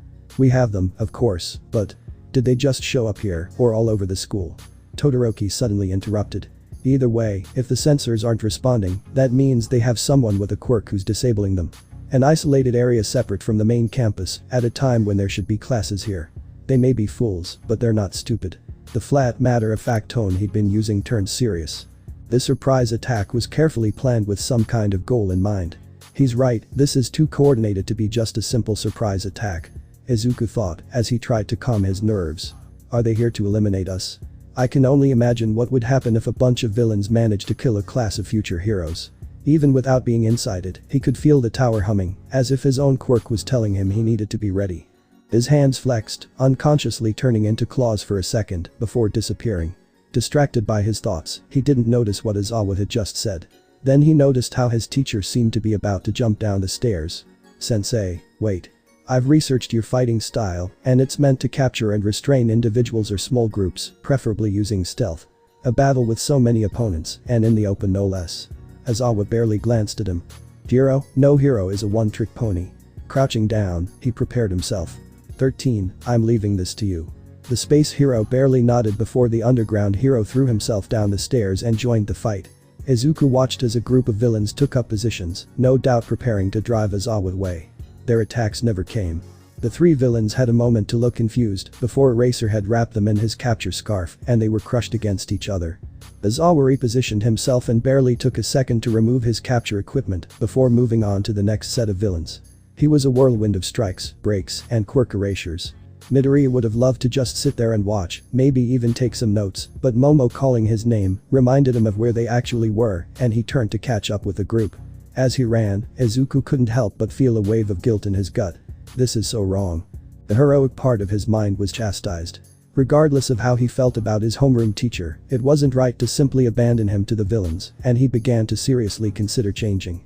If I stayed at the top of the stairs, I could provide long-range support with a concussive blast, give Eraserhead some breathing room. Purple and black mist appeared in front of the retreating class, and any thoughts of turning around were thrown out the window. Sorry, but I can't let you leave. The growing pool of mist seemed to say. Floating on an ethereal breeze, whatever had brought the villains here took shape before them. Its body was formless and ever-moving. Save for a head-like shape at the top. And the only indication that this was in fact the villain's body were the slanted pupil-less eyes that glowed a phosphorescent yellow. Seemingly now full-sized, the entity spoke. Nice to meet you. We are the League of Villains. His tone was surprisingly formal, sounding more like a dignitary than a villain. It may be presumptuous of us, but we invite ourselves to this home of heroes, UA High School, so that All Might, the symbol of peace, may take his final breath. The mist villain took a moment to let his words sink in, watching as the young heroes before him either trembled in fear or glared at him with defiance. He would have smiled if his quirk had allowed it. I believe All Might should be here. Has there been some sort of change? Well, that's neither here nor there. His body began to expand as large wings of distorted mist spread out. I still have my part to play, and I don't want to disappoint. Izuku was listening intently, analyzing every word the villain spoke as he tried to remain calm, even as growing fear grew in his gut at what the villain was insinuating. Alright, we need to get past this guy, his quirk is clearly some warping ability that's tied to that mist of his. Maybe we could blow him up. Or maybe make 13. Two flashes, one orange and one green, shot towards the villain, and a moment later, a massive explosion shook the ground. Izuku squinted his eyes and raised his arms to protect himself from the smoke and kicked up debris. Without even looking, he already knew who had caused this. Did you consider that you would be beaten by us first? He heard Izumi scream, and as soon as the smoke began to dissipate, he could see her and Bakugo standing in front of the class. What the hell are they doing? He was about to try to make them retreat when suddenly. Oh dear, that was close. He heard the villain scream and froze as he saw yellow eyes appear from within the smoke. That's right. Even if you are students, you are excellent golden eggs. The mist villain's eyes were half closed in apparent anger. No. You two get away. 13 shouted. The villain's formal tone took on a harsh edge as a large veil of black and purple mist descended upon the class. My job is to scatter you all and torture you to death. For Izuku, everything was happening in slow motion as the mist began to pass over his face. He only had moments to act. He has to save them. He knew where everyone was, but the mist was messing with his senses and he could barely see most of them. I can't save them all. In his peripheral vision, he saw Iida running to safety, with Sato and Uraraka in his arms. Following the sprinter's example, he sucked air into his legs and stiffened his body. I have to try, I have to at least try. Ahead of him, he could see Kayaka, Yaoirozu and Kaminari within range, so he took aim. I have to hit it. He stepped forward, releasing the air pressure, and held his arms wide as he was thrown towards them. Time slowed down even further for him as adrenaline coursed through his veins, and every meter of distance felt like a kilometer, but he would do it, he would get them out of the fog. Then Kayaka moved, stepping back in an attempt to seemingly find her balance against the pressure of the mist. Izuku had no way to correct his trajectory, and instead of pushing them to safety, he crashed into Kayaka. With a scream, the girl fell against Momo, who in turn fell forward, sending Kaminari jumping and struggling deeper into the darkness. He thought he heard the two ladies screaming in confusion and pain as they now lay sprawled on the brick path, but he could not hear them over the strong wind and the fog. A moment later, everything went black. Izuku was greeted by the sight of a reddish-brown rock as the black disappeared and light returned. Still tangled with Momo and JIRO, the three landed with a small thud as the mist deposited them a few feet from the rocky ground. The two girls groaned in discomfort as they began to untangle themselves, while Izuku managed to free himself and stand up. Well, that could have been better. Where the hell are we? A quick 360-degree overview of their surroundings showed that they were still in the USJ, the landslide zone to be more specific, with the white dome and lights above, and the other rescue zones far away. Not an ideal situation, but a rocky indentation was better than the middle of the ocean or a pool of lava. Turning to his companions, Izuku was happy to see that they were free of each other and standing. "Are you two okay?" Momo nodded. "I'm fine, Izuku-kun." "Yes, I'm fine," Kayaka replied. "That's good to hear." He sighed and looked at the square. "I think it was the villain who brought the others here, huh?" Taking a staff out of her arm, Momo frowned. "It seems so, though it seems its range is limited. Or maybe he just wanted us out of the way." "True. In any case, if the others are simply scattered throughout the USJ, we should regroup and..." "Guys," Kayaka shouted. "We have company." Izuku looked away from where he had been searching for his other classmates and towards where Kayaka was now pointing. Sure enough, emerging from behind the rocks and descending the cliff faces were dozens of figures, armed to the teeth and looking just as dangerous as the ones that had appeared before. He felt his mouth go dry. Beside him, Momo took up a fighting stance, her staff pointed forward and ready for combat. "Looks like you were right, Izuku-kun, he wanted us out of the way." Explosive energy gathered at his fingertips as he replied. "I really wish I wasn't." Kayaka raised her fists as the headphones hovered and tensed beside her head like two angry snakes. "Do either of you have a plan? Because I have nothing." Izuku watched as the figures approached, weapons raised and looking very pleased to be there. "The backup needs more time to recharge." Momo tensed, but was ready. "Nothing immediate." She looked at Izuku. "Izuku-kun, do you have any ideas?" A drop of sweat fell on his head as he looked at the faces of the people who wanted to kill them. Inside his mind, his instincts screamed at him, his quirks were ready and wanted to help. He pushed them away. The explosion gathered at his fingertips as he lined up next to his two classmates. He kept his eyes fixed on the villains as he spoke. "Watch your corners, we cannot allow any of us to be knocked down or taken captive." The villains were surrounded around them, but they weren't moving, and Izuku was worried as he watched and waited for someone to attack. Why are they keeping their distance? They outnumber us 10 to 1. Maybe a sneak attack. He let his eyes wander over the gathered crowd of costumed figures. Is that a chicken costume? And kept his ears open for the sounds of rocks crunching or footsteps behind them. Anything that would indicate that they were being flanked. Strangely, he saw and heard nothing. Now he was truly confused. No sneak attack. Are they being cautious? Why? They obviously had everything planned for this attack, including separating everyone from the main group. It would make sense for them to want to take us down as quickly as possible, especially if they wanted to defeat All Might. Without warning, a loud crackling noise, like the one the lights had made earlier, echoed from the other side of the USJ. Izuku couldn't help but look over at it, along with some of the villains. It was hard to see, but he could make out what looked like a yellow bolt of lightning flashing over the waters of the flooded zone. His eyes widened. Is that who I think it is? Maybe it was some kind of signal, or maybe just a warning to the villains, because a moment later they attacked. Midoriya's features hardened and his eyes focused as the blast he held glowed a little hotter. His hand shot out from where it was at his side. Fingers spread. And he fired a volley of 5 shots into the crowd. The villains, who had not expected such an attack, did not react in time, and 2 of them, a woman in a red cloak and a hawk-faced man, screamed, falling to the ground in pain. Izuku wasted no time preparing a second volley and fired at the nearest enemy. A man with metallic bronze skin hissed as the impacted areas began to melt. To his right, Kayaka went alongside with her attacks and bathed as much of the crowd as she could in heartbeat sounds. Most of the villains clutched their ears in pain and stopped attacking. The few who tried to suppress the sound and keep moving, Izuku took aim, but Momo was already on top of him as she wrapped a crystal-coated golem in a giant metal net before firing what looked like shock foam into the eye of a coral-covered woman. This is perfect. Izuku charged more explosion. Kayaka, keep control of the crowd. Momo catches whoever gets too close. I'll make sure to catch the rest. He shouted before blasting one of the stunned villains. For the next few minutes, the trio fought for their lives. Kayaka kept up her sonic attacks, pushing her hardened jacks to the limit, causing some villains' ears to bleed in the process. And although she needed to stop and catch her breath, Izuku made sure to cover her. Concentrated blasts took down most of the villains, while concussive blasts kept them between Kayaka's sonic attacks. Meanwhile, Momo was getting extremely creative in her defense of herself and her classmates. Stealing glances between his shots, Izuku observed the wielder of creation, throwing tasers, pepper spray, and more riot control foam. In between throwing nets, smoke bombs, and what could have been concentrated bleach, considering how quickly the metal-skinned man she threw it at had rusted. To him, it was a beautiful use of his quirk. Izuku smiled despite the situation. She really is amazing. Izuku-kun, watch out. Momo shouted. Izuku stopped admiring to look for the approaching threat before being pushed out of the way a second later when a massive black battle axe slammed into the ground where he had been standing.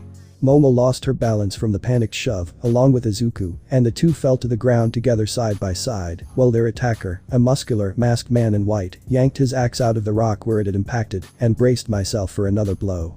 Midoriya's eyes widened in horror as the axe flashed in the artificial lights of USJZ. Shit. Momo was directly in the path of the axe.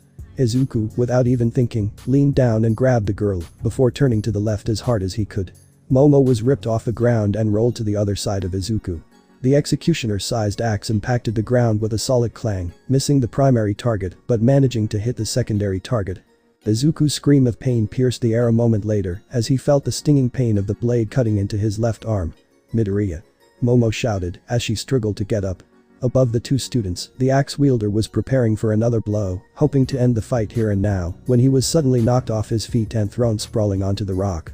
JIRO managed to get away from the villain he was throwing at, and rather than risk hitting his friends with a sonic blast, he opted to strike the masked villain's shoulder first. Grateful for JIRO's intervention, but too busy to thank her, Momo focused on creating cloth bandages while Izuku bled out beneath her.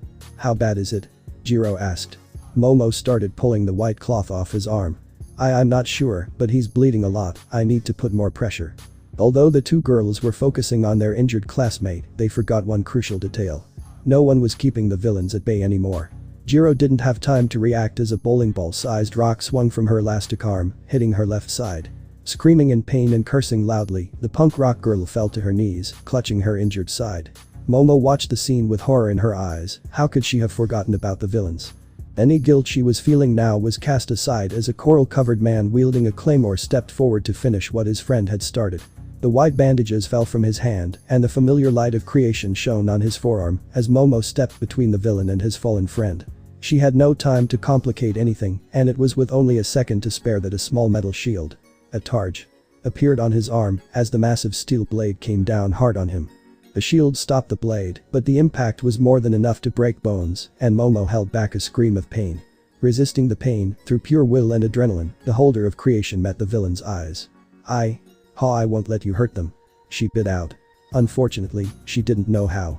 Still bleeding, Izuku watched everything through the haze of pain while trying to keep pressure on his arm. He felt blood pool on his fingers, warm and wet, as the villain tried to kill him.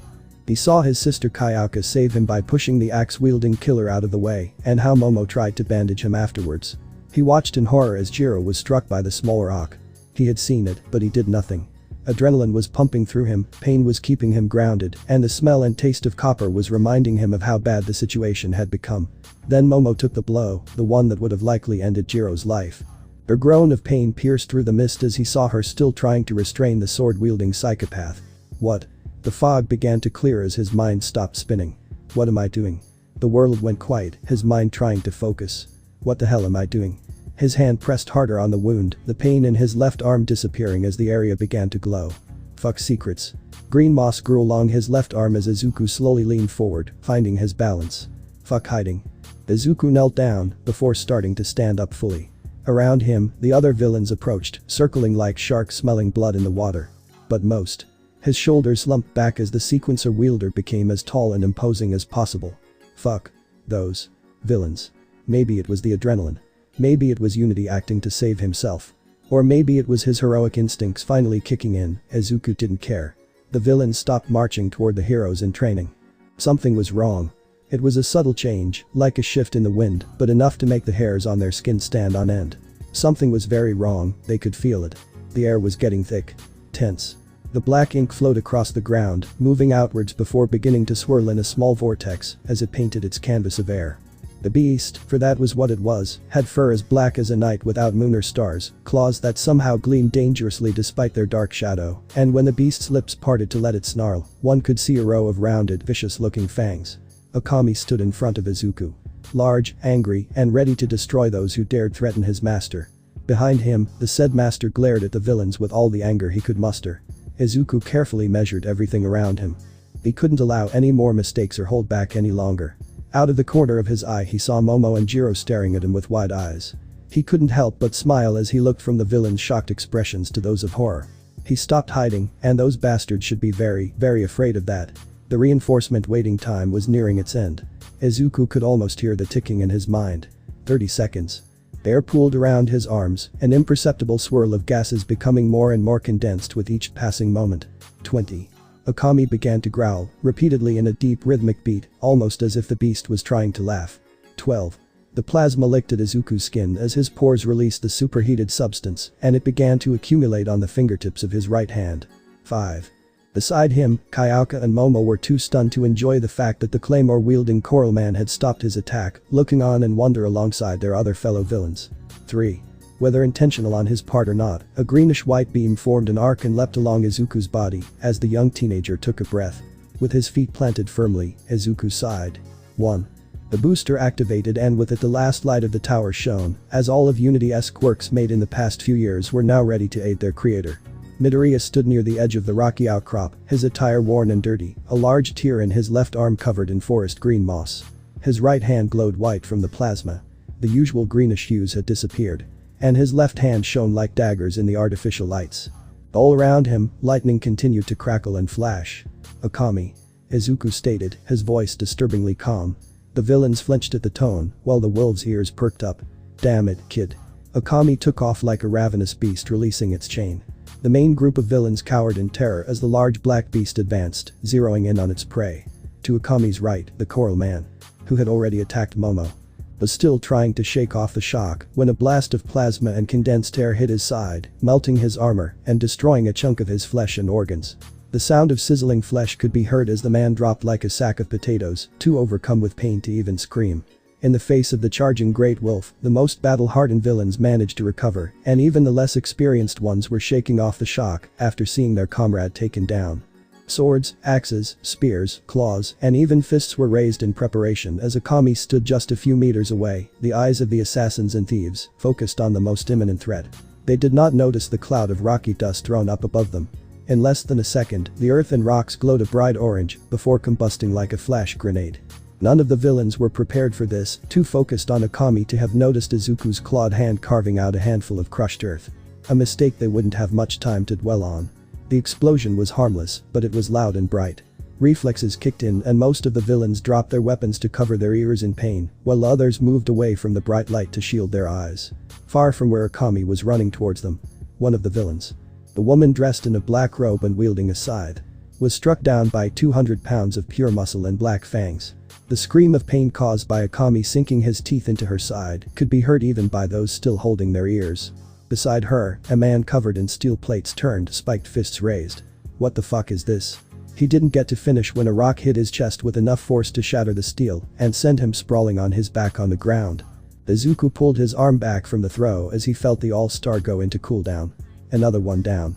I can't give the others a chance to recover. His left hand, now clawless, dug into one of the pouches on his belt, while his right charged and fired plasma blasts as fast as he could produce them towards the villains. Small and weak shots, but the damage was not important. The pouch on his belt glowed briefly before Izuku pulled out 3 black balls. The wound on his arm hadn't fully healed yet and protested with every movement, but he ignored it as he prepared himself. Even with the all-star on hold, Midoriya still had an incredible throwing arm, and with the black spheres tightly clasped between his fingers, he lunged forward and threw them with all his might. Akami. The large wolf was almost finished chewing on his second target, a man in a silver tracksuit, when he felt his master's unspoken order through the connection they shared. Akami turned his head and leapt away just as the balls fell. Stunned, confused, and scorched by the plasma, none of the few remaining villains noticed the magnets until it was too late. Hues of orange, red, and yellow engulfed 2 of the villains' weapons and the shoulder pad of a third as the quirk-made explosives detonated. If anyone had a high-speed quirk camera, they would have seen the fireball expanding outward, closely followed by hundreds of metal shards from the eviscerated armaments. The fragments cut and penetrated all nearby bodies, sending blood and tissue flying, a display of blood and pain that was only helped by the proximity of the villains for safety. Izuku watched as the last of the villains were reduced to whimpering animals on the ground, clutching in vain at the multitude of cuts and burns to try and contain the pain. It's done. With the crisis seemingly over, the adrenaline subsided as Izuku breathed in. Ha! And exhaled. Fuo. Repeatedly, trying to calm his racing heart. His eyes swept over the various bodies scattered across the top of the mountain. He didn't think any of them were dead, but then again, he wasn't thinking of them as villains or even as living beings during the fight. No. All he saw were targets, like the ones he'd practiced with so many times in the warehouse. His careful aim. Honed by hours of running and jumping obstacles. His coolness under pressure. Trained by trying so hard to beat the clock. His disrespect for holding back. Result of pain, adrenaline, and watching his teammates nearly die. Because of him. Because of their need to keep unity a secret. No. Izuku muttered. It's not a need, it's a want. What the hell did I do? Speaking of his classmates, Izuku shook off his darker thoughts and turned to make sure Momo and Kayaka were still okay. To his relief, the two girls were still exactly where he had last seen them, albeit still clutching their injured arm and side respectively. To Izuku-kun. What happened? What the hell was that? Kayaka shouted, interrupting the bearer of creation. Izuku flinched involuntarily. He really should have expected the shouting. That was one of my quirks. Perfect explanation, Izuku. Despite the situation, the two girls seemed to recover enough to give him unimpressed looks. Izuku sighed and ran a hand through his hair. Look, you two deserve an explanation, and I'm going to give you one. But not now. We have villains on the loose, classmates in danger, and very little time to come up with a plan. Pausing, he looked at the two and gave them the most pleading look he could muster. Right now, can you two just accept that I have a strong healing quirk and help me stop these villains? Momo and Kayaka looked at Izuku, really looked at him. But neither of them could argue that this was the time and place to get into the subject. Momo covered her face and let out a shrill sigh, while Kayaka took a deep breath and looked at Izuku. Alright, Izuku, we accept your terms, but… She walked over and pressed a finger to his chest. I want a detailed explanation later. Izuku thanked every deity he could think of before nodding firmly. Thank you both. Momo waved back before walking away. Alright, we need to take stock of the situation. Yeah, I didn't have much time to think about things before this started. Izuku replied, before looking around at the scattered bodies of villains that surrounded them. Okay, villains attacked us here at USJ, communications are still down, and this entire attack was carried out with the aim of taking down All Might. Which means they must be pretty confident they can defeat him if they put in all that work and planning. Momo added as she began wrapping the injured arm with the created gauze. Izuku saw the bandages and took out his water bottle. Here, let me have it. Before Momo could ask, Izuku gently grabbed her arm and began pouring water over the wound. A second later, the throbbing pain began to fade away as green moss began to grow over the wound. What is? Midoriya gave her a pained smile. Like I said, explain later. Putting aside his injury, he turned to Kayaka. You too, sis. You're still clutching where that villain hit you. Kayaka placed both hands on her injured side. No, don't worry man, it's okay. You don't have to do anything. He gave her a blank look and walked over. Sis, you're injured and I can heal you. Move your hands, please. Looking up and away, a few drops of sweat started to run down his face. Izuku, seriously, it's okay. He didn't hit me that hard, and Hey, wait a second. While she was wondering, Izuku knelt in front of her and began pulling the salmon-colored shirt off her waist, despite the punk girl holding her back. A nasty dark red mark adorned her skin on the left side of the girl's waist, and Izuku shivered in sympathy and guilt. Sis, this is going to be, at best, an ugly bruise if I don't heal it. I know that's ironic coming from me, but stop being difficult. Ayaka was turning redder and redder as her brother pulled up her shirt to expose the bare skin of her waist and part of her belly. She honestly didn't have the highest opinion of how her body looked, and now a boy was inspecting her. His blows started, however, threateningly. Since she couldn't say anything. But before she could push him away, or worse, his hand landed firmly on her wound. Any further action or protest disappeared as his brain partially shut down due to panic. A moment later, a pleasant warmth began to spread from where his hand had been, and the pain began to dissipate. Izuku smiled. The moss should take care of that, just take it off when it dries, or the pain goes away completely. He looked up. Okay, JIRO. It was then that Izuku saw his red face, panicked eyes and uncomfortable body language, and realized what he had just done.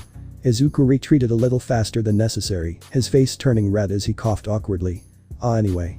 If we were left here to be killed by those villains, then our classmates would probably be in similar situations. We need to go over there and help them. I don't know if that's a good idea. Momo interrupted. If there are so many villains here, then we need reinforcements as soon as possible. We should try to get out and send a message to the school. I mean, we barely managed to defeat that group of bullies, and that was only because you had a secret quirk. Izuku shivered again, before turning to look at the USJ. Actually, they lost because to them we all had unknown quirks. Kayaka, now recovered, narrowed his eyes. Man, what the hell do you mean? Sis. I saw Kaminari's electricity being used in the water zone just before we started fighting. Izuku couldn't see it, but Kayaka's mouth snapped shut and Momo's eyes widened. So. That means they don't know what our quirks are, or they would never have sent him there. Momo smiled, a happy but calculated smile. Finally, some good news. Kaminari-san probably wiped out an entire group by himself, and with this group here now down, we've probably deprived the villains of a considerable number of resources. I still think sending a signal to the teachers is our best option, but maybe we can give our classmates some support. Kayaka looked at Momo and smiled. So, Ms. Recommendation, what's the plan then? Momo looked over her shoulder at the USJ dome and hummed, thinking. We borrowed an idea from the first test Izuku and I did together and used explosives. If we can blow a hole in the dome wall, we can try to send a signal to the school, or even call 110. Once that's done, we'll try to find our classmates. What if we can't get a signal? Momo hums again. Then one of us grabs the transmitter I'm going to make and runs until we're out of range of the interference. While the other two go ahead with the rescue plan. Honestly, it was a good plan, probably the best they had under the circumstances. But Izuku could see the signs of battle across the USJ from where he was looking. Clouds of dust, explosions in the distance, some faint screams. The pit in his stomach only grew bigger, and he clenched his fist. Momo, Kayaka, I'll be vulnerable for a minute or two, make sure nothing happens to my body. The two girls turned away from their argument to look at him as he walked away from the cliff and sat down. Izuku, cryptic language is getting old, why are you going to be vulnerable? Momo asked, looking at him. Kayaka interrupted her. Leave it, you'll know soon. Izuku shouted. Akami, come. Both girls stiffened as the massive black beast charged between them from where it had been checking on the downed villains. How the hell had they forgotten about the wolf? The black beast stopped right in front of its creator, its ears pricked and its head turned, clearly waiting for instructions. A moment later, Izuku's eyes closed and his body relaxed as the wolf moved from its position and began to surround its master like a mother protecting her cubs. Momo and JIRO really wanted to show up and demand answers from Izuku, but the teeth Akami was showing made them rethink that idea. 2 minutes later. The girls knew something was up when Akami suddenly stopped circling and sat down. A moment later, Izuku opened his eyes. Momo crossed her arms, frustration radiating from her body. Izuku, this is getting ridiculous. We're currently still in a crisis situation. We can't afford to be held back. What are you doing? As Momo scolded him, Izuku stood up and carefully took off his jacket before starting to unlock his upper armored suit. What I'm about to do would damage my hero costume, and I'd rather that not happen now. Izuku replied as he let the costume fall to the ground. Momo, go ahead with your plan. You and Kayaka are the best suited to transmit a safe message to the outside. In fact, here. Izuku tossed the visor to Momo, who caught it easily. My visor has a built-in communicator, just press the call button on the side to bring up the display. There's no point wasting your reserves by making one yourself. As Momo inspected the display, Kayaka looked at Izuku's now shirtless torso and had to ask. Dude, what are you going to do while texting? And while you're shirtless? Izuku rolled his shoulders and stretched his back, knowing what was likely to come. I'll scout the area and find our missing classmates. Before any of the heroines in training could ask anything else, the muscles in Izuku's shoulders began to twist and twitch, a pair of black wings sprouting from his back. The process finally finished, Izuku let out the breath he had been holding and sighed. Well, I guess that's it then. Putting one leg forward, Izuku stood up from his kneeling position and attempted to stand up. Only to immediately fall to his knees due to the shift in weight. Okay, heavy wings. Maybe if I just. As with all of his quirks, the basic understanding of how they worked came with activation, and then Izuku knew which muscles to flex to pull the wings back from their extended position. It was hard to be sure, but from the looks of it things were pretty much wrapped up, which was good news for him. Needless to say, his second attempt to get up was much more successful than the first. Izuku didn't even bother looking at the girls. He already knew how they would react to what they had just seen, and he really didn't have time for 20 questions. His classmates needed to be saved. Akami. He shouted, mostly for the girls' benefit. Protect Momo and Kayaka and follow their orders as if they were mine. Turning back to the edge of the cliff, Izuku braced himself for the shift in weight as he planted his feet and began to unfurl his wings. Girls, stick to the plan and let Yue know that I'll do my best to contain things here until then. I'm counting on you too. Izuku-kun, wait. Momo suddenly shouted, but it was already too late. Izuku's newly formed wings flapped powerfully and he flew into the air. It had always amazed Izuku how Quirk seemed to have instincts attached to them, or some sort of extra sense that allowed whoever was wielding the power to use it. He had theorized a few times that it was likely because quirks were so diverse in what they could do, and that human bodies were all standard in design just a few centuries ago, that quirks needed to have some sort of built-in mechanism to allow the body to use them without issue or rejection. Plus, this is not to say that you can master a quirk instantly. It often takes years, sometimes decades, of practice.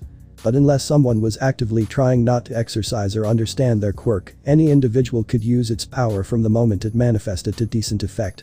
The finer details, however, the true intricacies and techniques of a quirk, were sometimes elusive or poorly understood. The first part of the theory was why Izuku knew how to fly and glide through the air like a hawk, minus the black wings part. But the second part was why he was so unprepared for how exhausted his wings and muscles already were. After only 20 seconds of use, his black wings were already feeling the fatigue of flying, and it was when his breathing became heavier that Izuku realized his mistake. Damn, these wings are new. I'm like someone trying to walk after having useless legs all their life. Yet another quirk with a drawback, a disturbing pattern he would have to watch out for when he got home. If he got home, that is. Honestly, maybe he was being stupid, rushing to save his classmates like that, growing wings that would be impossible to hide. But guilt makes people do stupid things, and Izuku had plenty of reasons to feel guilty. No matter though, his secret was revealed even without the wings, so he might as well risk it all. Taking a deep breath and pushing through the pain of his new muscles, Izuku flew forward, his eyes focused as he looked around. He needed to get an idea of what exactly was happening out there. With Kayaka. Kayaka hated the whole situation, every bit of it. The villains attack her class during the first week of school, forcing the homeroom teacher to rush in and catch them alone. Then, as they try to escape, they are all swept away by a giant cloud of purple smoke and spread throughout the USJ. Then, just to put a nice scratch on the vinyl, they are attacked by a small army of villains out for blood. Their blood. Honestly, she was really happy that she ended up with Izuku and Momo. The two class representatives took charge, and both had extremely powerful quirks. Apparently, Izuku is being even crazier than she imagined. Momo suddenly grabbed her hand and placed it firmly on the small white brick she was placing on the dome wall. Kayaka, hold this there until the glue dries, it shouldn't take more than a minute. She instructed, before going back to making more explosives. Kayaka nodded and kept her hand firmly in place, while trying not to think about how she was holding a bomb. Instead, she went back to thinking about what had happened. All she knew, though, when Momo told him to drop the white brick and pointed to another, was that she was very, very glad he hadn't held back when it mattered. It didn't mean she wouldn't demand answers from him later, even if she had to shove the monkeys into his chest first. With Izuku. Choosing to focus on gliding rather than flapping his now very sore wings, Izuku flew counterclockwise along the edge of the dome to explore the various zones. Soaring high above, he was starting to get a feel for the state of the battle everyone was in. Things weren't great, but they were definitely a lot better than he'd feared. The place was crawling with villains, if all the numbers floating around were any indication, but it seemed his initial assumption had been correct. They weren't prepared for everyone's quirks. He spotted Todoroki easily. The boy's quirk is anything but subtle. Freezing an entire group of enemies in the landslide zone. From the looks of it, he highly doubted the heterochromatic team needed any backup, so he continued on. Reaching the ruined city next, Izuku could only TSK in frustration. All the buildings meant it would be difficult to try and find his classmates, injured or not. He didn't have the time to search every ruined building, nor did he have the luxury of still having Akami, Momo, or JIRO to help with the exploration. As he lamented the circumstances and tried to think of a plan, Izuku was shaken by a thunderous crash coming from one of the crumbling skyscrapers. Diving in to investigate and hoping that it is who he thinks it is and not just a villain, Izuku is greeted by a very familiar sound. For the first time in his life, he is happy to hear Bakugo's screams. Even with his former friend, Bully's current volume, he could only make out a few words as he walked around the building, but that was still good enough for him. He also heard what sounded like Kirishima responding to Bakugo's shouts with his own words of encouragement.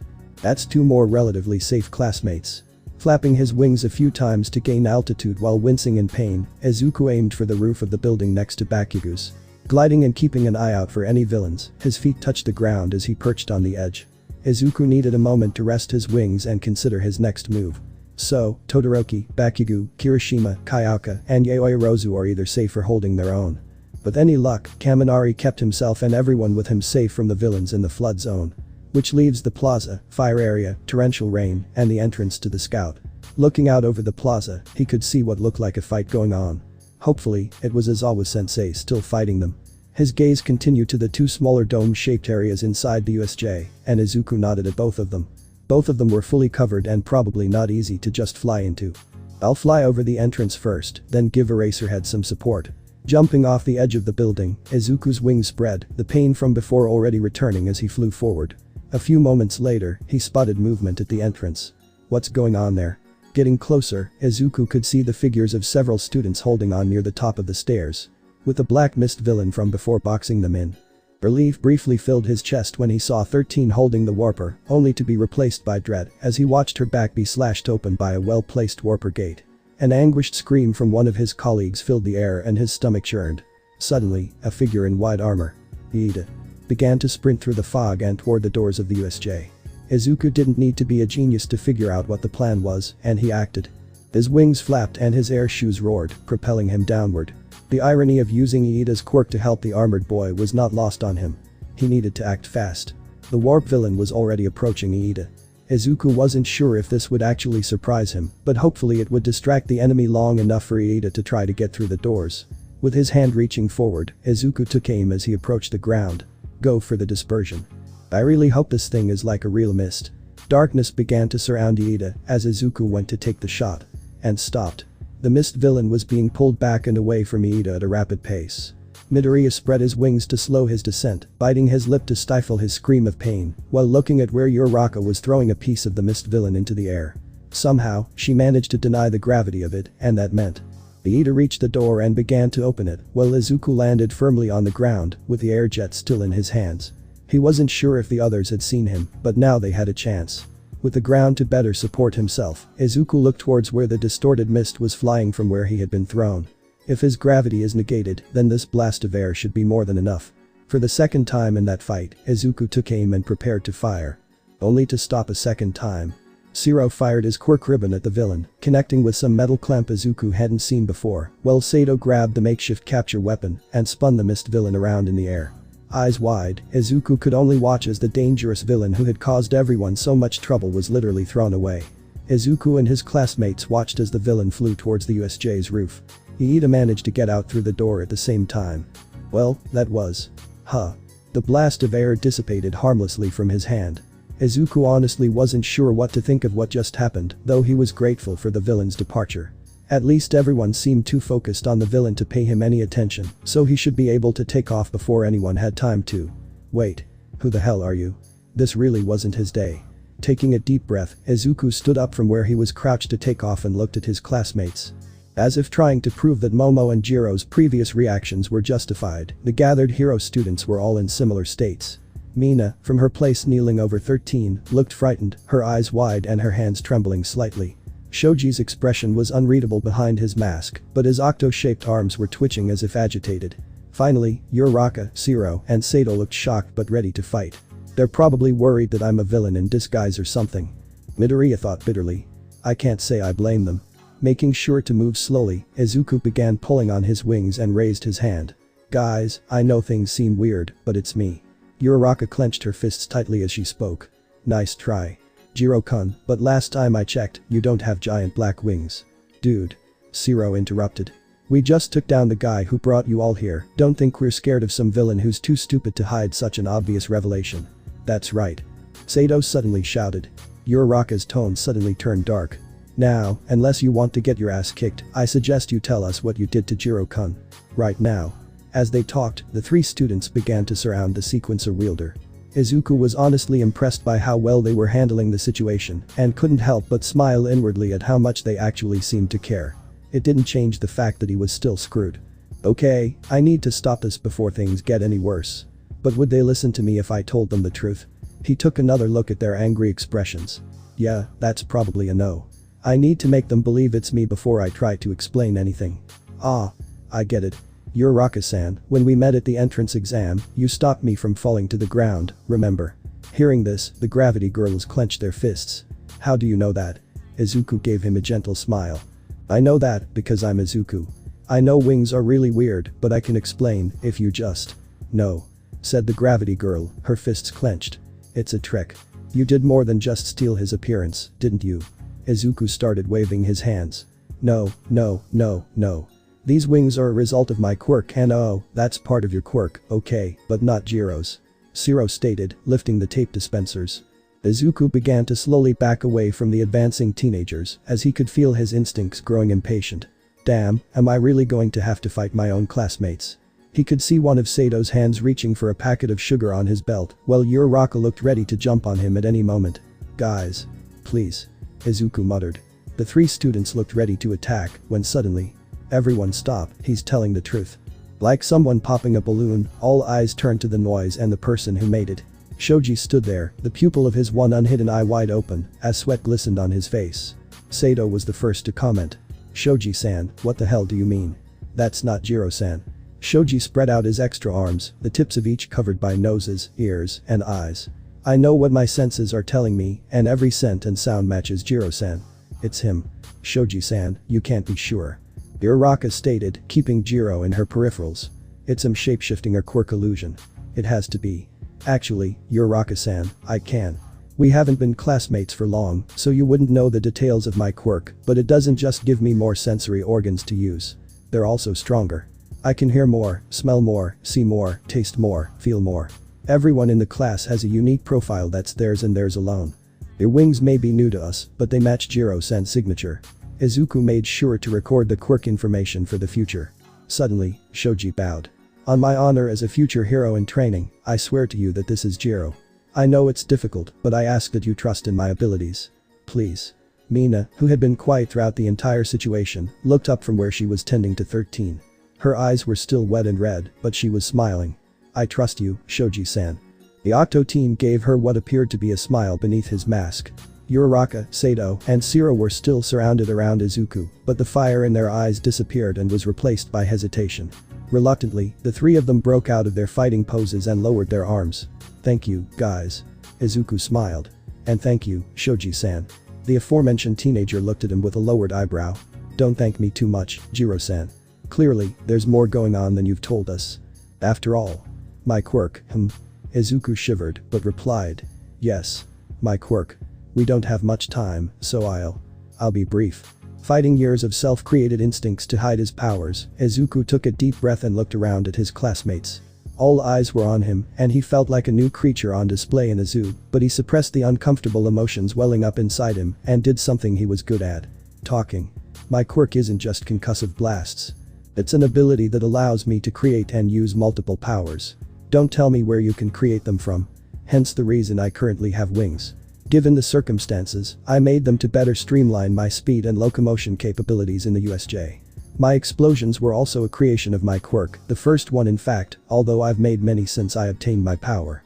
I'm sorry I never told you everything, I just worried that you, judging me by how it works and what I've done, would fear the power I have or tell anyone who might try to hurt me because of my quirk. The silence that followed was deafening, and the tension that filled the air was so thick that Izuku was almost tempted to see if he could cut it with his claws. Shoji was the first to finally speak. JIRO-san, what you just said, that is. Man, this is crazy. Shiro yelled. Yeah man. Did you have some crazy secret power and just hid it? Sato questioned, full of disbelief. I know we haven't known each other for long, but this is the kind of thing you tell people about your training. Izuku was thinking about the best way to respond to this when Uraraka spoke, words calm and cold. You bastard. Everyone turned to look at the girl and nearly shivered. Her hair shadowed her face, her shoulders hunched, her body trembling, with both arms at her sides and her hands in trembling fists. So, you have multiple powers, huh? And you can still gain more. If that's true, then tell me, JIRO-kun, did you have anything that could have helped when the villains first appeared? Could you have stopped our class from being attacked? Could you have sent a message to the school at the beginning? Uraraka's head snapped up, revealing her eyes, and Izuku felt a ball of lead land in his stomach. The anger in them, would 13 still have torn your back to pieces? It made any answer he could say die in his throat. Apparently he wasn't the only one. No one made any move to comment or respond to anything she said. No one knew what to say about it. Thankfully, the universe spared them from trying to respond, as the sound of a brick being broken broke the silence a moment later, followed by a scream of pain piercing the air. Shaken from their stupor, everyone except Mina and Uraraka rushed to look in the direction where the sound had come from. They all stopped at the top of the stairs and looked out at the plaza. Even from a distance, the sight twisted his insides with fear. Aizawa, their teacher, the underground hero Racerhead, was being pressed into the earth with something monstrous holding him there. Even in his current mental state, Izuku cursed his lack of quirk-enhanced vision or hearing, wanting to better know what was going on down there. Though, as he looked at Shoji's now pale and haggard face, a part of him was glad he didn't have one. Mind racing, Izuku considered the situation they were in. Should they try to help? Iida was running back to school, and Momo and Kayaka were already outside the dome. If the explosion earlier was any indication, which meant help was probably on the way. Neither of them needed to get involved. They could focus on keeping each other safe. Reinforce the entrance as an area for the class to regroup. Not run into villains who had now taken down 2 pro heroes, attacking them at every turn, and, "You bastard." Aizawa shouted again, and Izuku felt like someone had poured ice into his veins. Images of Momo and Kayaka drenched in their own blood filled Izuku's mind. Wounds inflicted by axes and swords covered their bodies, the two crying out for his help. He could see his class, scared and disoriented. All of them being hunted like beasts by villains who didn't care about their lives, who just wanted to make everyone suffer. He could see them all. Izuku's breathing began to quicken, his fingers trembling, as his vision narrowed. Could you have stopped our class from being made? The wings, so tired and sore, flapped with renewed vigor as Izuku leapt from the top of the stairs and headed straight down towards the plaza. Behind him, screams of disbelief and shock were shouted by his classmates, but Izuku ignored them. His eyes were focused on the villain kneeling over Aizawa, and as he got closer, he could see why Eraserhead was crying out in pain. The creature was crushing his arms as blood pooled around the fallen hero. Teeth clenched as a bright green light filled Izuku's hands, glowing with the intense heat of rage that took over his mind. These villains came here to slaughter them all, without regret or mercy. They were happy to attack a bunch of teenagers who were just trying to learn how to help others. Izuku waited, even as the air condensed beneath the plasma in his palms. The plasma glowed hotter, turning from green to white, as it flew with increasing speed toward its target. He only had one chance and he needed to make it count. Blow up the villain. Both arms rose, plasma ready. And get Aizawa-sensei. The burly figure remained unaware of the impending attack, not even looking in its direction. Izuku was sure he heard someone screaming, but the pounding of his heart in his ears drowned out the sound. With only seconds left, Izuku's wings opened like a parachute as twin balls of white fury were fired at the massive villain. Dust from the cracked ground beneath the villain was kicked up by the pressurized air as the plasma blasts hit their target. Now at a much more controllable speed, Izuku reoriented his wings and continued to glide towards Aizawa's fallen body. With the plasma knocking the villain off his feet, he would be able to grab his fallen teacher and carry him to safety. No problem. That's why seeing the villain's enormous black arm emerge from the dust was such a shock. Innate instincts or not, Izuku didn't have enough experience flying to change his course quickly enough to avoid the arm. His body twitched, arms rising over his head as he braced for impact. If anyone has ever seen a car hit a solid barrier at an angle, then you know what follows. Izuku's shoulder hit first, his body recoiling from the impact before being thrown sideways by the force.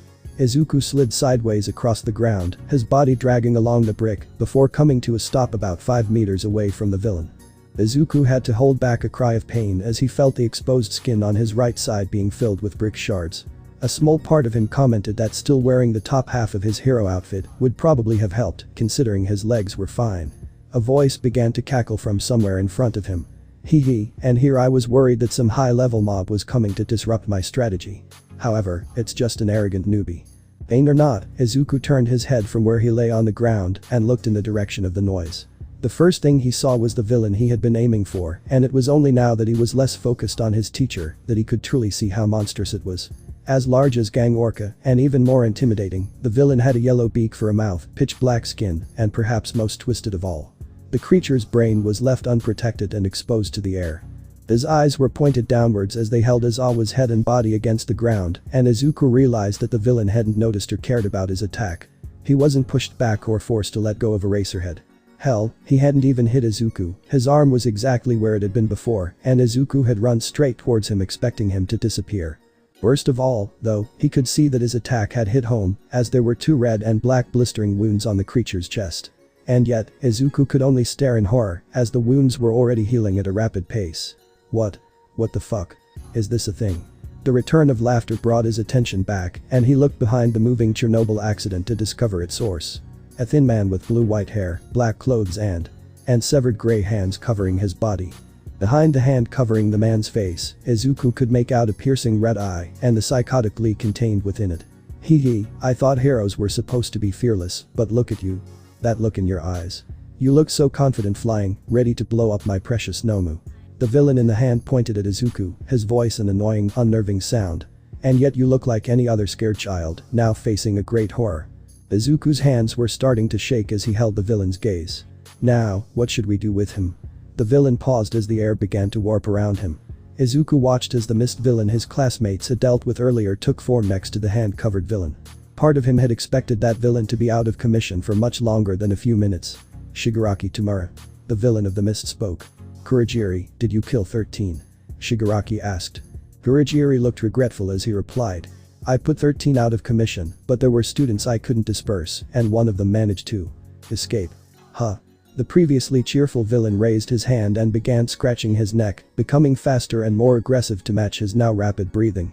The sight made Izuku realize that the villains were now distracted by the potential problem, which meant he might have precious moments to figure out some sort of plan. So when the panicked villain began to mutter rapidly, he looked around as discreetly as he could. Aizawa was still pressed against the ground, and although the muffled grunts of pain meant he was still breathing, Izuku doubted he would be able to help. Out of the corner of his eye, he saw a bunch of villains heading towards the stairs, but they seemed more interested in looking for their classmates. In this situation, that's a good thing. It was only when he looked at the nearby training pond that he felt his heart drop. Tsuyu, Izumi, and Kaminari were sitting in the water a little way from the edge, trying to hide as they watched everything unfold. Maybe they were trying to sneak up to the stairs, or maybe they thought they could help, but either way, they were now in what was probably the most dangerous place in the USJ. They all looked incredibly scared. Even Tsuyu. And Izuku could only imagine what they must be thinking right now, with the sight before them. For Izuku's part, he was screaming internally. Fuck. Geez, why? There's no way I could carry all of them and still fly. And even if I could, I'd be too slow to avoid the mist villain Quirk. Looking back, the hand villain had stopped scratching and was now saying something about the game over, and that they needed to leave. Izuku had a really bad feeling about this. There was no way they were leaving, not after all this. That's when it happened. The villain with the hand, Shigaraki, had practically disappeared from his previous location and was now in front of Tsuyu and the others hiding in the water. Instinctively, plasma began to form in his hand, but it wasn't long enough as the villain's fingers reached out towards Tsuyu's face, all 5 of them just a moment away from touching their target. Izuku couldn't save her from whatever this villain was about to do. Would she be burned? Cut up? Blown to pieces? Midoriya could only watch in horror. As nothing happened. Shigaraki also looked confused for a moment. You're really cool. Eraserhead.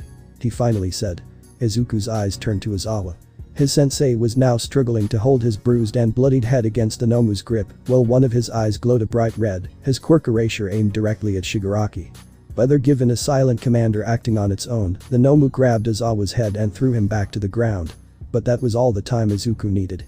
Giving up on the element of surprise, hoping to draw Shigaraki away from his classmates, Izuku raised his left hand, now filled with plasma, and shouted, "Eat this, you bastard."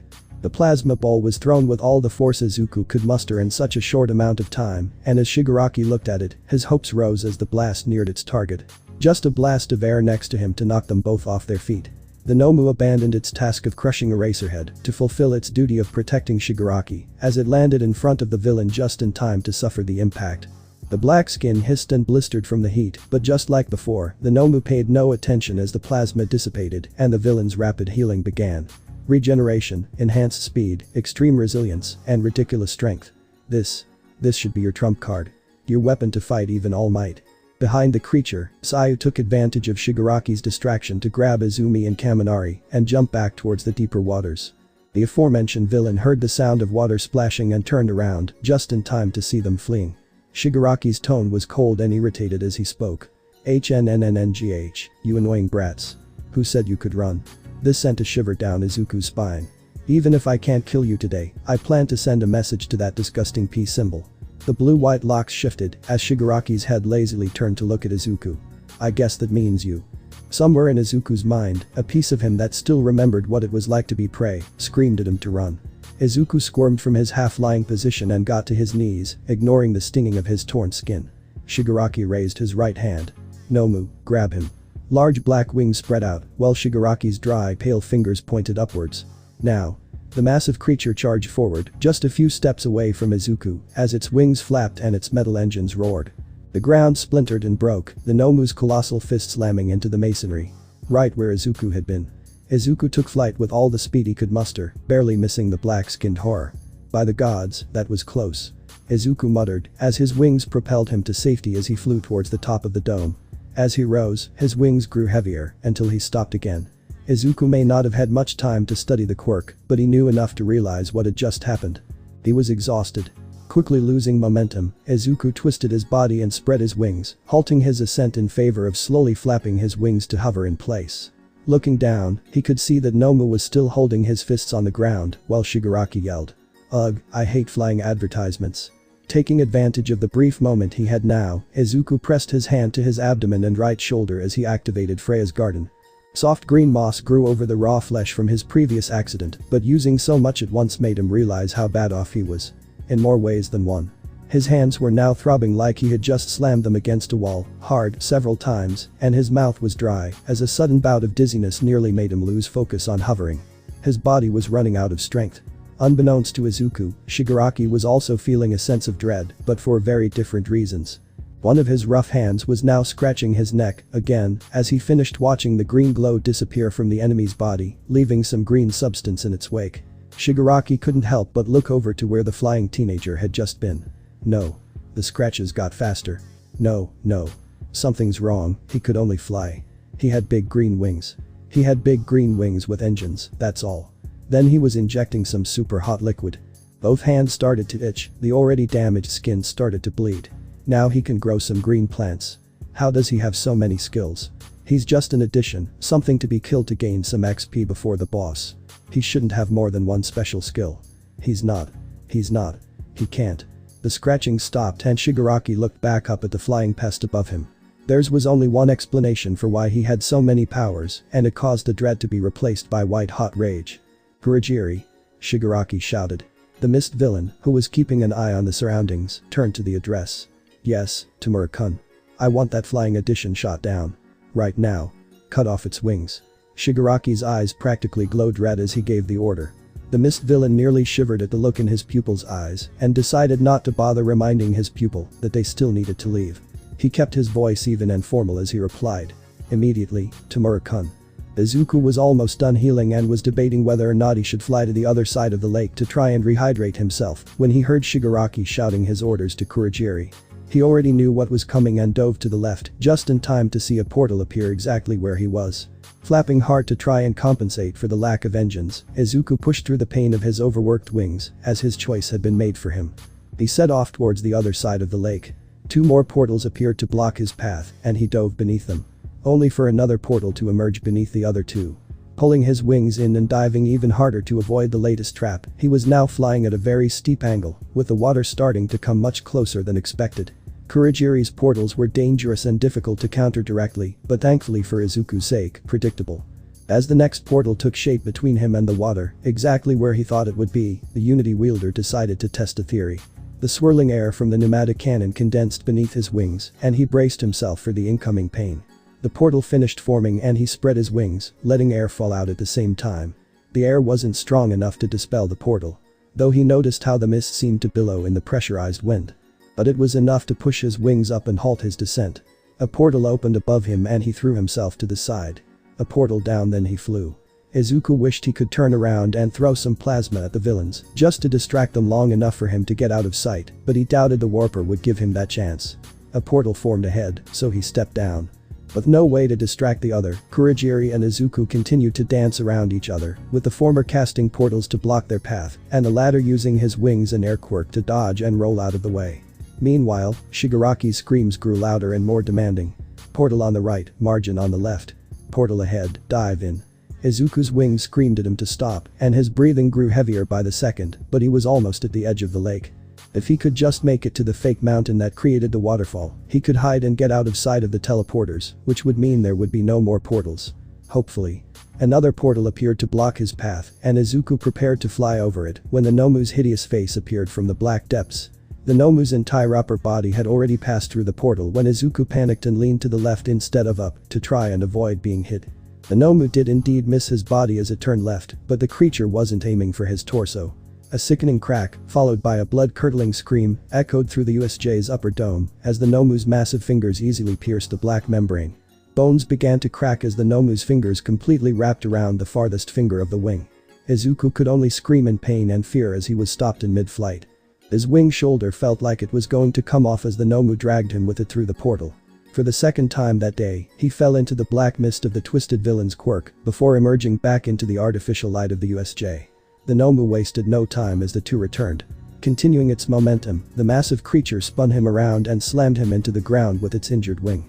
The ground shattered around him like it had with Aizawa, and through the pain of the impact, Izuku could feel pieces of red brick digging into his skin before being stopped by his reinforced muscles.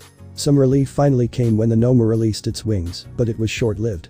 A shadow fell over him as one of the monster's black hands slammed into his chest, knocking the air from his lungs and pinning him firmly to the ground. Through the scream of pain and the throbbing in his ears, Izuku was sure he heard some bones break. The Nomu's pressure on his chest was suffocating, and Izuku's vision was starting to blur, before finally. He managed to get some air back into his lungs. Adrenaline flooded his veins and his eyes widened in panic, even though he knew there was no way out of this. Then, the laughter started. Followed by a new shadow joining the Nomu. With all the strength he had, Izuku turned to look in the direction of the noise, and the light blue hair greeted him. "Got it, you little cheater." Shigaraki was hovering over him, right next to the Nomu, his hands twitching and his body vibrating with excitement, something that showed in his words. The little hacker hero, who thought he was so smart.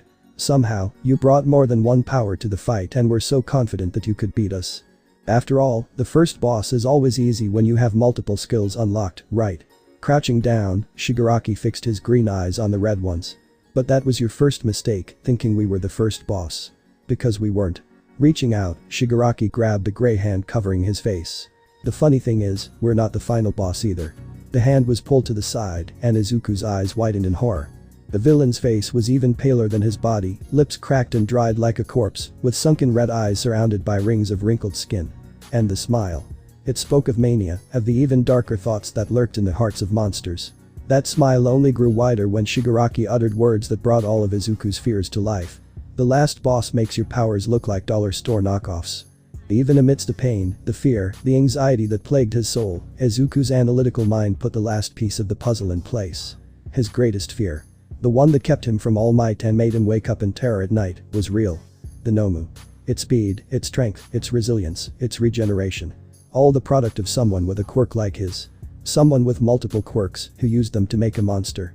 Bile burned in his throat, and if he could, he would be vomiting right now. It's that fear, the hopelessness in your eyes that we came here to create. At least this wasn't a complete waste of time. Shigaraki extended his hand, a few inches from Izuku's face. Now, let's send a message to that bastard hero. Panic and the Nomu held Izuku in place as the villain's fingers covered his face, and Izuku braced himself in vain for what was to come.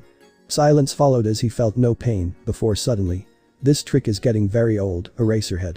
Izuku looked out of the corner of his eye, trying not to think about the fingers still on his face, and saw his sensei's glowing red eyes, staring back. Aizawa's face was shattered, bloodied, and covered in dozens of cuts, and yet, for the second time that day, he managed to muster the energy to lift his head and activate his quirk. To save him. To save me. Izuku could already see Kurogiri moving, no doubt to disrupt his teacher's quirk, which meant that Shigaraki would be able to continue with everything he had planned. He was going to die. He would be killed, along with his sensei, and potentially even his entire class. The sound of exploding metal shook the USJ, shaking the dome and causing everything inside to come to a halt, as all eyes, even Shigaraki's, turned to look at the entrance to the facility. At the massive cloud of dust kicked up by the force of the metal doors being destroyed. Izuku really should have been trying to plan his escape or take advantage of Shigaraki's sudden distraction, but just like the villain in question, something was drawing him to the entrance of the USJ. So, he looked. Thunderous footsteps were heard, followed by voices that grew louder and clearer with each step. Finally, the person walking shouted to the USJ. "I'm here." For now, standing at the top of the stairs, in bright yellow pants and a white shirt, with split ends of spiky yellow hair and blue eyes that almost glowed, was the hero among heroes. All Might. For the first time ever, fear didn't grip his heart at the sight of the #1 hero. All he could feel was hope. "I'll contact you later, little rascal." Shigaraki removed his hand and stood up, although still a little hunched over, and looked at the newest arrival. "I've been waiting, hero. You scum of society," he commented cheerfully. There was a pause of a few moments after that before Izuku watched in wonder as the number 1 hero disappeared from the top of the stairs and reappeared less than 10 feet away a moment later. The lesser villains between him and the stairs were now all knocked out. All Might leaned down next to Izawa's bloody form. He said something to him, but Izuku couldn't make out what it was before turning to the 3 villains who were still nearby. It seemed like his savior was about to move again when Shigaraki chimed in. Nomu." The massive villain put more pressure on his chest, and a cracking sound was heard as Izuku let out a strangled cry of pain. "Young Midoriya," All Might muttered before his eyes hardened. "You villains would threaten to crush and kill this boy. I thought you were here to defeat me." "Oh, we are. Symbol of peace." Shigaraki spat the words. "But I'm curious to know what you'll do here. Will you try to save your student now and risk your death, or will you sit around waiting to find out something else? But then we might kill you anyway." Images of being crushed and glued to the masonry by the villain above him came unbidden to Izuku's mind. He knew that the Nomu was strong enough and fast enough to kill him before All Might was able to get the villain off of him. If he even could. And not only that, but when Izuku looked at the worry etched in All Might's sunken eyes, a startling realization hit him. All Might was alone. The other teachers aren't here. All Might must have run ahead, and considering the number 1 hero's speed, they're probably right behind him. They were completely screwed. If you had asked All Might this morning what he thought of JIRO Izuku, he would have described him as a heroic young man with a well-placed desire to do good and drive to match. If you had asked him this afternoon, after his conversation with Nezu, he would have said that the boy needed to be tracked down and confronted about his constant lying and the potential danger of his quirk. Plus, this second feeling initially lingered as the gigantic green wings on the teenager's back proved beyond a shadow of a doubt that the boy had multiple quirks. And yet, the anger and distrust dissipated in an instant as the boy screamed in pain and fell to the ground. His worries could wait, he had students to save. Giving the villains the most intimidating look he could muster, All Might clenched his fist and spoke as he weighed his options. "Release the boy and we can end this battle, right here, right now. But if you hurt him..." Toshinori would later worry about how angry he was that he would say his next words. "They won't need a prison cell. They'll need a tombstone." Ultimatum delivered. All Might was shocked to see no fear or apprehension in the villain's body language, but rather indifference. Or in Shigaraki's case, joy. That's that violence that heroes are acclaimed for. The violence that can be used against those individuals called villains by society. It makes me so angry, you know. Shigaraki waved his arms as if he were giving a grand speech.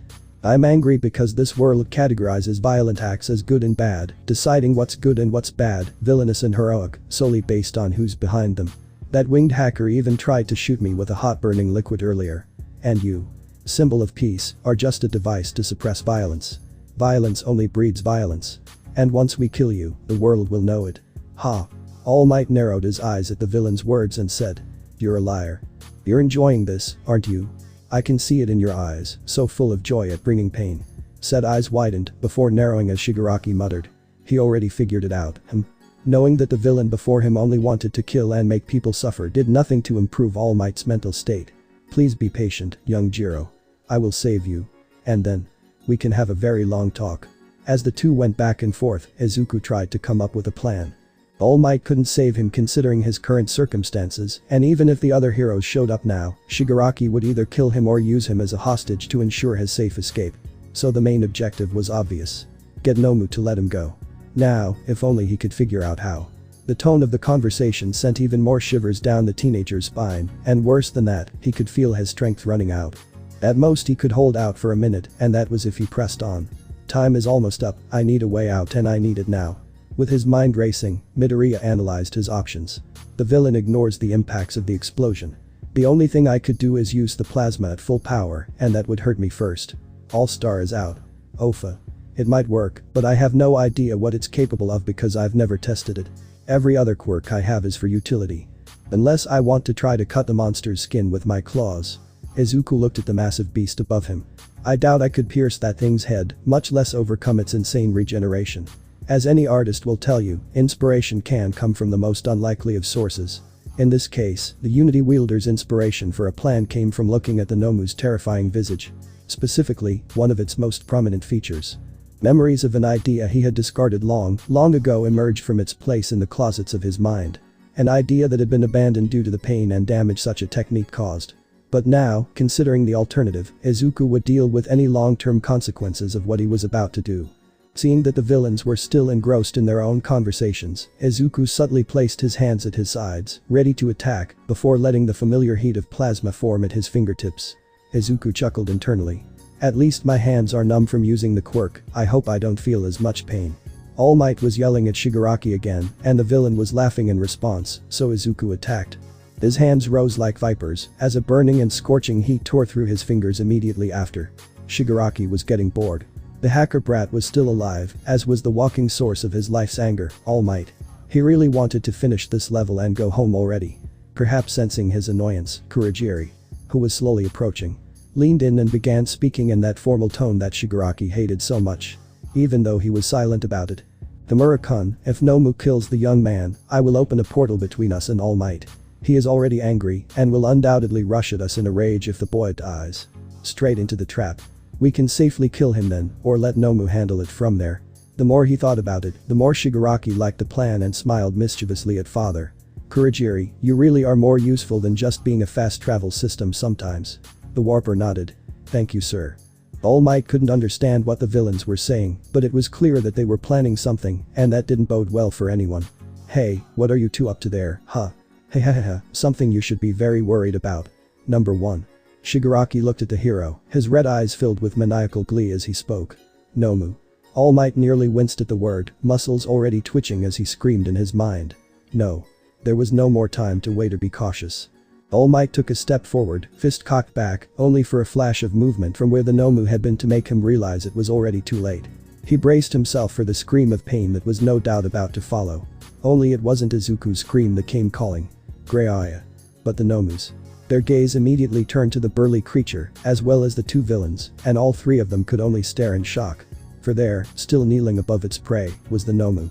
Then glowing claws embedded in its exposed brain. The massive beast continued to scream in pain, unable to move or react beyond that, as Izuku gave the creature the most painful lobotomy in the world. Shigaraki began to tremble with rage as he shouted. You dirty traitor. But before he could try to do anything, All Might came to his senses. The number 1 hero charged forward, intending to finish off the two threats Izuku wasn't currently dealing with, only to be met with a black mist. Shit. Too late to change course, he went through the portal and found himself thrown into the rock on the other side of the lake, craters opening in the rock with the impact. Kurogiri would regret not being able to open a more distant portal later. Tamura-kun, I'll keep All Might busy, get the boy away from Nomu. He would also regret trying to order his pupil around. Shigaraki didn't even respond, but turned to where that dirty cheater was still burning Nomu's brain. I'll kill you. As if we would let you. A new voice shouted, as a bright orange explosion sent the main villain flying. Izuku didn't even hear what Shigaraki was shouting now. Pain had seared his pupils, and he was sure he was going into shock. His fingers felt as if someone was dipping them in boiling iron as he tried to break them in half. If he were lucid enough to think, he would be curious as to how he was still able to maintain his quirks for so long. Whatever the reason, it didn't last. The widespread pain suddenly stopped, as did the plasma, and his fingers fell from the newly formed holes in the Nomu's brain. Midoriya could feel his arms hitting the ground, but not his hands. The blinding pain from moments ago had still disappeared, and while that would normally be a cause for panic, the Unity wielder couldn't bring himself to care. They no longer hurt, and that was a relief. Izuku's racing mind noticed the sound of an explosion happening nearby, but he didn't bother to look. He couldn't muster the energy to actually turn his head. Instead, he kept his gaze upward at the Nomu still above him. The hulking creature was still kneeling over his body, its face contorted in what appeared to be an expression of pain, its mouth open, its teeth bared, but strangely still. Except for its eyes, they rolled and twisted in a way no human eyes should. Izuku didn't know what he was doing, and at the moment he didn't really care. It wasn't about crushing him anymore or trying to fight, and that was all that mattered. Then, his brain began to twitch, like a muscle flexing, and Izuku suddenly became very interested in him again. From within the wounds he had burned so deeply came the specks of new pink brain matter. Somehow, it was regenerating, even though the black burnt brain matter filled the holes. But it was clear that something was wrong. The reformed pieces were oddly shaped and misaligned. They were growing back, but not reattaching themselves, and Izuku was in no mental condition to figure out why. Instead, all he could hope was that whatever was wrong would stop the Nomu from being able to crush him. He wouldn't be able to stop the creature a second time, if he still could. Izuku, unfortunately, couldn't look away from the stomach-churning sight, as no one should watch a brain grow like that, and resigned himself to watching the monster reform, even as his mind began to grow foggy. Izuku's eyelashes fluttered as he tried to keep himself from passing out. It was a losing battle. Gods, I'm tired. I can't even process it. He took a deep breath. My injuries are gone. But if I pass out, then I'll… Wait. Is that… blood? Izuku did his best to keep his now blurry vision focused on the Nomu's brain and the small red rivulets beginning to ooze from its regenerating wounds. The healing was flushing out old or leaking blood as it healed the damaged arteries, veins. Transfixed, Izuku watched as the various streams ran along the creature's features, the beast either unconscious or unresponsive. Most stopped or dripped to the side, but one in particular ran down the creature's beak, beneath the crest, and finally trickled down the tip. To Midoriya. On his chin. Considering where he was, it was a bad idea. There was a battle going on, villains who wanted him dead, classmates who needed saving. He shouldn't. He should fight to stay awake, muster some crazy last-minute strength. Push himself beyond his limits. But I've tried and I've tried. I've done everything I could. And with that final thought, Izuku's tongue, one of the only muscles that wasn't sore or damaged, reached out and licked the droplet. Peculiar sequence entry number 51. Type. Emitter. Shock absorption. The quirk allows the user to absorb the shock of any attack. Details. The quirk reduces the effectiveness of physical blows, absorbing the shocks produced by them, plus data needed. Uses. This allows the user to reduce the effectiveness of physical blows by absorbing the shocks produced by them. The user can also absorb attacks and return them as a recoil. Other uses require more data. High combat potential, average rescue potential. Weaknesses. This quirk does not give the user the ability to completely nullify blows, meaning there is a limit to the amount of punishment the user can withstand, more data required. Peculiar sequence entry number 52. Type. Emitter. Super regeneration. This quirk gives the user the ability to regenerate from severe injuries within seconds. Details. User can even regenerate entire limbs, plus data needed. Uses. Super regeneration has the ability to regenerate any type of injury to the user's body, such as loss of limbs, at incredible speeds. Other uses require more data. Average combat potential, minimal rescue potential. Weaknesses. The quirk cannot heal wounds that have already been cauterized at the time the quirk is received or activated, more data required. Potential quirk combination number 27. Combined quirks. Shock absorption and super regeneration. Combination results. Reversion. Type. Emitter. Reversion. Allows the user to absorb the shock of any attack and convert it into healing. Details. The quirk reduces the effectiveness of physical blows, absorbing the shocks produced by them and converting the absorbed energy into healing, being able to regenerate entire limbs, more data needed. Uses. This not only allows the user to reduce the effectiveness of physical blows, but also absorb the shocks produced by them and convert them into healing. Other uses require more data. High combat potential, minimal rescue potential. Weaknesses. This quirk does not give the user the ability to completely nullify blows, and also the quirk cannot heal wounds that have already been cauterized at the time the quirk is received or activated. Other weaknesses require more data. Shigaraki was having a lot of difficulty. He was having to deal with an explosive boy who tried to hit him all the time. It didn't help that a red-haired brat tried to grab him. Shigaraki dodged attack after attack. He saw that Kurogiri was still dealing with All Might, and that irritated him. He looks around and sees that cheating brat lying on the ground. Shigaraki smiles maliciously. "Nomu, kill him," ordered Shigaraki. Nomu raised his arms. Before anyone could do anything, Nomu slammed both fists into the ground hard, hitting Izuku squarely. Shigaraki smiled, but the smile immediately disappeared when a concussive blast hit Nomu in the chest. The air rippled, and the large Nomu disappeared in a blur. Much faster than Tamura had flown, the bioengineered weapon flew across the plaza and crashed into the ground near the main staircase. Both Kurogiri and Tamura blinked, neither of them having seen Nomu fly past them. They turned to look at the cloud of dust that had been thrown into the air by the weapon's impact. From the dust, Izuku rose with some injuries. Reversion acted well. The blow he received was strong enough for him to heal from most of the wounds. "What the hell are you?" Tamura yelled at the fallen Izuku. "Why don't you die? Don't forget about me, damn you," Bakugo shouted, trying to hit him. The large monster emerged from the lingering dust and rushed towards Izuku and the other students. It let out a horrifying scream as it approached at high speed. Blood was still dripping from Izuku's forehead due to the damage the villains had done to him earlier, but he had to do one last thing. He couldn't let that monstrosity touch his friends. Just a little more. Just once. "I only need to use one set." Izuku forced himself to stand up. He locked onto the Nomu's blurry form and activated his quirks. concussive blast, plasma cannon, all-star, pneumatic cannon, prana, calcium reinforcement. Izuku landed one of his most powerful combinations on the bioengineered weapon's brain. This could, in theory, completely destroy the monster's ability to receive sensory information again. It could completely fry the neurons associated with the five senses. But at this moment, Izuku refused to care. There was no law protecting bioweapons from the full use of their quirks by heroes. Izuku knew that. He also knew that most healing and regeneration type quirks couldn't heal the brain, or at least not very well. That's why coma patients were still a thing in hospitals to this day. The Nomu collapsed mid-stride and fell to the ground before coming to a stop, the Nomu automatically entering an unresponsive stasis. The multiple quirks did exactly what Izuku had predicted and fried the neurons associated with sensory input in the bioweapon's brain. It would never move again. Nomu. Tamura shouted at the fallen bioweapon. Nomu. Get up and kill these children. Get up, damn it. The complaints and demands were starting to sound like the ravings of an unbalanced child. Shigaraki ran towards Izuku, ignoring Bakugo and Kirishima. The villain charged at Izuku, his hand outstretched and aimed at his face.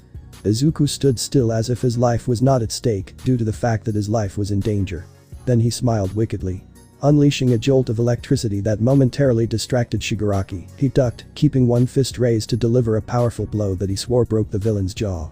He also brought the disembodied hand down on his face, sending it flying through the air like the Nomus had earlier and landing some distance away. As Shigaraki staggered from the pain left by the blow, Izuku saw two pools of blood, one from the villain and the other from his teacher. Izuku wasted no time and drank their blood. Peculiar sequence entry number 53. Type. Emitter. Decay. The quirk allows the user to disintegrate anything they touch with all 5 fingers. Details. Decay allows the user to destroy anything or anyone their hands touch, causing them to crumble into dust and bone powder, plus data required. Uses. Whether the target is organic or not, decay will work without fail. As such, this quirk is extremely lethal against living beings, causing their flesh to rot if struck by it. Other uses require more dice. High combat potential, average rescue potential. Weaknesses. As the quirk requires the user to touch a solid object to be activated, it is possible to combat decay through quirks that allow the manipulation of fluids or particles, which the user cannot properly touch with their fingers. More data required. Peculiar sequence entry number 52. Type. Emitter. Erasure. This quirk gives the user the ability to nullify another person's quirk by looking at the enemy. Details. People who are hit by the quirk will not be able to use their emitter or transformation quirks. More data required. Uses. When erasure is activated, the user is able to disable a person's quirk factor until they close their eyes. The user only needs a part of the target's body to be within their sights for erasure to take effect. As most people in the world rely on quirks for combat purposes, this makes the user an extremely troublesome opponent for anyone. Other uses require more data. High combat potential, minimal rescue potential. Weaknesses. The quirk requires the user to personally see the target's physical body to activate, which can be avoided by simply hiding behind obstacles or obscuring the user's vision. It also does not count if what the user sees is merely a construct controlled by the opponent. The quirk does not affect appendages originated from mutant-type quirks, but it can impair their function, as the quirk factor that incorporates all the mechanisms necessary for a quirk to function properly will be temporarily nullified. More data required. Potential quirk combination number 27. Combined quirks. Decay and erasure. Match results. Destruction. Type. Emitter. Destruction. Allows the user to destroy any quirk their hands touch. Details. The quirk destroys an enemy's quirk factor upon touching the first 5 fingers of the person, plus data needed. Uses. When using the quirk on an enemy, the enemy permanently loses their quirk, making it easier to defeat. Other uses require more data. High combat potential, minimal rescue potential. Weaknesses. This quirk does not affect people without a quirk. Other weaknesses require more dice. Izuku smiled at the new quirk. He reacted by attacking Shigaraki, who responded by looking up and using his other palm to try to scratch Izuku's face as he flew. Izuku barely reacted using the rhythm. He tilted his face to the villain's touch, while at the same time destroying Shigaraki's quirk with an arm that Izuku shot towards the villain, making contact in the space between his shirt and neck. The second he felt the quirk being destroyed, Izuku wanted to scream in joy. Izuku was so disturbed by the sight that he didn't even notice Shigaraki approaching, smiling all the while and placing his limp hand on his face. The smile soon disappeared. Why? Why are you not declined? Izuku ignored the villain who threw him into the fountain. Kurogiri left All Might and ran to Shigaraki. Izuku ran towards Kurogiri. Before the villain reacted, Izuku made a small cut on Kurogiri's shoulder with his titanium claws. Kurogiri appeared behind Shigaraki through the portal and placed his misty hand on the younger's shoulder. "We can't fight him. Our Nomu is dead. We'll be eliminated instantly." Izuku drank Kurogiri's blood, but something went wrong. He began to feel the same sensation he felt when he drank All Might's blood. He began to stagger until he finally fell to the ground. All Might finally ran to him. Kurogiri took advantage of this and disappeared into the ground, warping himself and Shigaraki out of there, which caused Bakugo to start screaming into the air where they were. "Come back here." At that moment, when the class relaxed, the invasion of USJ finally came to an end. But many questions needed to be answered. Momo could barely stand still. The anxiety of the situation was overwhelming. Around her, countless doctors, paramedics, and police officers were struggling to try and control the situation. She hadn't had the chance to notice it before, but the sheer number of villains parading out of the USJ and into police vehicles was also extraordinary. Just like the rest of the class, she was standing in a clearing near the entrance of the USJ, waiting for someone to approach them and inform them of whatever was happening. Was 13 okay? What about Izawa-sensei? And on top of that, the entire class wasn't gathered yet. Izuku hadn't even joined everyone else yet. Surveying her classmates, most of them seemed to be handling the situation much better than she was, or at least they were hiding their worries better here. Everyone was talking about the situations they had been caught in after the smoke villain had separated them all. At the moment, the recently recovered Kaminari was yelling at Asui, who had apparently thrown him into the water of the flooded zone to eliminate the villains there. "I'm just saying you could have asked first." He shouted at Asui, who simply tilted her head in response. "But it was the best solution. Ribbit. Did you have a different plan?" He stammered. "And no. But you didn't give me time to think of anything." Momo's attention was drawn to a slap she heard behind her. When she turned around, she saw Chako on the floor with Mina, trying to help her get up. In front of the two was a very angry Kayaka JIRO. "You said what to my brother?" Kayaka asked, irritated. "JIRO, please, I didn't mean to." Achako tried to grab her arm, but she pulled it away. "He got hurt all over, and on top of that you said all that about him." Kayaka looked like she was going to hit her again, but Mina intervened. "Kayaka, please." Achako said that in the heat of the moment. Mina said, trying to defend Achako.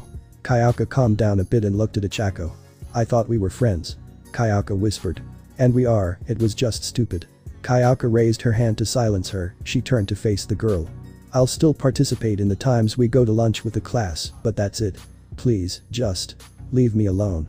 Leaving her with those words, Kayaka left her, going to a police officer to give a statement. Achako felt like crying. She had already lost a good friend.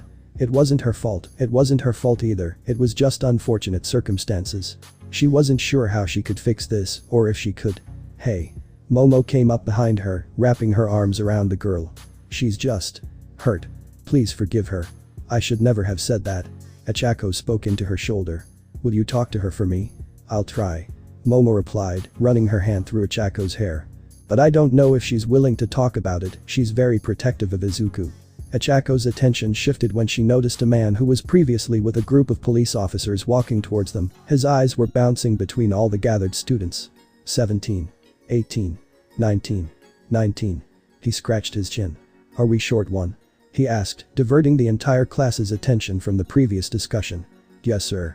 Iida replied before anyone could. "We're still missing JIRO-kun." "JIRO?" He frowned. "But wouldn't that be? He's the other JIRO, the boy." Midnight explained who was behind the detective. "He was taken to an ambulance to see one of the doctors. I checked him for injuries and he had a major migraine." Before Momo's heart rate had a chance to stop skyrocketing, Midnight addressed the class. "He'll be fine," she mumbled, running her hand through her hair. Momo almost let out a laugh of relief. She was happy that he and everyone else had made it through unharmed. But she couldn't stop worrying yet. "How are the 13 and Sensei doing?" she asked, already afraid of what the answer might be. The man and Midnight exchanged glances before he answered. 13 suffered severe lacerations all over his body, but overall his vital signs are stable. As for Izawa, he rubbed his chin. "They only told me the bare minimum, but it's not good. He'll survive, but there's serious damage to his arms and eye sockets. There was enough orbital fragments to ensure his vision could be permanently affected." A feeling of dread filled the class. Anyone who saw the state their teacher was in knew that the answer would not be good, but having that small shred of hope that he could recover completely was not a pleasant feeling. Fortunately, that's the extent of his injuries. The man continued, trying to find a silver lining. He should make a full recovery otherwise. And All Might is fine too, he just needed a quick visit to Recovery Girls Clinic. The mood in the class seemed to improve a bit with the news that Izuku was okay. The villain he had fought was apparently incredibly tough, at least according to what Kirishima had told them when he joined the rest of them. But one thing kept coming to their minds. How did JIRO have more than one quirk? Why hadn't he used it before? Why had he hidden it from them? Was he involved with those villains? Now, I'm sorry to tell you all, but you'll all need to stay here a little longer for questioning. The man, who was apparently an officer, raised his hand in apology. It's more of a formality than anything, but anything you can tell us will be appreciated. 1 hour later. Momo was walking beside Iida. Have you received any new news about JIRO's condition? She felt her expression fall. No, nothing. The detective and Midnight said they would let me know if he woke up, but when she visited us after the interrogation, she just said there was no change. She felt the tears fighting as she sat on the tangled floor. Within moments, Iida maneuvered to place a supportive hand on her shoulder. It's not your fault. We are hero students, and although we have a good command of our abilities, we were not prepared for something so great. It is because of your and JIRO's actions that our class is still here. I commend you for what you did. She couldn't look at him. It doesn't mean anything if he doesn't come back. She heard the forced laugh escape his mouth. Izuku has acquired the habit of overcoming adversity. I hope he returns to our class soon. He paused for a moment and then, as if confirming it to himself, he continued speaking. Yayoi Rozu, he'll come back. I know you know that too. Her worry spilled out of her mouth faster than she could process what she was saying. I know he'll wake up, but what's going to stop him from leaving? Momo felt the hand on her shoulder tense and then retract. What do you mean? She felt a few tears begin to well up. You saw what our classmate said. You saw them act like he was a lying villain. For starters, he doesn't get along with 2 people in his class, and now the class has turned against him. What if he decides he doesn't want to come back? A silence hung in the air after her worries finally escaped her. She felt Iida's presence leave her side and a shadow fall over her. Momo looked up and saw the smiling face of her injured classmate. He reached out to her. Then I would think it would be a great loss for the future, but I would choose to just support him as my friend. She felt a small smile return to her face as well. That's right. Even if he chose not to stay at UA, she would still be there and support Izuku no matter what. Thank you, Iida. In another place far away from there. Are you okay, Shigaraki? Is All Might dead? A voice came through a monitor that only read audio. The person in question fell to the ground trying to avoid the pain in his arms. Now that he wasn't fighting, he was out of adrenaline, and the pain was unbearable. No, sensei, we didn't even have a chance to fight All Might.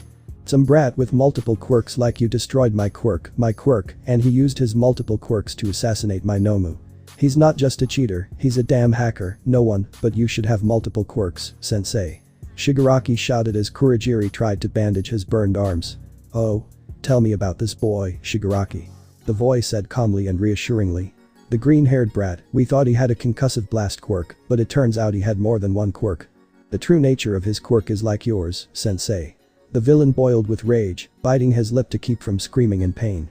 I see, don't worry about not having a quirk. I will grant you a new one soon, my protege. We may have failed today, but learning about a new secret weapon is a victory nonetheless. The voice chuckled from behind the screen. After all, Shigaraki, if you bring me the boy, wouldn't you like my quirk? Back to UA. News of the attack spread like wildfire through the school. Their previous embarrassment in the cafeteria was nothing but a distant memory. A group of villains launched a surprise attack on Class 1 while they were doing rescue drills.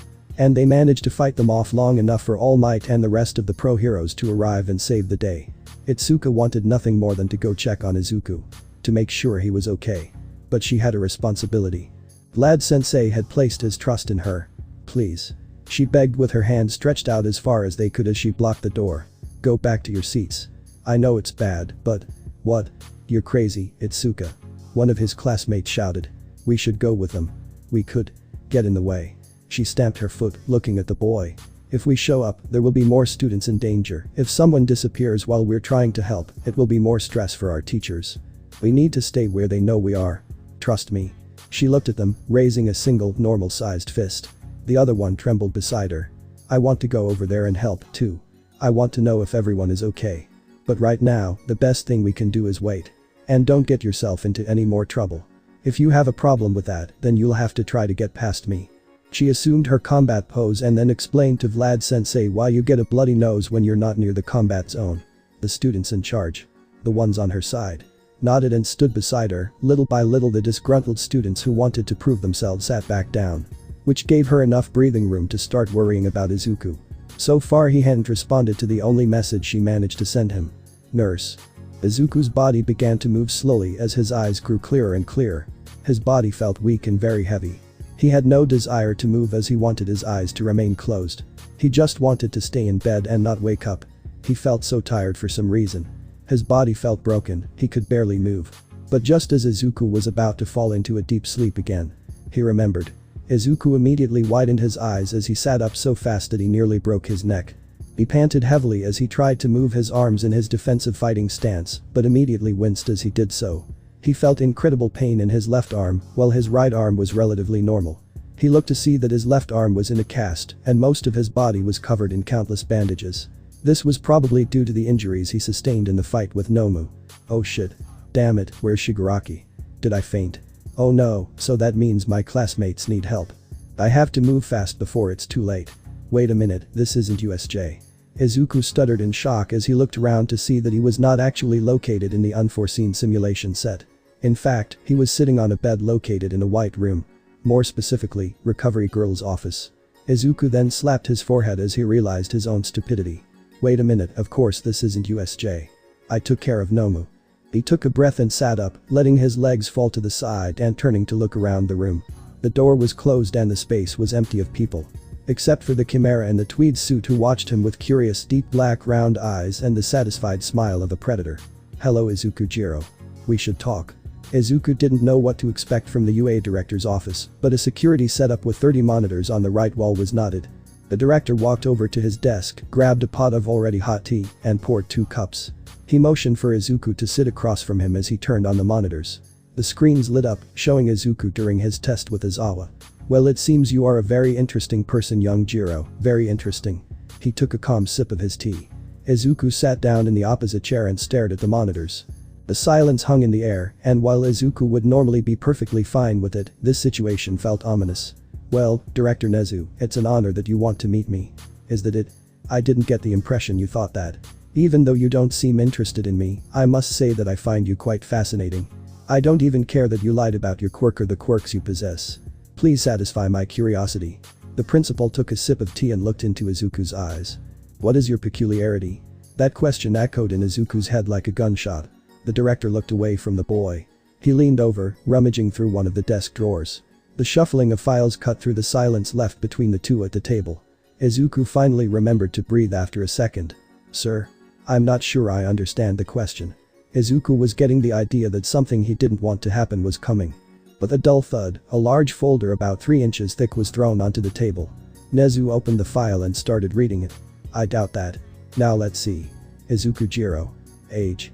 18. Quirk. Concussive blast. Official quirk documentation states that his body's resistance has increased. Unofficially, it is shown that he possesses extremely powerful sonic blasts and likely other impact resistance abilities. The reason for the misleading quirk registration seems to have been done intentionally in an attempt to hide himself. The color slowly faded from his face as Nezu read the file. Additional information. Perfect scores on the high school final exams he took when he was a regular freshman. The exam took only an hour to complete, setting the record for the fastest overall completion in the country. Became one of, if not the most sought-after builder, repairman in the Tokyo and Musatafu area. No important information prior to the high school exam. A person with that kind of merit should have shown more prior data. His life was repeated to him in far more detail than was given to the public. How interested was this rat? Nezu pulled out his UA application from the folder. A small amount of relief washed over the greenette when the form was placed on the table. The principal's interest was only in his intelligence. No, he wouldn't have gone to all this trouble if that were the case. Izuku watched him closely, trying to read his body language. Nezu closed the folder and continued speaking. As you can see, I found you quite an intriguing person. Perhaps one of the most qualified individuals to ever apply to my school. When I first saw you, I was almost certain that I would see you in one of my hero courses. And you got in, congratulations, but… Nezu put Izuku's file down. Nezu placed his finger on the name of Izuku's quirk concussive blast. Izuku knew. Nezu discovered his lie, the thing he worked so hard to cover up. I have received reports from your peers and even teachers that you demonstrated several quirks during the USJ event, but since your application is listed as a concussive blast quirk, it is very strange that you would have so many quirks. This would be a forgery of documents. Forgery of application materials is a strict violation of the terms agreed upon when applying to UA. That all application materials provided are true, authentic, and unadulterated to the best of the applicant's knowledge. As such, the appropriate response is the immediate nullification of the enrolled student. Furthermore, the student in question will be expelled from UA indefinitely and blacklisted from other hero schools in Japan. Izuku activated Fear Aura as he quickly responded to the director. If that were the case, then you wouldn't have gone through all this trouble to tell us in person. Unless you were a sadistic freak who watched a boy's face turn to anguish as his life was ruined in front of her. So either admit you're a bastard or tell me what you really want. Hearing Izuku's response, Nezu let out a maniacal laugh. I hope I'm right about you, because I won't be able to live with myself if you don't stay at UA. It's like you said, all I want is an explanation. Your real quirk, really. What your intentions are. Where you got your quirk from. That sort of thing. Tell me the truth, and I'll let you stay at UA. If you answer otherwise, you can consider your hero career over before it even begins. Then Izuku explained everything about his quirk. What it really was. My quirk is called Unity. I can combine two quirks and create quirks by taking people's blood samples. I wish to become a hero just like All Might. And the reason I have so many quirks is because I've created many quirks over the years. Nezu showed a hidden interest in this and was impressed by it, although he seemed to like the name Unity for some reason. As for why I hid it, it was because I convinced myself that it would be safer for me as a child, without any real protection against people who wanted to exploit my quirk. Izuku said after finishing his explanation. Your quirk? Nezu asked. Izuku nodded. My quirk took longer to manifest than other people's quirks. For a while, I was considered quirkless. I had a person who I thought was my friend before, but when his quirk awakened, he turned his back on me because I was a quirkless Deku. I had no friends and was very lonely. When I was 9, he and another one beat me until I lost consciousness, but not before taking some of their blood. When I woke up, I realized that I was in a sort of room, and in it were pedestals, and on those pedestals were the blood samples that I took, and there I realized that I could fuse the two to be able to create a quirk. Nezu clapped his hands and squeaked happily. Well, that was all I needed to hear. I asked that you kindly upgrade your quirk. Izuku smiled cautiously, though inwardly he was jumping with happiness that he actually accepted his request. I guess we're done here. Nezu nodded. Yes, thank you again for coming here, JIRO-san. I look forward to having you with us in the years to come. Yes, sir. He bowed once more before turning and leaving the room. As soon as the large wooden doors closed behind him, Tsukauchi stepped out from behind the open bathroom door near the back of the room. So, Tsukauchi-kun, did you understand all of this? Nezu turned to the two men. Yes, for what it's worth, the boy is a pretty honest kid. The detective replied. Everything he said was true. I see. Nezu thought about it. Call the teachers tomorrow, we'll have a meeting. With Izuku. Izuku looked up at the sky and saw that it was already night, the stars were shining brightly, and the moon seemed quite large. Izuku. Huh. Izuku looked ahead right before some arms wrapped tightly around him and held him tightly. Huh. Yay. His eyes looked around to find Momo, Itsuka, Nijire, Kami, and even Mei, all hugging him from different sides, each with relieved looks, and even small tears forming in the corners of their eyes. Wow, what? Izuku turned as red as Kirishima's hair and was smoking as much as the smoke that came out of Iida's exhaust after he ran. Kayaka and Iida stood next to each other, all looking at the small group as they waited for them to stop getting emotional. You won't. She then saw only a dust silhouette of Iida, turning to see him also joining the hug with a small smile on his face. At this point the hug ended, with everyone asking Izuku a variety of questions. Izuku, are you really okay now? I heard what happened to you. Itsuka told him. You worried me so much. Momo added. I'm sorry I didn't get help sooner. Iida shouted. I thought you were going to die. Kami said. I didn't really see what happened, I just heard about it. But it's good to see you alive and kicking Izuku. Nijire slapped him on the back. I'm sorry. I'm sorry. I'm sorry. I'm sorry. You shouldn't apologize for this, Iida. And I'm sorry. Izuku said to each of them, even bowing slightly comically to each of them with each apology. My god, you really have a habit of attracting trouble, don't you? Kayaka asked as she took a few steps towards the boy. Sorry. Could you stop apologizing already? Kayaka interrupted him. Oh, my bad. Izuku said embarrassingly. Kayaka sighed and stood in front of him, raising her hand and placing it on top of the boy's head. Everyone's eyes widened as they saw Kayaka rub Izuku's hair, including Izuku himself. It's good to see you still alive, little brother. He took his hand away and turned around with his hands in his pockets, starting to walk. Let's go back. They all looked at Kayaka with comedically large eyes as she walked away, with Izuku feeling more embarrassed than ever and even covering his face as everyone looked at him. Heh, I think even he was worried. Kami joked, nudging Izuku with her elbow. We all were. Midoriya said, then forming a smug look at Izuku's embarrassment.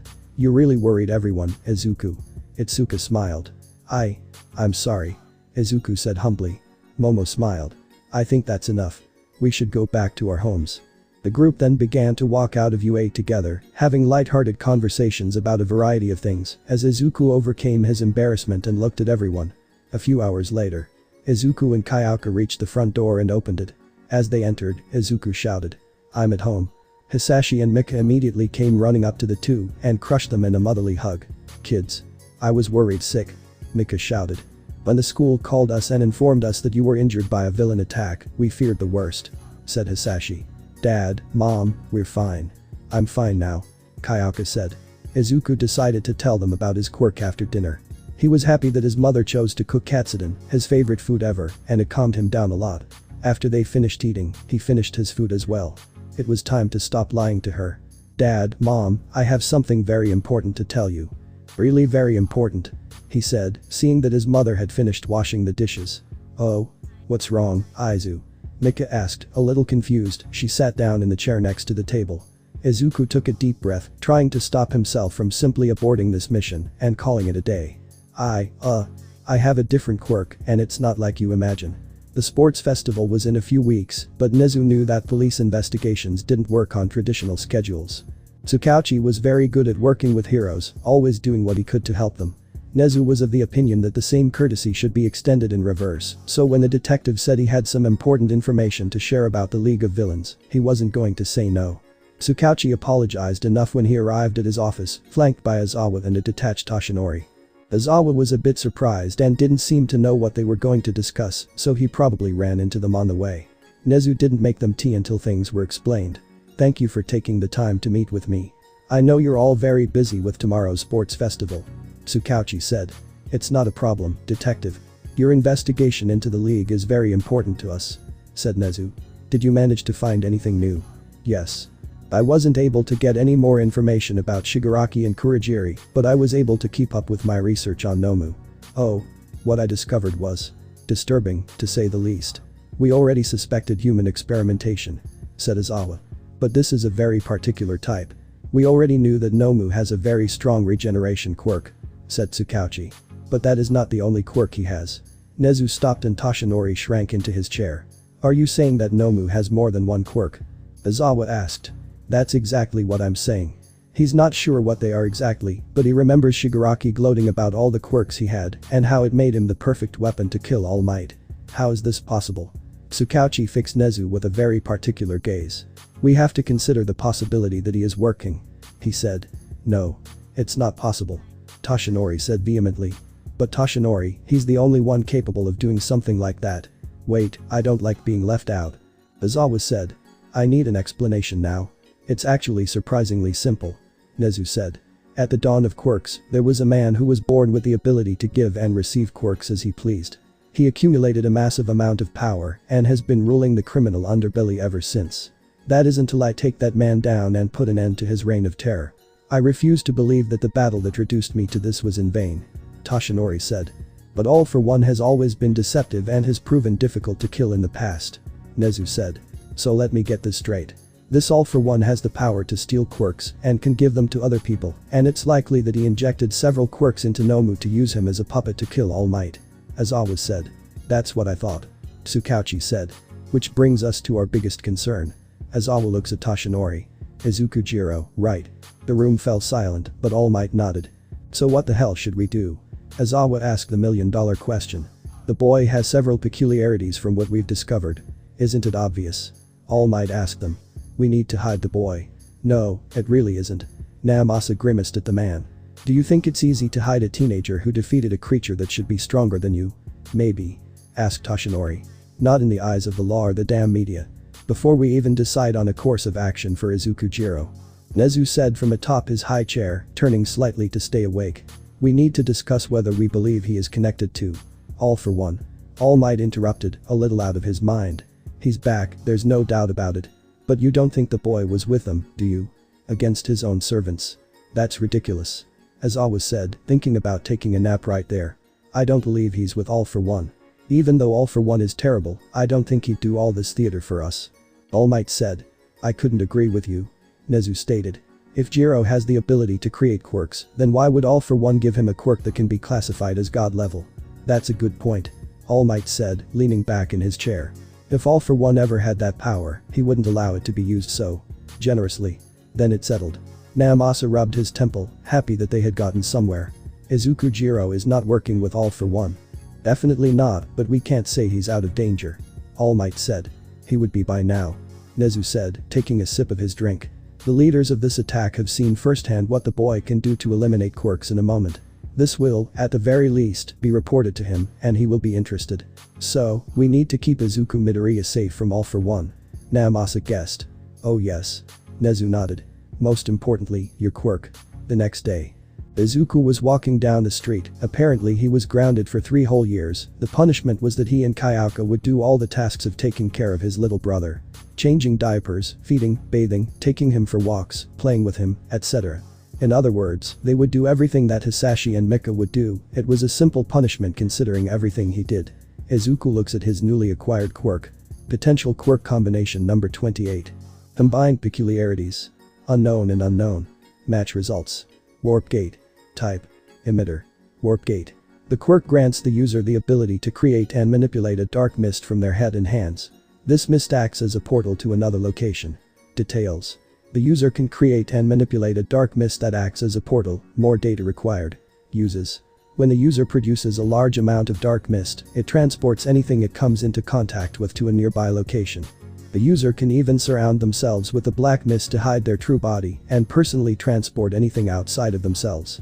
If a warp gate closes while someone is trapped midway, the person will be cut in half. Other uses require more data. High combat potential, high rescue potential. Weaknesses. His quirk is based on coordinates, so to use it, he needs to know the exact location where he should open the exit portal. Other weaknesses require more data. Izuku couldn't believe it, this quirk was similar to One For All. But what does that mean? Are All Might and the bending villain connected? A few minutes later.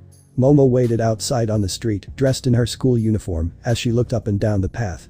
In her hand she held her bag, waiting for her friend to join her. Though she wasn't sure if that would happen yet. Ever since that day at the USJ, she had kept to herself. It was a terrifying experience, something none of them should have faced so early in their training. Izuku himself should have been far away from there. Every time she closed her eyes, she only saw him being beaten by the Nomu, almost killing him. When she gave a brief statement to the friendly detective, he mentioned giving Izuku some space and waiting for him to approach her. He hadn't, and she feared he never would. Momo had failed him, failed to keep him out of harm's way. It was no surprise that he was far from her. The weight of responsibility had been thrust upon him when he'd never asked for it, and she hadn't even tried to carry it with him. The girl let out a shallow sigh, realizing he wouldn't be coming back to walk her to school, or have lunch together, play old hero games, listen to cheesy theme songs, or even, hey. His eyes looked up, seeing Izuku giving him a small wave. Izuku. She started running towards him, slowing down when she realized he wasn't alone. Kayaka was with him. Don't be shy. Kayaka reached out, grabbing Momo and wrapping her brother and the girl in a big hug. I missed your rich ways. Izuku noticed that Momo hadn't broken his hug yet. Hey, is there something wrong? He asked worriedly. I should be asking you that. Momo squeezed him tighter, her forehead sinking into his shoulder. The detective said that when you felt better, you would contact him. But you didn't. His arms wrapped around her, gently caressing her shoulders. I'm sorry. I have a lot on my mind between my family and answering AU's questions. Izuku pulled away, looking into her eyes and keeping his hands on her arms. I didn't want to ignore you, you're important to me, and I don't want to lose you. Momo nodded, looking down at her shoes, feeling embarrassed at her sudden slowdown. Although she knew Izuku was thoughtful and driven, he seemed especially bold now. No nervousness, no stuttering, but still Izuku. Hey bro. Kayaka appeared, giving Izuku a big smile. Let's go now. Right. Without hesitation, he grabbed Momo's hand and started walking, stunning everyone else. The girl was doing her best not to panic, Izuku simply moving forward with her hand in his, together, hand in hand. Kayaka took out her phone, taking a picture. Finally, Izuku stopped, turning to his sister, confused as to why she didn't follow him. Everything okay? Kayaka just gave a thumbs up, her chin still hanging down. Izuku turned to where they were looking, his hand holding Momo's very flushed one. He turned into a walking tomato, separating his hand from hers and wiping away the sweat that instantly made. Sorry. There's the Izuku they knew. Minutes later. The door opened. His teacher entered the room. Good morning, class. I hope you all are well today. Izawa greeted while his face and arms were completely wrapped in bandages, clearly a result of the injuries he suffered against Nomu and Shigaraki at the USJ. I'm glad to see that none of you have given up on getting a first taste of what your hero careers will be like.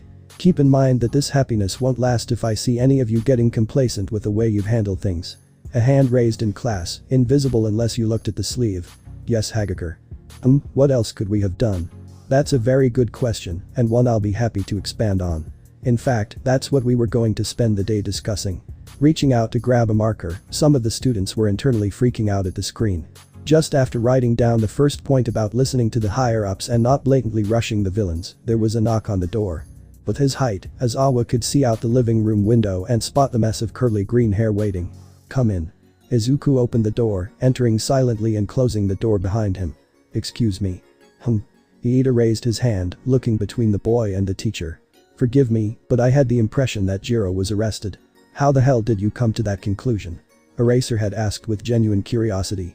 Well, due to the fact that he never had a combat training release license, showed results that he had multiple quirks, and was taken away by the police for intensive questioning, not to mention the fact that his quirk registration was wrong, which, he still hasn't updated. The boy now looked at Izuku, many others following his line of sight and spotting him. Why wasn't this bastard arrested? Izumi shouted in obvious anger. Why does it matter? Mina scoffed. It's just a quirk. He has a quirk that can eliminate quirks. A boy with a big tail said. Hey. He would never do that without consent. Shoji shouted in anger. I don't think these circumstances would allow for full consent. Toru argued calmly. Although I believe their intentions were pure. Iida stood up, slapping his arm in the air. They clearly were outside of any supervision and ignored several laws. JIRO, I recommend you explain this properly and. I think what he's trying to say is that JIRO still broke the rules, Kiro. The frog girl added. Us too, how else would we have gotten out of there? Uraraka tried to defend. As the class began to fight amongst themselves, Izuku began to slowly back away, not wanting to draw attention. This was exactly what he was trying to avoid, unity and his abilities being revealed. While there was no demand from the authorities to try and arrest him, the debate about it was already happening. The loud sound of a fist hitting the table. Quiet. Momo commanded them in a loud tone. If you think what he did was wrong, then that means our lives would be lost. Because he saved us. Enough. Eraserhead said, towering over the class with his own glowing eyes. The black strands of hair floated menacingly around his head. I need to remind everyone that this classroom is for student heroes, not debate clubs. Momo sat down again. Good. The teacher then turned to Izuku, pointing him to the front of the class. JIRO, would you like to share your circumstances regarding your quirk and why you hit it? Keep it brief, but make sure to provide everything you need them to hear. Izuku only now realized he was holding his breath. Man, this class was scary. Dragging his feet to get into position, he looked around the classroom. Kayaka and Momo gave him reassuring smiles. He wasn't alone and that was all that mattered. When I was 9 years old, I discovered that I had this quirk. It has the ability to take 2 blood samples from a person, mix them and be able to create a quirk. I discovered this after. I suffered from some bullies. Bakugo and Izumi turned, looking out the window. Momo watched him, trying to assess the explosive blonde. It was difficult to understand his emotions, given the fact that he rarely showed more than 2, but if he had to define one word, it would be irritation. I took a blood sample from them and created a quirk. The reason I hid it is because I knew that with great power comes a lot of attention, and the wrong people could get me. Wait, you mean you can create quirks? Hagakure cried out in surprise. Yes. Izuku bowed to the rest of the class. I promise I'm on your side. If you need anything, feel free to let me know. First to respond is Shido. That was so cool, the way you can just create quirks and use them. Izuku rubbed his hair. Thanks, I guess. Ichako spoke next. JIRO. I'm sorry for saying that to you. I was so angry that I lost control. As an apology, can you take my blood? It makes me remove gravity from things, and I want you to know that I trust you. Oh, I know it was an accident, Uraraka. Maybe after class, okay? Izuku said, smiling at that. Little by little, Izuku felt more relieved. Aizawa looked at the class. We have 2 important things to cover today. While communications were cut off at USJ, the recording was not. The first will be to review the footage and see what you all did in a moment of panic. While normally you would never be exposed to such risk, not learning from it would be folly. He began to go over the footage of the USJ attack, showing several different camera angles, as well as detailing different strategies that could have been used in each area the students were thrown into.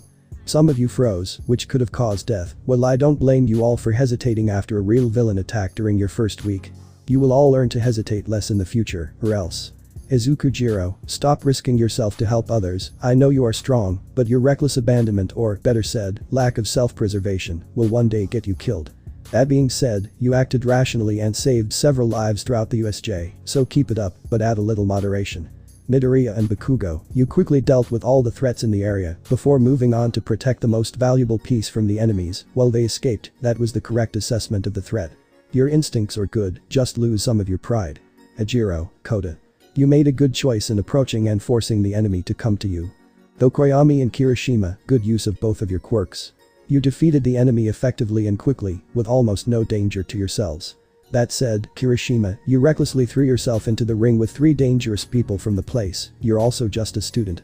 Good decision by Tokoyami, going to protect the stairs that were everyone's escape route, as well as going to check on your classmates, as well as distancing yourself from the enemies. Aoyama, make good use of your stealth to escape as safely as possible. In addition to his decision to avoid combat, he is someone in this class who needs to learn this lesson. Asui, Kaminari, good use of each other's quirks to escape. Kaminari, you showed restraint in not firing your strong blast until Asui was out of the way. That said, try to find a way to not hit your allies in the future, but this was adequate for now. Asui, good job using your quirk to escape from other villains while protecting Kaminari.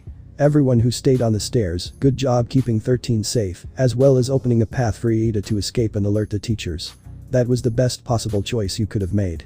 Todoroki made good use of his quirk to neutralize the threats in his surroundings, but you failed to check for allies, and it has come to my attention that even though she couldn't be seen, Hagakure was there. Practice restraint in the future. Hagakure, good job avoiding combat. After all, your quirk is perfect for stealth. By the way, Todoroki, you, me, and the principal will have a meeting after school ends today. Todoroki grimaced. He knew this was coming, while the rest of the class just screamed before Eraser had activated his quirk, silencing the class. Second topic of the day, the battle for all of you is not over yet. Aizawa said with what Izuku thought was a mischievous smile. Several people behind him were shouting something about the villains being back before Aizawa silenced them again. Aizawa continued. The UA Sports Festival is coming up. It would be wise not to waste this chance. After all, you only have 3. This is a chance to show yourself to the world, gain internships and connections that will affect your popularity as a hero. You have 2 weeks to prepare for it. It is advisable not to waste them. Yeah. Kirishima cheered with his fists raised in front of him. Let's kick some ass. He was calmed by Kaminari's hand being pushed against his face. Wait a second. Kaminari protested. The blonde was clearly unsure about the decision to hold the sports festival after the USJ incident. Is it really a good idea to still hold the sports festival after the villains attacked? Kayaka questioned Aizawa, receiving a nod from Kaminari. I mean, couldn't they attack again when even more people are gathered in one place? Shiro asked, and some students looked questioningly at Aizawa. I was of the same opinion. However, the school believes it is best that we continue with the sports festival to show the world that a villain attack is not enough to scare the school. Rest assured, just like the rest of you, we will have more than 5 times the normal amount of security. Aizawa said reassuringly. As I was saying, this is basically the event that replaced the Olympics. They will be watched not only in Japan, but all over the world. The top heroes of this country will be watching. Make sure to impress them. He finished before returning to his sleeping bag for the rest of the class. Lunch. Izuku was trying to enjoy his lunch. He was really trying to eat normally. But he was restless. He knew he was, but he couldn't help it. Why was he restless?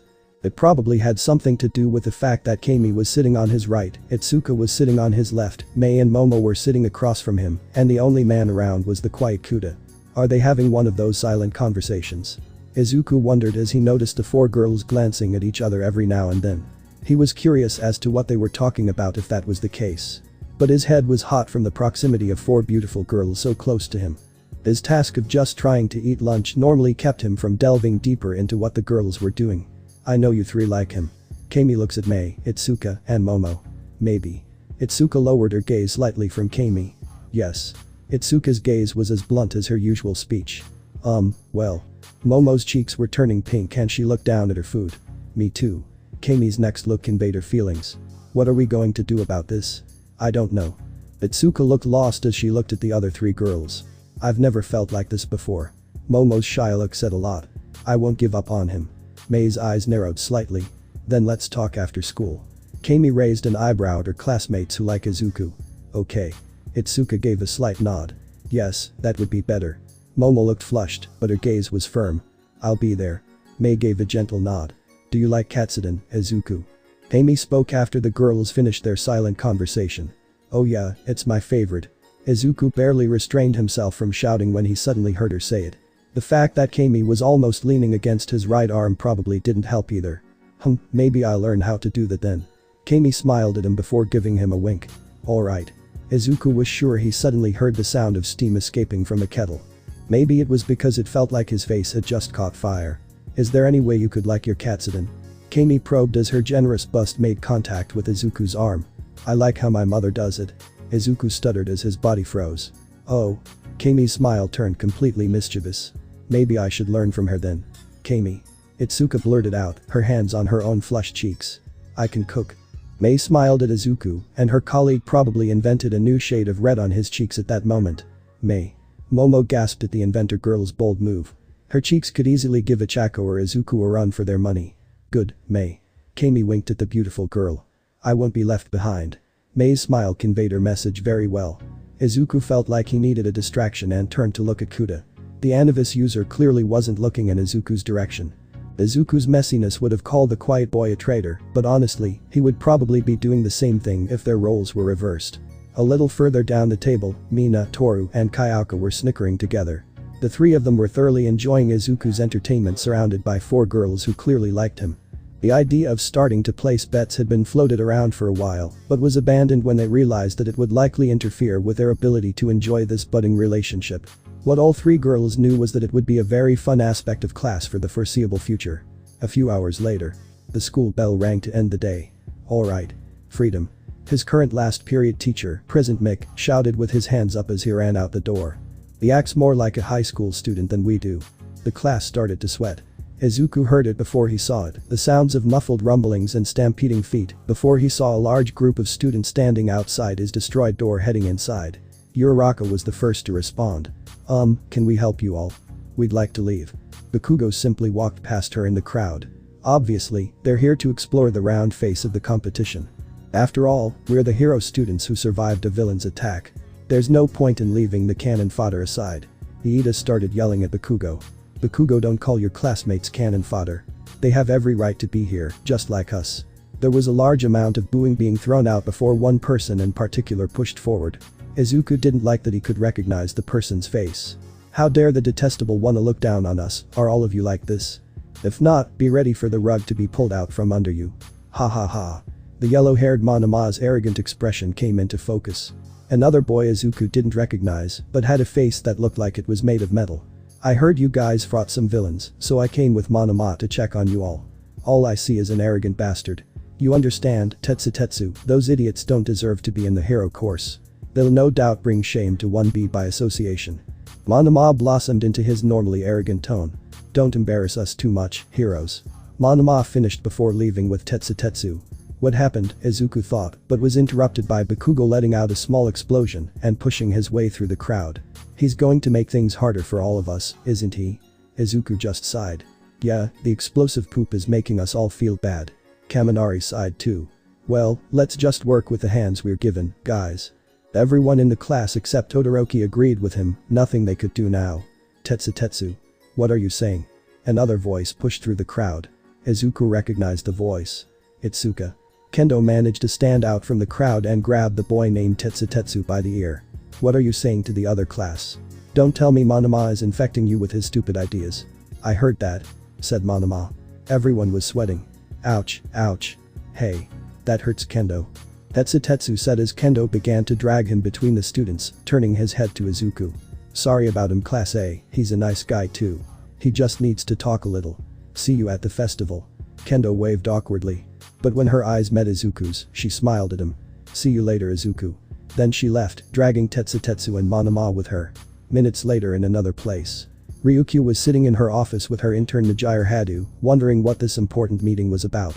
No details were given other than this one involving her intern, and that an important person would be coming to discuss the matter with them in person. Of course, this came with the unfortunate downside of having to deal with Najira's energy and questions. Who do you think will come to talk to us? Are they professionals? Will they offer me an internship? Will they ask me out? What is their peculiarity? Najira, calm down. I told you, I don't know anything other than that they're important and I'd like to talk about some great opportunity. I couldn't exactly say no, since it was Nezu who called me to tell me about it. Before Najira could continue another of her infamous series of questions, her intercom rang. Ryukyu, the person who is scheduled as VIP has arrived. Should I send him in? The voice asked through the intercom. Yes, please. Najira and I are waiting for him. Ryukyu said calmly. A few moments later, a knock sounded on the office door. Come in. Ryukyu shouted. The door opened and an incredibly tall, frail man walked calmly and nervously into the room and sat down across from the two women. Greetings, I assume this is Najira Hadu. He asked. Yes, I'm Najira Hadu. Who are you? What's your quirk? Are you the important person? Why are you so bony? Are you sick? Why do you want me? Are you in the government? Why are you here? Slow down, young Hadu. Let me introduce myself, I'm Toshinori Yagi. I work with All Might. Now I want to ask you some questions that may affect the outcome of this meeting, and I wanted Ryukyu here because it will affect your training. Oh, I can answer questions, that's one of my favorite things. Alright. I like the energy. First question, why do you want to be a hero? Yagi asked. Why wouldn't anyone want to be a hero? Saving people is fun, I can ask all kinds of questions if I want. Making everyone happy is another reason. Kicking ass is always fun. If I can help make a difference, I will. Next question, please. Alright, are you good at keeping a secret? Yagi asked as he leaned forward in his chair. I'm pretty good at keeping secrets, although I wouldn't completely trust myself not to tell all my secrets to people I trust. If I need to, I can probably keep a secret. Why? What I'm about to show you two is my identity, I hope you can keep it a secret. Ryukyu looked at Yagi critically, trying to see where he was going with this. Then he stood up and moved his chair to the side. My true identity is. The once frail man began to rapidly increase muscle mass and began to form into All Might. I'm here. Ha ha ha. Najira stared in complete shock at the symbol of peace revealing itself to them. Then her questions began to arise. What happened? Why are you so crippled? Are you really All Might? Why are you revealing yourself to us? Why are you revealing this secret to me? What is my role in this? What is your quirk? Can you give me your autograph? Why did Nezu send you to us? Najira, calm down, let me ask him the important questions. Okay. I can wait. All Might, why do you want to see Najira and what does this have to do with her training?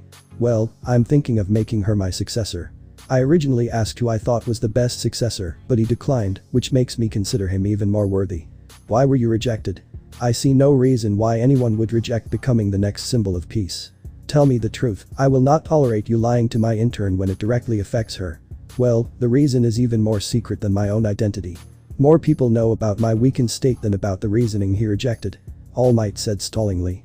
Alright, tell us about this fragile form of yours, because I think it's okay to tell us, don't you think? Ryukyu poked at his defenses.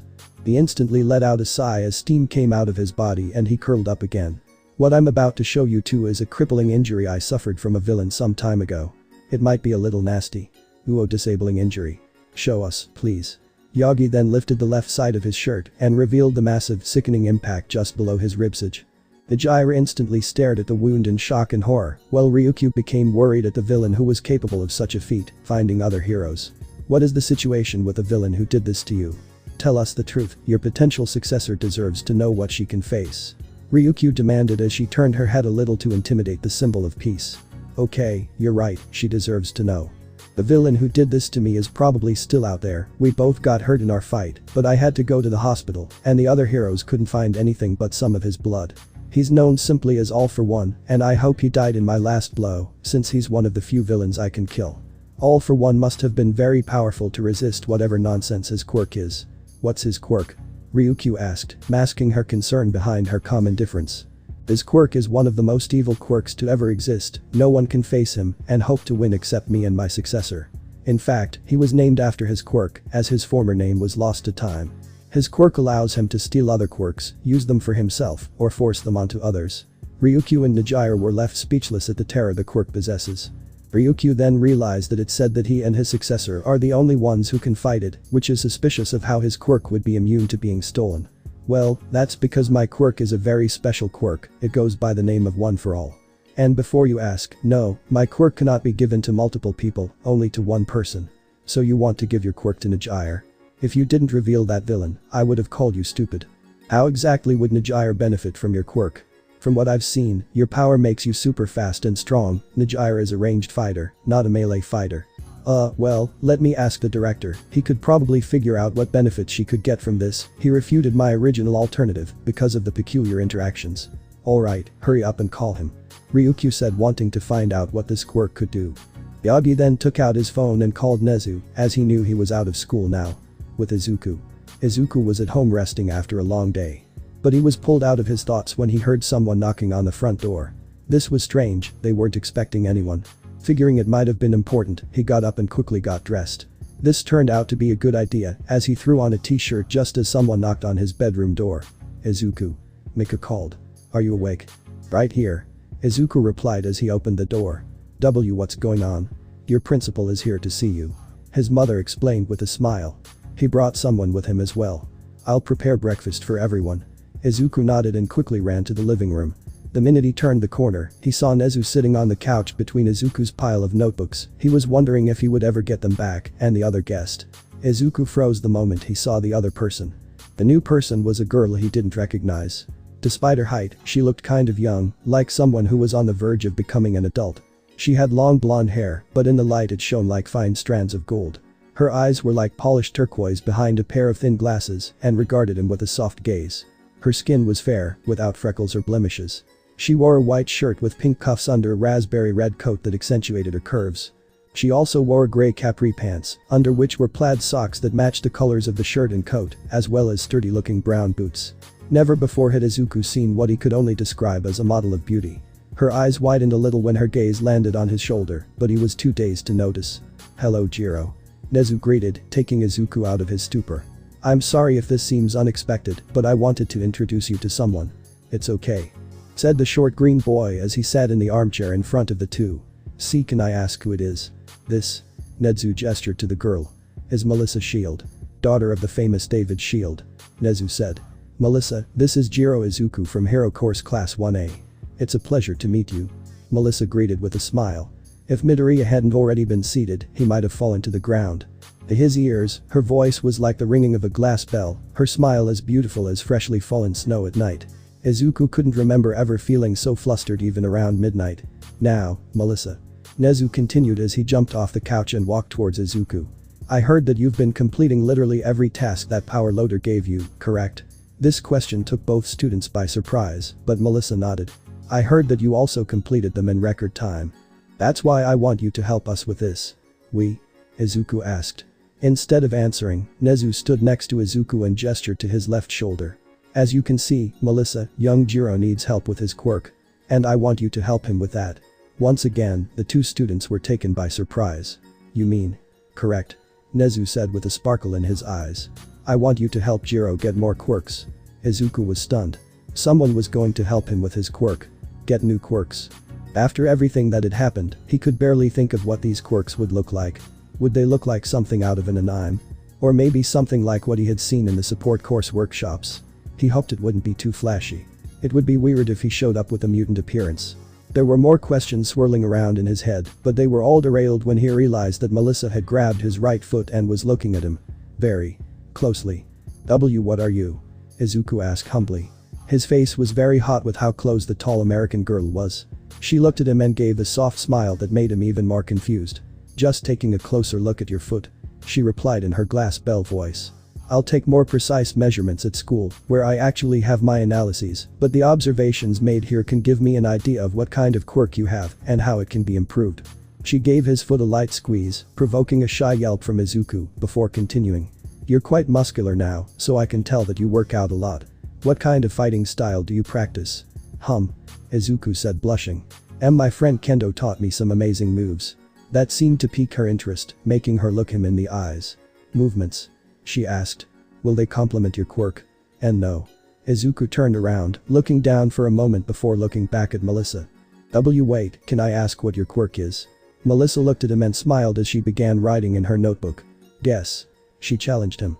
Izuku looked at her as best he could. Going beyond her beauty, he noticed that she didn't have any sort of physical alteration, so it was probably an emitter-type quirk. Since she was apparently doing well in her course. Something along the lines of technopathy. He asked after a minute. She smiled and shook her head. Oh. High intelligence. Another nod. D good vision. Wrong. Elementary C command. A laugh and a denial. This went on for another minute or two, with Izuku going through his mental list of possible quirks and her denying it. Eventually, he sighed and slumped his shoulders. What's your quirk? He asked in defeat. Melissa simply smiled again, reaching into her wallet and pulling out her ID. Izuku looked at it, specifically at the bottom right corner. There was a small square in that corner that contained one of two symbols. If someone had a quirk, this box would have a large green Q where the bottom line would point sharply upwards, like a check mark. Next to the square would be the name of the quirk and a quick summary of its effects. However, if the person had no quirks, the Q would be red, and instead of a check mark, the bottom line would go down a little further, with another short line perpendicular to it, turning the bottom line into an X. It was an old symbol that Izuku was familiar with from when he was quirkless. It was a symbol that he hated, knowing that many people thought he was less than human because of it. It was the symbol that was on Melissa's identity. Izuku stared in shock for a few more seconds before Melissa took her ID back, calmly putting it away. Then he looked at her in amazement. An amazing person, a beautiful lady, and she was. Peculiarity-less. Yes. She smiled. I am among the few without powers. I recognize that America has a higher percentage of people without quirks, and indeed, many of our heroes are the same. That is why we have a greater focus on support equipment and technology. Oh. Izuku vocalized. I wish the quirkless here in Japan were treated so well. He gave a weak laugh and stopped, realizing that he had unconsciously started rubbing his left shoulder. He quickly lowered his arm, but the expression on Melissa's face said it all. But that sentence and gesture, she discovered that he had thought for a while that he was quirkless. Oh my god. She whispered. It's in the past. Izuku tried to explain it. Seriously. Nothing to worry about. Melissa looked a little longer before turning to another page of her notebook and writing something really quickly. Izuku was worried about what she was writing, but he noticed that her face showed a dark determination. I hope it was a good thing. While Melissa and Izuku were in the living room going over things, Nezu and Mika went to the kitchen. Mika made tea for the two of them and sat at the kitchen table, across from the principal. I have to thank you for doing this. Mika said as she sat down. Honestly, after everything that happened, I'm happy to see Izuku smile. Everything that happened in these years are small flaws that he thought to hide. Admitted Nezu. With the potential of his quirk, he would certainly become a target. That's why I'm willing to help him in whatever way necessary. You don't need to worry. The mother smiled. Izuku's dream was always to be a hero, to help people. Izuku always cared more about others than himself. She looked down in her own shame. To the point where he hid his quirk from us to protect us. There were a few seconds of silence as the two adults drank tea. I would like your son to see the school therapist. Nezu said. I'm grateful. Mika put down her cup. But I got curious last week. Quirk training, helping to create new quirks, now therapy. Does your school usually bow down to students like this? Nezu stared for a moment before chuckling. No. Nezu admitted. But like I said, your son seems to want everything for himself, and the best I can do is help him get over it. Besides, I kind of see myself in him. Brilliant, noble, maybe a little more modest, and completely ostracized by society because of something beyond his control. It took me literally decades to be accepted by the Hero Union, and even today, some citizens refuse to accept the fact that an animal like me can be a hero. So if I can help someone who has also suffered to get back on their feet faster, I will certainly do so. Especially if that person has the makings of a true hero. He took another sip, enjoying the taste of the tea. This is very delicious. You must tell me the brand. Family recipe. Mika smiled. Nezu laughed and the two adults continued drinking in silence. The next day. Alright, let's see what I can do with this. Izuku exhaled and then inhaled, steadying his breathing and preparing to use a new quirk for the first time in a long time. He was using one of the practice fields on the UA campus and made sure to be away from anyone else in case anything went wrong. He didn't want to put anyone in danger while he worked on figuring out his new quirks. Reaching inside himself, Izuku searched for the new power he copied from the nebulous villain from the USJ. It didn't take him long to find it, the feeling it gave him was very different from anything he currently possessed. It was like trying to catch smoke with his hands, it was there, but also not. Taking out his new quirk, he began to analyze it. There's no way this is natural, but it works completely normally. Izuku mused as the analysis aspect of his quirk analyzed every detail about the Warp Gate quirk. 2 quirks, all with different functions, let's see. warping to travel to specific locations, even if the user has never been there. Finally, Cloud. What's its purpose? The green-haired teen let his quirk continue its analysis for a bit longer until the most likely answer was deduced. I see. It's a semi-physical construct that allows the warping quirk to be directed away from the user's body to any point specified by the warping quirk. These two quirks together form the warp gate quirk. Who would have thought of experimenting like that? Izuku couldn't help but feel the shiver run through his body at the thought. It was a sickening thought to think that someone had the ability to manipulate quirks to that degree. Izuku shook himself and prepared to begin training with a warp gate quirk. It would be ridiculously useful for a hero to have such a quirk. Just thinking about how many people he could help with this quirk made a bright smile appear on Izuku's face.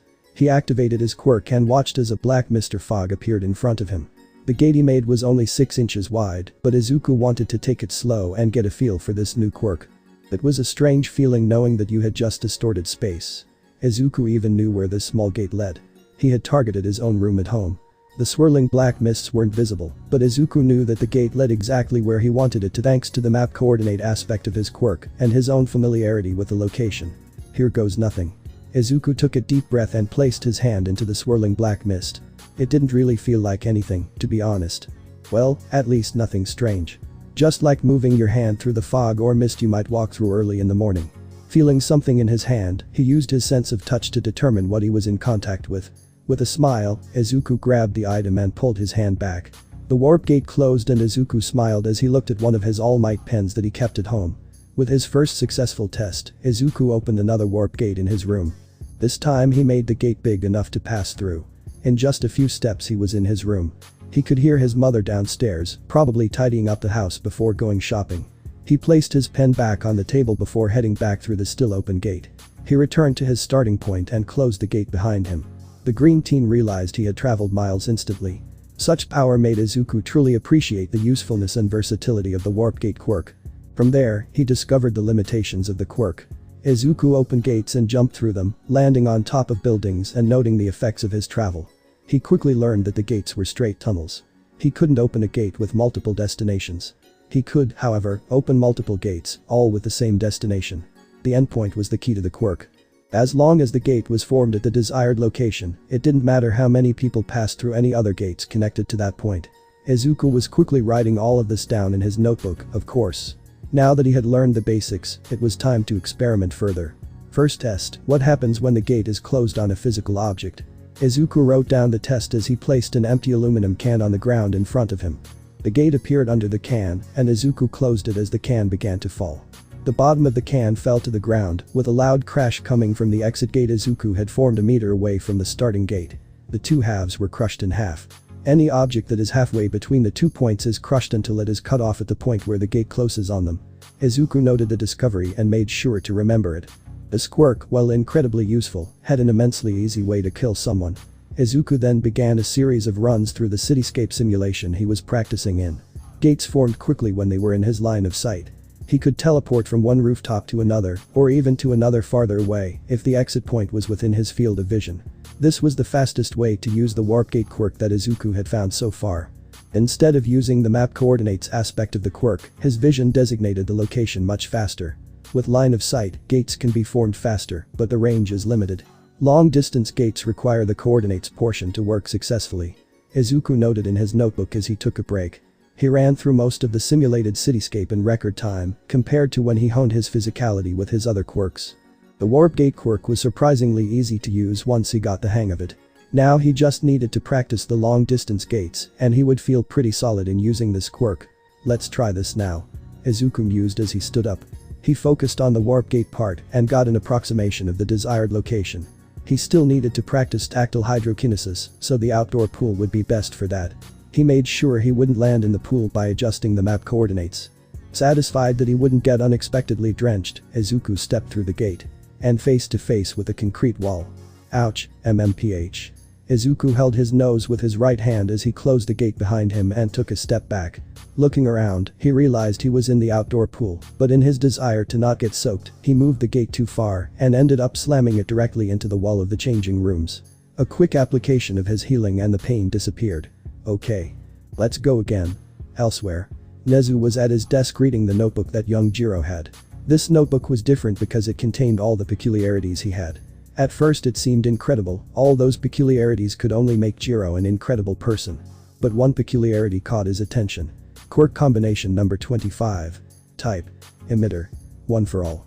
A quirk that enhances the user's abilities and can be transferred to another person through DNA. Combined quirks. Unknown and unknown. Details. To pass on quirk, the next inheritor must ingest the current user's DNA. User must willingly pass on the quirk to its next wielder. User has increased strength and speed when activated. More data required. Uses. Can be used to aid in combat against enemies and help civilians due to enhanced abilities. Other uses require more data.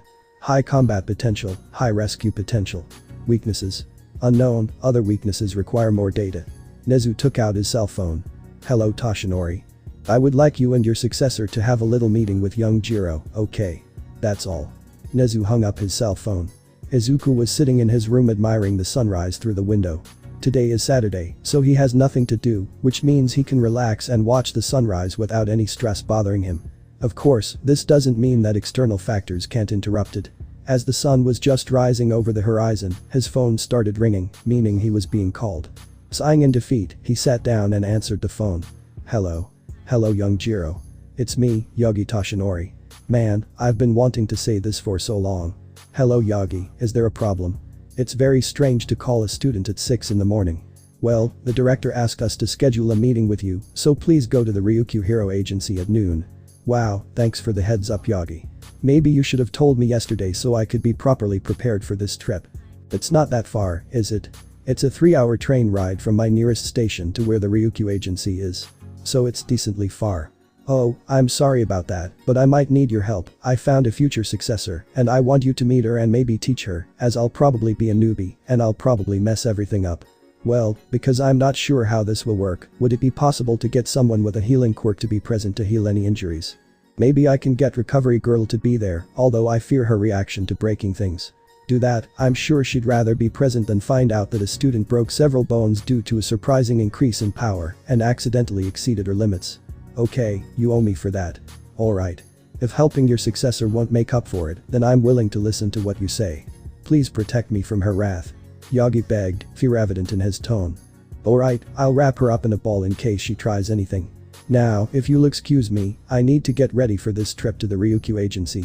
Alright, see you there, young JIRO. Izuku then got up and gathered his belongings, cleaned up all the sand, and headed back home to prepare for training at noon. He spent most of the time controlling himself, so he never freaked out about the fact that he was going to the Ryukyu Agency and meeting some of his teammates. Of course, he was failing miserably. 3 hours later and he's on the train taking him straight to the city hall where Ryukyu's office is. Going over all the questions he plans to ask her about her career and other elements of her job, he manages to distract himself and not get too fidgety. After the 3-hour train ride, he heads straight to her agency. He's proud to have fulfilled one of his dreams of being invited to a professional agency to help them. After walking in, he sees his agency's secretary casually typing on her computer. Knowing he needs to check in first, he walks straight up to her and puts on his best neutral expression. Oh, hello, what do you want? The secretary asks politely, with a practiced smile. Am I here to help train a student? I assume I have to check that out. Your name is? Oh. Izuku JIRO. Well, Mr. JIRO, you are indeed booked to be here, so come in. The secretary says politely, as she points to the left set of doors. Where do I need to go? Izuku asks timidly. Ah, the training room is downstairs, there are only changing rooms, bathrooms and training rooms down there. Ryukyu, Hadu, Yagi and Recovery Girl are already there waiting for you. Thank you. Have a good rest of your shift. Izuku said politely as he jogged lightly towards the doors to enter the basement. After descending the stairs and entering the basement, he looked around and easily identified the bathrooms and changing rooms, which made it easy to identify where the training rooms were. Then he walked to the door and opened it to a frankly huge room. The room was nearly empty and had a very high ceiling, clearly to fit Ryukyu's fully transformed form. The only people in it are a very short elderly woman, Midoriya, Yagi, and the number 9 pro heroine, Ryukyu. Instantly going into fanboy mode, he ran straight to Ryukyu to get her autograph. Izuku. Midoriya saw Izuku approaching, he waved. Izuku. Midoriya jumped on top of him, luckily he grabbed her. It's good to see you. Wait, why are you here? How do you know Yagi? Well, to start with, I was All Might's first choice, said Izuku. But I kind of refused. Ryukyu looked at Yagi. Is it true? Yes. Yagi scratched his head. Young Midoriya was my first choice, but he declined the offer because of his quirk. Your quirk is concussive blasts, right? Ryukyu asked. The two professionals looked at Ryukyu in confusion. Didn't you tell her? Asked Recovery Girl. Tell me what?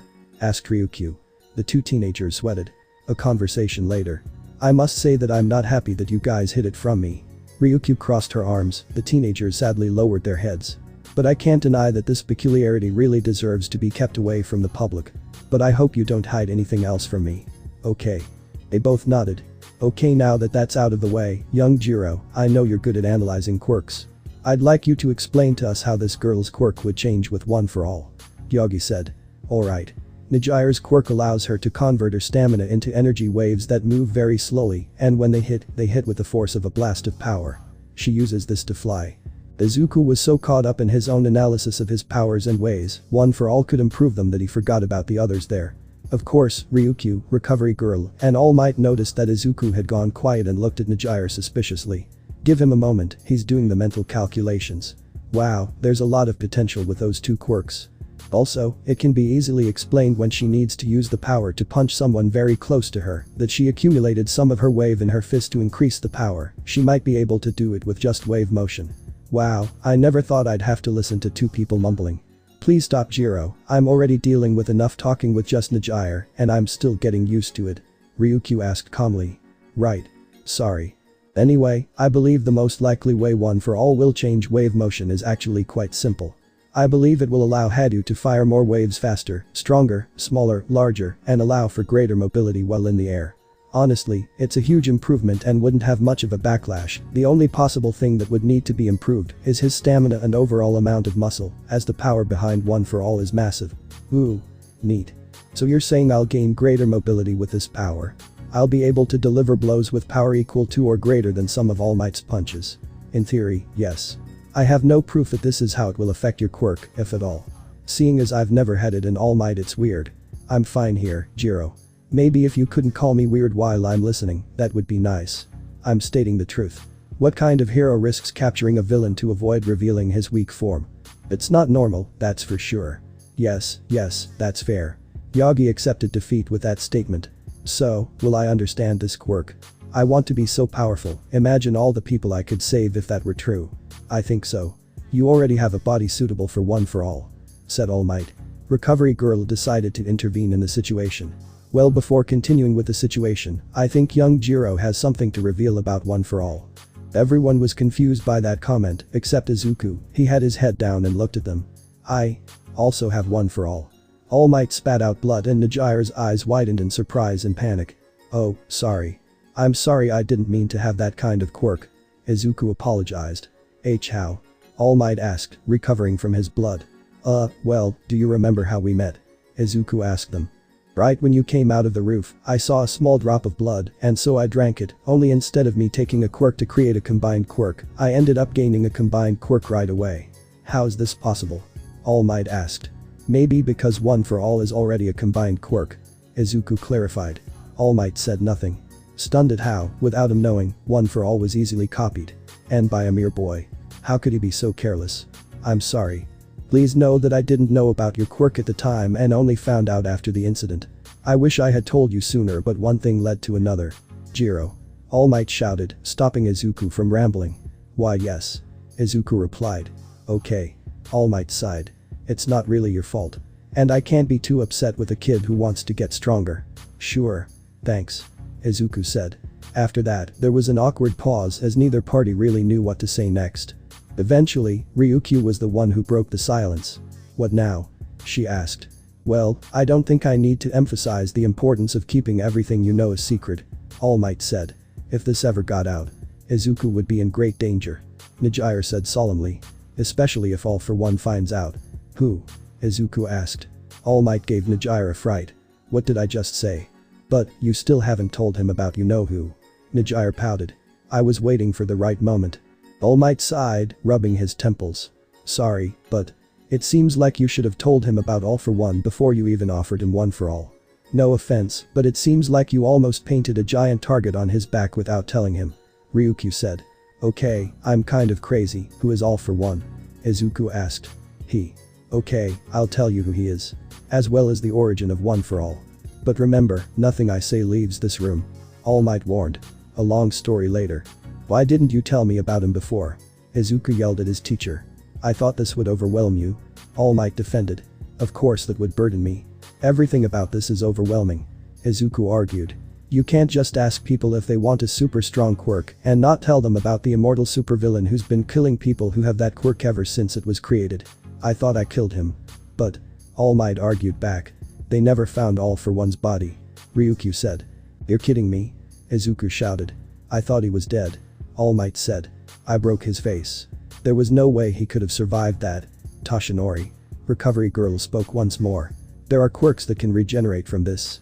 And if he had multiple regeneration quirks, matter or flesh manipulation quirks, illusion quirks, body duplication quirks, or consciousness transfer quirks, he might still be alive. I can't believe this. Izuku looked like he was about to pull his hair out. You thought you killed someone who's been gathering tons and tons of different types of quirks for centuries by punching him hard. And you didn't even have a body as proof. Okay, maybe I took a few laps in judging. All Might admitted sheepishly. And maybe I should have informed JIRO about this before giving her the quirk. Of course you should. Izuku butts in again. But to be fair, he was also presumed dead by government officials. All Might said, defending himself once again. Who clearly didn't do their job properly. Said Ryukyu. After everyone calmed down, Ryukyu spoke. So, does this mean that Nejire can inherit One for All now? Ryukyu asked, interrupting the touching moment. All Might turned to Nejire. Well, young Hado, the time has finally come for you to inherit One for All. Nejire had a look of determination on her face. I'm ready, All Might. Good. After a dramatic pause of silence, All Might reached into his head and pulled out a strand of hair, placing it in front of Nejire. Now, eat this. There was a moment of awkward silence before Nejire tilted her head with a dumbfounded expression. Huh. That's disgusting. Izuku added. All Might rubbed the back of his neck with his other hand. Well, in order for you to obtain One for All, you must ingest the current wielder's DNA, and hair is the least disgusting part of my body that you can eat, so. Here. He said as he pushed the strand of hair towards Nejire. Nejire looked at the lock of hair for a few seconds. You well. Eat. All Might instructed once more. Nejire then sighed. Well, I guess that's how it is. Well, here goes. She put the hair in her mouth and quickly swallowed it as fast as she could. Big mistake, because he actually gagged on it for a moment and it made her gag more than she normally would. She struggled to get the hair down her throat before finally swallowing it and gasping. That looked quite painful. Izuku commented. After recovering from that experience, Nejire looked at her arms and began to stretch them. I don't really feel any different. Well, it will take some time for your body to accumulate One for All, but not long. Said All Might. Minutes later. Now, I'd rather not waste time talking when you can talk as much as you want after we run some tests. Recovery Girl said as she tapped her cane on the floor. Yes ma'am. Izuku said as he stopped to watch the training unfold. I wonder how this will affect me. Will I shrink and inflate like All Might? Will I have fast attacks? So many questions. Nejire rambled excitedly, seeming to forget her little outburst because of Izuku. Calm down Nejire, if you expel too much energy or rambling, you won't be able to test how your quirks work together. Ryukyu scolded playfully as he looked at Nejire, who quickly stopped rambling. Sorry. Nejire said as she calmed her energy explosion, she then smiled brightly as she stood on her tiptoes. What do I do to use this power? Do you feel any different energy inside you since you received this? Izuku questioned as he thought of the different ways to prolong this. Yes. I always felt more energized by this new power. Just focus on that new energy, then bring it forward and attack with it if you can. Ryukyu ordered as he walked away from his trainee. Everyone watched with anticipation as they waited to see Nejire use her new power. They ended up waiting for a few minutes before Nejire finally threw a punch, only to create a slight breeze of air as a result. Everyone became worried upon seeing so little power being displayed. It wasn't transferred properly. Young Hadu, did you do what I said to receive my power? Yagi asked as he looked worriedly at his successor, not expecting her to look confused at them. What? I didn't actually use any powers, as I wasn't sure how bad the drawbacks might be, so I only used an extremely small amount of the energy it provided to test it. What's wrong? Was it supposed to be more powerful? Oh. You treated this as if it were your natural quirk. You knew you should always start with little energy instead of just using it carelessly. How much was held back? How will it synergize with your own quirk? What changes will occur because of this? Izuku muttered as he quickly scribbled in a notebook. Do you want to see me use it with my own quirk? I could try that, but I could also see what my limits are without combining them. What do you want to see first, cutie? JIRO asked Izuku as she flew around him, watching him scribble in his notebook. JIRO. Izuku shouted in shock at the sudden praise. What? You're so cute. You look like a human tree. JIRO said as she floated around him with a bright smile on her face. Ahem, if you two would stop flirting and go back to training I would appreciate it. Recovery Girl shouted after slamming her cane on the ground, her statement drawing a blush from both of them and a laugh from Ryukyu. I want to see your limit, young Hadu, so please use one for all until you hurt yourself from the backlash. Go more ultra, as Yue says. Yagi said as he stepped back and smiled at his successor. Okay. I'll do both. JIRO said as she stopped floating and pointed to an unoccupied wall. Everyone watched warily as they saw her frown in concentration and a bit of sweat starting to form on her face. Then they saw yellow waves form around her right hand that was outstretched. Then those yellow waves suddenly turned baby blue with a golden highlight before exploding from her hand at high speed, impacting the wall with a resounding thud. A moment after the explosion, JIRO screamed in pain as she fell to her knees, clutching her arm. JIRO. Are you okay? Izuku immediately started to worry about her, only to receive a slap on the head from Recovery Girl as she gave JIRO a kiss on the forehead. That's why I'm here, kid, relax, she'll be fine now. Recovery Girl said as she put some gummies in JIRO's uninjured hand. Izuku then breathed a sigh of relief. He then critically inspected the impact of the explosion and saw that it had shattered a solid portion of the wall and damaged some of the dirt outside as well. He then began to notice the reactions the two quirks had together, as well as leaving room open for the percentages of power she used in the attack. Izuku quickly added a faint sketch of her using the quirks together, followed immediately by the damage done to the wall. JIRO smiled widely as she saw the damage she caused to the wall with her attack. Wow, I can do that much damage. A full power blast before had only dented the walls before. How much more damage can I do? How much faster can I go? How much more stamina do I have? Izuku. Can I test myself on your quirk? Oh wait, can I see one of your quirks? JIRO asked as she immediately began to levitate while circling around Izuku anxiously. Sure. Force field incoming. Izuku said as he reached out and pulled all the light towards him to form a barrier. Brilliant. It hurts a little to look at. Does your quirk absorb every attack? How durable is it? How many of them can you make? What else can you do with it? Let's see, from visual occurrences, it seems to resist very powerful attacks. My force fields are nearly indestructible unless you somehow manage to break them. I can make up to 4 fields at once and I can do pretty much whatever I want with them as long as I know how to use light to help them. Cool. All Might punches the wall. I want to see how durable he really is. JIRO excitedly asked Yagi as she floated over to him. How durable are the walls of this room, Ryukyu? Yagi asked as he quickly inflated into his muscular form. They are incredibly durable. They can easily withstand 3-ton pressure blasts with minimal wear and tear. What kind of force do their punches release? I'm not sure of the details, but I think it's more powerful than that. I will slowly increase the power behind each of my attacks until it is satisfactory for young Hadu. All Might said as he walked to the wall and pulled back his fist. All Might then began to unleash punch after punch, slowly creating larger and larger gusts of wind. Izuku closed his eyes and kept his hand outstretched, focusing on ensuring that his force fields could withstand the force of All Might's powerful attacks. As the power became more and more impactful, Izuku quickly created one to keep himself from losing his balance. As All Might began to shout one of his signature strikes, Ryukyu knew that they had to cut there. Enough, All Might, you don't want to risk my agency's infrastructure, do you? Ryukyu questioned when he saw that the wall didn't move an inch, while the supports had gained some wear from the gusts of wind. Surprisingly, it didn't feel like I was punching a wall, but rather soft and padded. You should use this to stop criminals from escaping, young JIRO. All Might said as he reduced himself to his civilian persona. I already have a quirk for that. Do you think you can do that to young Hadu? Yagi asked anxiously as he advanced towards Izuku. I should be able to. What exactly will be the purpose of this? Izuku spoke as he walked around JIRO, assessing the dimensions needed to fit her, while still allowing her some mobility. Well, it's to see if she can overcome her quirk, of course. Yagi exclaimed loudly. Oh. Let's do this. Envelop me in your force fields. JIRO cheered excitedly, drawing an affectionate sigh from Recovery Girl and Ryukyu, while Yagi just laughed. Stay still in the air, please, so I can surround you properly. Izuku asked politely as he extended both hands and mimicked a box before pushing the imaginary box in front of him. The next thing everyone knew, JIRO was locked away in a force field. It's set up so I don't have to maintain any of the 4 walls. Izuku explained. Interesting, that's something we can work on improving with you then. Now, Najire, your test is to try to break out of your walls. Try to keep your output low and focused while trying to escape, since All Might has proven that his own raw power probably won't get him out of the situation. Now go ahead, Najire-chan. Ryukyu shouted his orders to his trainee, who smiled brightly and spun in circles. Najire then began firing small, precise blasts at every inch of the walls, trying to detect a weak point in the trap. After several minutes of blasting, she became frustrated and began firing low-powered blasts of one for all and wave motion at a single corner of the wall.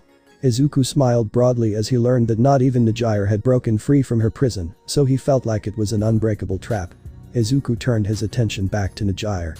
Najire was getting slower and slower, but she also seemed increasingly agitated, as her attacks didn't even cause any disruption to the cube. In a fit of rage, she increased the power of her quirk and threw her fist at the barrier. Everyone present expected her fist to be stopped by the cube, but to everyone's shock, her fist penetrated the walls of the cube and unleashed the attack on the room. Although it was greatly weakened by having to pass through the wall, it was still powerful enough to create a gust of wind that knocked everyone back. Wow. Hadu, that's impressive. Izuku was thrilled as he felt happy that he could use his defensive walls in a fight and still have to focus on dodging. Huh.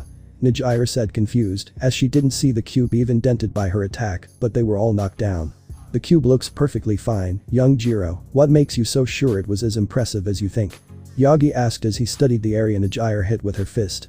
It's impressive because she can do what I can do with my own walls, if my assumption is correct.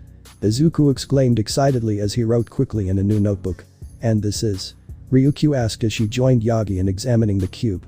I theorize that she can use her waves combined with One for All to loosen the solidity of my barriers and then coat herself in that same power, probably only when using more power, to move her body through it. Unlike me, however, she probably still felt that it was close to her when she attacked, which is why both us and her were hit by a blast of air pressure. The cube probably stretched with her body. Midoriya. Ryukyu shouted very loudly, finally snapping him out of his mutterings. Huh.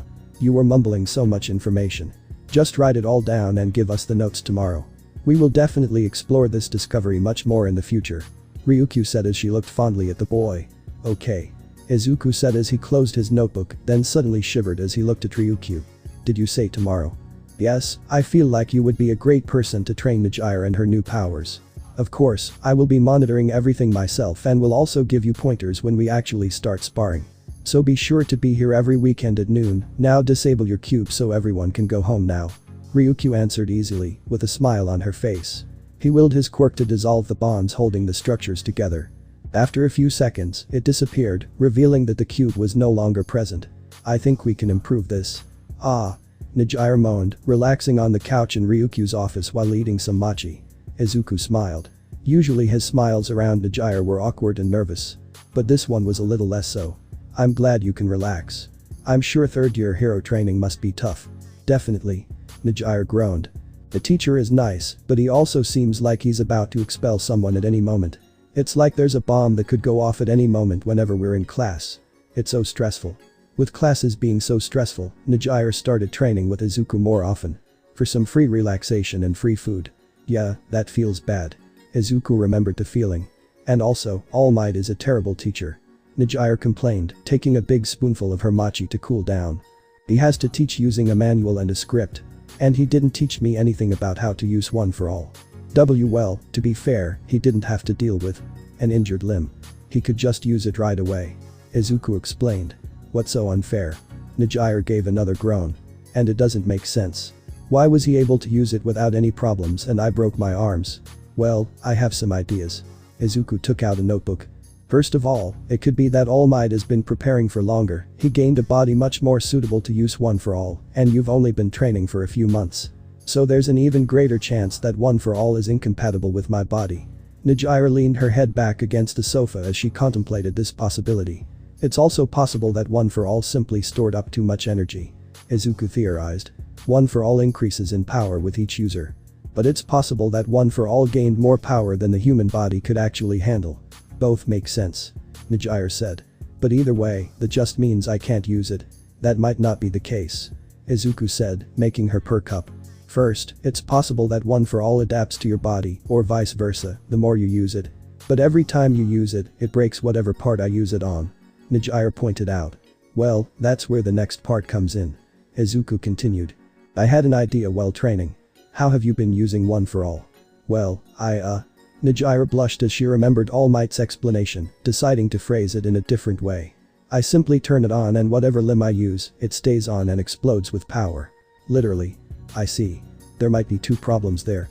Izuku noted. Firstly, you can only use it at 100% so far. Your body obviously can't handle it, so what if you use it at a lower percentage? All Might mentioned it. But he didn't tell me how to do it. Nejire said. He said something about an egg in the microwave. Izuku was confused for a moment before finally understanding. Ah, I see. When you put an egg in the microwave, energy builds up inside it. If too much energy builds up, it explodes. Ah, that makes sense, said Nejire. What you need to do is start spreading the energy throughout your body at a lower power level. Izuku explained. The more spread out the energy is, the easier it will be to control it.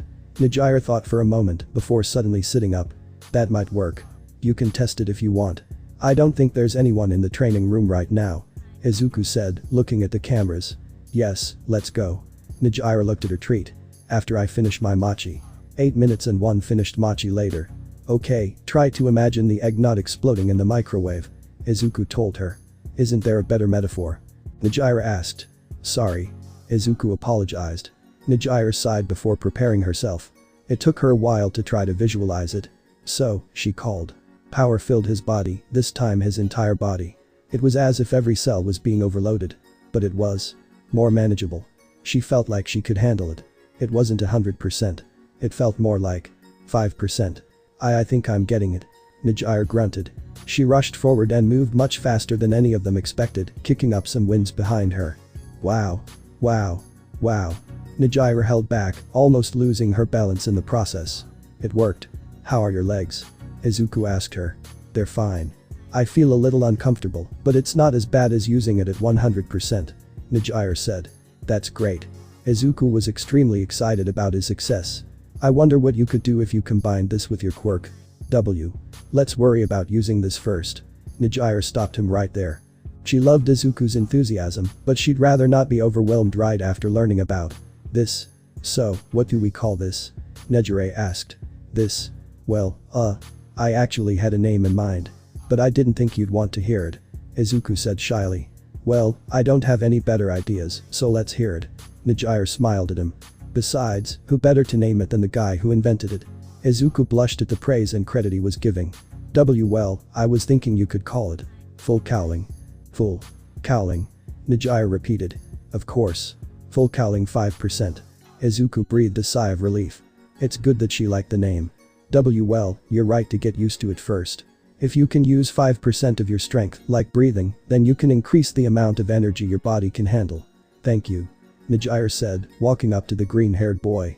It's nothing really, I'm sure you would have figured it out eventually. Izuku cried out due to Nejire suddenly hugging him. It's nothing. You have no idea how much that helped me. Nejire stepped back and grabbed Izuku's hands. In 5 minutes you taught me more about One for All than All Might did in a week. Well, Izuku was once again turned into a stuttering, blushing mess. Nejire laughed at the boy's confusion. Thank you. For everything, Izuku. Later that day. Izuku decided to test the same advice he gave to Nejire. He closed his eyes as he focused on that feeling. This time, the shock was more intense because he felt like there was. How to describe it? An ocean of power. A storm. A raging fire. An ocean of electricity that was somehow on fire. He searched for a fraction of that power. He imagined All Might using One for All to enlarge his entire body from its thin form and let that power flow. He opened his eyes to see a green beam arcing around his body. His eyes widened, and in shock, he let the energy disperse. Izuku moved his arm without any problems. Once it was clear that he could resist, he tried moving the rest of his body and once again found that there was no resistance. After a few minutes of increasing the flow within him, Izuku found that he could use 4% of One for All without any difficulty. That 5% was a bit uncomfortable but doable, and when it reached 8%, he tried to move. But he felt pain. Izuku placed his hand on his chin. Well, I have about 6% control, but now I have to apply it with my other quirks. I should test it out in a safe zone. I could stretch it to 7 if necessary, but pushing myself too hard carries the risk of causing injuries that I might not even notice until they become serious. I don't know how strong I am at 6%, so the first few encounters will need to be experimental. Maybe I could use the trash from the dump as weapons. Will it matter if my fists aren't enough? Izuku continued muttering until nightfall. The next day. Alright, the next match will be young Hado against young Haya. All Might shouted the names of his two students. Haya smiled as she and Nejire entered the ring. Ready to lose. You're the one who's going to lose. Nejire gave her friend a cruel, but still friendly smile. The two girls went to opposite sides of the ring. Go. All Might said. Nejire ran towards Haya while the salmon-haired girl came up with a plan. If she hits me, I'll be kicked out in no time. I have to use my lightning to keep my distance. When she gets close, Haya's thought was suddenly interrupted by a sudden scream. Full cowling 5%. Nejire shouted as power filled her veins. Wash. Before Haya could react, Nejire was already in front of her. What? Haya panicked and shot lightning forward. Nejire made a sharp dodge and went to Haya's side. She pressed her mother into Haya's stomach, activating her royal quirk. Nejire. Nejire released a strong shockwave at Haya that almost made Haya vomit. Wave. Ahhhhhh. Haya screamed as Nejire threw her at high speed, out of the ring. Ahhhhh ga. Haya hit a wall straight out of the ring. Out. Hado wins. All Might called for the fight. Phew. Nejire deactivated the quirk. Haya promptly fell to the ground, on her butt. Ouch. Sorry. Nejire apologized to her pink friend. Wow, did you see that? A student shouted. I didn't know Hado could move so fast. Another student said. Nejire, what was that? A student asked her friend. Yes, young Hado, I must say I'm curious to know what that was. All Might said. It's something I learned from my quirk. I can use my vitality to strengthen myself, just much less powerful. Nejire explained. Izuku helped me invent it yesterday. We call it full cowling. Young Midoriya. All Might asked. Well, I'll have to thank you next time I see you. Wait a minute, do you know this Midoriya? A student asked. Yes, we met a few times. All Might explained. Cool, so Nejire's boyfriend taught her how to use her quirk. Nice catch, girl. Haya teased her friend. Yeeha. Nejire's face turned red. He's not my boyfriend Yayu. We're just good friends. Really good friends. Of course. Yayu gave him the biggest shit-eating grin she had ever seen. With Izuku. And after everything calmed down, Melissa said to Izuku. My colleague looks at the goat and says I won't tell anyone if you don't. Before simply walking away. Izuku almost tripped over laughing so hard at the end of his story.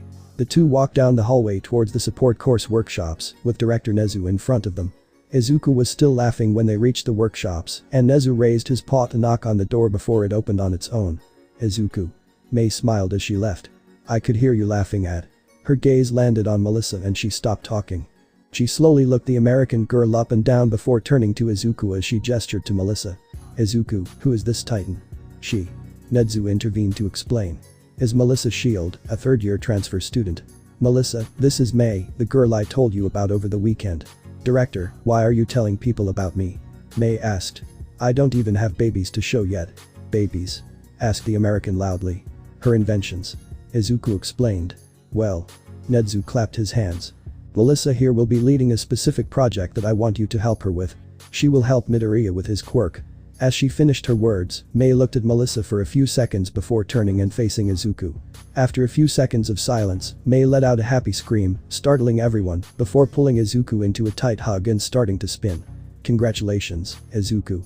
Mei cheered as she continued to spin Izuku around, his head resting firmly on her shoulder. You're going to gain more power and I'm going to help you do it. It's going to be so awesome. I'm going to see if I can get some blood from the other classes and… Mei, please. Nezu laughed as Melissa looked on in utter shock. Let the kid down before you break something. Mei did a few more laps before setting Izuku down, laughing as the little boy staggered. Everyone took the opportunity to, finally, enter the workshop as Izuku staggered behind them and collapsed onto a stool. Nezu and Mei helped Melissa unload the various papers and notes she carried in her bag. Izuku gasped and straightened up, preparing for what was to come. That's it guys. Thanks for watching and supporting us. See you in the next part.